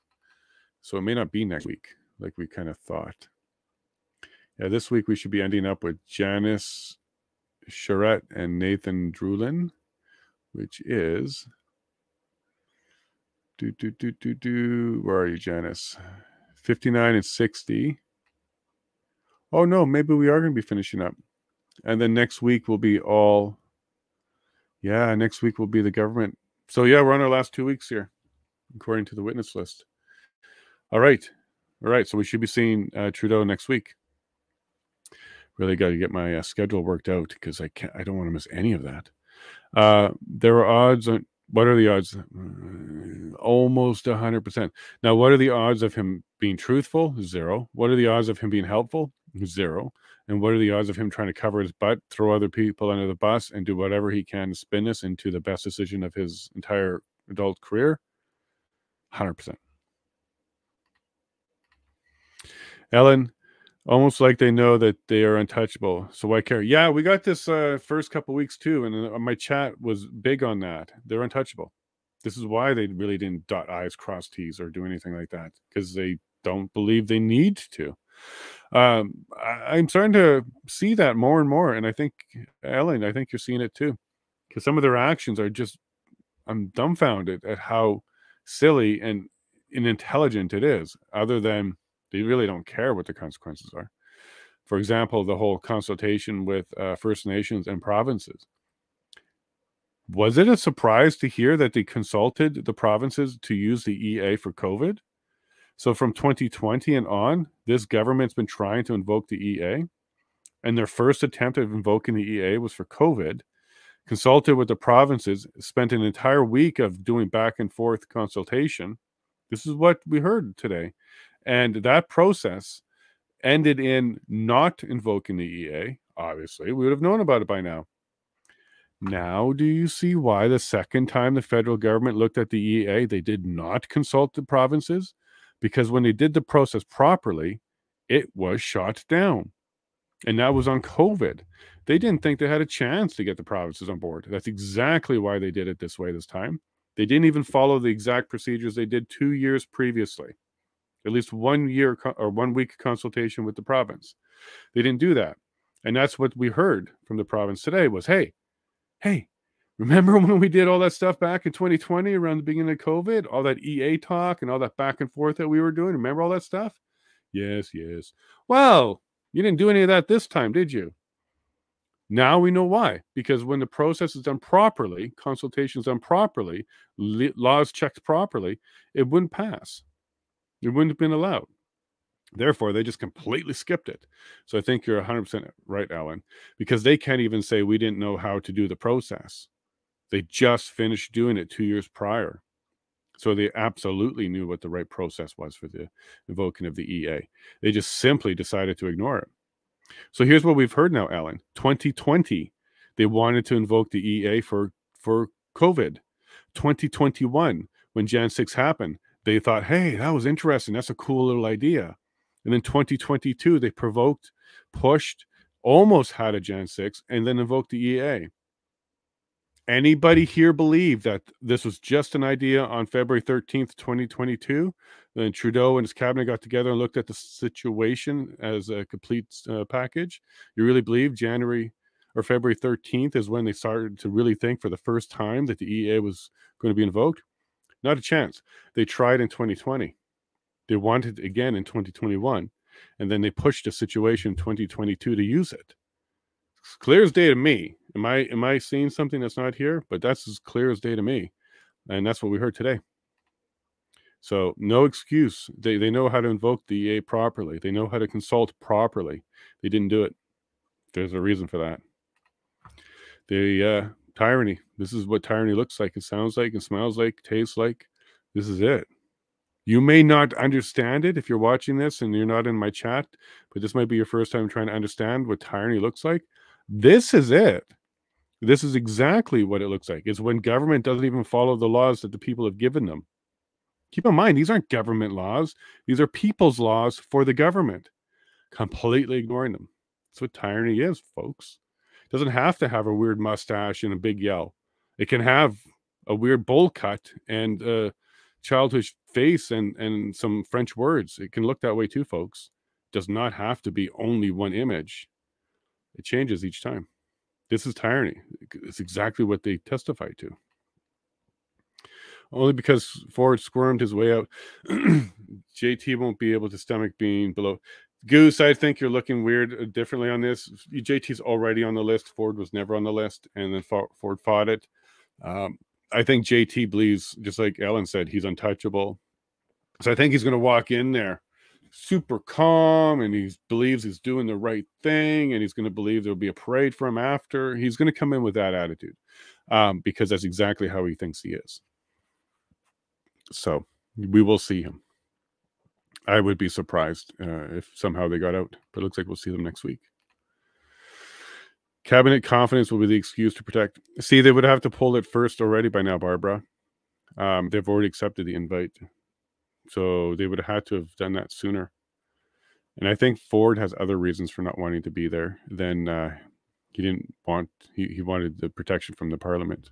I don't think that's the real reason he's not there. Antifa got their kicked by the soldiers of Odin in Ottawa. Didn't make the news, taking out the garbage. I think as soon as they rolled in there, I think the convoy and the protesters were tasked with taking out the garbage of all kinds. So they were just doing their job, keeping the streets clean. Good news. Stomped on my rights by making me leave with the trucks. Yep. And that's exactly what the Union of BC Chiefs, let me get their full name, because they were not on the standing list earlier, but I'm glad they were there. Union of British Columbia Indian Chiefs went to, right? That's where they were going. Hey, you may want to kick all the trucks and the illegal people out all you want, but you can't make people leave the land. They have a right to be there. Stunt, good point. And another one from you. I've lived in Ottawa my whole life. My ID is registered in Ottawa. I had no truck at the convoy. I went home at night. I was a protester and nothing more. You were a protester and a journalist because you were watching and a witness. So thank you for that. A reporter, a true reporter stunt. But 100%, you should have been able to stand on the square foot that you were on the entire time and nobody should have made you move. Not with force and not with even persuasion. You're allowed to be there. It's your land, stunt, and you know it. I may learn how to file a lawsuit and give it a go. What is it you want to do? Okay, what is it you want to do? Are you trying to sue something? Do you have damages? Do you want an injunction? Are you trying to get information? Don't abuse the legal system, because then you'll just get tossed out and it'll be costs for you. It'll just be an expensive endeavor for you. But, the legal system's there for a whole bunch of reasons. We'll have to start down and examine what your reason is. One thing you have to remember, stunt, is you can't file a lawsuit if you don't have two things. Standing, meaning you're a party to it somehow, and two, damages. You have to have some damages. So just because feelings are hurt, yada, yada, doesn't mean, and I don't mean your feelings hurt, I'm just saying in general for lawsuits, you have to have damages too. Demonstratable, something you can show as damages. Or what can the court say? Unless you're looking for injunctions or you're looking for an order to do something, get something done. And again, we'll have to chat about what you're looking for. But yeah, lawsuits are a good thing. Peckford is doing one. There's a few others. Canadian Constitution Foundation's got several on the go. Lawsuits are a good thing. And sometimes, stunt, getting behind existing ones is another way to help. So helping the Canadian Constitution Foundation get awareness and maybe donate a couple bucks is another good way to get behind lawsuits, but get behind some lawsuits that have a lot of merit, and momentum. Okay. So Trudeau and the ministers just wanted to crush the protests, even though discussions were recommended. Not only recommended, Dale, ongoing, happening. There were the city's plan, there was the PMO's plan, there was a convoy plan, there was a proposal from the OPP, yada, yada, yada. There were laws that could have been used. There were declarations that could have been made, yada, yada, yada. Dale, I think at this point, there was one main mission. Crush the protest, and then there was one or two hopes. I think it's just one hope that they wanted. Resistance, violent resistance. They wanted the resistance. This is why they came in with so hard on the police force, because they were prepared to actually just go in and really knock some heads around, because they wanted that. They truly did. And the best thing Canada did was to stand by and know when it was time that the game changed.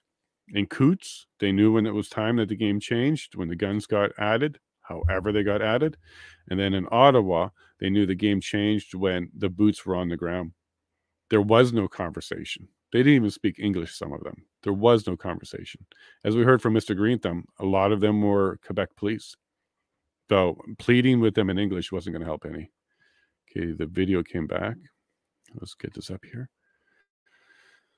But you're 100% right, Dale. I think they just wanted to crush it and get a fight back. They wanted, I'm not going to call and say that they wanted people harmed, but they certainly wanted pictures of extreme situations where the rest of Canada could get behind and say, yes, we understand why the EA and parts of it were necessary and why chunks of it needs to stay in effect forever. This was their plan because they actually did that. Multiple parts of the financial stuff are now become permanent. Check cryptocurrency that's going to be under attack. There's still more coming out of this event that they're still pushing ahead with, even though this inquiry is going on right now. Much like when they invoked the EA and didn't wait for the Senate, same thing here. The inquiry is in progress right now, but they're already moving ahead as if they did the right thing. Railroad, yep, it looks like that, Dale. Yeah, you're right. Both of you are right. Stunt wants us to check out actionforcanada.com, action4canada.com. And Stunt says it's a great resource for all the protests and issues taking place in Canada. Maybe the federal government should be aware of that, because then they can't say next time we didn't know. And Stunt, I'm not joking when I say the next time should be on notice. It should be declared. It should be printed. It should be put out. 60-day notice. Give them that month that they want for planning that they said they needed. Give them all of that and then execute exactly the protest. maybe do a parade, a moving parade where you see sections of people carrying banners, having a good time, playing music, but protesting with the messages. Something that's going to be so much harder for them to even come down on. There's ways to do it. Certainly is ways to do it. Even ways that I think the residents wouldn't be able to squawk much either. Give Chump a break. You should change your channel to entertainment. Yeah, Stunt, we're going to go through this conversation a little bit more. I've been told that entertainment comes with more rules, but education is the one with the biggest availability for topics without getting strikes. But it also means that people can go ahead and clip and cut my material, and I'm fine with that. But Stunt, I'm trying to find the right way to do this YouTube thing. It is a little confusing. I'm not in it for the money. So if the only reason to categorize is to get better clicks, that won't be the reason I do it. The reason I'm in a category is to make sure this video stay up and I don't get struck. That's far more important than any monetary gain. Bad behavior does not mean EA. Yeah, if it did, JT should be EA'd because he had lots of bad behavior. Name calling in French and English, rude, whole bunch of bad behavior. Not even following the EA itself. Can't claim ignorance when he tried to use it already. All right, here's the commissioner. We're going to come back. Okay, enjoy. Order allowed. This should be the last half of the afternoon. The commission is reconvened. La commission reprend. Okay. We have two new witnesses. We do indeed. Shantona Chaudhary for the commission. For the record, our new witnesses, we're changing gears completely. Heard from public safety all day so far, and now we're going to global affairs. So the commission has called Ms. Cindy Turmes-Hyson and Mr. Joe Comartin to the stand.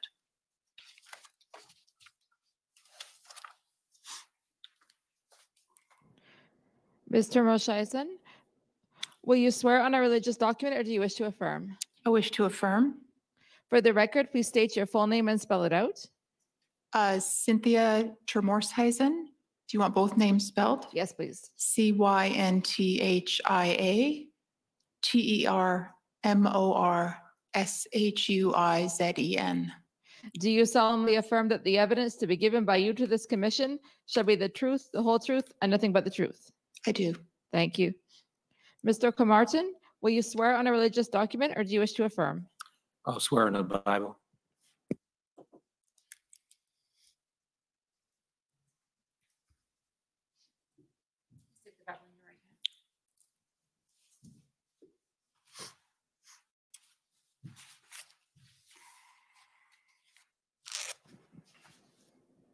For the record, please state your full name and spell it out. Joseph Comartin, Joseph Comartin.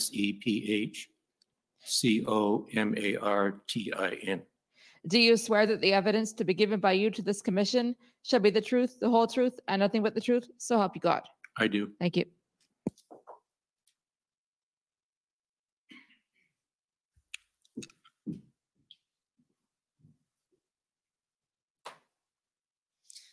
Thank you. Mr. Commissioner, I'll just note that I'll be conducting the first half of the examination, then my colleague, Ms. Dalia Shuhaybar, will be taking over. So good afternoon, Mr. Turmes-Hyson, Mr. Comartin, thank you for being here. We'll just start by introducing your witness summary. So Mr. Clerk, can you pull up WTS 6052, please?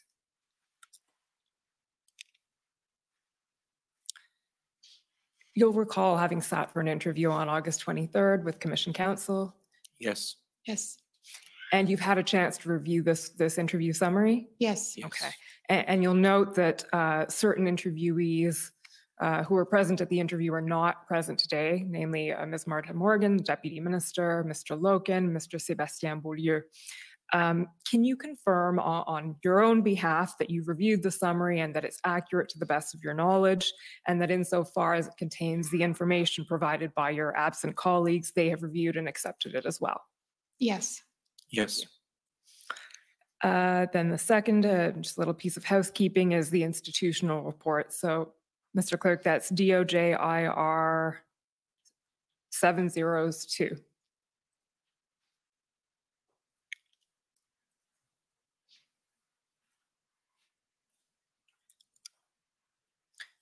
So, Mr. Mershausen, do you recognize this as the institutional report provided by Global Affairs Canada? Yes.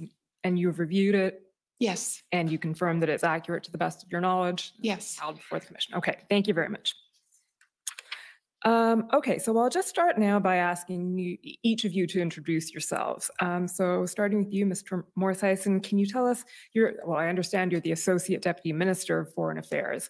Can you just tell us briefly, describe that role?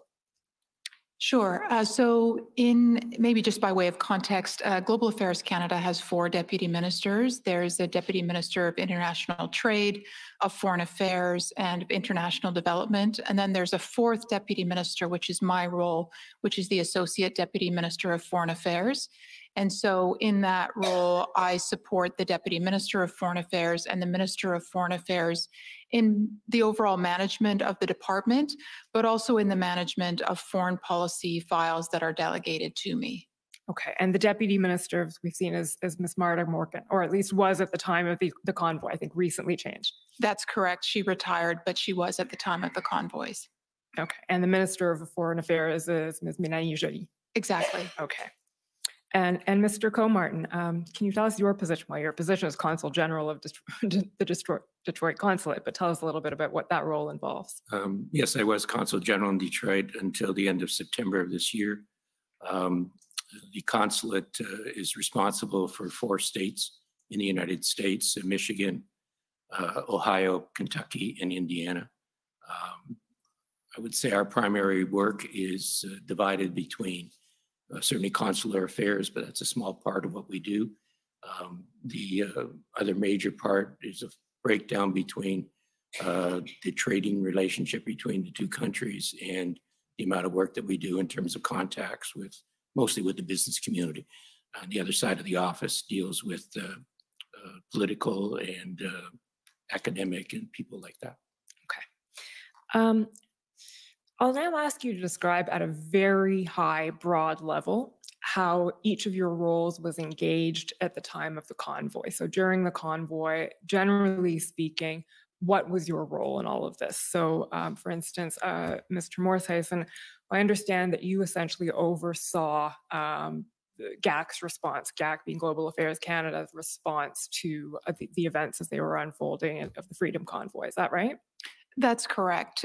So at the time where the convoys were starting, we actually had another crisis situation brewing, which was the imminent invasion of Ukraine by Russia. And so Deputy Minister Morgan made the decision that she would focus on Ukraine primarily and would delegate responsibility to me to handle the headquarters aspects of the convoy related issues. So my primary role at the time was to participate in the regular meetings of the DMOC, the Deputy Minister's Operations Committee that I think you've heard about earlier in these sessions. And then also I engaged with a number of colleagues in the department, particularly our colleagues responsible for North America relations, and then also colleagues in protocol, which is the part of the department that is responsible for supporting foreign missions in Canada. Okay, we'll be getting into all of that. DMOC is one acronym that we actually have learned today, but thank you for, there are a lot, and especially in global affairs, it's challenging. And our understanding is that along with Deputy Minister Morgan, Minister Joly's time was very much occupied by Ukraine during this period. Is that accurate? Absolutely. She also was very focused on Ukraine. Okay. And Mr. Comartin, can you tell us at a high level what your involvement was during the time of the convoy? I'd have to say it was mostly reactive. We were being contacted both from elected officials, particularly from Michigan, but also from Ohio, and a good number of senior business people, particularly from the auto industry and the manufacturing sector as well, some from the agricultural sector, basically looking for, I guess, information from us as to how the blockade at the Windsor-Detroit tunnel was going to, or bridge was going to be dealt with. Okay, so essentially interacting with U.S. officials and business stakeholders. Okay, yes, we'll be looking at some specific examples of that. But before we get there, can you just tell about the very early days of the convoy? When did the convoy hit the radar, so to speak, at GAC? I would say it probably hit the radar when it did for a lot of average Canadians. We first started hearing about a convoy potentially coming to Ottawa in sort of late January. And so we were very much following the news, and that would be when we first were aware of it. Okay, and within the department, what was the reaction at that point or response? So I think the initial response was like a response to maybe other protests that had happened in the past in Ottawa. I mean, Ottawa is the capital city, and so protests are not infrequent. And so I think my own early thoughts were, I wonder what kind of road closures there will be. We might have to ask staff to redirect. So initially it was, I think, that kind of response. And then, of course, as the convoy actually came to Ottawa and settled in, there were other reactions. And you were attending the daily DMOC meetings as they were happening on behalf of GAC? Yeah, so the daily DMOCs didn't start until I think it was around February the 10th. According to my recollection, the first DMOC discussion that I attended where the convoy was a specific topic of conversation was January the 31st. Okay, so I think that's when it started to be a topic of discussions interdepartmentally that I was a part of. So that would be the Monday after the first weekend, essentially. I'll take your word for it that it was the Monday. It doesn't matter too much day of the week, but that's the approximate moment in time. Okay. So at what point would you say that the GAC's mandate became very engaged? So I think initially the mandate was around wanting to ensure that we were living up to our obligations under the Vienna Convention on Diplomatic Relations. So this is the international legal instrument under which we're responsible for ensuring the security of diplomatic missions in Canada. And so in the downtown core area that was affected by the convoy initially, there were about 50 diplomatic properties. Most of them were embassies, a couple of them official residences. So those are the homes of ambassadors or high commissioners. And so the department under that legal instrument has a particular responsibility to ensure the safety and security of diplomatic missions and their staff, and to ensure that they're able to access their facilities unimpeded, that their consular clients are able to attend to those buildings. So that was the early area of focus for us, and this was primarily done at the level, early days.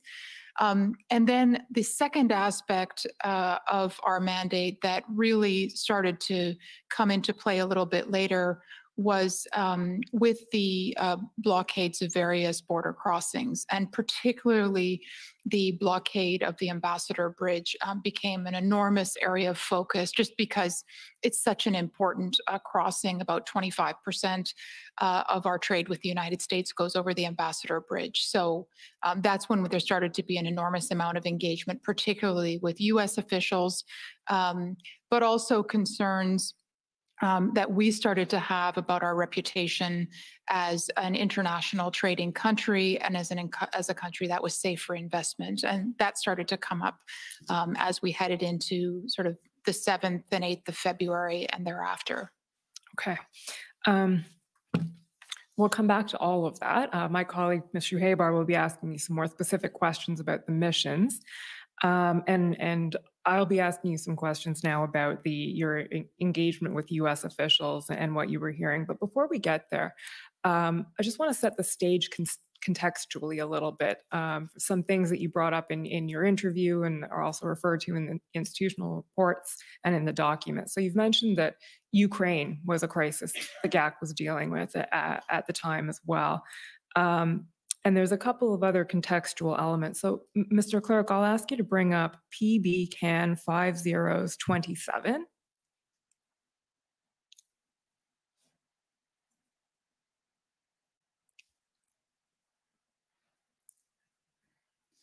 And if you can just scroll down to page 3.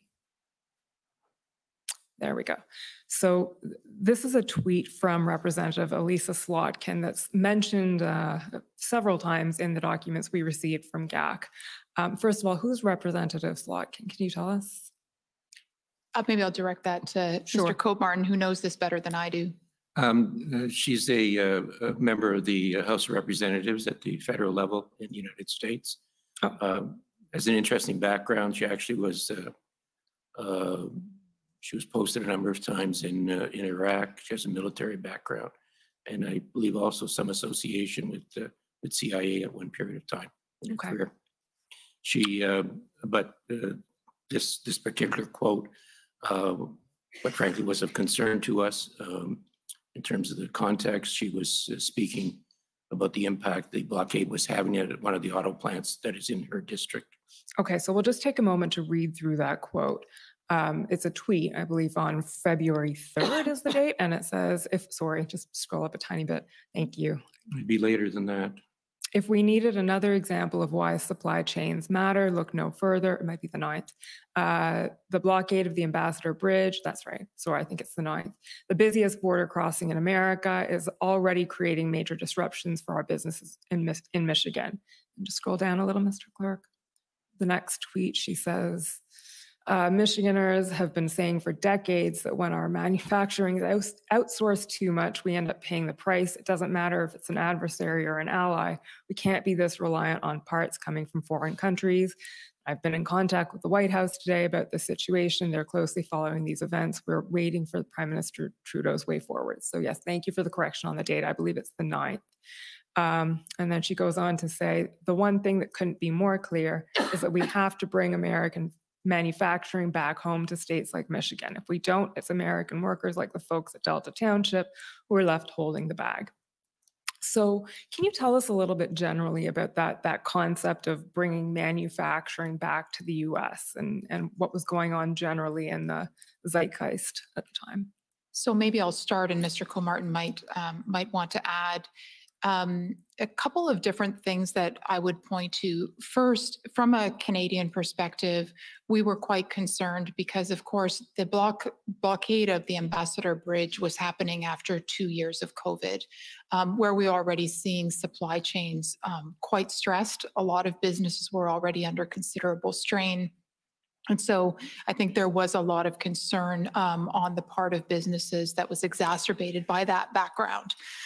The second issue is that we have over many, many years had to fight very hard for access to American markets and also for the supply chains, including with respect to the auto industry in Canada. There's a strong trend towards Buy America in the United States, and also a strong trend among some parts of the U.S. Political class to bring manufacturing back to the United States. And so there's an ongoing effort by global affairs, by other federal departments, but also by provincial governments and our missions in the United States to continually make the case that Canada is a reliable trading partner and also a reliable investment partner. And so that's very much the context behind this. Okay. So this tweet would essentially be an example of that bring manufacturing back home sentiment. Absolutely. Mr. Cope-Martin, would you have anything to add to that? Well, just that this was her comments were the strongest that we had from any of the elected representatives. I think it reflected to some degree the passion she feels for her district, but it also reflects a certain level of ignorance in terms of the relationship, the treaty relationship we have between ourselves, Canada, the U.S., and Mexico, which we'd just gone through, in the previous couple of years of renegotiating that agreement. And this idea of, bringing back manufacturing to the United States, even from allies, would have been a complete contradiction of that agreement. So you're referring to the renegotiation of NAFTA? Yes. Okay. Okay, well, let's start looking at some of the specific examples of communications or statements that were made by U.S. officials. I don't know if you want to start, or please do start actually by giving a general overview of what you were hearing, Mr. Cope-Martin. Well, a great deal of concern coming from the elected, both senators and members of the House of Representatives. I was dealing with those who were from my territory. I think one of the messages was the impact it was having on the supply chain. They also were expressing repeatedly, I got messaging to the extent that why isn't Canada doing more? Their analysis was that the three levels of government were not cooperating, didn't have a coordinated plan. That was the kind of perception they had of what was going on.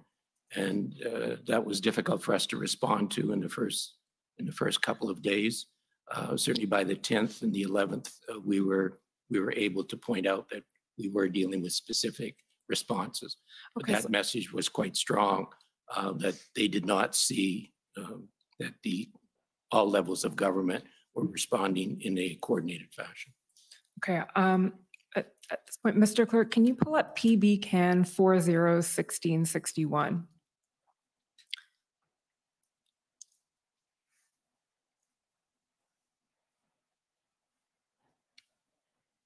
So I appreciate this isn't an email that either of you received. It is your colleague, Mr. Cope-Martin, I'm sorry, Martin Loken, who's the Deputy Head of Mission, Foreign Policy and National Security at the Canadian Embassy in Washington. And he's writing to Jody Thomas, whom we've heard as the National Security Advisor. And he says at the bottom here, concern about Ottawa's situation now overshadowed by the blocked Ambassador Bridge and supply chain disruptions to Detroit. There is a sense Canada is not devoting enough resources, human or otherwise, to dislodge the truckers. So is that an example of what you were just telling us about? Yes. That sentiment?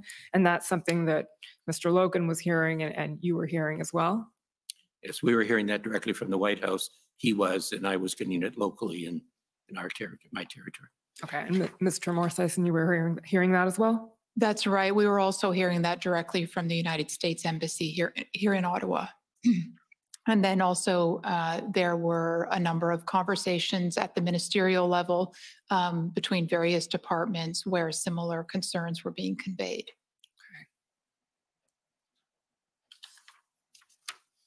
Okay. Then if we can just turn up SSM Can 50442.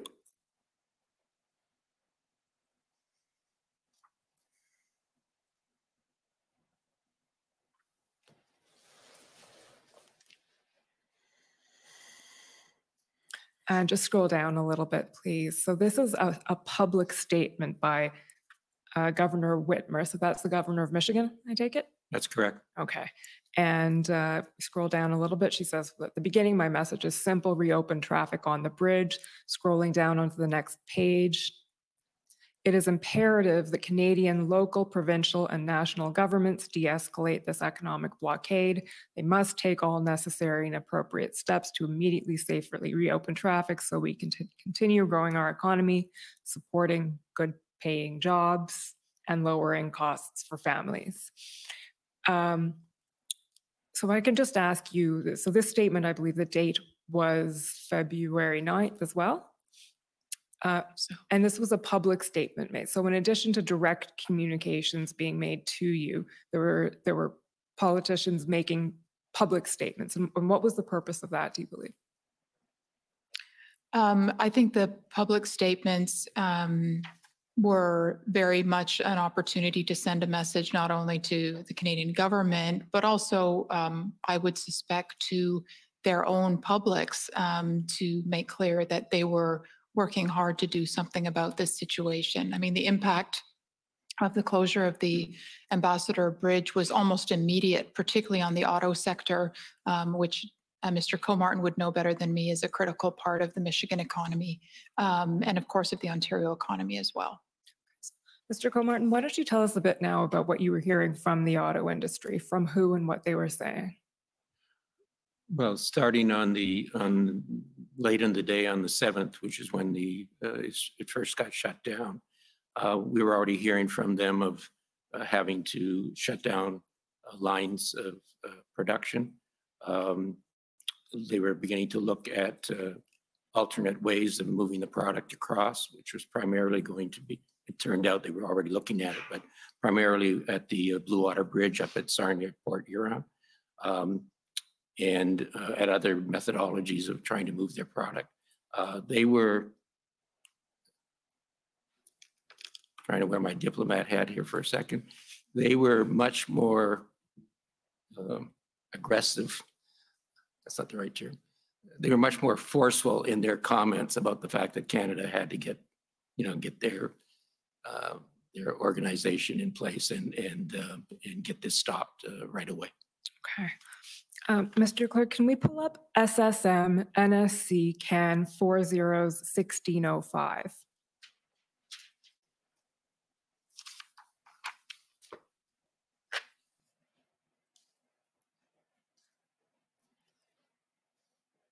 Scroll down to page 3, please. Okay, so this is a weekly advocacy report that sort of recaps what happened over the course of February 7th to 11th. And the first thing addressed, essentially, it recaps some of the conversations you've had, Mr. Comartin. So I'm hoping you can take us through a few of these with the assistance of the notes here. So the first thing that's mentioned is a call that you had with Congresswoman Brenda Lawrence. And I believe that was in response to a public statement that she had made the day before or earlier, also calling on the Canadian government to do something about the Ambassador Bridge.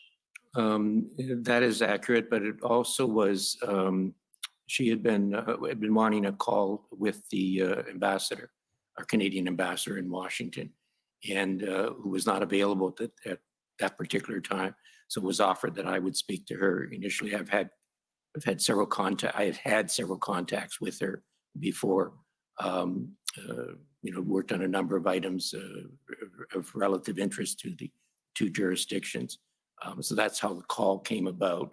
And she did, I believe, subsequently have a call with the ambassador.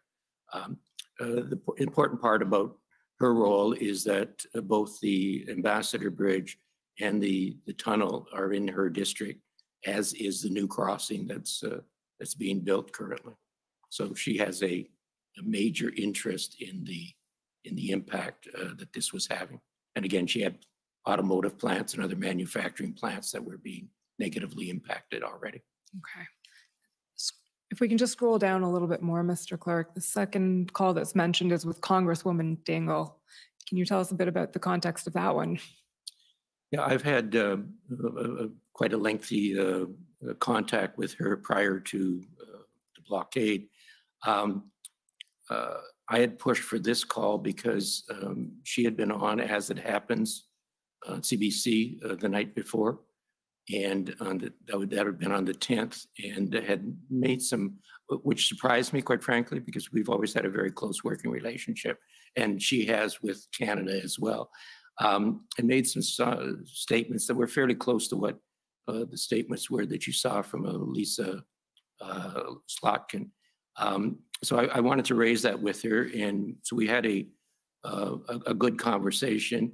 I had asked her, in keeping with what calls I had had with Representative Kildee and with Senator Peters, that we were seeking from them, for them when they were talking about this in public, that they would stress the importance of the relationship between Canada and the United States. And she assured me in the course of this conversation that she would attempt to do that going forward. I think the other point at this particular time, so it was easier for me, I think, to convince her to be sympathetic, was the injunction either had been granted. I think that call was in the morning. The injunction was granted by the Superior Court in Windsor later that day, and I had assured her that I had expected it would be a positive order and the injunction would be granted. So, proof positive, I guess, that we as a jurisdiction were moving on this. Taking some action. Okay. And then the next call referred to, just scrolling down a bit, is the Detroit Regional Chamber on February 10th. Yeah, President Rouleau is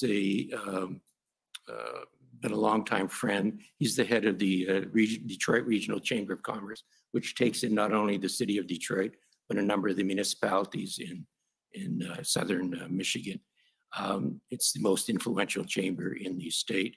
And again, he was speaking forcefully. This was the day before I had told him the injunction had been sought, but had been kicked over to the following day. But was quite positive in willingness, I guess, to send his messaging out to his membership and to the general public about the importance of the relationship, that it was a strong one and needed to be preserved. Okay. And the next series of calls there that are mentioned is the OESA and MEMA. Can you tell us about those conversations, who those are, those organizations, and what was said? Yeah, they're both basically manufacturing associations. The OESA stands for Original Equipment Suppliers Association, and then the Motor Equipment Suppliers. Again, we've had extensive contact with these associations over the years. They're very knowledgeable of the importance of the supply chain relationship between the two countries. They were, Ms. Freehan in particular was upset. She had raised the concept of the Emergency Act, whether it was going to be a state of emergency was going to be declared. I don't think she understood the act itself, but wanted that. At that point, my information was that it was not being considered. I didn't have any indication to the opposite, and indicated some of the other things that we were doing. Again, this call took place on the 11th, the day the injunction had been granted, and I think this call took place after it was granted, so I was able to say, we've got that. And at that time, I think I also knew that the province was moving on their emergency legislation as well.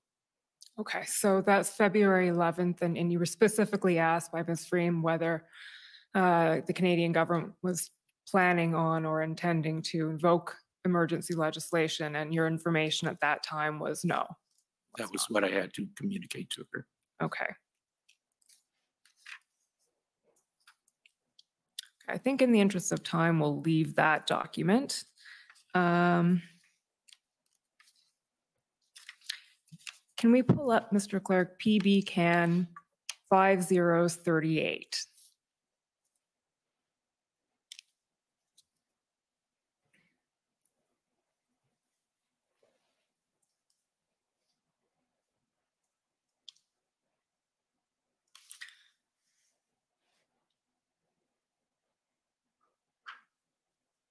Page 1, bottom half. Okay, yeah, that's exactly where we're supposed to be. Thank you.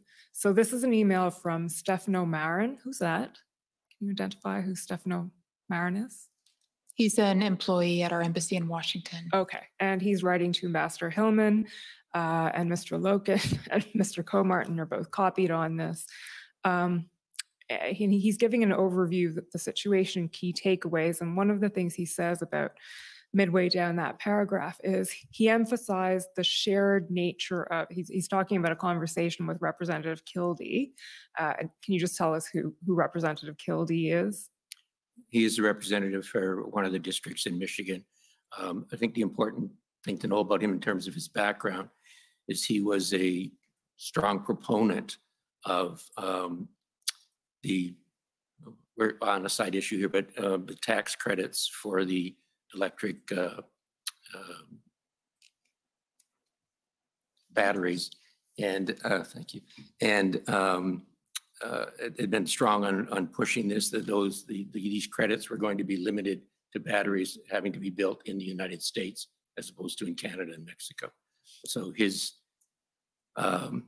support that we were trying to get to have them agree that the credit should be granted to vehicles or batteries built in both Mexico and Canada. His support was really important, that we were able to do that, which we eventually did. But at this period of time, it was still up in the air. And so we really needed to get him on side as much as we possibly could. Okay, so Representative Kildee is someone that you essentially needed on your side in this, in this battle. Okay, and what Mr. Logan mentions in this email, sorry, it's not Mr. Logan, it's Mr. Marin mentions in this emails, he emphasized the shared nature of the challenge, referencing American support, including through funding for the convoys in Canada, and then the many ways in which the officials are working together. Is that something that you were hearing about as well? American funding, American support for the convoys in Canada? So maybe I'll start, and again, Mr. Comartin may need to add something, but there were a number of concerns, first of all, about American citizens funding through some of the kind of crowdfunding platforms that were being used by the convoy. And in fact, there was information when one of these funding platforms was hacked that a very large percentage of the funding was actually coming from US sources. So that was something that I was aware of.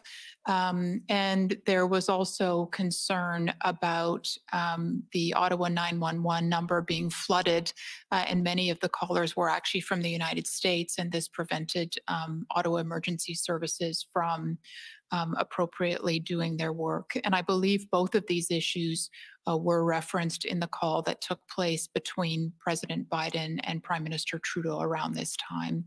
And I think these were referred to as well in the readout of that call. I think that's right. And we'll probably be hearing more about that as the next couple of weeks unfold. For now, I think you've given us a good overview of what you were hearing from the United States. So we're going to move to other countries now. Mr. Clerk, if you can pull up ssm.nsc.can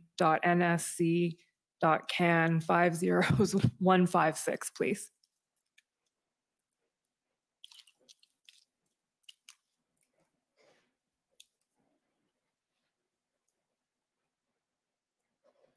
So this is some material that was prepared for you, Mr. Morsison, skipping a little ahead in time on February 14th, but it gives a bit of a summary of some of the things that were being said. So if we can just scroll down a little bit, Mr. Clerk, to where it says top level messaging there. GAT continues to monitor the situation in the US and around the world, concerned that the Canadian quote unquote model is being exported, and that the Canadian flag is being misused as a symbol to fuel protests in capitals around the world, e.g. France, Belgium, Netherlands, New Zealand. Can you tell us about that, Mr. Morsison, what you were hearing, what was going on? Sure. I mean, one of the things that we are always worried about is Canada's reputation abroad, and that's for a number of reasons. From an economic perspective, we're a very trade and investment dependent economy.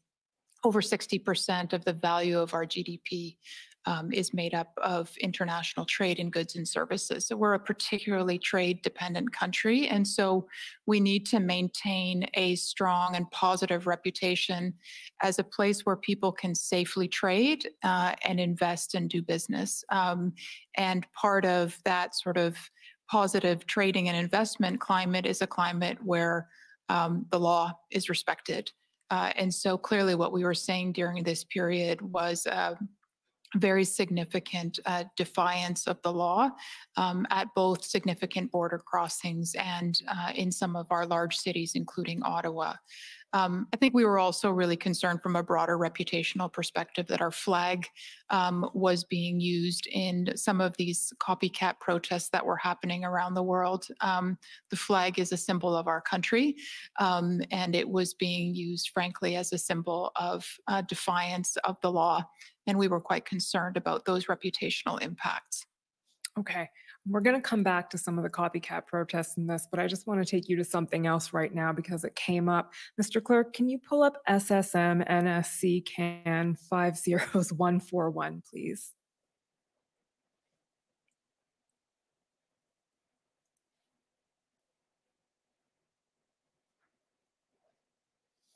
Okay, so again, this is some material that I believe was being prepared for you in preparation for a DMOC, Mr. Morsison. We'll scroll down a little bit to page 2, please. There we go. Impact on Canada, US. So this is going to the trade impact that you mentioned. So it says there's a high level of US concern on implications on flow of goods, ripple effect of protests across the US. Then it says immediate trade impact, 2.4 billion a day, two-way trade, 500 million via Ambassador Bridge alone. and then some talk about the longer term impact and pressure on for nearshoring supply chains. So first of all, was GAC doing its own economic analysis or analysis of trade impact, or where did this information come from? Do you know? So I don't know what the exact source of these particular stats were. We do have a chief economist at Global Affairs Canada, and so our chief economist, in particular, one of the areas that she and her team monitor is our international trade performance, and so she and her team will regularly produce stats on those issues. So these may have come from our chief economist. I can't confirm that. We did not do, to my knowledge at least, detailed economic assessments of the specific impact. I believe other departments were doing that, including the Department of Finance and possibly the Department of Transport. But specific economic impact assessments weren't being done, to my knowledge, by Global Affairs Canada. Okay, so you had less knowledge of the specifics and more of the broader picture. Is that fair? That's right. I mean, we would definitely, as a department, have information on, you know, sort of average daily trade, on the scale of the trading relationship with the United States, trade flows, that kind of thing. Okay, thank you. Thank you, Mr. Clerk. We'll go back now to SSM and SC Can 156.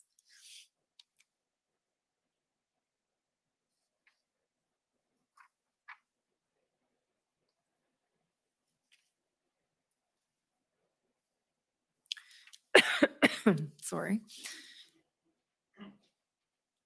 We can scroll down to page 2, please. Keep scrolling. Keep scrolling. Okay, so we're talking now about what happened in Wellington, being New Zealand, the Super Bowl. Can you just give us a bit of an overview of those concerns, Mr. Morris-Hyson? Sure. One of the things that we were monitoring is the extent to which the convoy protests and economic blockades in Canada were being copied, if you will, in other countries. And I would say probably the largest copycat protest that we saw was in Wellington, sort of quite similar phenomenon of large numbers of protests, protesters entrenching themselves around the parliamentary precinct in Wellington. We also saw other protests of smaller scale in The Hague, in Paris. There were some smaller ones, I think, in Rome, in Sweden. So we were monitoring these protests. Okay. Thank you, Mr. Clerk. Next document I'd like to pull up is SSM NSC Can 50703.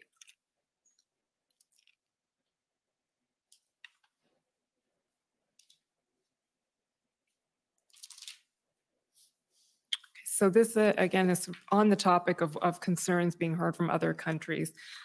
This is an email sent by Ralph Goodale. So can you just tell us what Mr. Goodale's position is? Yes, Mr. Goodale is Canada's High Commissioner to London, England. Okay. And he was writing to a number of people at Global Affairs. Can we scroll down, please, Mr. Clerk? 2 themes, he says. Disbelief that this is happening in Canada, of all places, and no one wants this to become an unwelcome Canadian export as the protests spread elsewhere.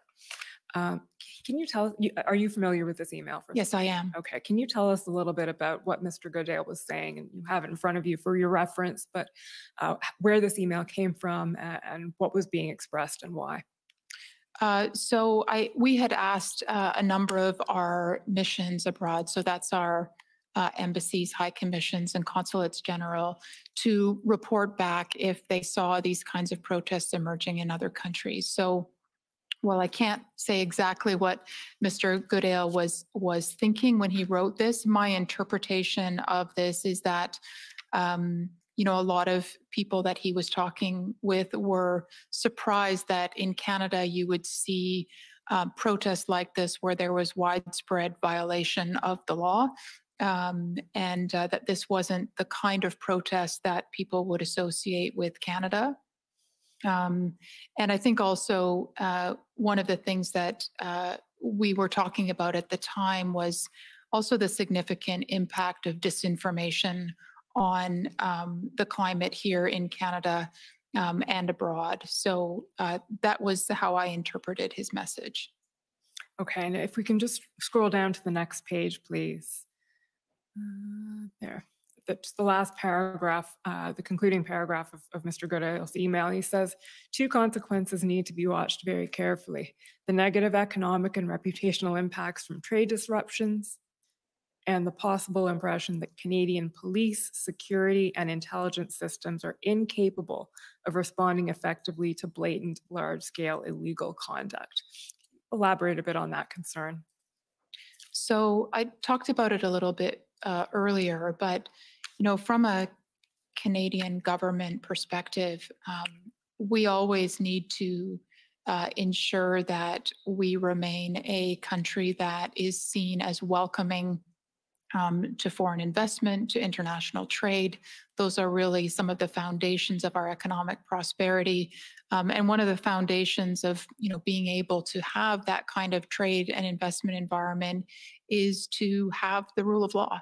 And I think there were real concerns, as Mr. Goodale is expressing here in his email, that perhaps Canada was not able to respond effectively to some of the illegal actions that we were seeing in the protests.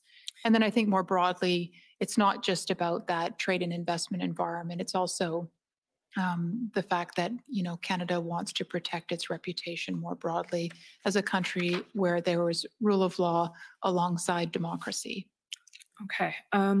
The last question I'll ask you in closing has to do specifically with the Section 58 explanation provided by the government. It's one line. We can pull it up if you'd like to have it in front of you, or I can just read it to you. Sure. Okay. It's COM 50670.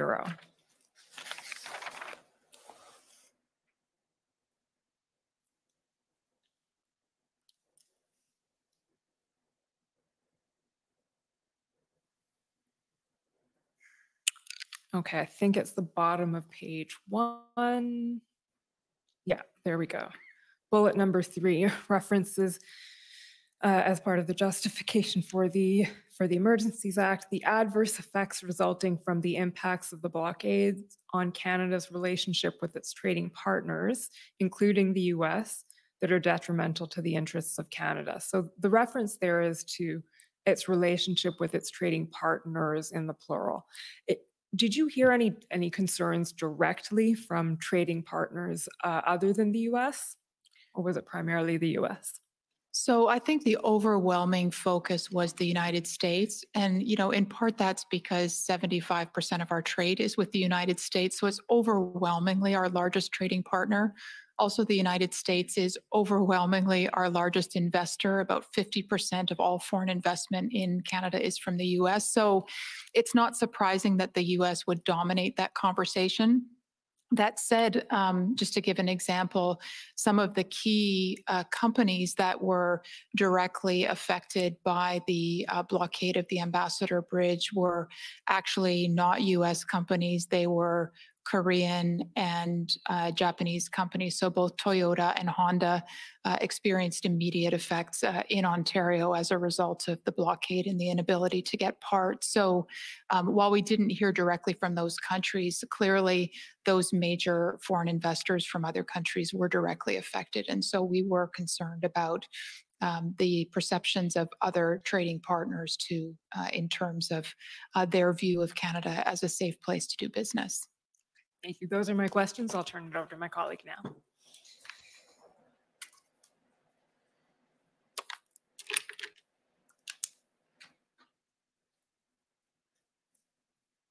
Good afternoon.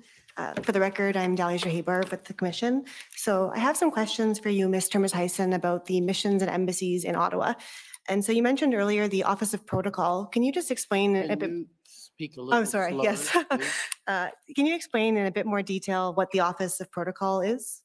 Sure. So within Global Affairs, we have an Office of Protocol that has a number of responsibilities. One of its responsibilities is to support both incoming and outgoing high-level visits. So the Office of Protocol supports visits in and outgoing that are related to the Prime Minister, the Governor General, and the Ministers of Global Affairs Canada.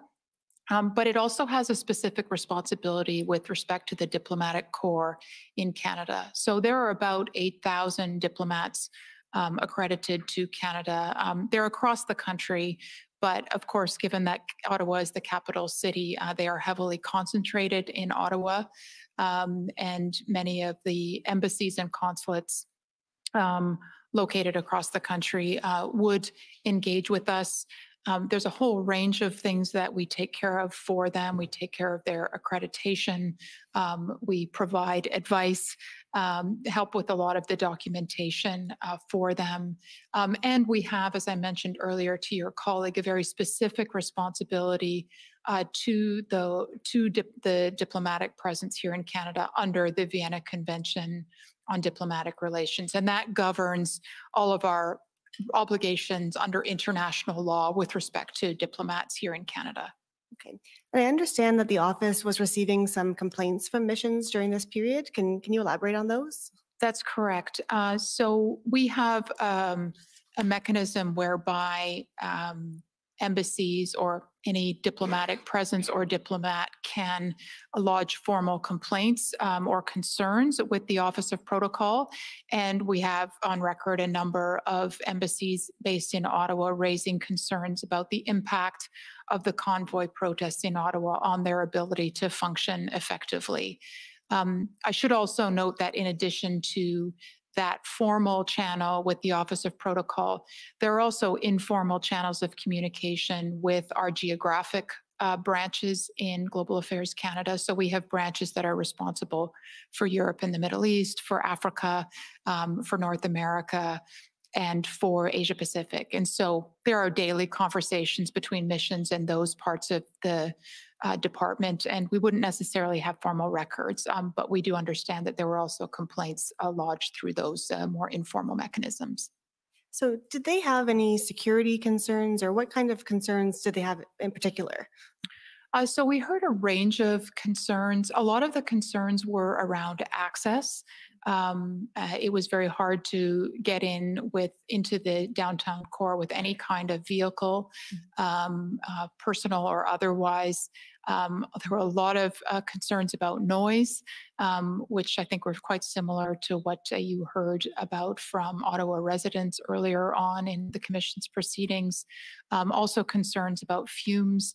And then we, of course, were also concerned about the ability of staff to access their offices, and also for consular clients to access their offices.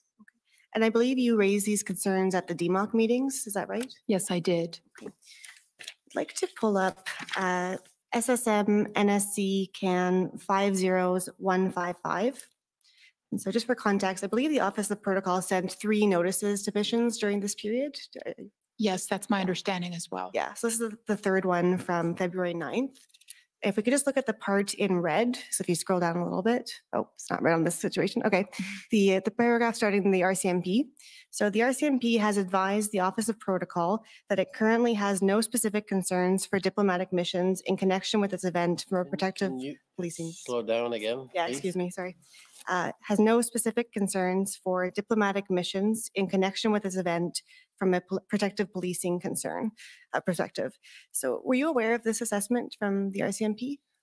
Yes, so maybe a couple of things to clarify, and the RCMP can probably speak to this better than I can.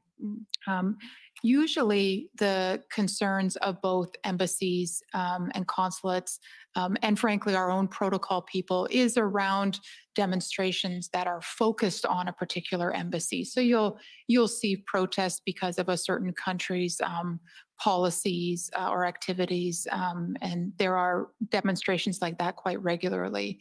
And so we would count on the RCMP to provide protective policing if those demonstrations were to the point that we were concerned about the security of that particular facility. what was, I think, quite interesting about the convoy protests is they weren't directed at diplomatic missions at all. In fact, we were obviously concerned about the safety of diplomatic premises, but we never had any indication that embassies or official residences of ambassadors were the target of any of the issues.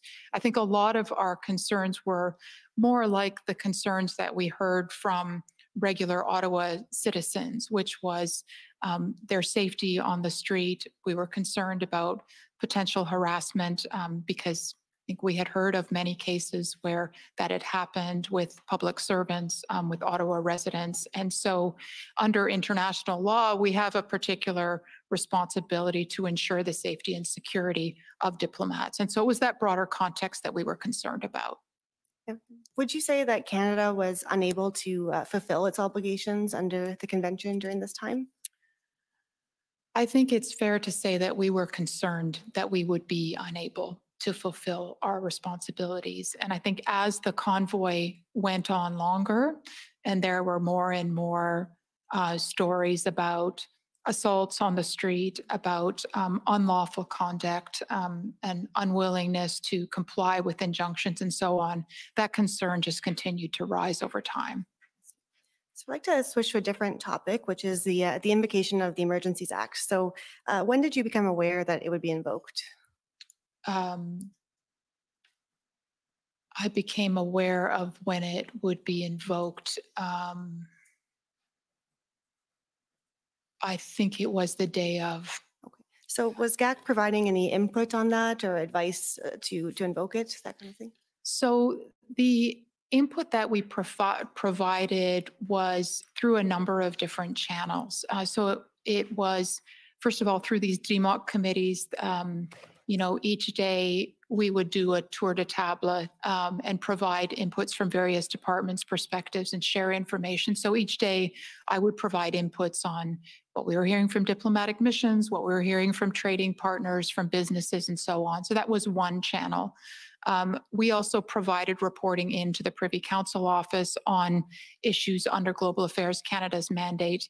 And then we also provided information where appropriate to the Government Operations Centre. So for instance, our rapid response mechanism, which is referred to in some of our documents, provided its input through the Government Operations Centre. So in answer to your question, yes, we were providing input in through various channels that may have informed the decision making. Since you mentioned RRM Canada, I actually had some questions about that. Okay. So could you just explain what that is in general terms? Sure. So RRM stands for the Rapid Response Mechanism. So this was something that was agreed to at the G7 leaders meeting in 2018 in Charlevoix when Canada was the host.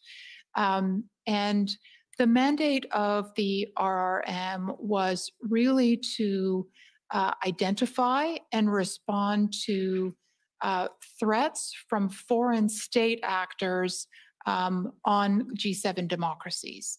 And we were particularly focused on threats oriented towards democratic institutions and processes, towards threats towards our media and our social media and online environment, and then also threats to the exercise of human rights and freedoms. So this was really, I want to stress, about foreign state actor threats to our democracy.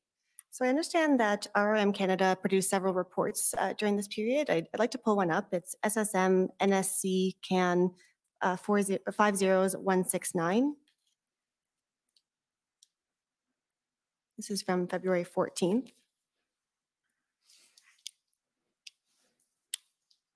If we look at the key findings, the first one says RRM Canada has not seen evidence of significant foreign state-sponsored involvement in the online information space to date. So were you seeing these reports at the time? Or? Yes, I was. Yeah. And was this, when they speak of significant foreign state-sponsored involvement, can you expand on that? I think you touched on it already. What were they looking for? So because the mandate of the RRM is to really focus on foreign state-sponsored threats to democracy, that's really what the RRM looks like. So, looks at. So the RRM uses tools that would be publicly available to do analysis of social media. And its focus is really on identifying, are there foreign state actors that are introducing disinformation? Are they amplifying certain messages in order to mislead or deceive, et cetera? And were these reports shared with other departments during this time as well? Yes, so these reports were fed into the Government Operations Center.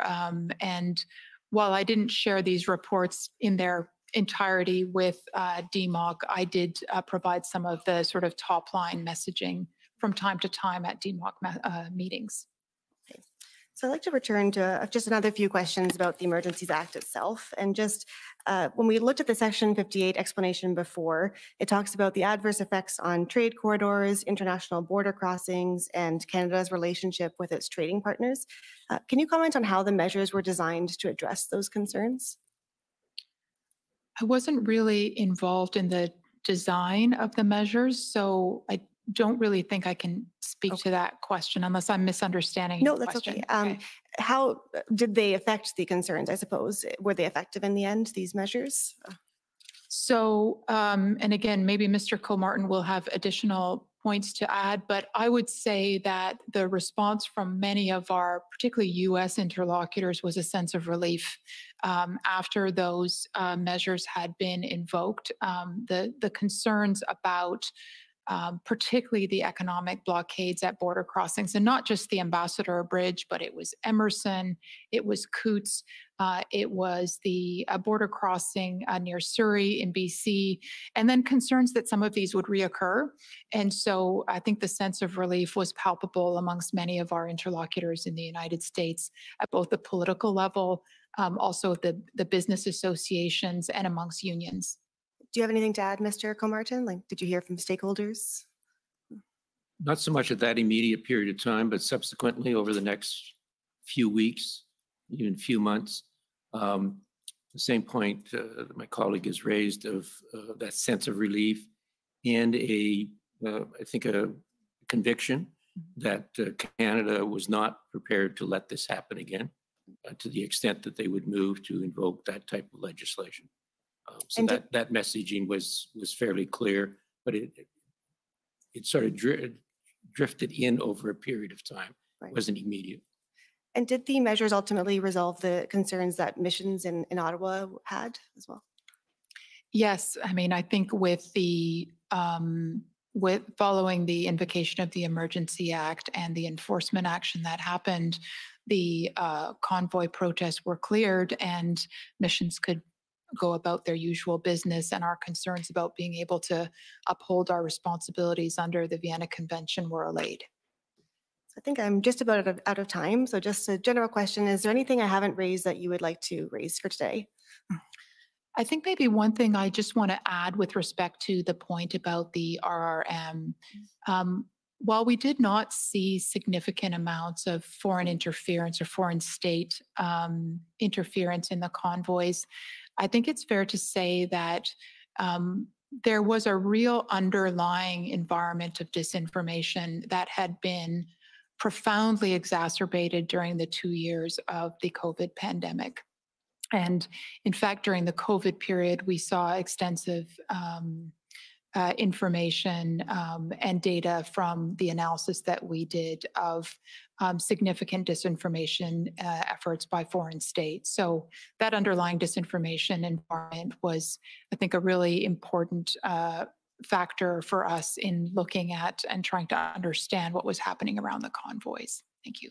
Anything you would like to add, Mr. Kilmartin? Yeah, maybe just to emphasize and again, I'm speaking particularly of my territory. When the blockade hit, it hit at a really crucial time, both in terms of what was going on in the auto manufacturing sector, the types of development that's coming. We're going to build a whole new supply chain in order to have the electric vehicles come online. And Canada has the potential to play a great role in that. That was jeopardized by this blockade. I think we've been able to put most of it to bed now, but it was a high-risk period of time for that to occur, especially coming out of the pandemic when the manufacturing sector had been so hard hit. It was just a very difficult time to be able to convince our U.S. partners that we were serious about being their partner on an ongoing basis as we have historically. Thank you very much. Those are my questions. Okay. So can we now go on with the cross-examinations for the convoy organizers? You're up first.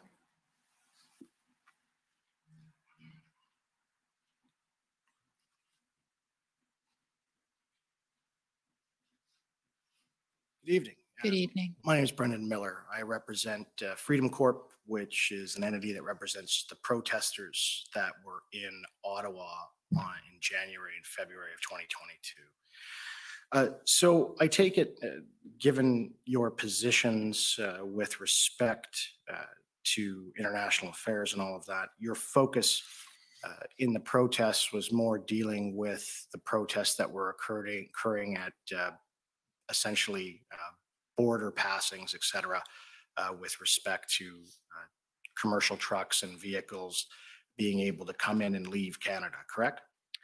I would say that Global Affairs Canada was particularly interested in the border crossings and the economic blockades that were happening there, but also in the convoy protests here in Ottawa, given the concerns we had with respect to diplomatic missions in the downtown core.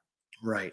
And I take it that, at least from viewing some of the records, et cetera, that the concern with the diplomatic missions was not that the protest was interfering with the missions, but that it inconvenienced some of the diplomats. Is that fair? No, I wouldn't agree with that characterization. It wasn't just a matter of inconvenience.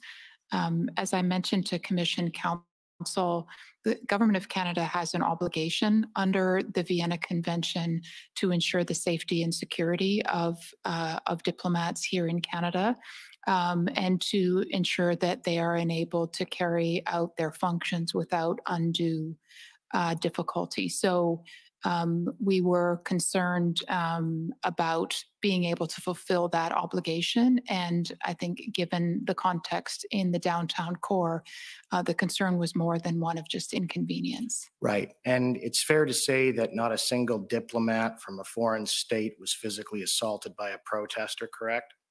I am not aware of physical assaults, but we were always concerned about that possibility given the reports that we had heard of quite a number of physical assaults during that period.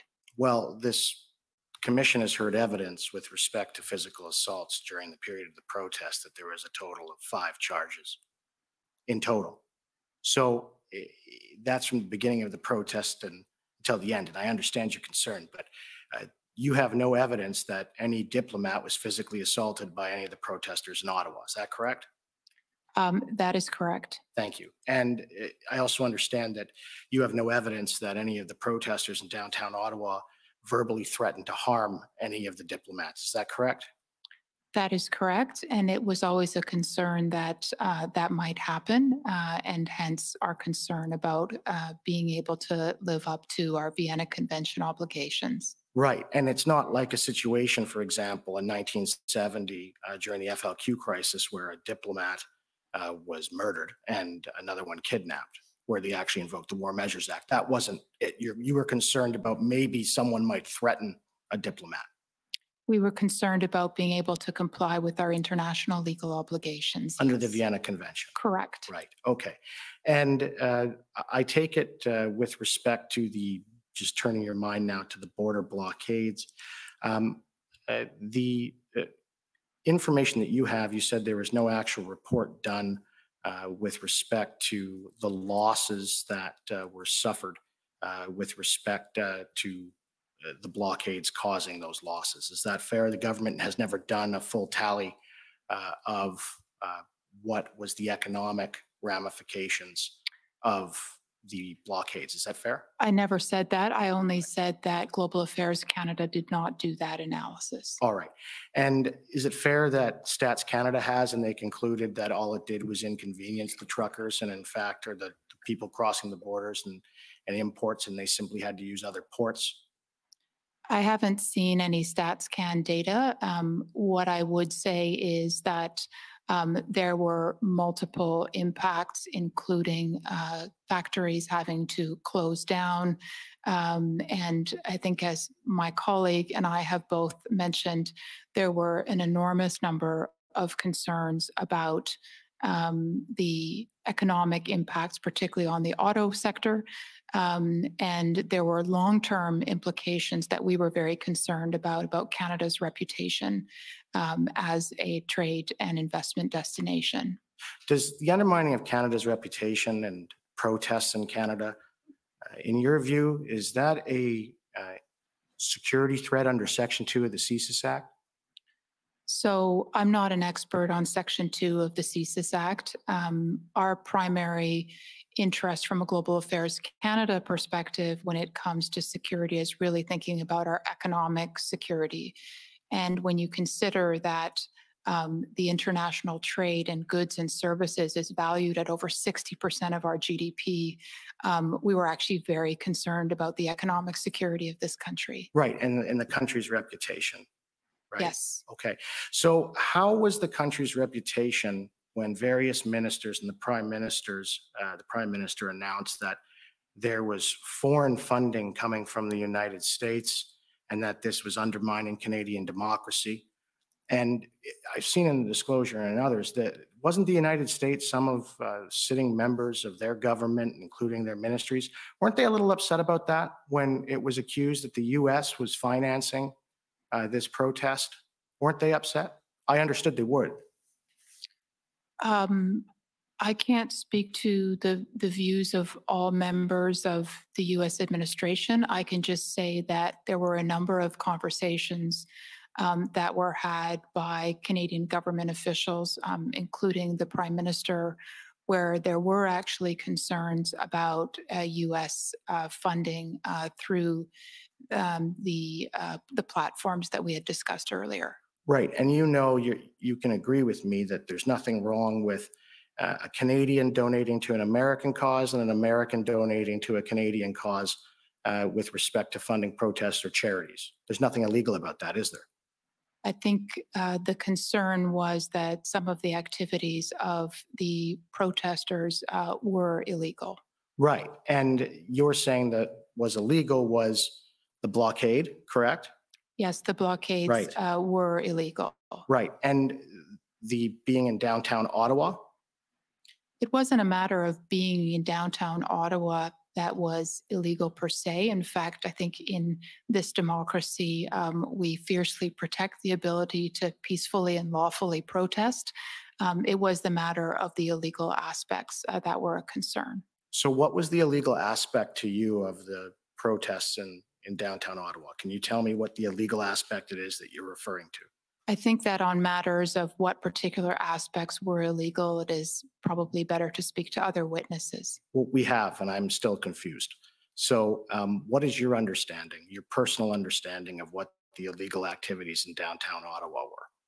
I think this is probably a question that is better directed to other witnesses. So you were concerned about Canada's reputation due to illegal activity in downtown Ottawa, but you don't know what that activity is that correct? It's not a matter of not knowing. It is a matter of others being better placed to speak to this. Right. Thank you. Okay, next, the City of Windsor.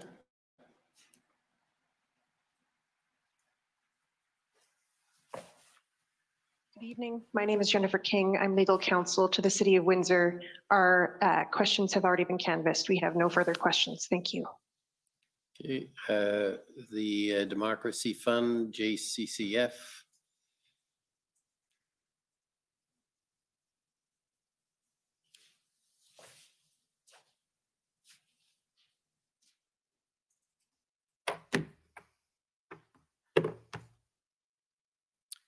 Good afternoon. I'm Hatem Kure, counsel for the Justice Center for Constitutional Freedoms. Good afternoon. In the interest of time, I'm going to focus my questions on you, Ms. Termerscheisen. So you said in your testimony in chief something to the effect that it's important that Canada be seen as welcoming to investment. Would you agree with that statement? Yes. And maintaining that reputation involves being known as the kind of country that has conditions that are favorable to investors? That's correct. Okay, so taking a step back from Canada specifically, would you agree that as a general principle, one of the things that investors look for is stability? Yes. That includes social stability, Yes. economic stability, Yes. legal and political stability? Yes. And that's true because in many countries, there's political instability that can affect people's legal rights, for example, their property rights, correct? I'm not sure what you're referring to, but I would say that yes, there are countries where there is political or other instability, and that makes investments more risky. Right, and the kind of situation where the political instability in a country might, for example, affect the property interests of an investor would make that undesirable to the investor, right? Well, I think, for instance, if you have a country where you're making a major, say, mining investment, and you have significant instability, and you maybe can't access that mine. This happens in some countries. I would be looking for. Right, and would you agree that investors would be hesitant to invest somewhere where their property might be subject to confiscation without judicial authorization, for example? In terms of investors, yes, I would say so. And the same would be true for seizure or freezing without judicial authorization? For investments, yes. Now, under the emergency economic measures, the bank accounts of protesters and donors could be frozen without prior judicial authorization. Don't you think that that could affect their confidence in Canada as a place to make their investments? I wouldn't say so. I think that what you had was illegal conduct by individuals and therefore actions taken in response to that illegal conduct. That is not a corollary to a law-abiding investor. But prior to the declaration of emergency, there wasn't a law that authorized the freezing of those bank accounts, right? There was illegal conduct at the time. So the emergency economic measure wasn't necessary to take that action then? I think others are best placed. That is not a Global Affairs Canada area of expertise, nor is it my area of expertise. But don't you think that responding to a political protest by extrajudicially preventing people from accessing their own funds would deter people from wanting to place their money in the Canadian financial system? I think that is, I could really speak to that, but I think investors would be looking at much broader considerations in making decisions to invest in a particular country. So you don't think that subjecting property rights and the financial system really as a whole to rules made without legislative deliberation or any sort of judicial pre-authorization system would concern a potential investor? Again, I think the Emergencies Act is a very special consideration that, to my knowledge, is not applied to investors.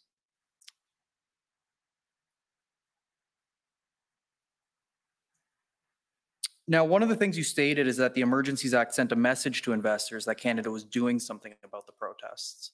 But that same message could have been sent by other federal government action, couldn't it? So I think that on the Emergencies Act, I can't really speak to what other measures you're referring to. I think the reality is that there were a lot of concerns, particularly on the part of some of the U.S. entities that we spoke to, that in fact the economic blockades at border crossings were continuing. And there was a tremendous amount of concern on the part of U.S. Officials, businesses, unions, that there weren't effective measures being taken to end those blockades. But successful police enforcement would have assuaged those concerns, wouldn't it?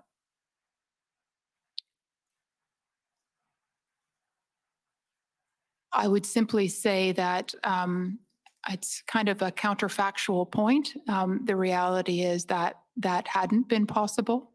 Certainly in our conversations with U.S. interlocutors, there was a sense of relief once those blockades were ended.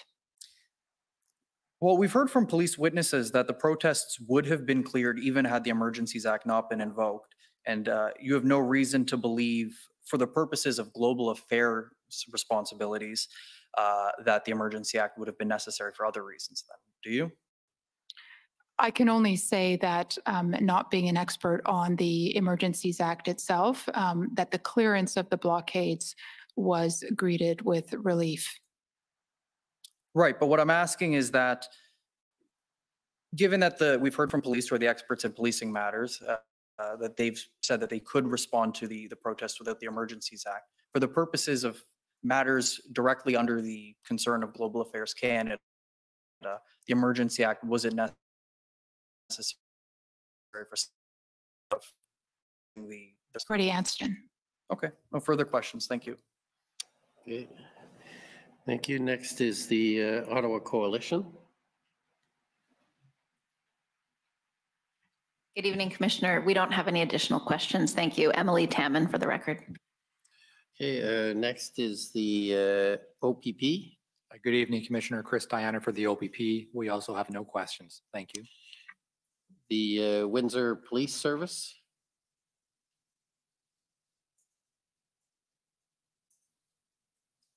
You're not. Sorry, my video's not starting. Tom McRae for the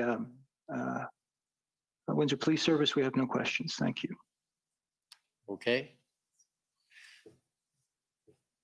Next is the Government of Canada.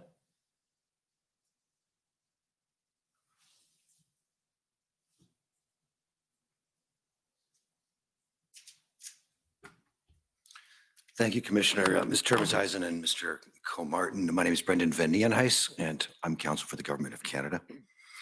And I just wanted to follow up on a few of the items you were asked about by my friends. First of all, Ms. Termesheisen, you suggested that others were likely to be better placed than you to answer questions from my friends for the Convoy Organizer Group and the JCCF about specific laws being breached and about whether the Emergencies Act was necessary. Do you recall that? Yes. Was the perspective of threat to the reputation of Canada and to the economic security of Canada that you've spoken about, was that simply GAC's input into a broader consideration of that latter question? Absolutely. Global Affairs Canada has a certain mandate focused on a number of issues, and there are obviously a large number of players who fed into decisions around this matter. I wonder if we could pull up pb.can.4016. Actually, sorry, we don't need this reference. Mr. Comartin, I think you'll probably recall this. You described your call on February the 11th with Representative Debbie Dingell of Michigan's 12th District. And you recall that that was the day of the Windsor injunction being granted, right? That's correct. And what I will ask to call up, and we'll come to it in a moment, but I'll call it up now, is pb.401802.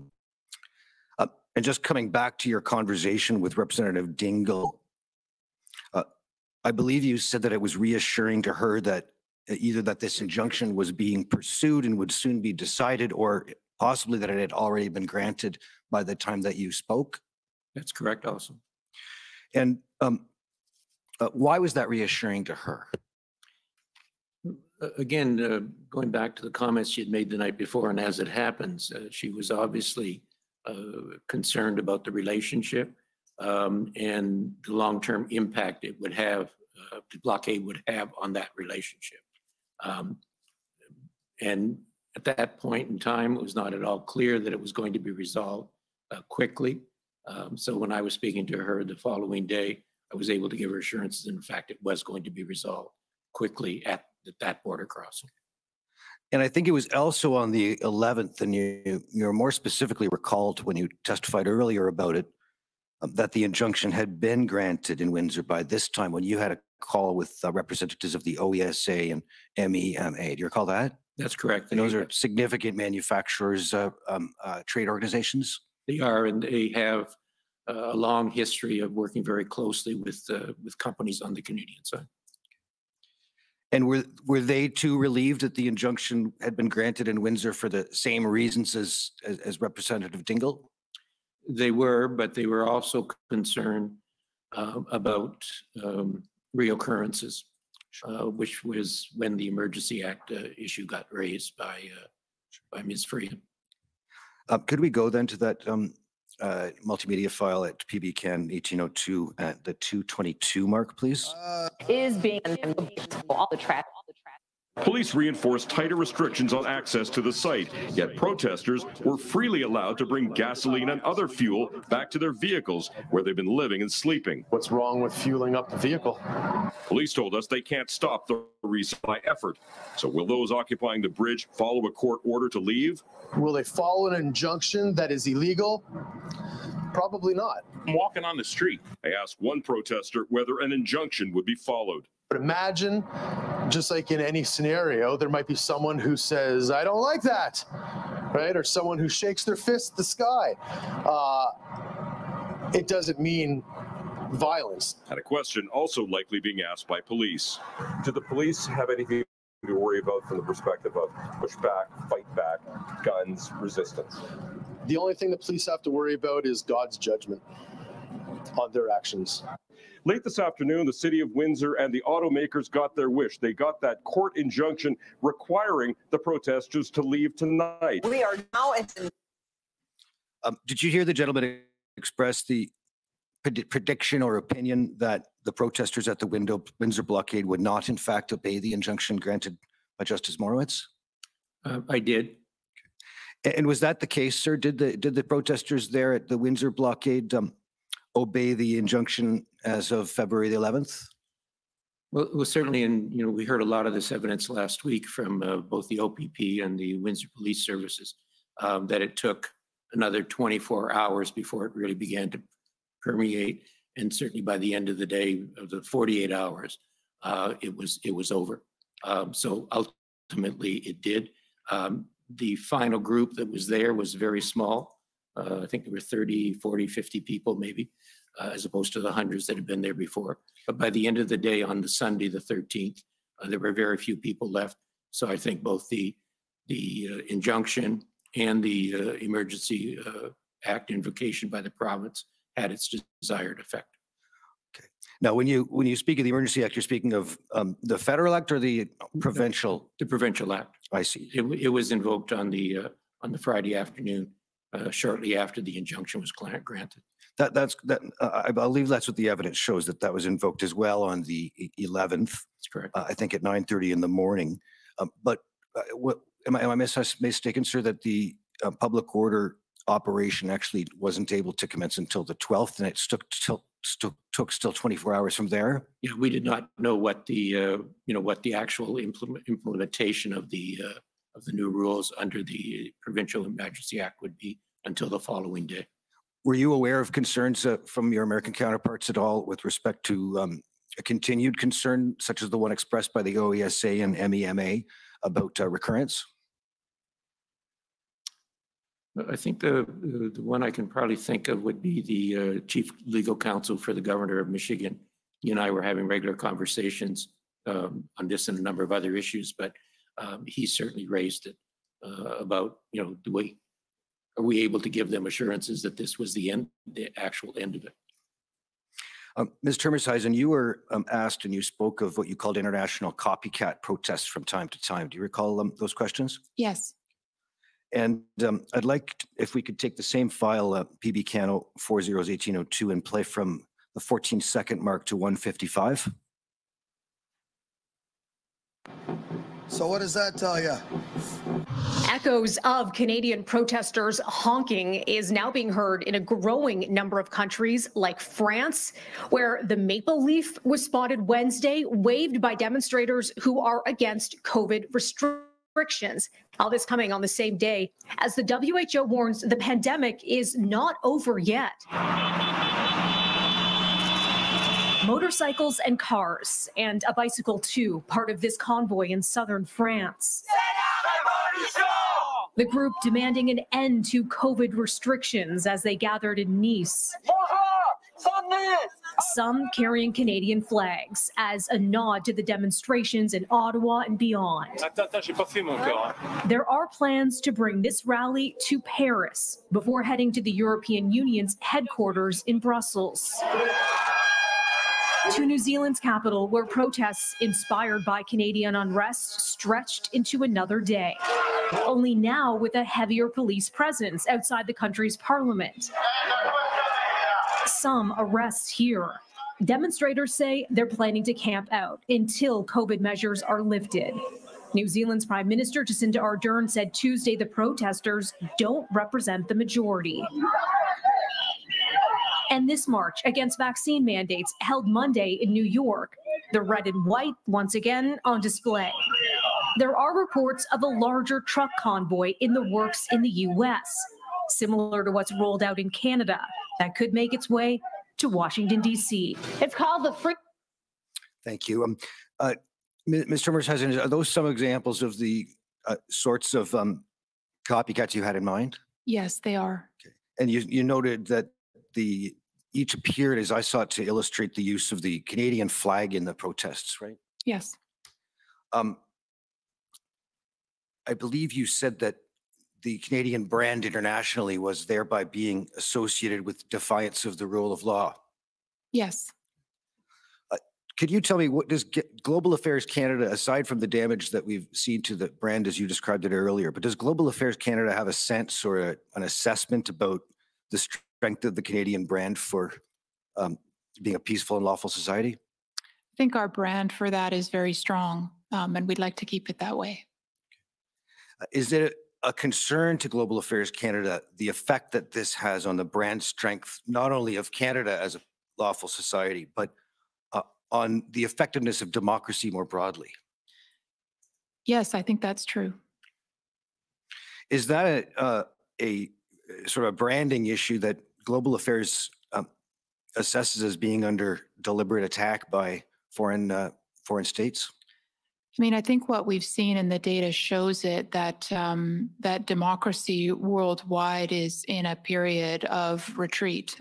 We're seeing a rising number of authoritarian governments taking the place of democratic governments, or democratic governments becoming less democratic. So it's always something that that we keep a close eye on. And at Global Affairs Canada, we do have a number of programs where we actually support other countries in shoring up their own democracies. So I think we're very vigilant about our own.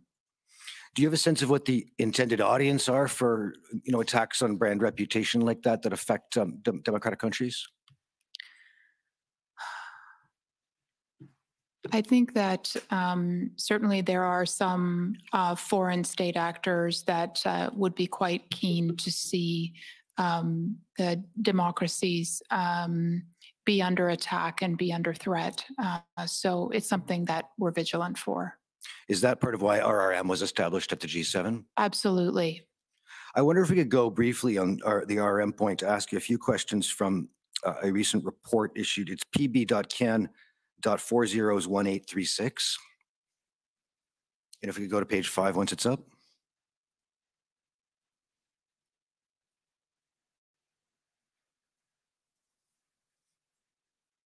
If you go down the middle of the page, just that paragraph that starts, disinformation thrived in the context of COVID-19. And I'll highlight here what the report describes as a fertile ground for hostile state actors to manipulate the information environment. Do you see that? Yes, I do. And is that something that you saw reflected in the events of the convoy?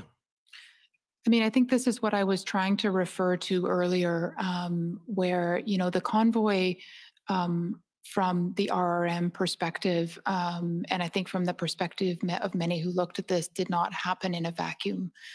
There was a long period, particularly during the pandemic, where we saw an enormous amount of manipulation of the information environment.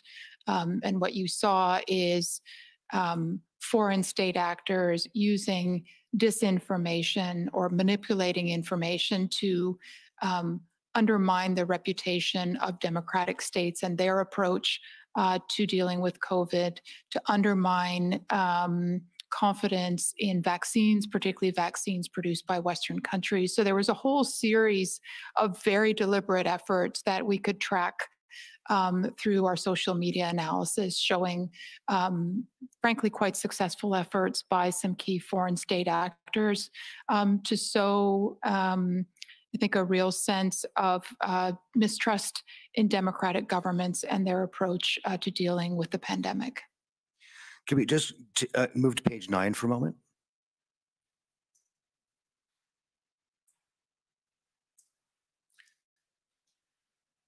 Just looking under the first heading there, implications, if you just take a look at that first paragraph, it indicates that these trends, it demonstrate that foreign-sponsored disinformation online and offline, just one tool in the broader arsenal of hostile state activity, is increasingly transnational, multidimensional, and cross-platform, and that in this context, it's difficult to distinguish between foreign and domestic actors. Do you see that? Yes, I do.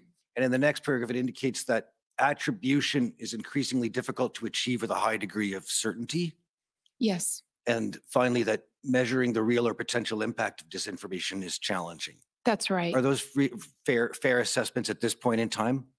Yes, I mean, this is very much what the RRM is finding. And I should note that this report that you've put up on the screen is a report that was done collectively by all of the members of the G7 RRM. So this is an analysis that is shared across the G7, and it also includes input from the European Union and other partners. So this is not just a Canadian RRM perspective. Is RRM quite a young organization or collaboration of organizations, I take it? It is a young collaboration. I mean, the G7 version of the RRM was stood up in 2018, so it's been around for about 4 years. And this annual report that you're referring to is the first annual report that the RRM G7 group as a whole has done. So it's a very important analysis from our perspective of the disinformation environment that we see around us.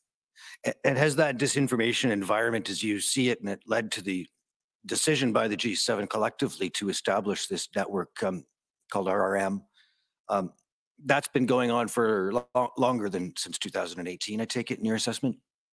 Absolutely. I mean, I think there's, disinformation is a longstanding tool of governments well before the social media age. I think social media has created an entirely new tool.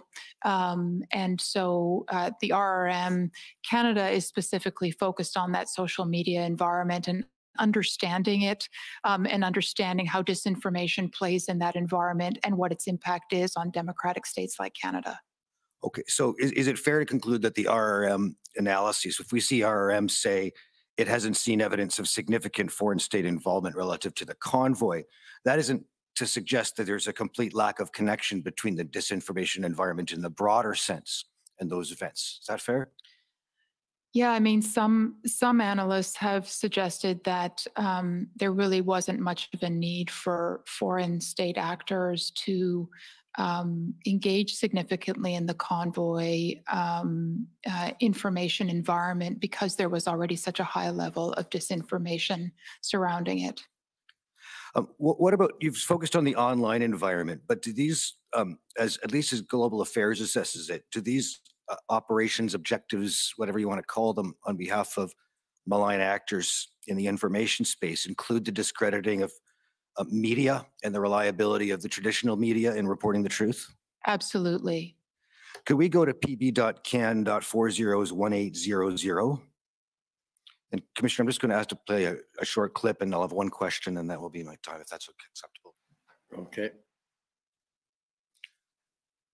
When this is called up, would you play from 5:55 forward, please? The protests now over COVID restrictions in Canada.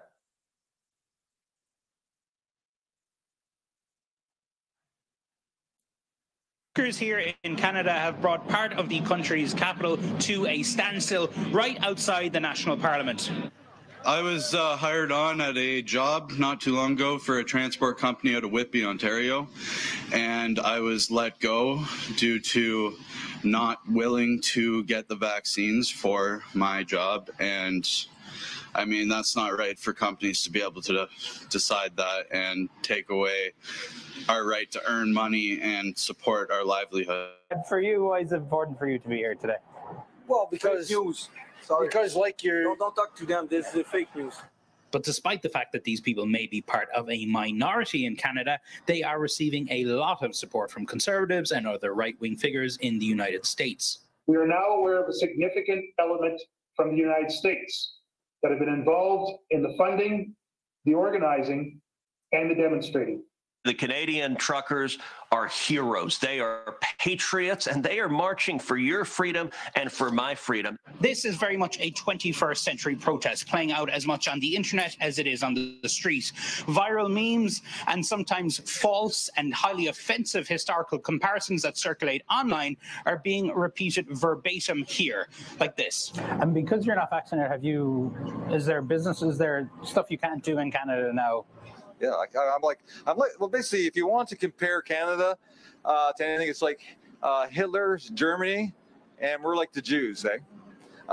One of the goals is to get a group of people that you can get everybody angry with, and in this case, it's the unvaccinated. There's a lot of people here streaming live online. I'm just going to follow you guys and make sure you tell the truth. That's all right. Good. Documenting every moment on social media. You take those cans off of that truck. Is that your property? In an effort to clear the protesters, police have begun confiscating gas canisters, resulting in encounters like this that clock up thousands of views online. My name's Jim Kerr, and I give a shit about Canadians. How do you feel? Hi, my name's Jim Kerr, and I care about human beings, especially ones that are trying to keep themselves warm in a truck while fighting for the freedoms of Canadians. How you feel? The main problem I have is all the censorship that's going on. That's the main problem that I have. There's censorship everywhere, yeah. People's accounts get taken down, even Facebook, if you don't say the right thing. Even this convoy, a lot of groups started, and people are even live streaming, and all of a sudden, I heard yesterday in the restaurant, my feed was cut. My feed was cut. Facebook shut down some groups on its platform supporting the truckers after the online outlet Grid News found that they were being administered by a hacked account that had belonged to a woman in Missouri. So whoever was really running the groups wanted to hide their identity. And GoFundMe shut down a fundraiser for the truckers after police told them the protest had become an occupation. But organizers here have still been able to raise millions of dollars through an alternative service, a self-described Christian fundraising platform. Organizers say the money will help keep the truckers on the street. La dernière fois j'ai vu ma femme, c'est le 28 janvier que j'ai pas pu la revoir.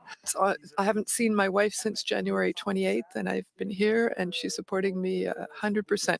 There are some groups with resources who are trying to help us, send us money, so that we won't have to go bankrupt. Truckers to know that we are with them all the way. Trump indicating he is supportive of truckers descending on Washington, D.C., other American right-wing figures goading their audiences to act. The question is, how long before protests like this come here? Will we need our own trucker rally to end all of this insanity once and for all? What is the main goal, the main objective of the truckers here? Freedom. Ms. Termershausen, do these interactions what we saw on the screen between the CNN reporter, Mr. Sullivan, and convoy protesters in Ottawa illustrate the concerns that led to the establishment of RRM by the G7? Well, I think when the RRM was established, of course, it was well before these protests took place. But I think the RRM was broadly set up to ensure that we were vigilant about any kind of foreign interference in our democracies. Thank you. Those are my questions. Okay, any re-examination? No re-examination. Okay, well, thank you for coming and testifying. We appreciate you taking the time to do so out of your schedules, and you're now free to go. Thank you. Sir, before we end for the day, I just wanted to raise a point, if I may. You absolutely may, but maybe, do we need the witness? Can the witnesses leave? No, we do not need the witnesses, Okay, sir. so you're free to go, and you'll deal with, I can deal with the issue.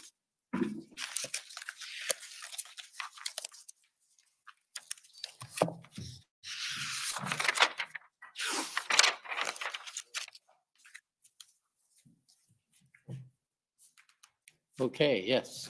So, sir, for the record, Brendan Miller appearing as counsel for Freedom Corp. Sir, there's been an issue with respect to disclosure from the Department of Justice for some time. I just wanted to point out some things. As per relativity, I've been told how to organize it with respect to uploads and when they were uploaded. I can advise the commission that since November 6th, the Department of Justice has dumped in about 1,299 new records, and over the weekend alone, since we adjourned, 409. Some of these documents are extraordinarily relevant, including entire team message chats with Brenda Lucky and the RCMP during the IRG meetings, commenting on what's going on. They're not even in the commission's list of documents for tomorrow because they probably don't know about them. They're not labeled. I found them by accident. There is an issue at this juncture in my submission with a dump truck approach in my submission on behalf of the DOJ in order to providing disclosure late that is relevant material and should have been provided quite some time ago. And it's not even properly labeled. For example, all of those, there's Teams meetings with all the executive of the RCMP about what's happening. It's very interesting. I'm just finding it now. But nobody seems to know about it because of late disclosure and because it's not properly labeled and because it's coming in mass quantities. So, sir, I wanted to raise that with you. I would submit that this commission has jurisdiction to compel the DOJ to outline and properly label materials and provide them properly, outline what they are, and not simply name them random letters and numbers so that people don't see them. I only spotted them today, a couple hours ago, because I got lucky.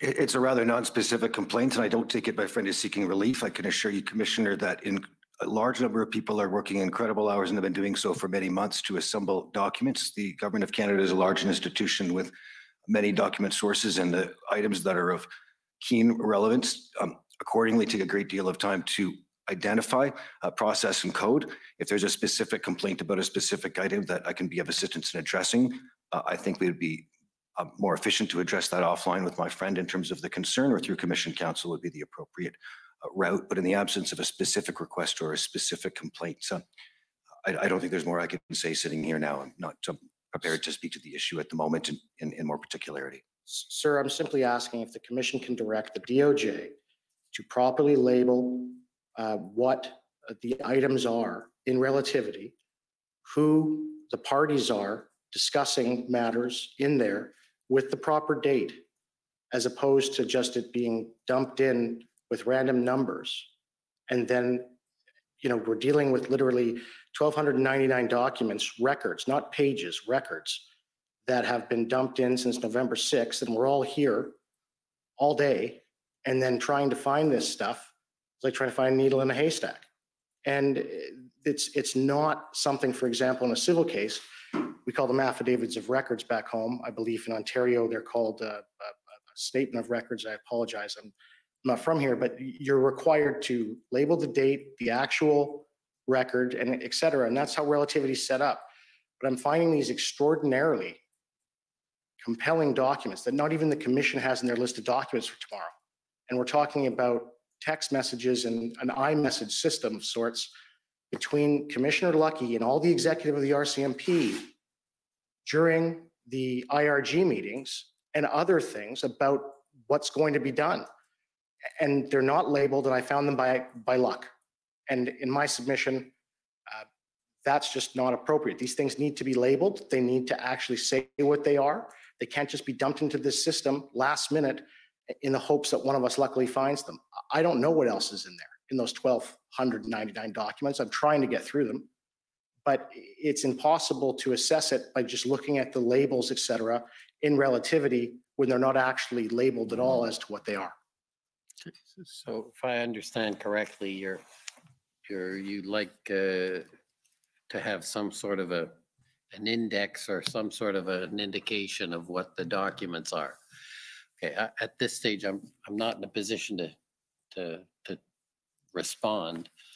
I don't know if the government of Canada can respond, but it's maybe you can provide information. I think what I can say is if it's a complaint about the adequacy of the coding, we are all in the council table here in the same boat. If the Commission Council has a concern about the adequacy of the coding, we'll be happy to do our best to remedy that. Obviously, these things take time, and if they take time, then that slows the process of getting things into the database, which is the whole purpose of the inquiry, so that they can be put into the public record as appropriate. Commissioner, I think this is a concern that's probably best addressed offline. Okay, well, I think at this stage, certainly as I did at the outset, the council are encouraged to raise issues with Commission Council as soon as they arise, and to the degree possible, they can be addressed that way. If they can't be addressed and some relief is necessary, then you bring it to me. I think your concern has been raised. I think Commission Council will look into it. I do want to cycle back and point out that I have acknowledged and continue to acknowledge that it is challenging for Council, and certainly for Council for the Government of Canada, but also Council for all the parties. And I think to the degree that you have frustration, I understand it. And I think at one level it is totally understandable because of the way the compressed timeline that the Commission has to operate under. So if it is possible to provide some relief in the way you describe, I think it is highly desirable, but not if it's going to mean that we won't get access to documents. And I know that's been a concern of mine, to make sure the record is as complete as possible. If there is a real unfairness, that's something I will certainly entertain, because ultimately the objective of this commission is to be fair and as open in the context of the constraints we're operating under. So I'd encourage you to speak to Commission Council if there's some way to alleviate, because I know the Government of Canada obviously is a very significant player in this, as are their witnesses. So I want to be sure we do what we can to ensure the best possible analysis of their documents and listening to their witnesses. So with that, I apologize for being a little preachy, but I do understand, and we'll see what we can do. So we'll adjourn till 9:30, and again, I expect it'll be a similar day tomorrow, and probably similar days this week that'll be fairly long. The commission is adjourned. La commission est adjournée.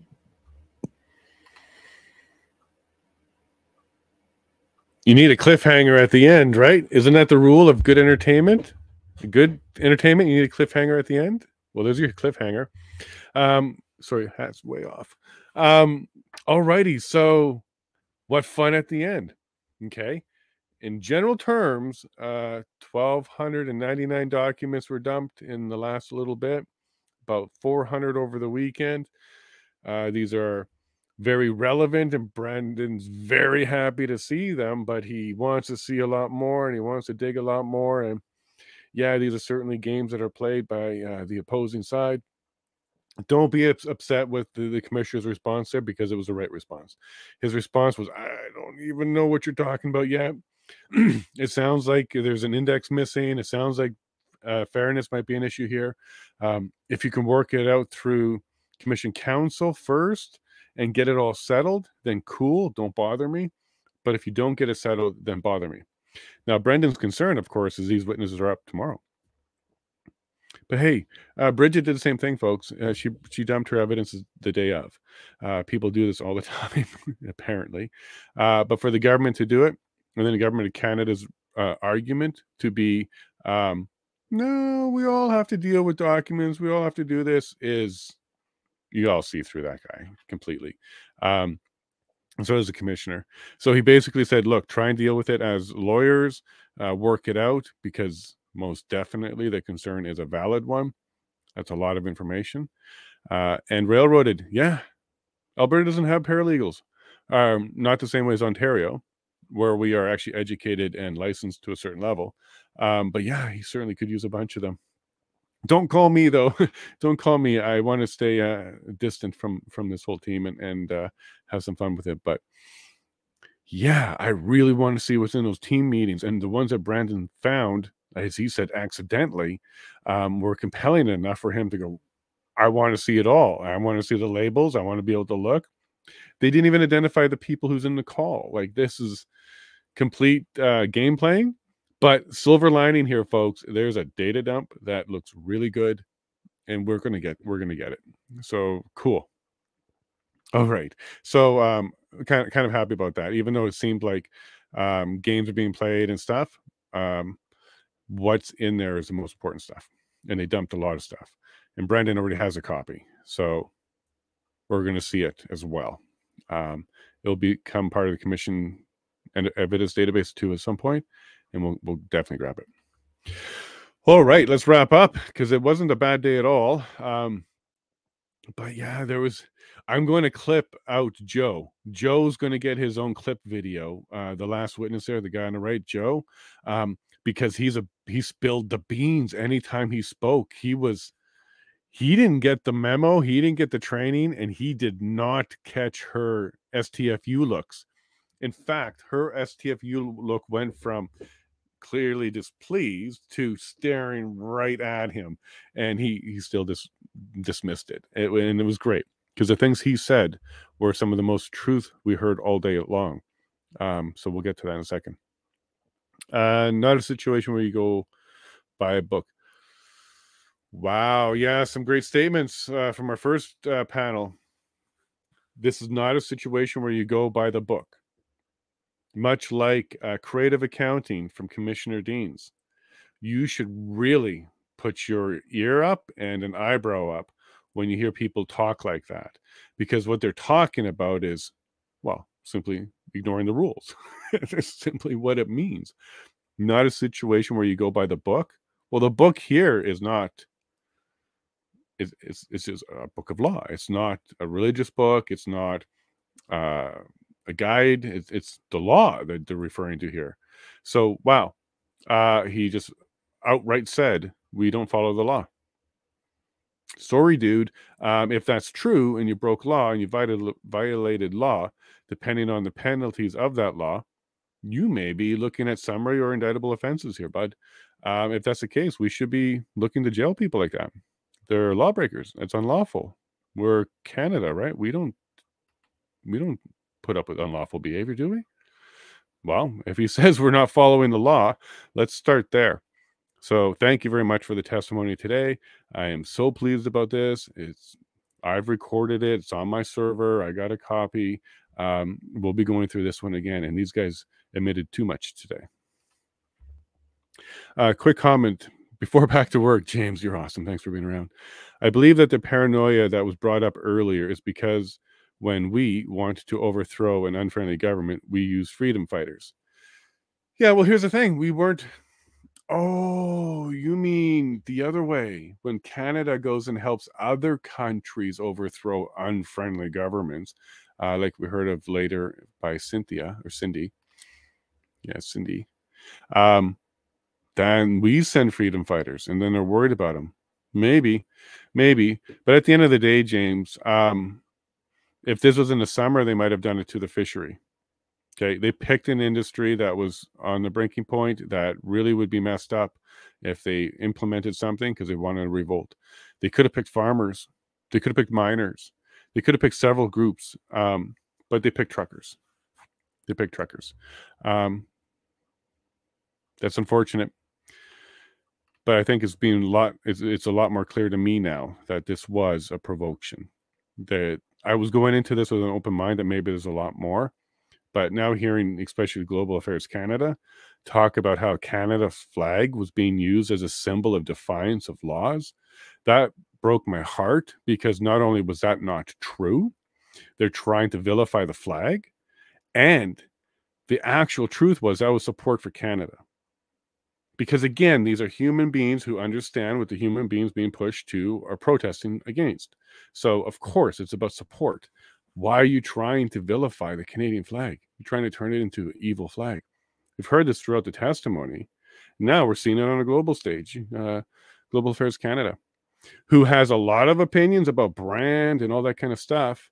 Well, by the way, her degrees are Education Master of Arts, Political Science, and she went to the Carleton University and got a Bachelor's of Arts. So she's a very creative person and political. You heard it completely. She studied hard in school for arts. But yeah, they're trying to use the Canadian flag as a symbol of defiance of law. That broke my heart. That's no way. It's a symbol of peace and love and everything it was used for during the protest too. You have to be a very un-Canadian person to even utter that sentence. In my opinion, that is definitely showing exactly the kind of patriot she is. She's not. She's anti-Canadian. That would be an anti-Canadian statement, don't you think? And I think Stunt didn't like it. And we'll go to this one. We're exactly 3 months from February 14, 2023. There's Stunt. Get some stuff in the works. Hong Kong, stomp, stomp. Maybe you don't need to plug anything up. Everything can be marching. Everything can be parading. Even look at getting, permits. Do it all. But it would be great to see everybody represented. Group of nurses, group of lawyers, group of firefighters, group of anybody, group of police officers, active and retired. Unions and everything else. Come on, we do parades for Canada Day, or no, for Christmas. Let's do something new here.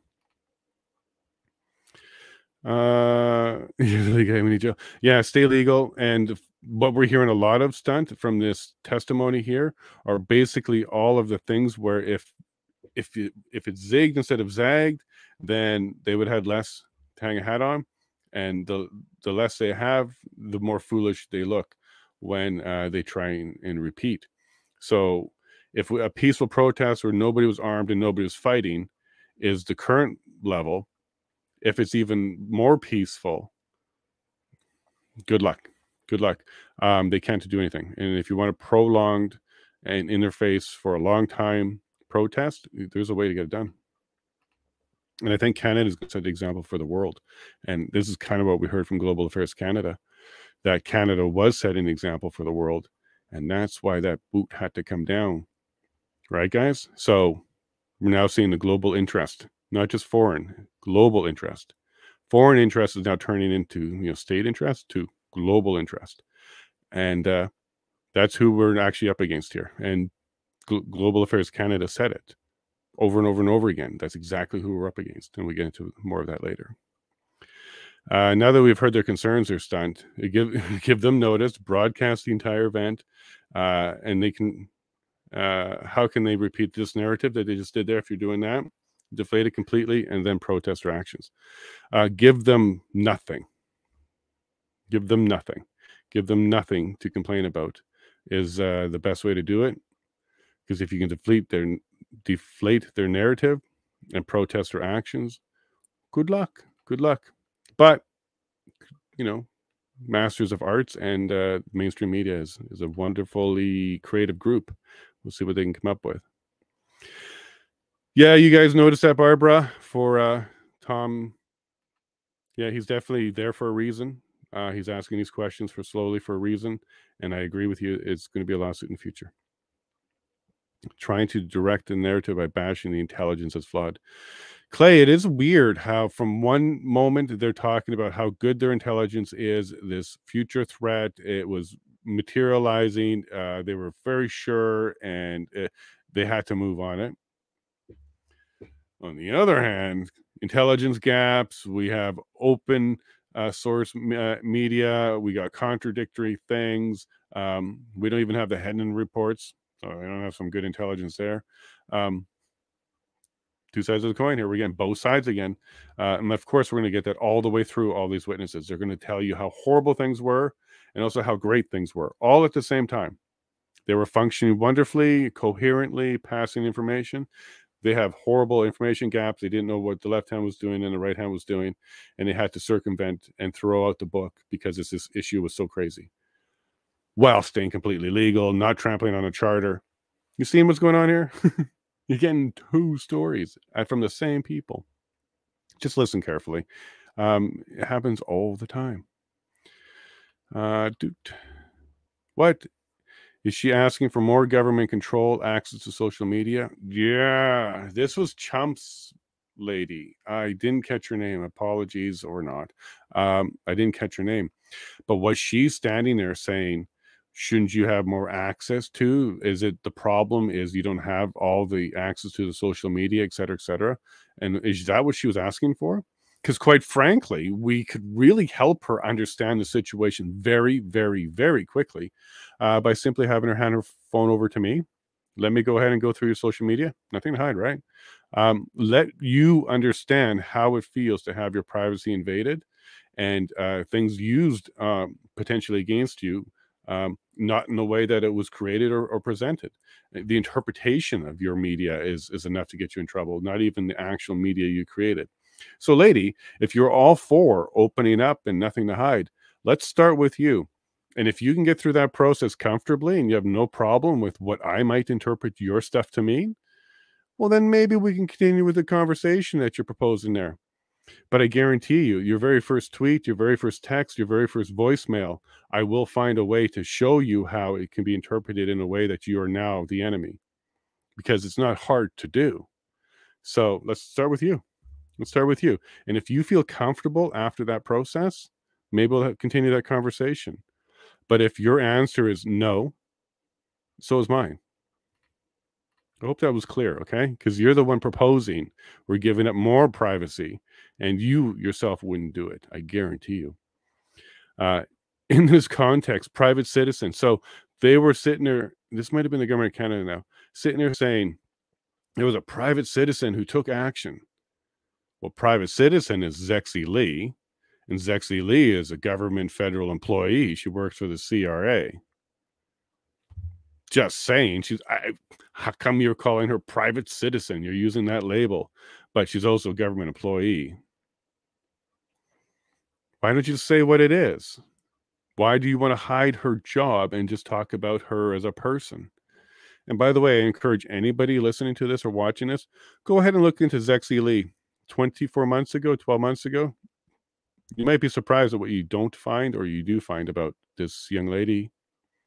You'll look, you'll see what I mean. It's interesting. Where did she come from? She's a very powerful advocate, so it's interesting to see that she came from almost nowhere. There is a slip in words. Here we go. He said generally used as a last resort. He added generally. He prefaced it because he wanted to leave some wiggle room.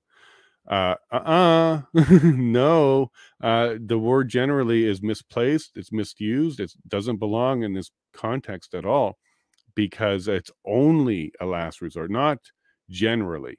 The creators of the War Measures Act made it a last resort, the ultimate law, not generally. Generally, it does exactly what it sounds, makes it general. You can now wiggle your way around. I'm sorry, but hopefully the commissioner caught that, because this guy who claims he has no law experience is now twisting the law by changing the word. That's not how it works, my friend. It's not a generally. So to me, that was a mindset slip on his part too, because this is how they saw their actions, and this is how he sees the law. He doesn't see the law as definitive and clear or explicit. He sees it as, you know, just one of the tools that we may or may not use as we see fit, and situations may require us to throw that book of laws out. So his mindset was clear here. This guy should not be a decision maker that impacts the way his position and role does. This is the wrong person for their job, in my opinion. He doesn't have the acumen to do the job properly. I think this should be tested. If you don't understand law, you shouldn't be trying to interpret it and apply it. Full stop. That should be that should be a no-go at that point. Well, great question. The OPP were not consulted. Hey, the OPP loved this guy, didn't they? So to all of you that say like government is corrupt and all that stuff, pay attention to the OPP on this particular witness, this panel here. The OPP were defending themselves and coming out strong. Completely. They were pushing hard and saying, dude, you're supposed to consult the police. Why wouldn't you consult the police? You don't understand? You should. You would now. You get it now? And then his answer was, we had, basically, he said, the politicians. We've heard plenty of testimony how the division between policing and politicians is a strong one, because policing is not to be directed by politicians at any point. This has been established many, many times now in this inquiry alone. So yet here we are. The OPP wasn't consulted, but you're getting the consultation. First he said RCMP. We assumed the RCMP was taking care of it and consulting and doing what they need to do, which isn't what the rules say. It says you're supposed to consult them. And then he also said politicians were his consultation. They gave two answers to the question of why the OPP weren't consulted. Well, the RCMP was giving us the answers, or the civil politicians were. In both cases, wrong answer. So OPP were pushing back because procedures weren't met. They were sidestepped. And as we're learning, OPP, if it was just the OPP running the show here, if it was just them, nobody else, just the OPP running the show, it would have been peaceful. It would have been addressed. PTL would have worked the situation, and they would have negotiated a continued protest that was less impactful on the city, but still present in front of the parliament. So you can see how OPP became a cog in their a problem to them at some points too, right? They wanted, OPS wanted OPP to agree to snatch and grab and some other issues or items. And they said no. So OPP weren't consulted, called them out. And, you know, I think that was good testimony. And I think if you re-watch the OPP questions, understanding that they were actually trying to show how they were sidestepped, you'll actually be pleased with it. I was, and I will be using that one again in the future. I actually really would like to see the OPP do an investigation of some sort. So you really should, because there is some potential criminal activity here. And I don't know about jurisdiction, but I think the activity, if it happens in Ontario, they can investigate. They may have to bring it to another jurisdictional police force to enforce stuff, but OPP should maybe consider looking into this or not after the commissioner's testimony at the House. This is all a great reason why we should not have central police, 100%, because did you hear what they said about the RCMP and the OPP communication? Non-existent, right? That's what he was saying. RCMP was dealing with police, but OPP said we weren't consulted. So 100%, here's a good reason why you should not have a central policing force.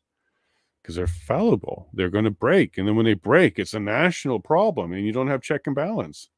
I understand why there's a federal police force. I understand why, but it shouldn't become jurisdictionally coast to coast. It should stay strictly on federal land and federal issues and for federal purpose, not national. It shouldn't become national all of a sudden. And this is an example of why. When you only have one in charge and mistakes happen, we got a big problem. But if you have many different departments working in partnership and many different provinces working in partnership, you actually have some check and balance between the two. And we've seen a lot of that during his inquiry too, especially from Saskatchewan. Saskatchewan's doing a great job. Alberta's in there doing a great job showing Ontario screwed up on some things. So he assumed he didn't understand the law. Great combo here for a decision maker. So yeah, he does a lot of assuming and he doesn't understand the law, but yet he's a decision maker. Those are not characteristics of a good leader. You want to understand, you don't really assume. You might speculate or maybe take little logic leaps, but assuming is straight up, you don't know and you're guessing. And those are not the characteristics that you want in a leader, especially a decision maker of that position. And no, officials do not speak for police. We have established this right. So and at this point of the testimony, he was saying we got some more direction, that we understood that you guys were, we understood that you were consulted through other people, officials. How it works, you know that. For the record, I'll be honest, 100%. Anybody that says that, yeah, 100%. If they're starting with, well, I'll be honest, or oh, I can't lie, or anything along those lines, you have to then question everything else they said. Everything else they said before, where they didn't preface it with that. Is that now questionable? These are one of the tells about people and being dishonest. It doesn't mean they're dishonest, but as we've learned before, when you add them together with a bunch of other things, it kind of starts to create a pattern. And maybe they are being dishonest. Like at one point, the guy on the right, I can't remember his name on the first panel, when he was asked a question, he started blinking in overdrive, just blinking like crazy, like he was trying to fly out of the room through his blinking action, because he just really, as soon as a question hit him, blinking like crazy. That's another indicator of stress, and doesn't mean he's lying, but you combine that with a whole bunch of other things and it may show some dishonesty. How many of them said to tell the truth or alike throughout this? Like, we've heard you swear in. Yeah. And then there's other ones where you don't hear that at all. Like the most you'll hear is to clarify or just to correct or just to be clear. You might hear that, but you don't hear the I'll be honest at this point conversation or type of wording.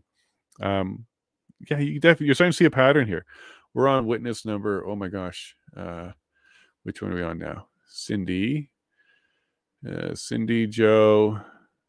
Oh, cool. We get the Commissioner Lucky is tomorrow. Commissioner Brenda Lucky from the RCMP. But we just finished witness number 47. Okay.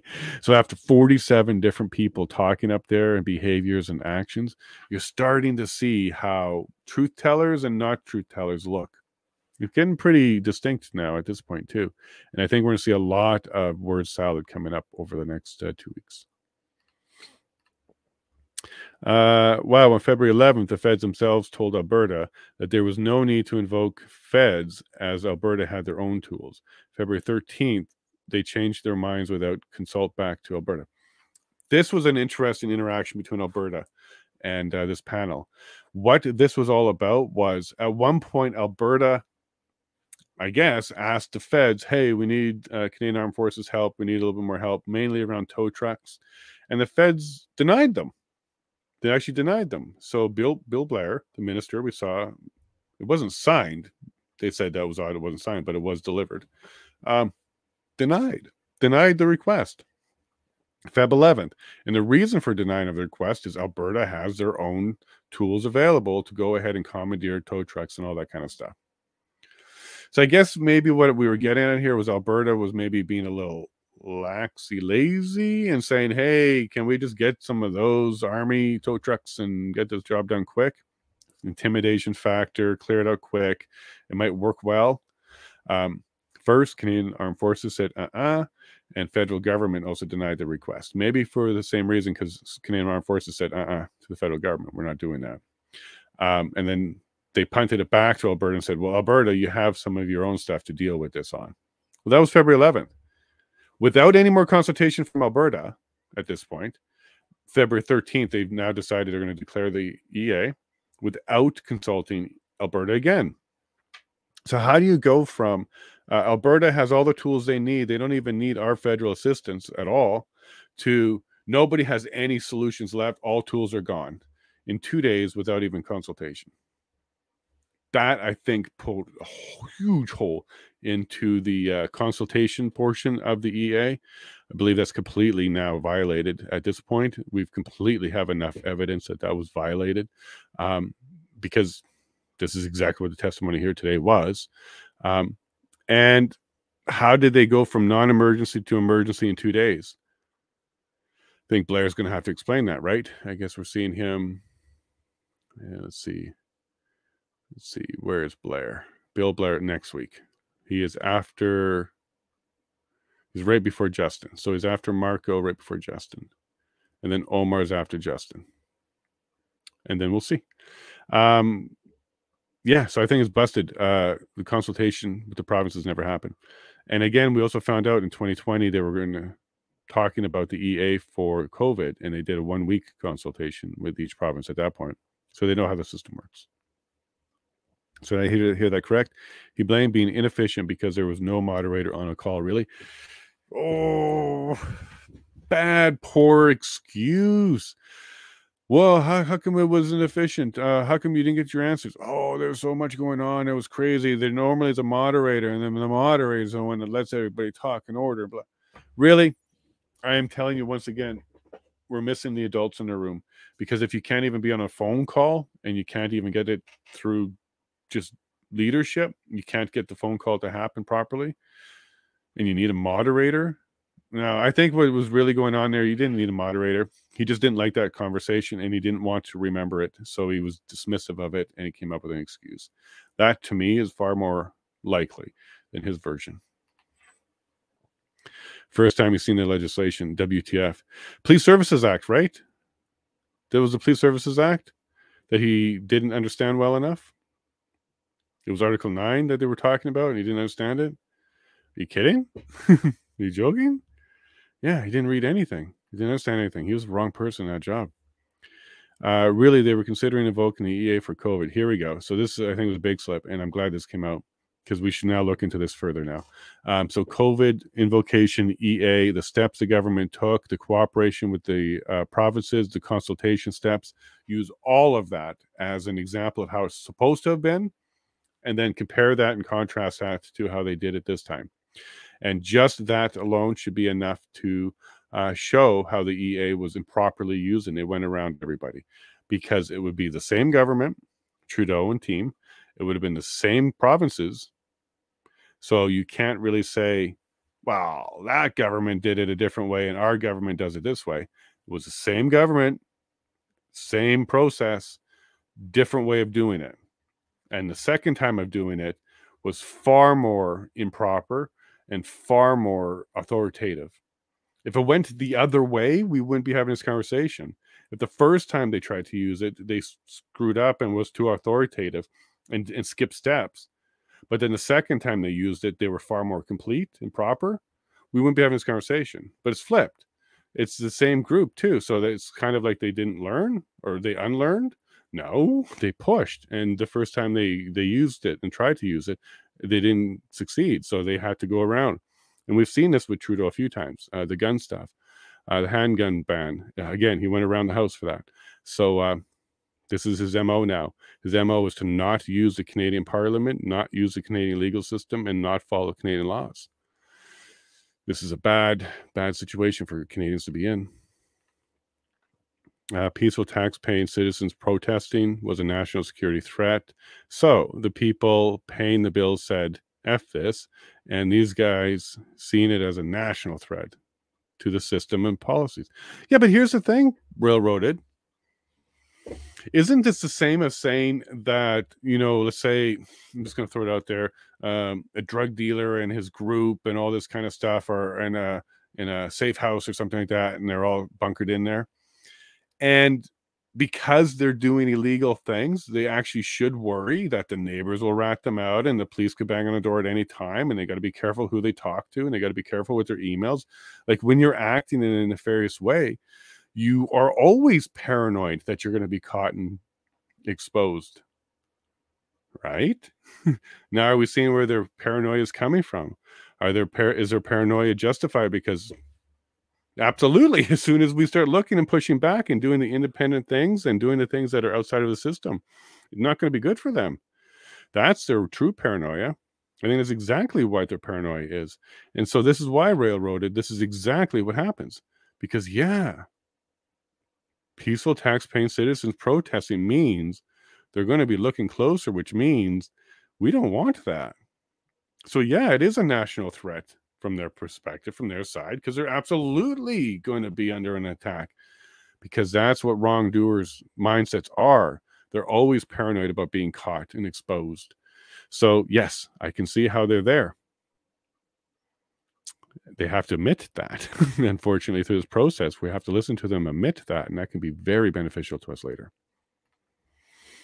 No knowledge is lingo for we knew full well, but did it anyways. Yep. And so was creative accounting and, tossing out the book and a whole bunch of them. There's a whole bunch of them, Clay. This is going to be this inquiry. We're going to find like every human way of doing this, saying that they're just going to do whatever they want anyways. Yeah. No knowledge is another one. Or turning to the other guy and ask him to answer the question. Oh, that's not good. He just said, oh, yeah.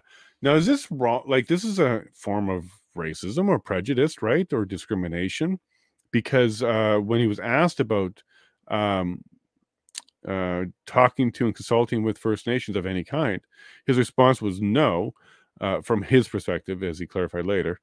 But he said that this was in urban areas, implying like what? Like, because it was in urban areas, what's he implying there? It's not on a reservation or something like that, and therefore we shouldn't, like, what is he implying there?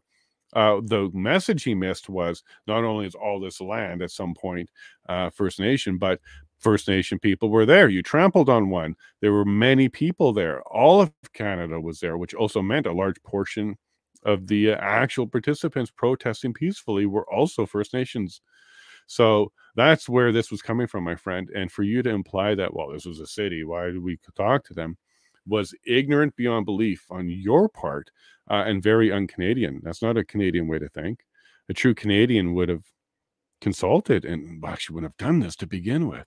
But now we're seeing the kind of people that are occupying these positions right now. Hey, fellas, how you doing? How's Facebook? I think you're gone. No, Facebook ends at 8 hours. Sorry, fellas. Hopefully you caught us on YouTube. Everyone needs to check out Ron Valant in Tube on Undrip in Vancouver. Yeah, so I don't know anything about this, but this has to do with First Nations and the violation of Undrip. We heard it a few times here today, and Bright caught that, right? And RR caught that. Well, as we know, Stunt and others who had the right to be there were moved, and this will include all First Nations people, including the lady who was trampled. Right.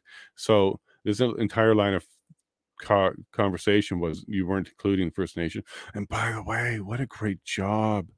What a great job from the representative, and I didn't catch her name, from the Union of British Columbia Indian Chiefs. She did a wonderful job. She did a wonderful job, and I love seeing that. Great questions. Why weren't you consulting everybody? And there are rights for all Canadians, but also specifically First Nations people to occupy the space where they're allowed to be. And in this case, that was violated. Great job. Can't have it both ways, bureaucrats. You know the law or you don't. Right. So if he's supposed to be applying the law and enforcing the law and using the law, he's got to know it. Right, Ellen? That was a weird admission, and it's a very big, I would call, intelligence gap in the roles of the people in there. That should be fixed. And if that means additional people, that's what it means. Or smaller government, maybe that role's misplaced. It should be somewhere else. What is he talking about? The police were scared? Yeah, what happened there? He said the police wanted to move in and do something, but they were intimidated and scared off and didn't. He actually said that. What? At what point, at any time, were the police ever really genuinely scared of anyone? That's baloney. That's baloney. That's another conspiracy theory. There's another one that at any point police were scared. At any point, show me one officer that said, I was scared. That won't happen because there was none. There was no reason to be. The only fear that police may have had was of the unknown that they were about to go into because they know they're bringing the boot down. Maybe, but that's not protester-induced fear. That is official-induced fear. So you need to deal with the official who's sending you there, not the protester. What was I trying to explain? Equals not equals truth. Yeah, that's backpedaling, right? That's exactly what backpedaling is, when you're trying to redo it. And when you're saying things like trying to explain, you're not giving truth. You're just trying to explain something and you failed at it. Like you might be trying to explain how to your intel systems work and you're just not very articulate in it. That might be hard to explain. But we were talking about truth here. We're talking about what happened and what did you do? And you have to go and fix it up. Anytime you see that, I'm not saying it's a guaranteed lie, but it's worth a review. You should pause, take a look, and review what it was he's rejigging now. What is he trying to correct and why? This is the first time we were hearing about trains. Every witness, I think, we're going to find a new issue for national security. Another thing they're going to throw on the national security pile. This has to be another problem, right? Trains now. If you don't know Canadian history, train routes are targeted routinely by protesters with grievances, and it's effective. It's quite effective to get the government's attention, and as long as things are nonviolent and peaceful, usually can work well. But in either case, they're doing this fantasy threat again, and now they brought out trains. They're going to bring out everything that didn't happen because that's the world that they're playing in. They're playing in make-believe, so it's everything can happen. Everything can happen. And that's it. Time to clean the house. Yeah, at this point, I'm getting pretty fed up because they're now worried about make-believe. Like all of it's make-believe, but now they're even creating more make-believe on the fly here. I think it's just time to clean the house. All federal employees. Now, I'm trying to be cheeky here, but I got a bit of a point here. Like they're so scared of everything. I just want to establish whether or not that's true or fabricated behavior on their part. Do they really feel that kind of fear? And if so, maybe we need to give them some comfort counseling and get them out of the job. Or are they just, for the narrative's sake, for other reasons, creating it? We need to know the difference and deal with it, because we shouldn't have people that are that fearful of fantasy, and we need them rooted in reality if they're going to be in these roles in government. I don't think that we should bend on that. I think an inability to stay with reality is a problem, and that shouldn't be in decision makers' minds. It's trained on us on a professional project management level to filter that out. You need to remove them. You can only deal with things that are real, things that you can work with and measure. Railroads went exactly, Barbara. Just adding. And yeah, I totally agree with you. I call BS on it as well. That is really sad. That's really bad when they get to that level. The facts simply say that before using the EA, we had issues here. And again, not to standard. The national security has to be existing or forthcoming, not pre-existing or concluded. So at this point in the questioning, the government was now pointing to issues after the EA. Before using the EA, we had issues here. I can't remember the context, but it was about something that was happening after. So you can't invoke the EA for something that may happen later. And that's what the questioning was here. It has to be existing or forthcoming, not pre-existing or concluded or made up. It has to be existing or forthcoming for the EA, not stuff that came even after the EA. So bad news for them. They've admitted it. We'll have to clip that one. Yeah, it's all from speculation, it seems. This is the only narrative they have because truth is not with them. The reality is not with them. So they have to go into the fantasy, Mr. Green Thumb. You know this. You know this. They're only left with storytelling. So this is what we should be expecting, is storytelling. Here we go, folks. This is where the government of Canada really steps up the global threats now. They do not have enough domestics, so they're heading internationally. Yeah, they're starting to expand globally now to the threats that had nothing to do with protesters, already proven had nothing to do with protesters, but yet the government wants the Canadian people to say that, hey, even if you come and protest legally and peacefully, because we're so scared of the boogeyman everywhere, we're going to boot you. We're not going to put up with that one. Bad arguments, bad arguments. I'm waiting for good arguments. I'm not seeing good arguments at all. The most I would give them for points is incompetence on the government level led to confusion and inability for government to function. That I can give them some points for, but they would have to admit and then we have to replace them because that's an admission of no confidence. So let's go ahead and do that. That's fine with me. Peace on Earth, they're war cops, and the only ones with guns were cops. Yeah, 100%. Unarmed, peaceful group. We should keep saying that, unarmed. Even though in Canada we're not expected to be armed, we should keep saying unarmed because they were unarmed and peaceful. Hey, Barbara, from the moment the government decided they wanted to invoke the EA, the rest of the steps, including provoking truckers and farmers, were planned. The only thing that didn't work out is real violence.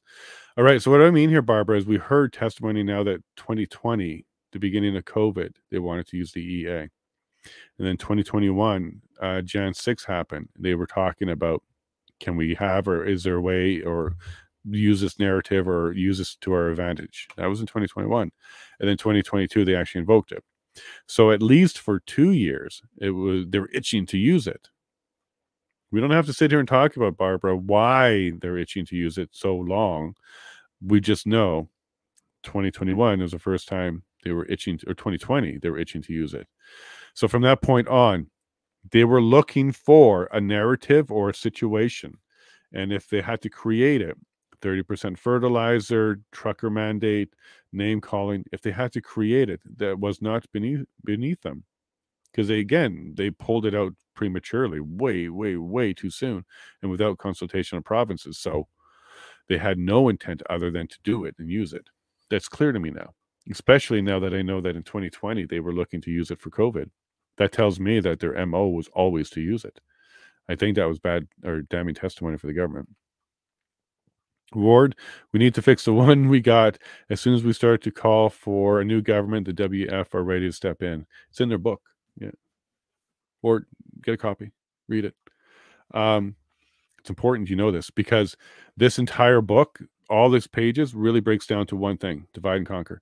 They do believe that they can rattle both sides so much that they both call for change. And quite frankly, I think they're very close to it. That's why I want to keep saying, we'll deal with this as Canadians. We'll fix this through the election. We'll fix this through our legal system. We'll fix this through our system. We do not want, we're not asking for, and we should highly resist any assistance from anything outside our borders. Because again, if you read this book, that's what they want you to do. So unless you're looking for the reset and, you own nothing and be happy, unless that is what you want, we should always heavily resist all the way to the end. Outside influence and outside assistance. No matter what Global Affairs Canada is saying today, it is not important, and we shouldn't be worried about it. If we can't function as a country, there's no way we should be playing on a global stage. The truth is we can do both, and we can function as a country. We don't need to rip this down. We're doing quite well. We just need to get rid of some leaders who identify themselves in the last little bit. Yeah, so Ward, yeah, defund the federal government. Taxpayers. They're paying the taxes. All right, Clay. Power vacuum is where the good guys. Yeah, this is what I want to be very careful about, because as soon as both sides say, hey, we need a new system, we don't trust our government, not only do you get a power vacuum, you're definitely going to get a whole bunch of strangers in. And they've already picked their friends. Okay, it's going to be JT and friends. So why in the world would you want to have a global government come in when you're not on that team? So I don't want it because I'm not on their team. So they're going to definitely not want me around. And I don't mean off me. I just mean I will be cast away with everybody else that they can't find a use for. Okay.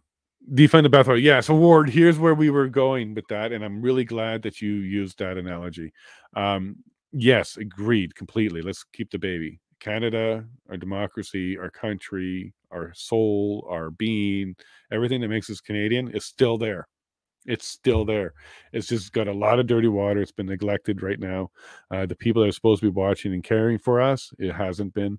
They're just bad parents or bad caregivers. We'll change the water. We'll change the babysitter, and we'll get back to work. Okay, we've been in Canada for quite some time. 150 years under Confederation, 350 years. Some of the first Canadians came. That's when my family came, 1667. So for 200 years, we were doing it without a national government of any kind. And then we confederated. And then for 150 years now, we've been playing that experiment out. And every once in a while, I think we need to get back in there, tweak it a bit, remind people who the boss is, the people, and then try and continue. We're at that moment again. This is just a government cleanup that we need to do. A smacking on the bottom for the mistakes they made, rewriting of some limits on them, and some clarification on requirements for them, and then we move on, and we'll see where we go. I'm pretty optimistic that our future is going to be good as long as we do some house cleaning, clean that dirty water, Ward? Completely. Yes, I like that word, the bathwater. Keep the baby. Canada is still a wonderful country. Just a little bit tainted right now, a little dirty water. Spinning and Fall Guys, no damage at the top. Boy, are they, yeah, spinners and throw people under the bus. And these are not people who take accountability. That reason alone, they should not be in that role. You do want people who can say, I made a mistake. Here's my error. Here's where it affected people. Here's where we can address it better. That is not the type of people you run away from. Okay? Listen closely how they talk. If that is the case, we need to make them touchable. Accountability matters. Thank you, Railroaded. Accountability, oversight, for sure. Expose. Sunlight is a great disinfectant. All of that is true. And that's also why they fight so hard not to have it. It's why they don't give us subpoena rights when we do citizen inquiries, because then we can subpoena them. It's why they don't really open the doors and let us see all their meetings. But Railroaded, every step closer to that is a good step. And Preston Manning, a lot of the reform that he's been calling for around accountability is definitely still valid and on the table. It's just been stifled. Now you see by who? Major parties. And because they're taking turns running government. They don't really want a lot of reform and a lot of people watching them, do they? Now you know why they jumped for an election in 2019 in a hope to snatch a majority. Two reasons, Clay. Two reasons they did that. Yes, that's one. They were hoping to get the majority. But they also wanted to reset for another 5 years. Because that's also what it did. It also gave them another statutory renewal on the period of time. October 20th, 2025 is the next required election now because of that. So that gave them another good chunk. I also think, Clay, part of them knew what was coming. Okay? What was coming. And it was a 2020 election, wasn't it? Not 2019. And they kind of needed to get the power corrected. At least try and get some more power. And if not, you know, at least got another 5 years, and they can use that argument that you can hit me in the election next time. I'm pretty sure it was a 2020 election now. Yeah, 2020 election. But he called it in 2019. I think it was in 2020. But in either case, Clay, it was still calculated for the time because they were running out. They would have been out of power by now or soon. In either case, James, I don't know about anyone else, but I did read about the EA in 2020. Exactly. And we heard testimony, James. So around the COVID vaccine, or not the vaccine, around COVID itself, they were looking at using it. So you're probably picking up that because they were. The provinces were consulted. And they're pushing hard for mainstream media. There you go. Fell flat, though. Provinces said, no, we can deal with this. It didn't reach the standard. Okay, it didn't reach the standard at all.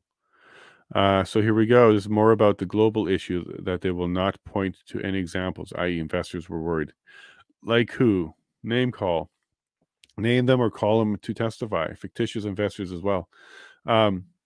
Who is this investor? Are worried. Somebody call you and say, hi, I'm an investor that represents this much money and I'm worried. Is that how the phone call went? It was in an email? It was in a text? Bat symbol? Signal? Smoke? Like, what did they do? Who are these people that you're so worried about? Because I want to know why they have influence on you. That's why I want to know. I don't want you to name them because I want to question them. I'd like to know why they have influence on you and why can they call you? Why can't I call you and say, I have concerns that you guys are violating peaceful protesters? Why can't I call you and say, I am concerned that the reputation of Canada is being tarnished by this current government? I'm concerned about the UN's response and the other parliamentary response and the other governments around the world's response to our government. I'm more worried about that. Why can't I call and have that kind of worry and have her take action? Do I have to be an investor in Canada? Is that the requirement? Well, what's the monetary limit then? All of this means they're corrupt, because why are you taking direction from an investor? I don't care how big they are. We have Canadian issues, and we deal with Canadian issues with Canadians straight up. Why are you worried about international business and investors? I think they outed themselves of selling Canada out here. How is this not foreign influence? So Canada used the EA on its own citizens because the USA wanted car parts? Is that her testimony? And how is that not foreign influence? They needed car parts in Michigan, therefore we needed the EA. They've said it in so many different ways. Local business, foreign business, local investors, investments, foreign investors. These are all the priorities above Canadian. Okay. They even said the words that they wanted more stability in the global market by ensuring that global trade was not interfered with. They didn't say why it's interfered with. Legitimate, peaceful protests. That's not even making the headline here. So they don't care. It's clear. They've said it. They don't care why you're protesting. They're going to boot you if it means it's going to interrupt their paid business and investors. Corrupt. This is corrupt. This is corrupt. Because that should not be the priority. That can be an important business partnership, things that you have to think about when you're making policy, et cetera, but not when it comes to charter right violations. That's not the withstanding clause. It does not take in foreign investors as someone who can invoke the notwithstanding clause. Let's get real here, but they just admitted to all that. They should not be allowed to take government calls without everything being recorded. Dave, I'm on that one. Yep, I'm on that one, Dave. I'm jokingly calling it the Nothing to Hide Act, because as they use that argument all the time to us, don't worry about your privacy if you got nothing to hide. All right. So the Nothing to Hide Act would be a government oversight bill or statute that requires the government to have everything recorded and available upon request. All meetings, all phone calls, all text, all social media, et cetera, all of it should be recorded. I agree with you, Dave. Why not? They got nothing to hide, right? Nothing to Hide Act. That should put them back into some accountability. And if the government was being honest and true, they would welcome this, because nothing builds trust better with your public than accountability. If you show it all, we would trust you so much more. Those big black squares that block everything that we should be reading is why we don't trust you. One of many reasons why we don't trust you. Did you hear that Stellantis was doing? Oh, we're finding the dots here, folks. This is kind of important. Okay, this is kind of important because there's another narrative here that came out that was very interesting to me as a business, global business type of mindset, which was, we already heard from the mayor of Windsor, Stellantis was doing a $6 billion deal with LG in Windsor on making EV batteries. We heard now today that the USMCA, it's supposed to protect Canadian businesses from being able to create products here and ship them into the States and not be penalized. However, there's a U.S. representative who's pushing hard for a tax break on EV batteries only if they're manufactured in Canada. So while this guy is pushing hard for Stellantis to not get the tax breaks on the batteries that they're making, which will be a big deal for Stellantis, at the same time, there's a bit of an interruption to their supply and ability to enter the market. So now we see why Stellantis pushed so hard within the first hour, is because Stellantis is trying hard to be in the U.S. market under the tax break. And they're pushing hard through their lobbyists to fight hard to show just because we're on Canada's side doesn't mean we should be penalized in any way. But lo and behold, comes this protest, which may interfere with their ability to send stuff to the market. And I'm sure that's not helping their lobbyists in any way, shape, or form to give the message of a strong, stable company, which is on the other side of the border, that can supply your market to go ahead and make them qualify for the discount, which will then make tons of batteries flow in from Stellantis to the US market. Was that an inconvenient oops that the convoy happened at the same time that these guys are trying to work out that deal and try and work out this lobbying down in the States? Just one of those oops, like the convoy happened just at the wrong time for that business. In either case, we now know who's pulling strings and why.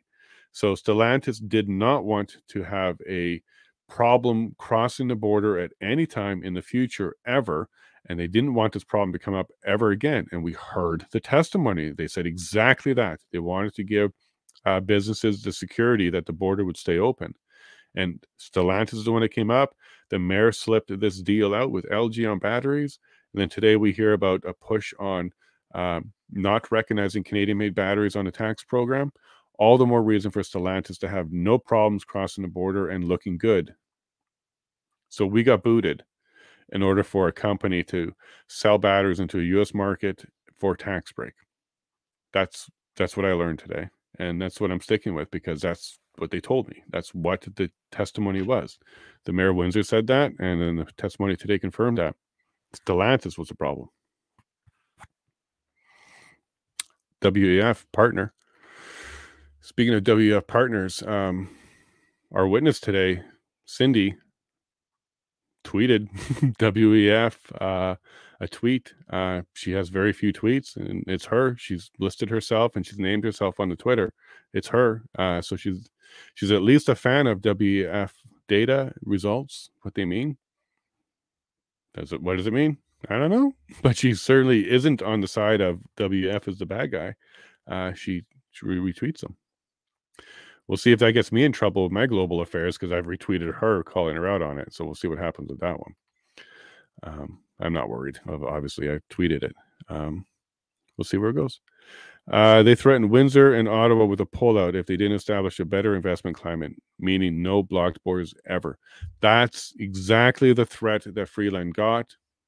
I don't even think she was surprised to get it. I still think a lot of this was scripted, but that's the threat that Freeland got, the mayor of Windsor got, that, hey, 6 billion LG batteries, we're big boys now, we're doing this here, or else you better establish a much calmer investment climate for us.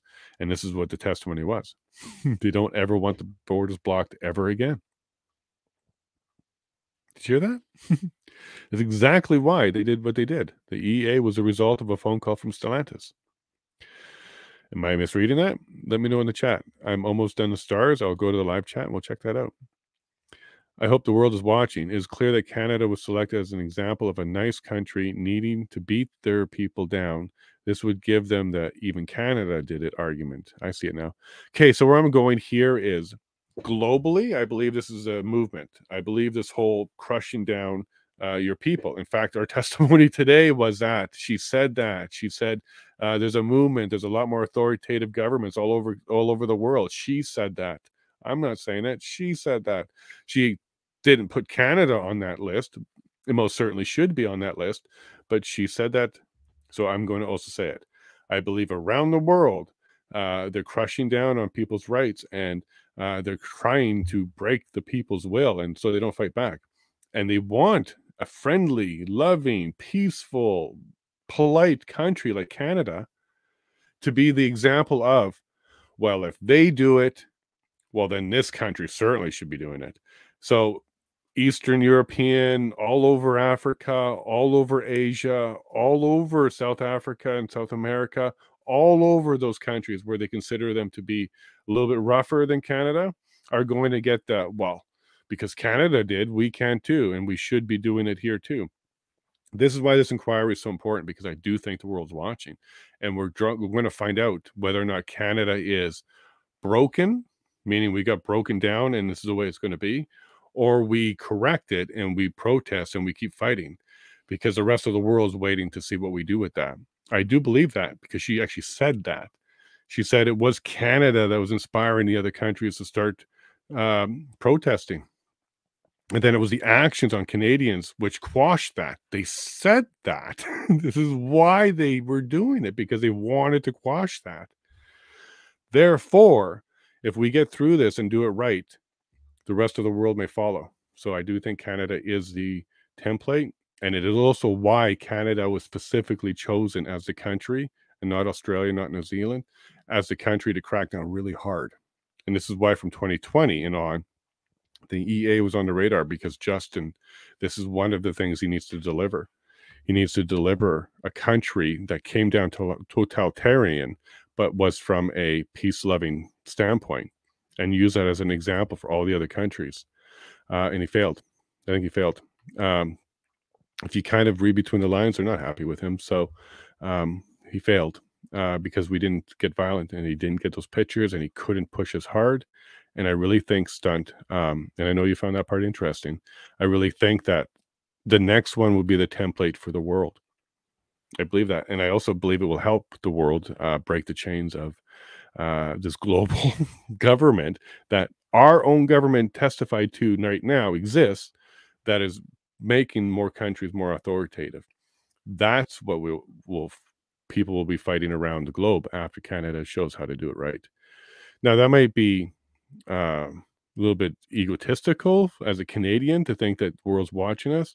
But again, I'm using the testimony from our Global Affairs Canada representatives who said that. Our flags were being flown because we were being the example, and it had to be stopped. So I'm not making that up. I'm using their testimony. So I do believe them on that. And I do also believe that once Canada smartens up and finishes this protest and effectively gets the government to respond to us properly, that the whole world will do it, because that will be a shining template for how do you do a people-based, grassroots-based push on your government to correct it. That'll be a great template. So this is exactly why, Stunt, it got shut down so quick, because you guys all figured out how to do that. The whole busing in the protesters, keeping the trucks out, taking the pressure off the police and the residents, focusing directly on Parliament in Wellington, that was a successful plan. So what you should do is go take a look at the OPP proposal and maybe just execute it, because the OPP proposal was an ongoing protest. Legal. Just execute their plan. Get what's his name again? I don't want to mess up his name. He's such a good witness. Marcel Baudin. Get him to lead it. He created the peaceful plan. And probably correct, Stunt. Yeah, I think that was Canada can be the template for the world. Bang on, Jason. It was amazing. Yes, it's a movement for sure. And this is why they keep saying unlawful. They were doing the Canadian flag as a representation of unlawful when it wasn't. It was support, and it was freedom.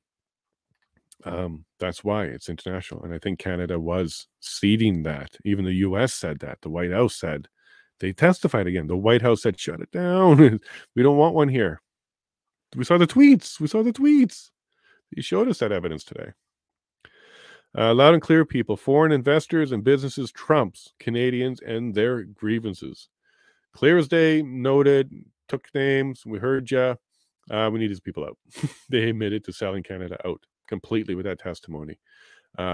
Different country. No, they said Japan and Taiwan, but they said, or South Korea, South Korea and Japan. But then they were quick to say, but not the countries, just some of the businesses there. Again, they shouldn't have that kind of influence on the country. And the truth is, folks, they don't. The truth is, this global partnership that a lot of these companies are part of, the global partnership between public and private, that's who has the influence. And that's who you need to keep happy, because they represent all the ones that you're pointing to as people that may be unhappy with us. And that's the WF. That's their global mission. It's right on their statement. To go to the Twitter account, it's public-private partnership. That's who's making those phone calls and saying, hey, can we grease these wheels? Can we make sure that border stays open, etc.? We don't care if you have to crush a few heads. Okay, that's exactly who we're dealing with here. Oh, wow, there's a lot of chats coming up. So their narrative is the U.S. called the EA. Dale's got it. Dale's got it. Yeah, there's just so many people that were calling for it that are foreign. So investors, the U.S., the White House, the representatives in Michigan, businesses in Michigan, businesses in Canada that have operations globally, all of them, the ones that were not were Canadians and the actions they were doing. But all these other ones, pressure from the globe and our partners are going to be the reason they invoked it. And again, I still think that's a false narrative. I still think they're just grabbing at whatever they can. The reason for invoking it was they wanted the last provoke. That was their Hail Mary. They thought that would be enough that Canada would stand up to that. But we stood on guard for thee. We didn't fight. Well, we didn't fight the way they wanted us to because we knew what they wanted. We're fighting a different way. It's working. Hey, Dale, yeah.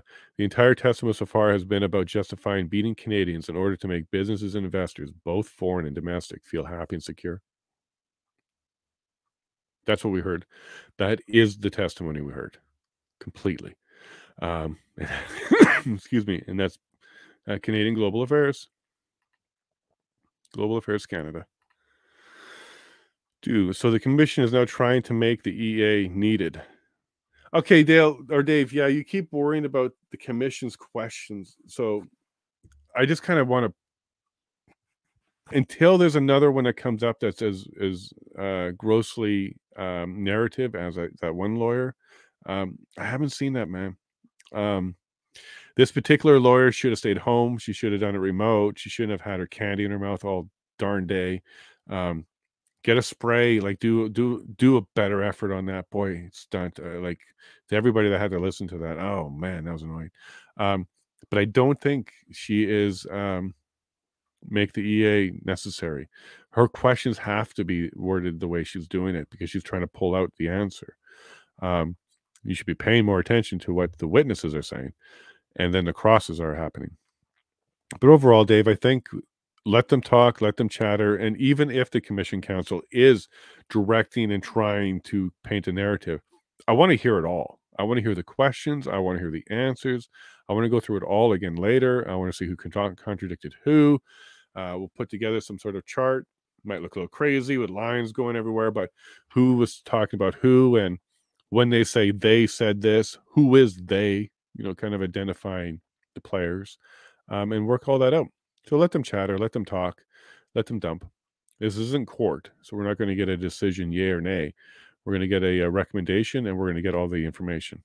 That's what we get out of this. And then stunt, we are seeing ample evidence of all the meetings and committees and groups, etc. And this was around the government, the U.S. government meeting with us a lot.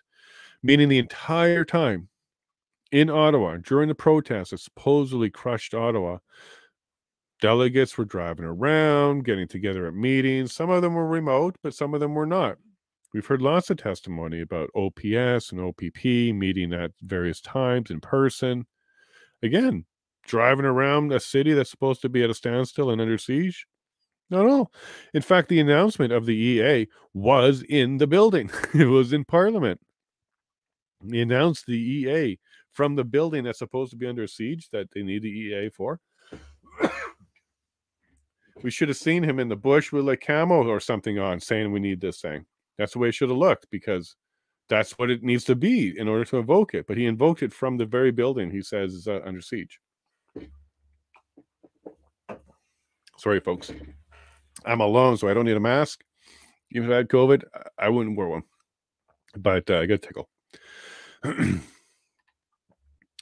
The U.S. Embassy was about 50 feet outside the red zone. It was completely a non-issue throughout the entire protest. Again, peaceful. I am sure they could walk around and grab a hot dog on the way to Parliament if they wanted to. Would have been free. Foreign state actors like Klaus Schwab, maybe Clay, maybe 100% accurate statement by you. That's far more accurate than the faceless investors that we hear about. Probably not what she's implying, but it should be. I know. I think you're right, Clay. I think that's exactly what she meant. She'll never say it though. That's what I think. Dale, sorry. I'm just seeing peaceful protesters being trampled by horses at a peaceful protest, all for international economics. Now all spin, such a letdown for Canada. Dale's got it. Yeah, you're not delusional at all. You absolutely saw that too. And yes, I agree. I think that's what I saw. It was just nothing but saying we needed to do this for economic international pressure reasons. I'm concerned she has concerns. Yeah, concern this and concern that, but none of that was real. Credible came up only a couple times, and that was from questions being asked of them. Hey, Prairie, I tagged this one because I have an electric vehicle and I had it in -40. Yeah, I tagged this because, yeah, I have an electric vehicle. It's the Chevy Volt, though, so it has a gas engine because it's a generator when the batteries are out. And I drove it cross country. I towed all our stuff with it. I don't got a problem with electric. It works fine for me. But what I wouldn't want is a completely all electric with no other option at this stage. That'd be tough. That'd be tough. But look, technology is going to get better. Things are going to get better. Electric trucks are coming, all that kind of stuff. So look, I don't think we should just pick a side on every issue.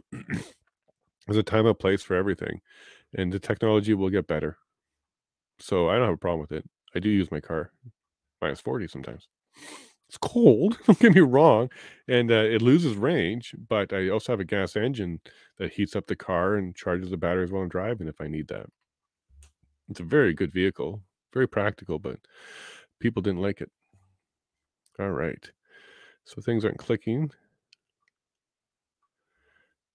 So a little internet hiccup. Do you guys still see me? I'm not getting indications that I'm offline, but I can no longer click my messages here. All right. Let's see what's going on here. Yeah, it's dead on me, folks.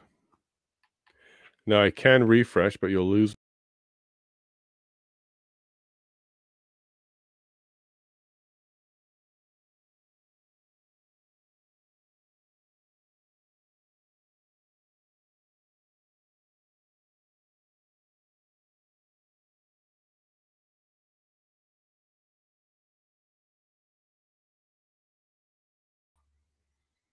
I didn't do that. That did it on its own. But my clicks are back. There we go. So my clicks are back. Okay, so I guess this little studio thing needed to just refresh itself. Apologies, but thanks for sticking around. But we're back in business. But none of that actually happened, as Brendan said. Stats Canada did not agree with her. Hey, wasn't that a good point? Because Brendan came in and said, hey, economic damage, et cetera, et cetera. And she had no answers. She couldn't say anything. It was just all speculation and assumption. He goes, well, Stats Canada doesn't say that. Well, I don't know what Stats Canada says. You maybe want to ask other people. Thank you, Brendan. Keep going with that. And I believe Dale, yeah, Dale, you figured it out. You know the truth. Trade went up. I've heard that so many times by so many people now. That trade went up during January, February, March, April, and that time. So none of this economic loss stuff is true. And no factory closed down. Let's get them on a stand under oath, under penalty of perjury, and ask anybody who said that happened. Didn't happen. She pleaded that sure did. You should ask somebody else. Don't you have an opinion? You should ask somebody else. But she was full of opinions before and after that, right? Government of Canada had nothing but opinions out of her. Oh my, Eleanor. Yeah, you're getting annoyed with that too. All of a sudden just missing all the questions, not answering the questions anymore. And right. And boy, I wish they went to Joe more. Huh? They figured out that Joe was a talker. They didn't go to him enough anymore. Yeah, right, Jason. They keep pointing fingers at each other. That's all they got. They got 8 fingers, 2 thumbs. They're going to use them all. They're going to use them all. She cannot say it either. Yep, she was having a hard time telling the truth on that one. Was the EA necessary? She won't say. All of a sudden, she has no opinion. She trying to tell us the EA helped the global image. You're being authoritative on your own country. We had lots of countries say that was naughty of Canada. She's not factoring that into the brand. I didn't do anything illegal. Absolutely not. Stunt. But yet you got punished, right? You had to leave. You couldn't even protest and enjoy your rights. Dale was living his part for sure. It was going bad. Brendan was doing a good job. Branding was a big thing for her. Canada's branding, our brand. It is very strong. And I actually think it got better during the protests because it looked like we were standing up against a bad government. What better brand than that? A government is doing something wrong, and then there's people peacefully try and deal with it. Great brand. Great brand. Now the Canada brand. Yeah, a whole bunch of these, wasn't there? Well, look in the mirror. Yeah, this is when she was talking about tyrannical governments around the world and authoritative actions towards their people. Blatantly just laying it out, but yeah, she's doing the same thing. She's part of the same government doing the same thing. It's incredible that we can all watch the same video, and that's only what he saw. The government of Canada came up and played a video, and so much of that video was very good. It was like, look, we're peaceful, we're not doing anything wrong. The government's illegal, they're doing anything illegal actions. If it's an illegal injunction, we don't have to honor it, because it's true. Any injunction that violates the charter is illegal. You don't have to honor it. It may be tough to convince the people beating you about it, but that's the law. Nothing can violate the charter. So all of those videos were right. And then he goes, well, you see the one person that did that whole thing about World War II? Well, actually, what he said was true. He didn't say anything that was wrong. Like, if you actually listen to what he said, it wasn't wrong. But yet they don't want you to listen to the message. They just want you to look at the negative word. They're using his name, and they're trying to make it a negative word, regardless of what the message was. Those are people who are super superficial, and they believe other people are too. I don't think people are that bad. I don't think people watch that video and then listen to that government Canada and said, oh yeah, that's the only thing I picked up. I know there's some. There's a representative, an MP that I just looked up and sent you guys the link for, where she said HH was, you know that whole video. Honk honk meant HH, which was something else. These people are mad. Oh yeah, and the government of Canada said there was misinformation, but actually what it was a counter information that ended up being correct. This was around vaccine stuff. Effectiveness, okay? This is what he was referring to. The misinformation he was referring to was effectiveness reporting going on back then. Turns out to be right. So it wasn't misinformation that he was using back then or pointing to. It was counter information that ended up being correct. That's what it was. His information was a misinformation, as it turns out, and that's from Pfizer and others. So he's still using the narrative in a time where we know better, which is also very weird to watch. The police lied. GoFundMe didn't know Canadian law. Had Marco declared it an occupation, then maybe, but that didn't happen. So we heard testimony here that GoFundMe canceled because the police told them it was an unlawful protest, an occupation. But it wasn't declared an occupation because Marco didn't do it. So had Marco declared it an occupation, made it legally defined as an occupation, then they go to GoFundMe and say, okay, we've defined it as illegal occupation. Okay, then fine. As far as I'm concerned, you're doing the process properly. But here we go again, circumventing the laws of Canada, just saying something it is without even declaring it. And for GoFundMe not to understand how Canadian law works, all right. Or not willing to fight the government on it, all right. But the law was not violated. He needed to declare it an occupation for it to legally be one. You guys don't care about law. How can we trust their labels? We need time from our side to read them. Yeah, the data dump at the end, the evidence at the end. Yes, Dante covered this. That was dirty tricks, but I'm glad because they don't do that on stuff that they don't want to hide. So this is one of those, because they did that, we're even more interested in it now. We're going to be going through it even harder. The simple fact that they did that, what is it called? The what's that singer's name? The Streisand effect? Hold on. Barbara Streisand. The Streisand effect.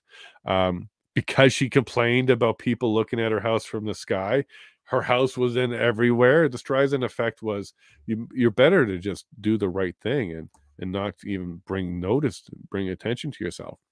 But because they dumped it all in like that and they mislabeled it all that way, and now it's even more interesting stunt. Now that is the crown jewel I want. I want all those team meetings that they were trying to hide, because they're going to be juicy. They know how it's supposed to be done. This sounds purposeful. For sure, Prairie. It's as purposeful as butterflying a farmer sausage and eating it. It was completely done that way to not just frustrate. It was meant to hide. It's going to be impossible to go through it all. All the more reason to want it. So thank you guys for highlighting that stuff as the good stuff. Dave, it's a complete fraud, and they knew from the start. What? Yeah. We're still on that issue here, and you're not wrong, Dave. It just makes it more interesting to me. Brendan Miller and the rest need a whole bunch of paralegals to scour those documents.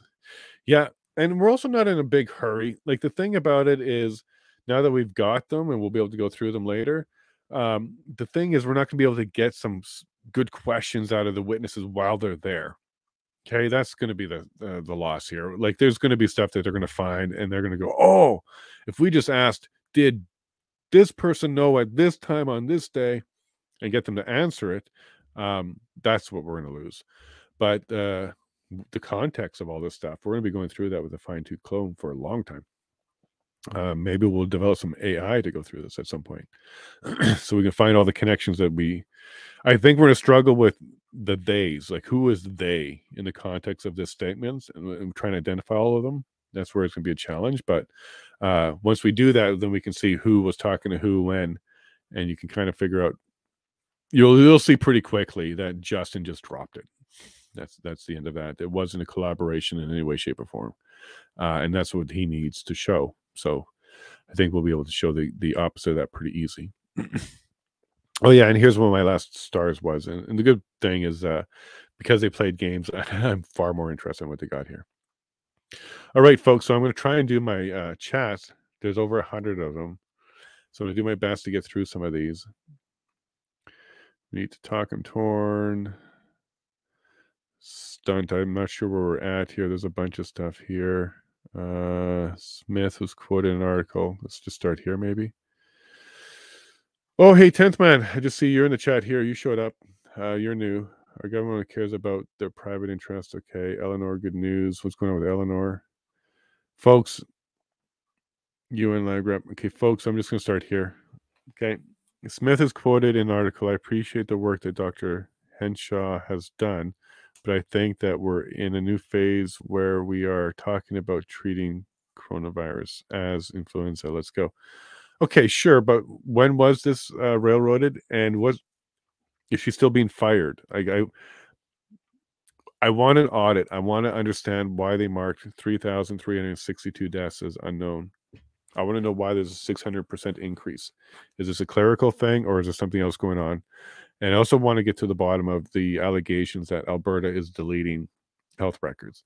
We should be able to prove or disprove that pretty quickly with an audit. So Danielle Smith, if you're not going to fire her, okay, if you're not going to fire her, at least audit it. Okay, that should be the minimum on that one. Please and thank you. Can do whatever they want. There is no legal remedy. Livestock does as it's told. Moo. You're right there, 10th. But I'm not one. I'm also not a lone wolf. I'm not a lone wolf. But I'm certainly not livestock. No freaking way. Okay, what are you thinking about buying here? Buying property that closes on the 20th. Oh, cool. Cool stunt. I'm now thinking I should be moving to Alberta. Stunt. I would roll out a carpet for you. But look, you do what's right for you and your family, your business, your all that stuff. But boy, would we love to have you here. You'd be very welcome, Stunt. Will libs freeze this winter if mittens are mandated? I mean, what's wrong with them? You having fun with this, Eleanor? Yeah, they got to be told what to do, called what to do, change the diaper, give them everything, right? Stunt. And you're not even joking. Yeah, if you come to Alberta, man, you'd be premier. I found a waterfront place big enough for 4 Airbnbs. Oh, cool. 1,000. That's a nice area. Kenora area. That's a nice area. Lots of houseboating out there. Stunt. Section Ontario, New York, across the water, but I can't stand Ontario. If you're thinking of investment, it might be decent. Ontario is a growing market. Well, you got plenty of time aside. Yeah. Yeah. Well, there might be a lack of U-Hauls in Ontario. They're all parked over here in Alberta. Nobody's headed that way, so they're all getting stuck over here. because the biggest population move right now is Ontario to Alberta. Stats Canada, thank you for that. Alberta's where it's at, and they're proving it more every day. Brother from another mother, come on out. Not if I blow all my cash on this property. Well, you do what's right for you and your family first. In Ontario, if you can afford the real estate there, it will be a growing market. So it's good returns. But yeah, we'd love you to be here. Alberta rocks, Eleanor, for sure. Things have changed in our country since and we were kids stunt. Yeah, lots of things have changed. We were thinking about that just the other night. Alberta is the only province to be in my opinion. Born, raised, and will die here. Railroaded, you're not wrong. Saskatchewan's good too. Okay. I'm a little concerned about Manitoba. They seem to be dropping the ball a bit. But Alberta's expensive and Alberta's great. Great place to work if you get to work here, that kind of stuff too. But Saskatchewan's still working hard on their freedom too. So we'll team up with them.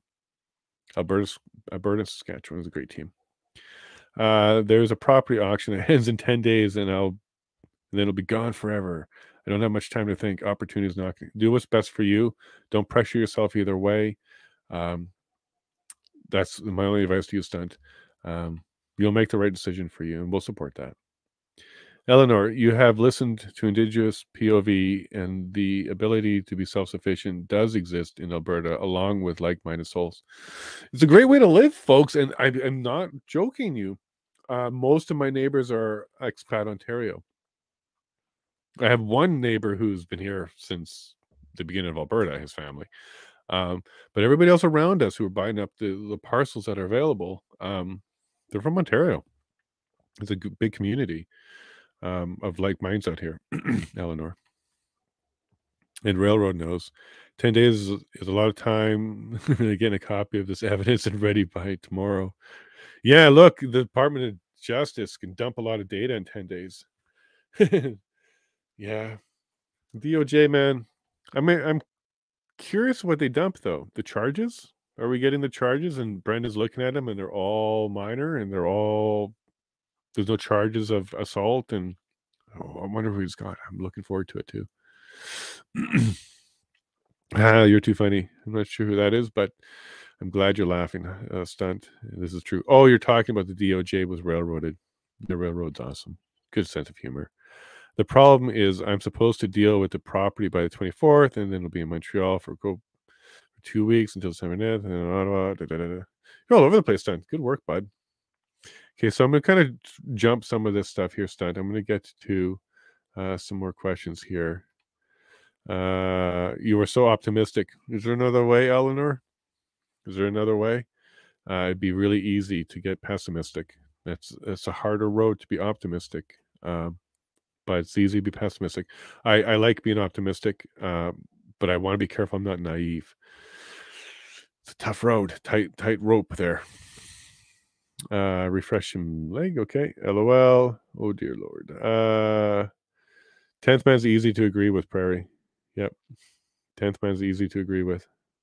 If you're looking for, I don't know what the word is, not necessarily pessimism, realism, I think he's good for that. I think he's really good for that. He's got a good eye.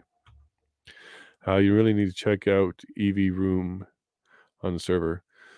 For your stuff, Stunt, the EV stuff, maybe. Can't believe I don't mind. No, look, hate on EV all you want. Don't mind at all. And I think EV has its place. It's not a catch-all solution for everything, Stunt. And I also specifically picked the Volt because of the electric generator engine in it. EV's got issues, but it's a technology that's getting better. And look, I use lithium iron phosphate batteries for my solar system. Look, I need battery storage. I need the battery storage solution to get better and better and cheaper and cheaper. So look, I don't have a problem with it. You may hate on them all you want. It's your prerogative. So I don't see it. I don't see you or your EV channel any differently. I think your opinion matters. I think it's fine. And we can differ on some things, right, Stunt? That's actually what makes us better people, because we can differ on some things and still work together. What is it, Stunt? I think it's EV. I could sit here for a week and tell you about EVs. I'm a mechanic. Probably. But I also could tell you some of my successes with it too, though, Stunt. I've been able to do things with my EV that I would never be able to do with a car. For example, I used it to power my camp for the first year. We would run the generator for 4 hours, charge up the EV, and then use the power on the EV to charge or to power everything around here. No, it had its place. And just like any technology there, bud, it can die on you. Okay. Batteries may not have much charge or may not do well in the cold, but boy, they can still produce torque. No problem. They don't freeze up like oil. Anyways, we can have that debate all day long, but I think there's a time and place. And I do put gas in my car and power. I have a bunch of people who have been researching them and compiling evidence for the last year. Good. Okay, look, again, I am not against truth, honesty, and research. So go for it. Their mind, slave labor. Look at basically Stunt. Look here. Look, you're going to be making these arguments about slave labor. Basically, everything produced in this world has a root somewhere in slave labor, from the shoes to the batteries to oil to everything. Okay, it's a good argument. It's a good thing to be fighting against and making sure we're not doing, but it's not really a big enough argument to take down a technology. Let's just get better at it and get more efficiency with it. There's a time and place for everything's done. Horrendous, and I despise them. Oh, okay. And I'm going to be protesting EVs big time, and he's probably not going to like it very much. Stunt, love you. Protest away. Don't damage my car. That's the only thing I'll ask is don't damage my car. Because honestly, Stunt, I charge my car and I take it to the town. It doesn't cost me a penny in gas. Okay. It can be very tough to tell a homesteader that he shouldn't use all the available technologies. Okay. I also got a truck, 8-liter, 250 or 2500. Look, it's not about not wanting to use mechanical or engines or ice or anything like that, internal combustion. For me, for my purpose, it was the cheapest, best option for me. So time and place, they're done. So it's all good. If they were invoking the border requirement to lock out smaller players, and this is why the big players, investors, were screaming about the border being shut down. Yes.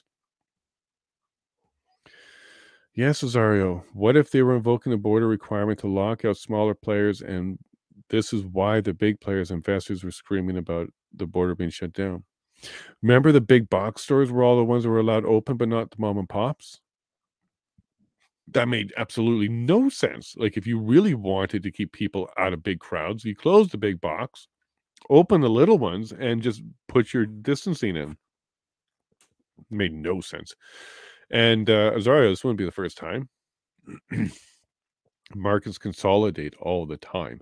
There used to be hundreds of banks in the US, hundreds of banks. And then the crash of the 20s narrowed it down to dozens, and now they're down to less than a dozen. Media, entertainment, music, they all consolidated too. I watched it happen. I was in the entertainment music industry, and there were many players, and then slowly, you're down to just a handful.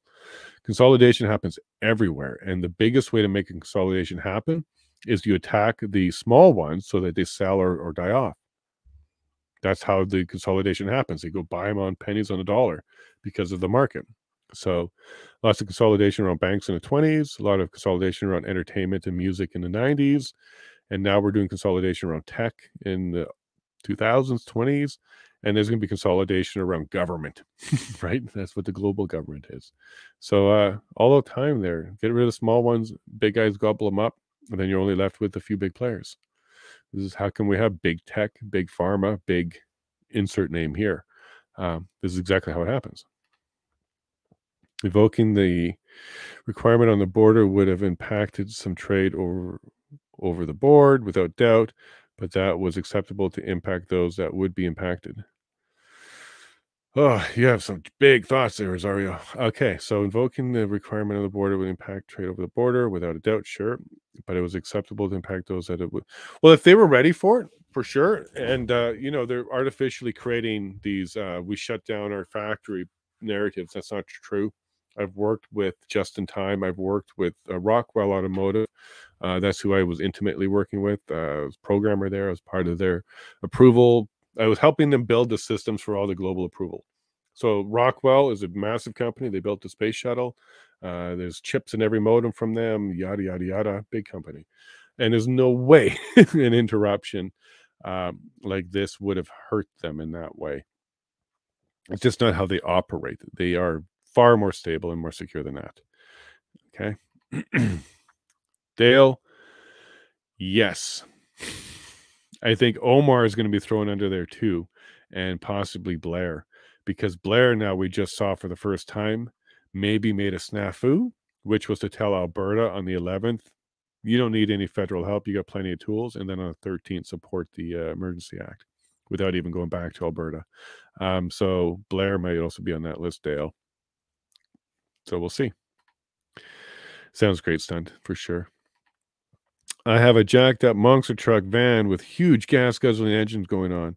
I'll be crossing Canada to protest while parking in Tesla spots to plug my electric heater in while winter camping. LOL. Great idea. And there's a bunch of places. And stunt, if you're actually serious, I can even tell you how you can make that happen. I can tell you how to convert those plugs and make them work. If you really wanted to. I have a charger, actually. Dude, I think you're fun as heck. So have fun with that. Jay has no idea what he's getting into. If what I'm getting into are people who are honest and accepting, then stunt, I got no problem. Okay. I'll be honest with you. I got an electric car. Okay. You're honest with me. You don't like electric cars. All right. I won't sell you mine. Okay. That's the only thing that will come between us. Other than that, we're good to go. Also, why didn't Brendan Miller ask for relief in terms of time to review the submitted docs? He did. He did, Rosario. And then the government of Canada kind of dismissed them. And where they left off was it's going to go to committee council or commission council. And if they can't work it out there to Brendan's satisfaction, by the way, then it will go up to the commissioner. And what could happen is it's all happening right now as we speak. They're in the back room throwing a bunch of fists and getting this thing going. No, more likely they're debating and arguing it right now. And you're probably hearing things like from the government of Canada saying that will take us a long time. Okay. So we might hear tomorrow morning, Rosario, first thing, the rest of this. Because I don't know if Brendan's going to be satisfied, and I don't know if the government of Canada can make him satisfied in 12 hours. So I'm pretty sure we may hear some more of this tomorrow morning. At least we'll hear where they left it off. At least the commission will say, hey, we did speak about it after we took it offline like we suggested, and the result of that is tough luck for Brendan, or we need a decision from the commissioner. So I don't think that's the end of this issue yet. He did ask for relief. Him standing up talking was him interjecting and looking for relief. So he was good there. Yep, she was fired today. Who's this railroaded? Who's fired today? Yeah! Good news! Hey, railroad, thank you so much. Stunt, forget about that EV stuff.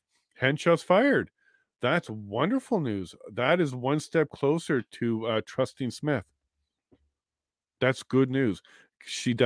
I want to confirm that Railroad says it, so I'm very confident with Railroad. That's good news. Thank you for sharing that. I'm very pleased about that. Look, I'm not happy that people are fired, but there's going to be a reason for it. Now I want a disclosure. What is her cause? What's her cause? Get me some more information on that, Railroaded. I'm very happy to find out that happened, because that means Danielle is taking the steps. One of the ones she said was getting the WF out of the Alberta Health Services. They're partners. It's on the website of Alberta Health Services. Danielle Smith is very aware of that, and she said she's getting rid of that. So let's keep an eye on this. Hey, stunt. Gas is cheaper here. You're going to go through a lot of it. Gas is cheaper here, bud. You can do a lot with a few bucks out here. Didn't they rearrange witnesses because the lawyer passed out? Yeah, sort of. They just stopped that one guy, and yes, and they brought in the other one. But stunt, yes. You know, they rearranged it. And they could. They should have done with the same with the witness testifying tomorrow. And they still may, stunt. We'll find out tomorrow. What may happen is even overnight, the witnesses will be told you're not coming in. The committee council has agreed that, you know, these documents need to be done, and they will juggle things around. 100% speculation, but this issue isn't done yet. So we'll find out more tomorrow. I'm confident, stunt. I just got back from St. John's, Newfoundland, and I was shocked at how many Ontario cars were there, and they had been there for years. Yeah, a whole bunch went to Nova Scotia as well, too. We almost went to Nova Scotia. It was Nova Scotia or Alberta were the two we were looking at, because we were looking at a price range first, and that's where the price range worked for us, with those two areas. And then it came down to looking at both provinces and why we would want to move.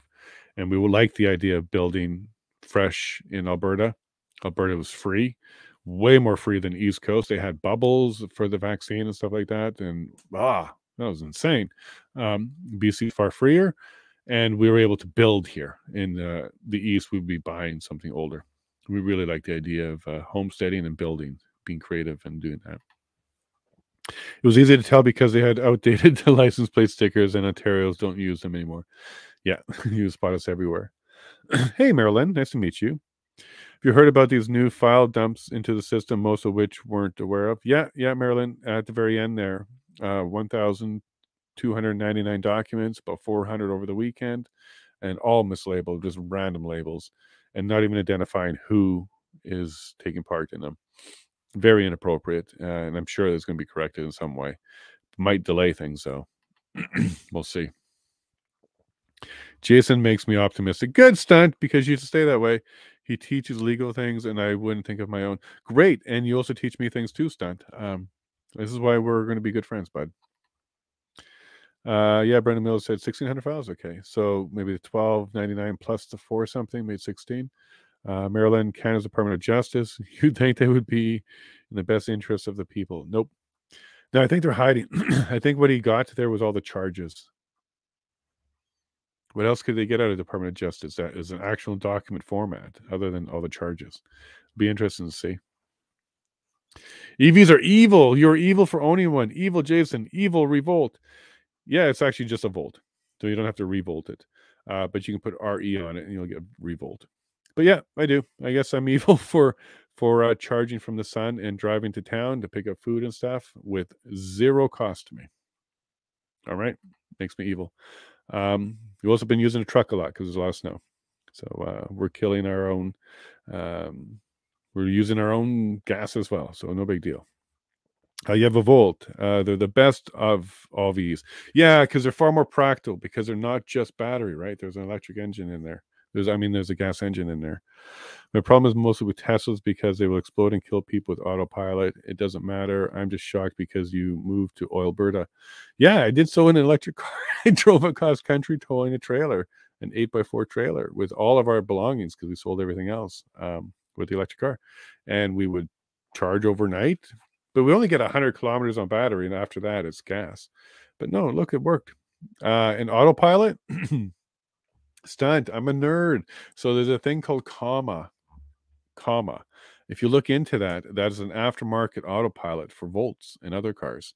I'm totally into that kind of stuff to figure out how it works.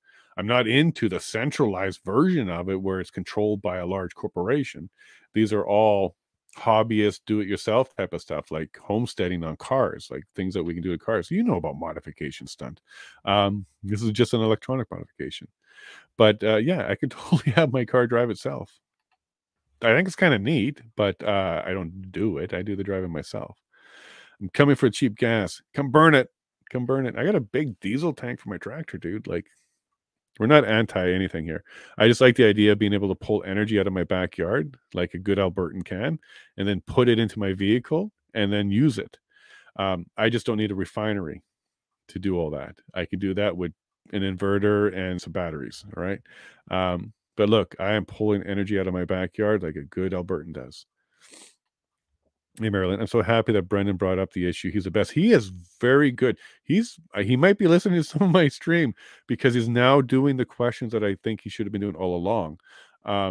There was a couple days there, Marilyn, where he didn't even ask questions, and I was disappointed there. But now he's been on fire, Marilyn. And also keep an eye out for Rob Kittredge. He is really good. I like him. Make sure I get his name right. Rob Kittredge. Yeah. And then Alan Honer from the Democracy Fund. He's excellent. Mike Morris from the government of Saskatchewan. He's excellent.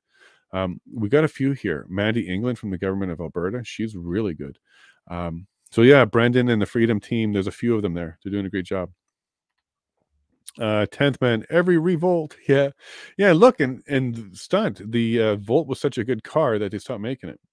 2018 was the last model they made. It was definitely a good practical car. The market and I guess the man didn't want it out there. Tesla, and that's it. Just wanted to drop in. Thanks, Marilyn. Thanks for dropping in. Thanks for sticking around for the end too. From what I understand is that the feds are to convene with the provinces on best practices for EMA, but feds told them what the unilaterally decided to do. Okay, so Marilyn, so some of the testimony we heard today was in 2020, the federal government approached the provinces about using the EMA on COVID, for COVID.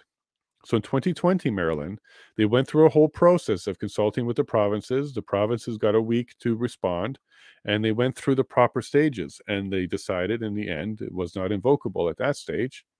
So Maryland, they know exactly how to walk the EMA. They know exactly how to consult with the provinces properly because they've done it once before, recently. They just figured they're going to sidestep all of that this time. So that came out, Maryland. Loud and clear.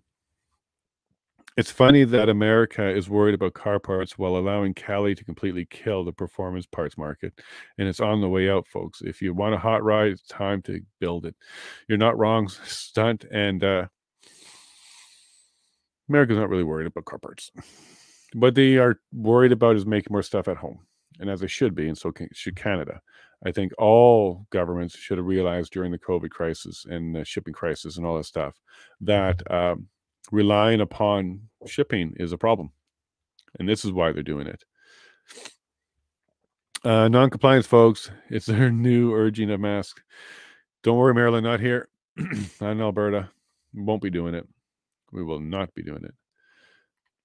Diane Henshaw. It sounds like she's been fired, Maryland. Sounds like it's over. Medical, yeah, maybe, but we want to look into actually her actions. Like, what did she order? What did she do? What did she cover up? There's a lot of deaths that are unexplained. We got to look into that. All these are crawling back in their holes, so they should. Sunshine should scare them off. Here's the Henshaw fire. Like, yay! Right on. Oh, that's so good. Thank you, Railroaded. Alerted us on Discord. Eleanor, you rock too. And Discord, you guys are amazing. Thanks for setting it up, Railroad. It's a lot of fun. I want to leave Ontario and move to Alberta. You have 2 kids here. Come see them, Maryland. Come to Yellowhead, Drayton Valley, Leduc, Rocky Mountain House, Edson, Jasper. Take your pick. You're going to love it. If you like beauty and you like great people, take your pick. You'll find it here. Stunt, maybe Maryland can get a ride with you. You guys can all move out here. I am so stoked to hear more about this tomorrow. Sorry, guys. Yeah, we certainly should hear more because that issue is not settled yet. We're going to find out more for sure. Also, Smith reemphasized mask mandates will not be coming to classrooms this year. Anyone who feels comfortable to wear a mask should wear a mask, the Premier said. I agree with that stance too. And I think we're going to do that for a little while here. But there will be a limit to that, Marnie, because at some point, you'll be enabling a type of mental illness. We're not there yet. Okay, right now we're in a transition stage where we're going to accept all that kind of stuff if they want to do it. But at some point, it will turn into enabling a mental illness, and we'll have to address that too, for everybody's sake. They want to be comfortable in their own skin, in their own world. That's not going to help them for long term. I agree. Forget about EV stuff. It's a non-issue. Totally, dude.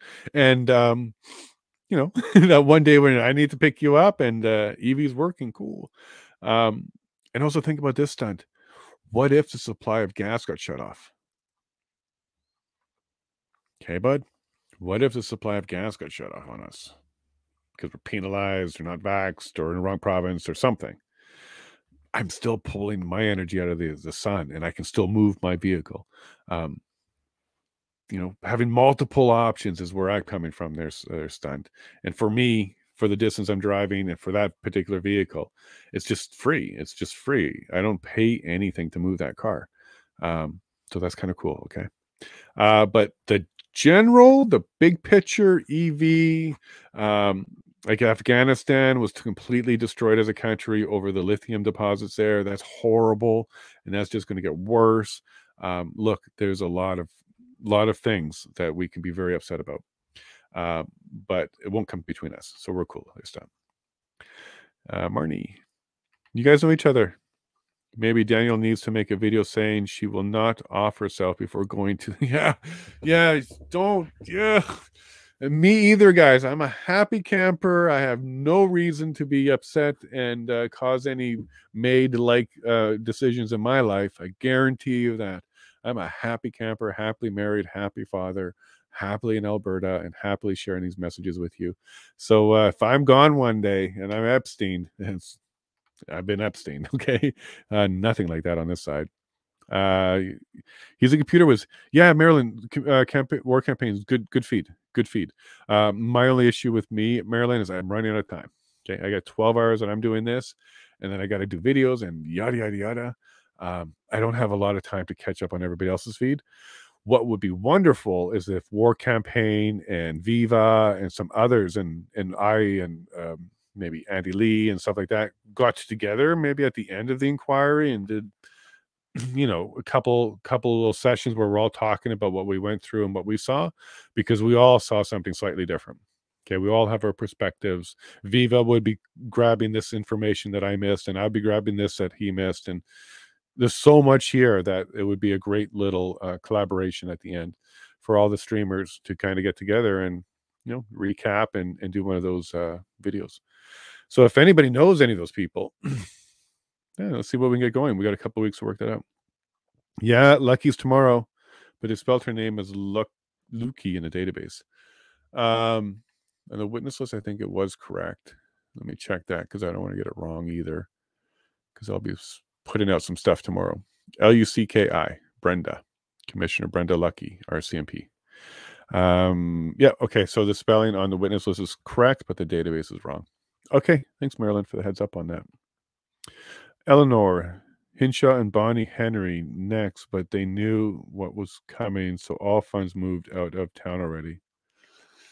Yeah, but records are hard to erase, so Eleanor, so forensic and there's other ways. I would never invest in an EV. Okay, that's totally your choice. Totally, and again, it has to be a decision that works for you. You gotta look at the practicality and your use of it, etc. There's a bunch of different things to factor in. At least for me, it was. Thank you. I couldn't find it because the spelling of it proper. Good job, team. Jay, here's a link to Lucky's text messages. Oh, cool. Thanks, Railroaded. I'll take a look at that one. I assume you put it on Discord too. Stunt. Well, that was the best debate ever I had about EVs. I thoroughly enjoyed it because it's playful and fun. We're good, man. We're good. And again, a time and place. I think everything has a time and place. We should probably have an official debate on my channel because I have a lot of car subscribers who would love to hear and get to know you. Stunt. Any topic, anytime. You know my schedule. Happy to chat with you, buddy. Happy to chat with you. And I know quite a bit about EVs, and I also understand the retrofitting of the EV market, like classic cars getting converted to EV and stuff like that. Look, I am kind of concerned that you should have as many options and not be stuck with one option. So I have a gas truck, and I have an EV that runs with gas as well when they're out of power. Covering as many bases as I can. If I need to move my family, I've got options. Also, airplane is another option. There's still gas. I burn more gas than most people. The feds testified in session number 7 of the House of Commons Special Joint Committee. Brendan Lucky and Mike Dunham.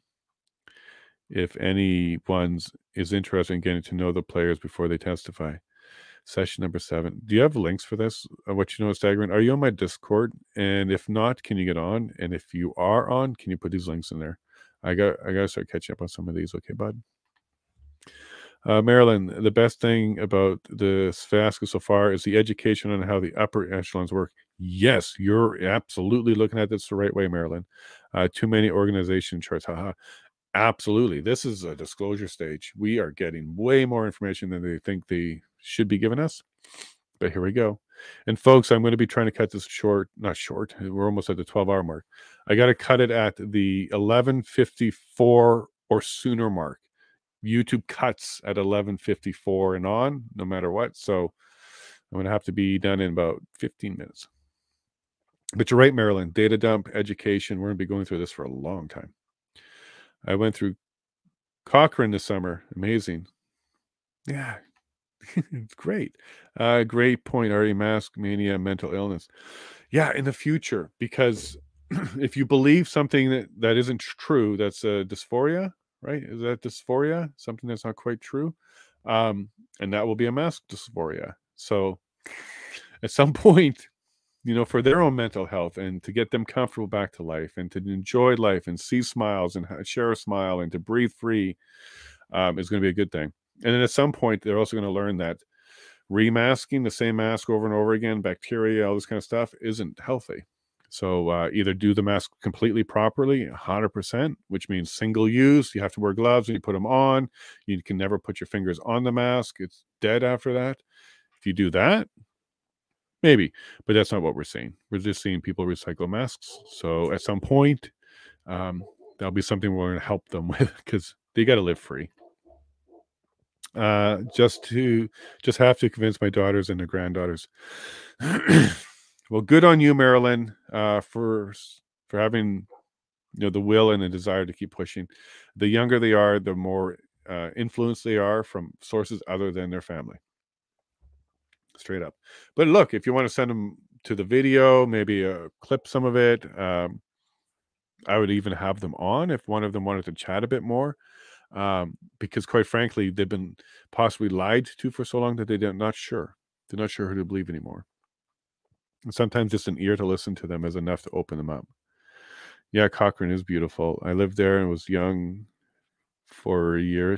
Nothing beats North Alberta for me. Yeah. It railroaded. I would say, it's tough to say that there isn't a good part of Alberta. Like even the plateau where the dinosaur stuff is, Drumheller, even that's funky and really neat to drive through. I'm also honestly going to say there isn't a part of Canada I don't like either, and I've gone coast to coast now a few times.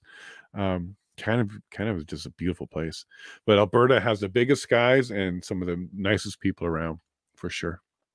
Cochrane, yeah, spelt it.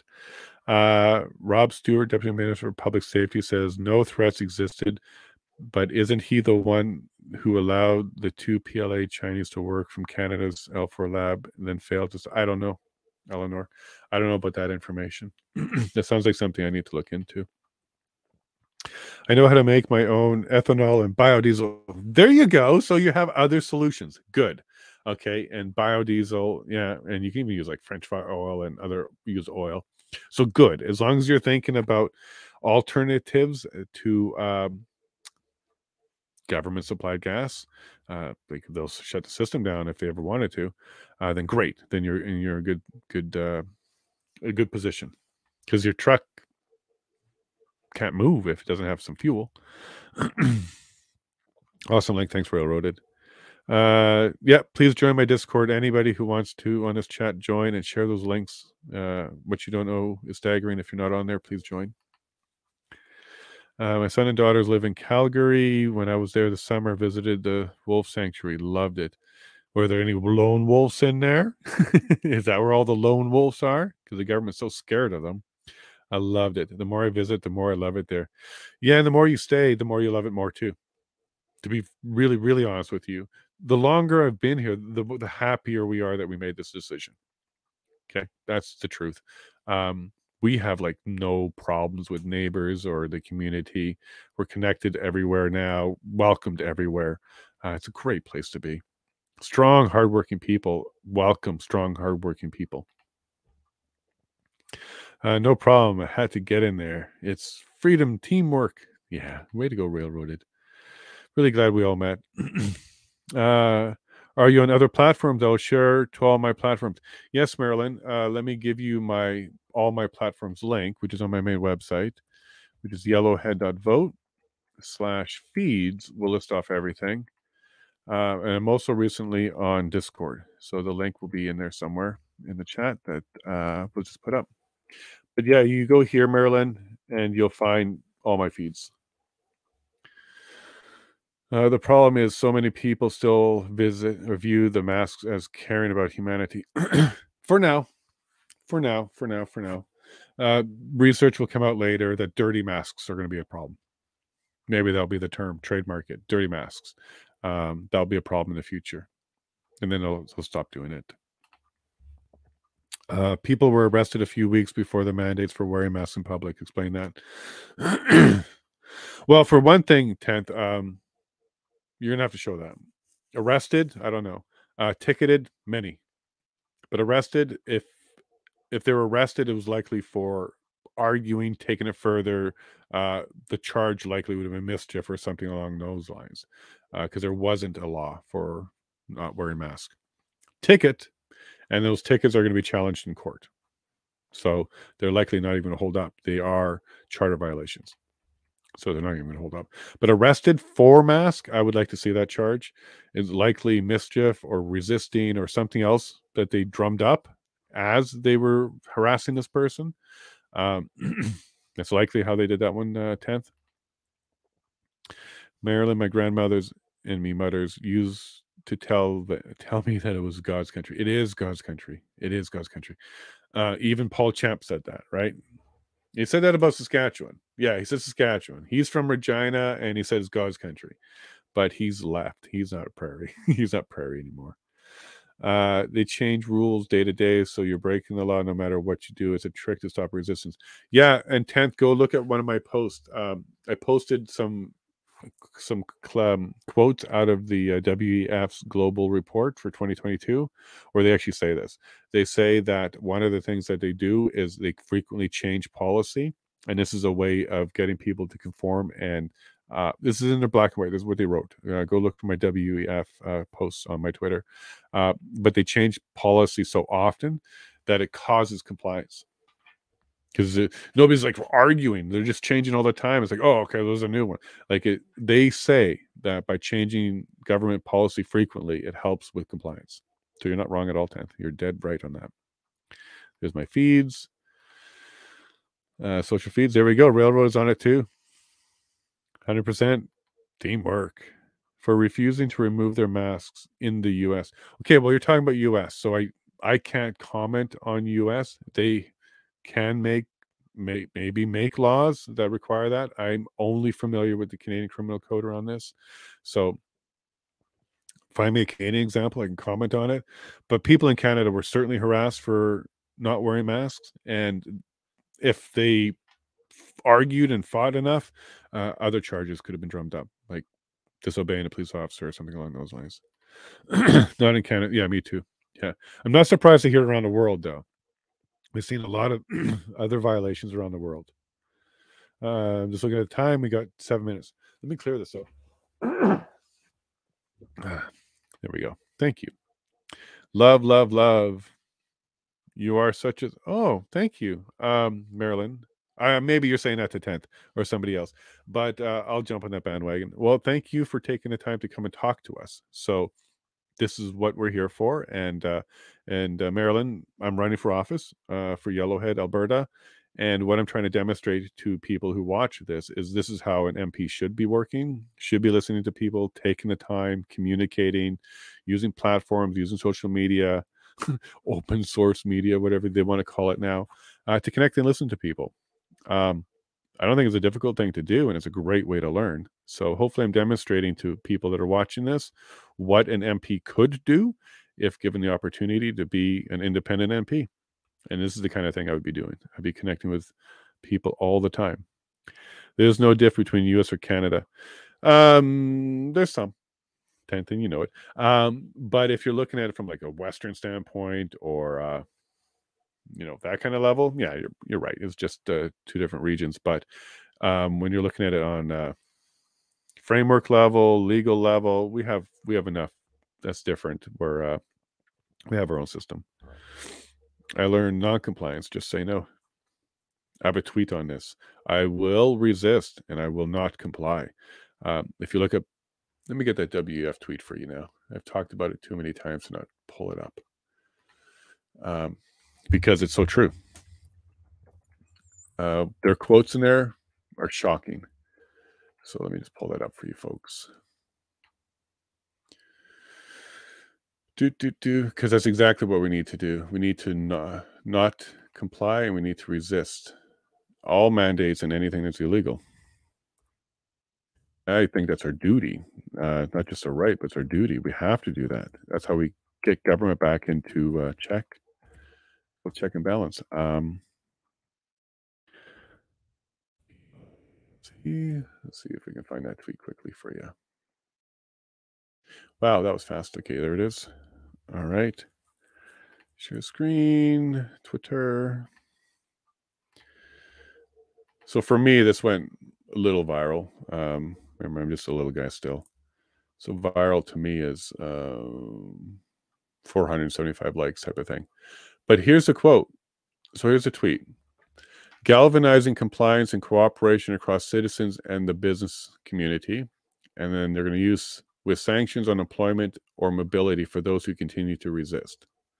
Well, under those conditions, I will not comply and I will resist. And here's the report. So there's a link to it. It's their 2022 report, page 84. Here's their quote. Maintaining societal trust involves galvanizing compliance and cooperation across citizens and the business community through frequent changes of government policy over an extended period. So there you go, 10th. By design, they change the laws so frequently that we're not sure what's going on anymore. And then on page 85, however, regarding the V word, some governments have become concerned that voluntary measures have reached their limits. You think? Especially with the arrival of Omicron variant. And keep in mind, this was early 2022, this report. So this is their plans all along. Plans for vaccination requirements with sanctions on employment or mobility for those who continue to resist will test societal goodwill and compliance, as well as government determination in light of divisive politics. You're right, 10th. We are sheeple. Now, keep in mind, this is the WEF. This is a guidance organization that governments around the world openly subscribe to. And this was their guidance for 2022. Attack employment and mobility for those that won't comply. Those that resist? Really? Black and white? You guys should be mad, because I know I am. 10th is 100% right. And at front, to one of my brothers or sisters is one to me also. Sorry, there's their 10th if you're having problems with that. Sent to me 100% by proxy. And as you saw today, laws are fiction. Oh, rules for thee and not for me, 10th. That's what's going on here. So laws aren't fiction. They're just not being completely honored and applied. But that might work in our benefit. Even the SS 10th saw justice eventually. Okay. I used to think you're entertaining, but nuts. I was wrong. Who's this, 10th? Who's me? Stunt, who's that? Me? Maybe. It could be a little nuts. I'm running for office. I got to be a little bit wonky to want to do that. Well, actually, I don't want to. I think I have to. Slowly Becoming a 1984 book. Yeah, read it. I think we're on chapter 8 right now. I have it in my desk drawer and have to complete it yet. Kay and Marilyn, get this one too. Okay, get this one too. It's their blueprint. They're telling you exactly in this book how they're going to cause the system to reset. Okay, so everything in this book is what we have to go against, because this is a blueprint to it, and we need to be going the opposite way, Marilyn. Yeah, instead, I think that's probably for 10th, but if it's for me, then cool. I do drive an EV, so maybe I am a little nuts, right, bud? All right, folks, we're at 54, so I'm going to have to quit. Thank you very much. We'll catch you tomorrow at 9 o'clock, 9:30. The inquiry will start, and we're going to do our best to have a good time. But have yourself a great night. You all take care. Good luck with tomorrow, and hopefully Brendan gets what he needs in the morning. So good luck. God bless.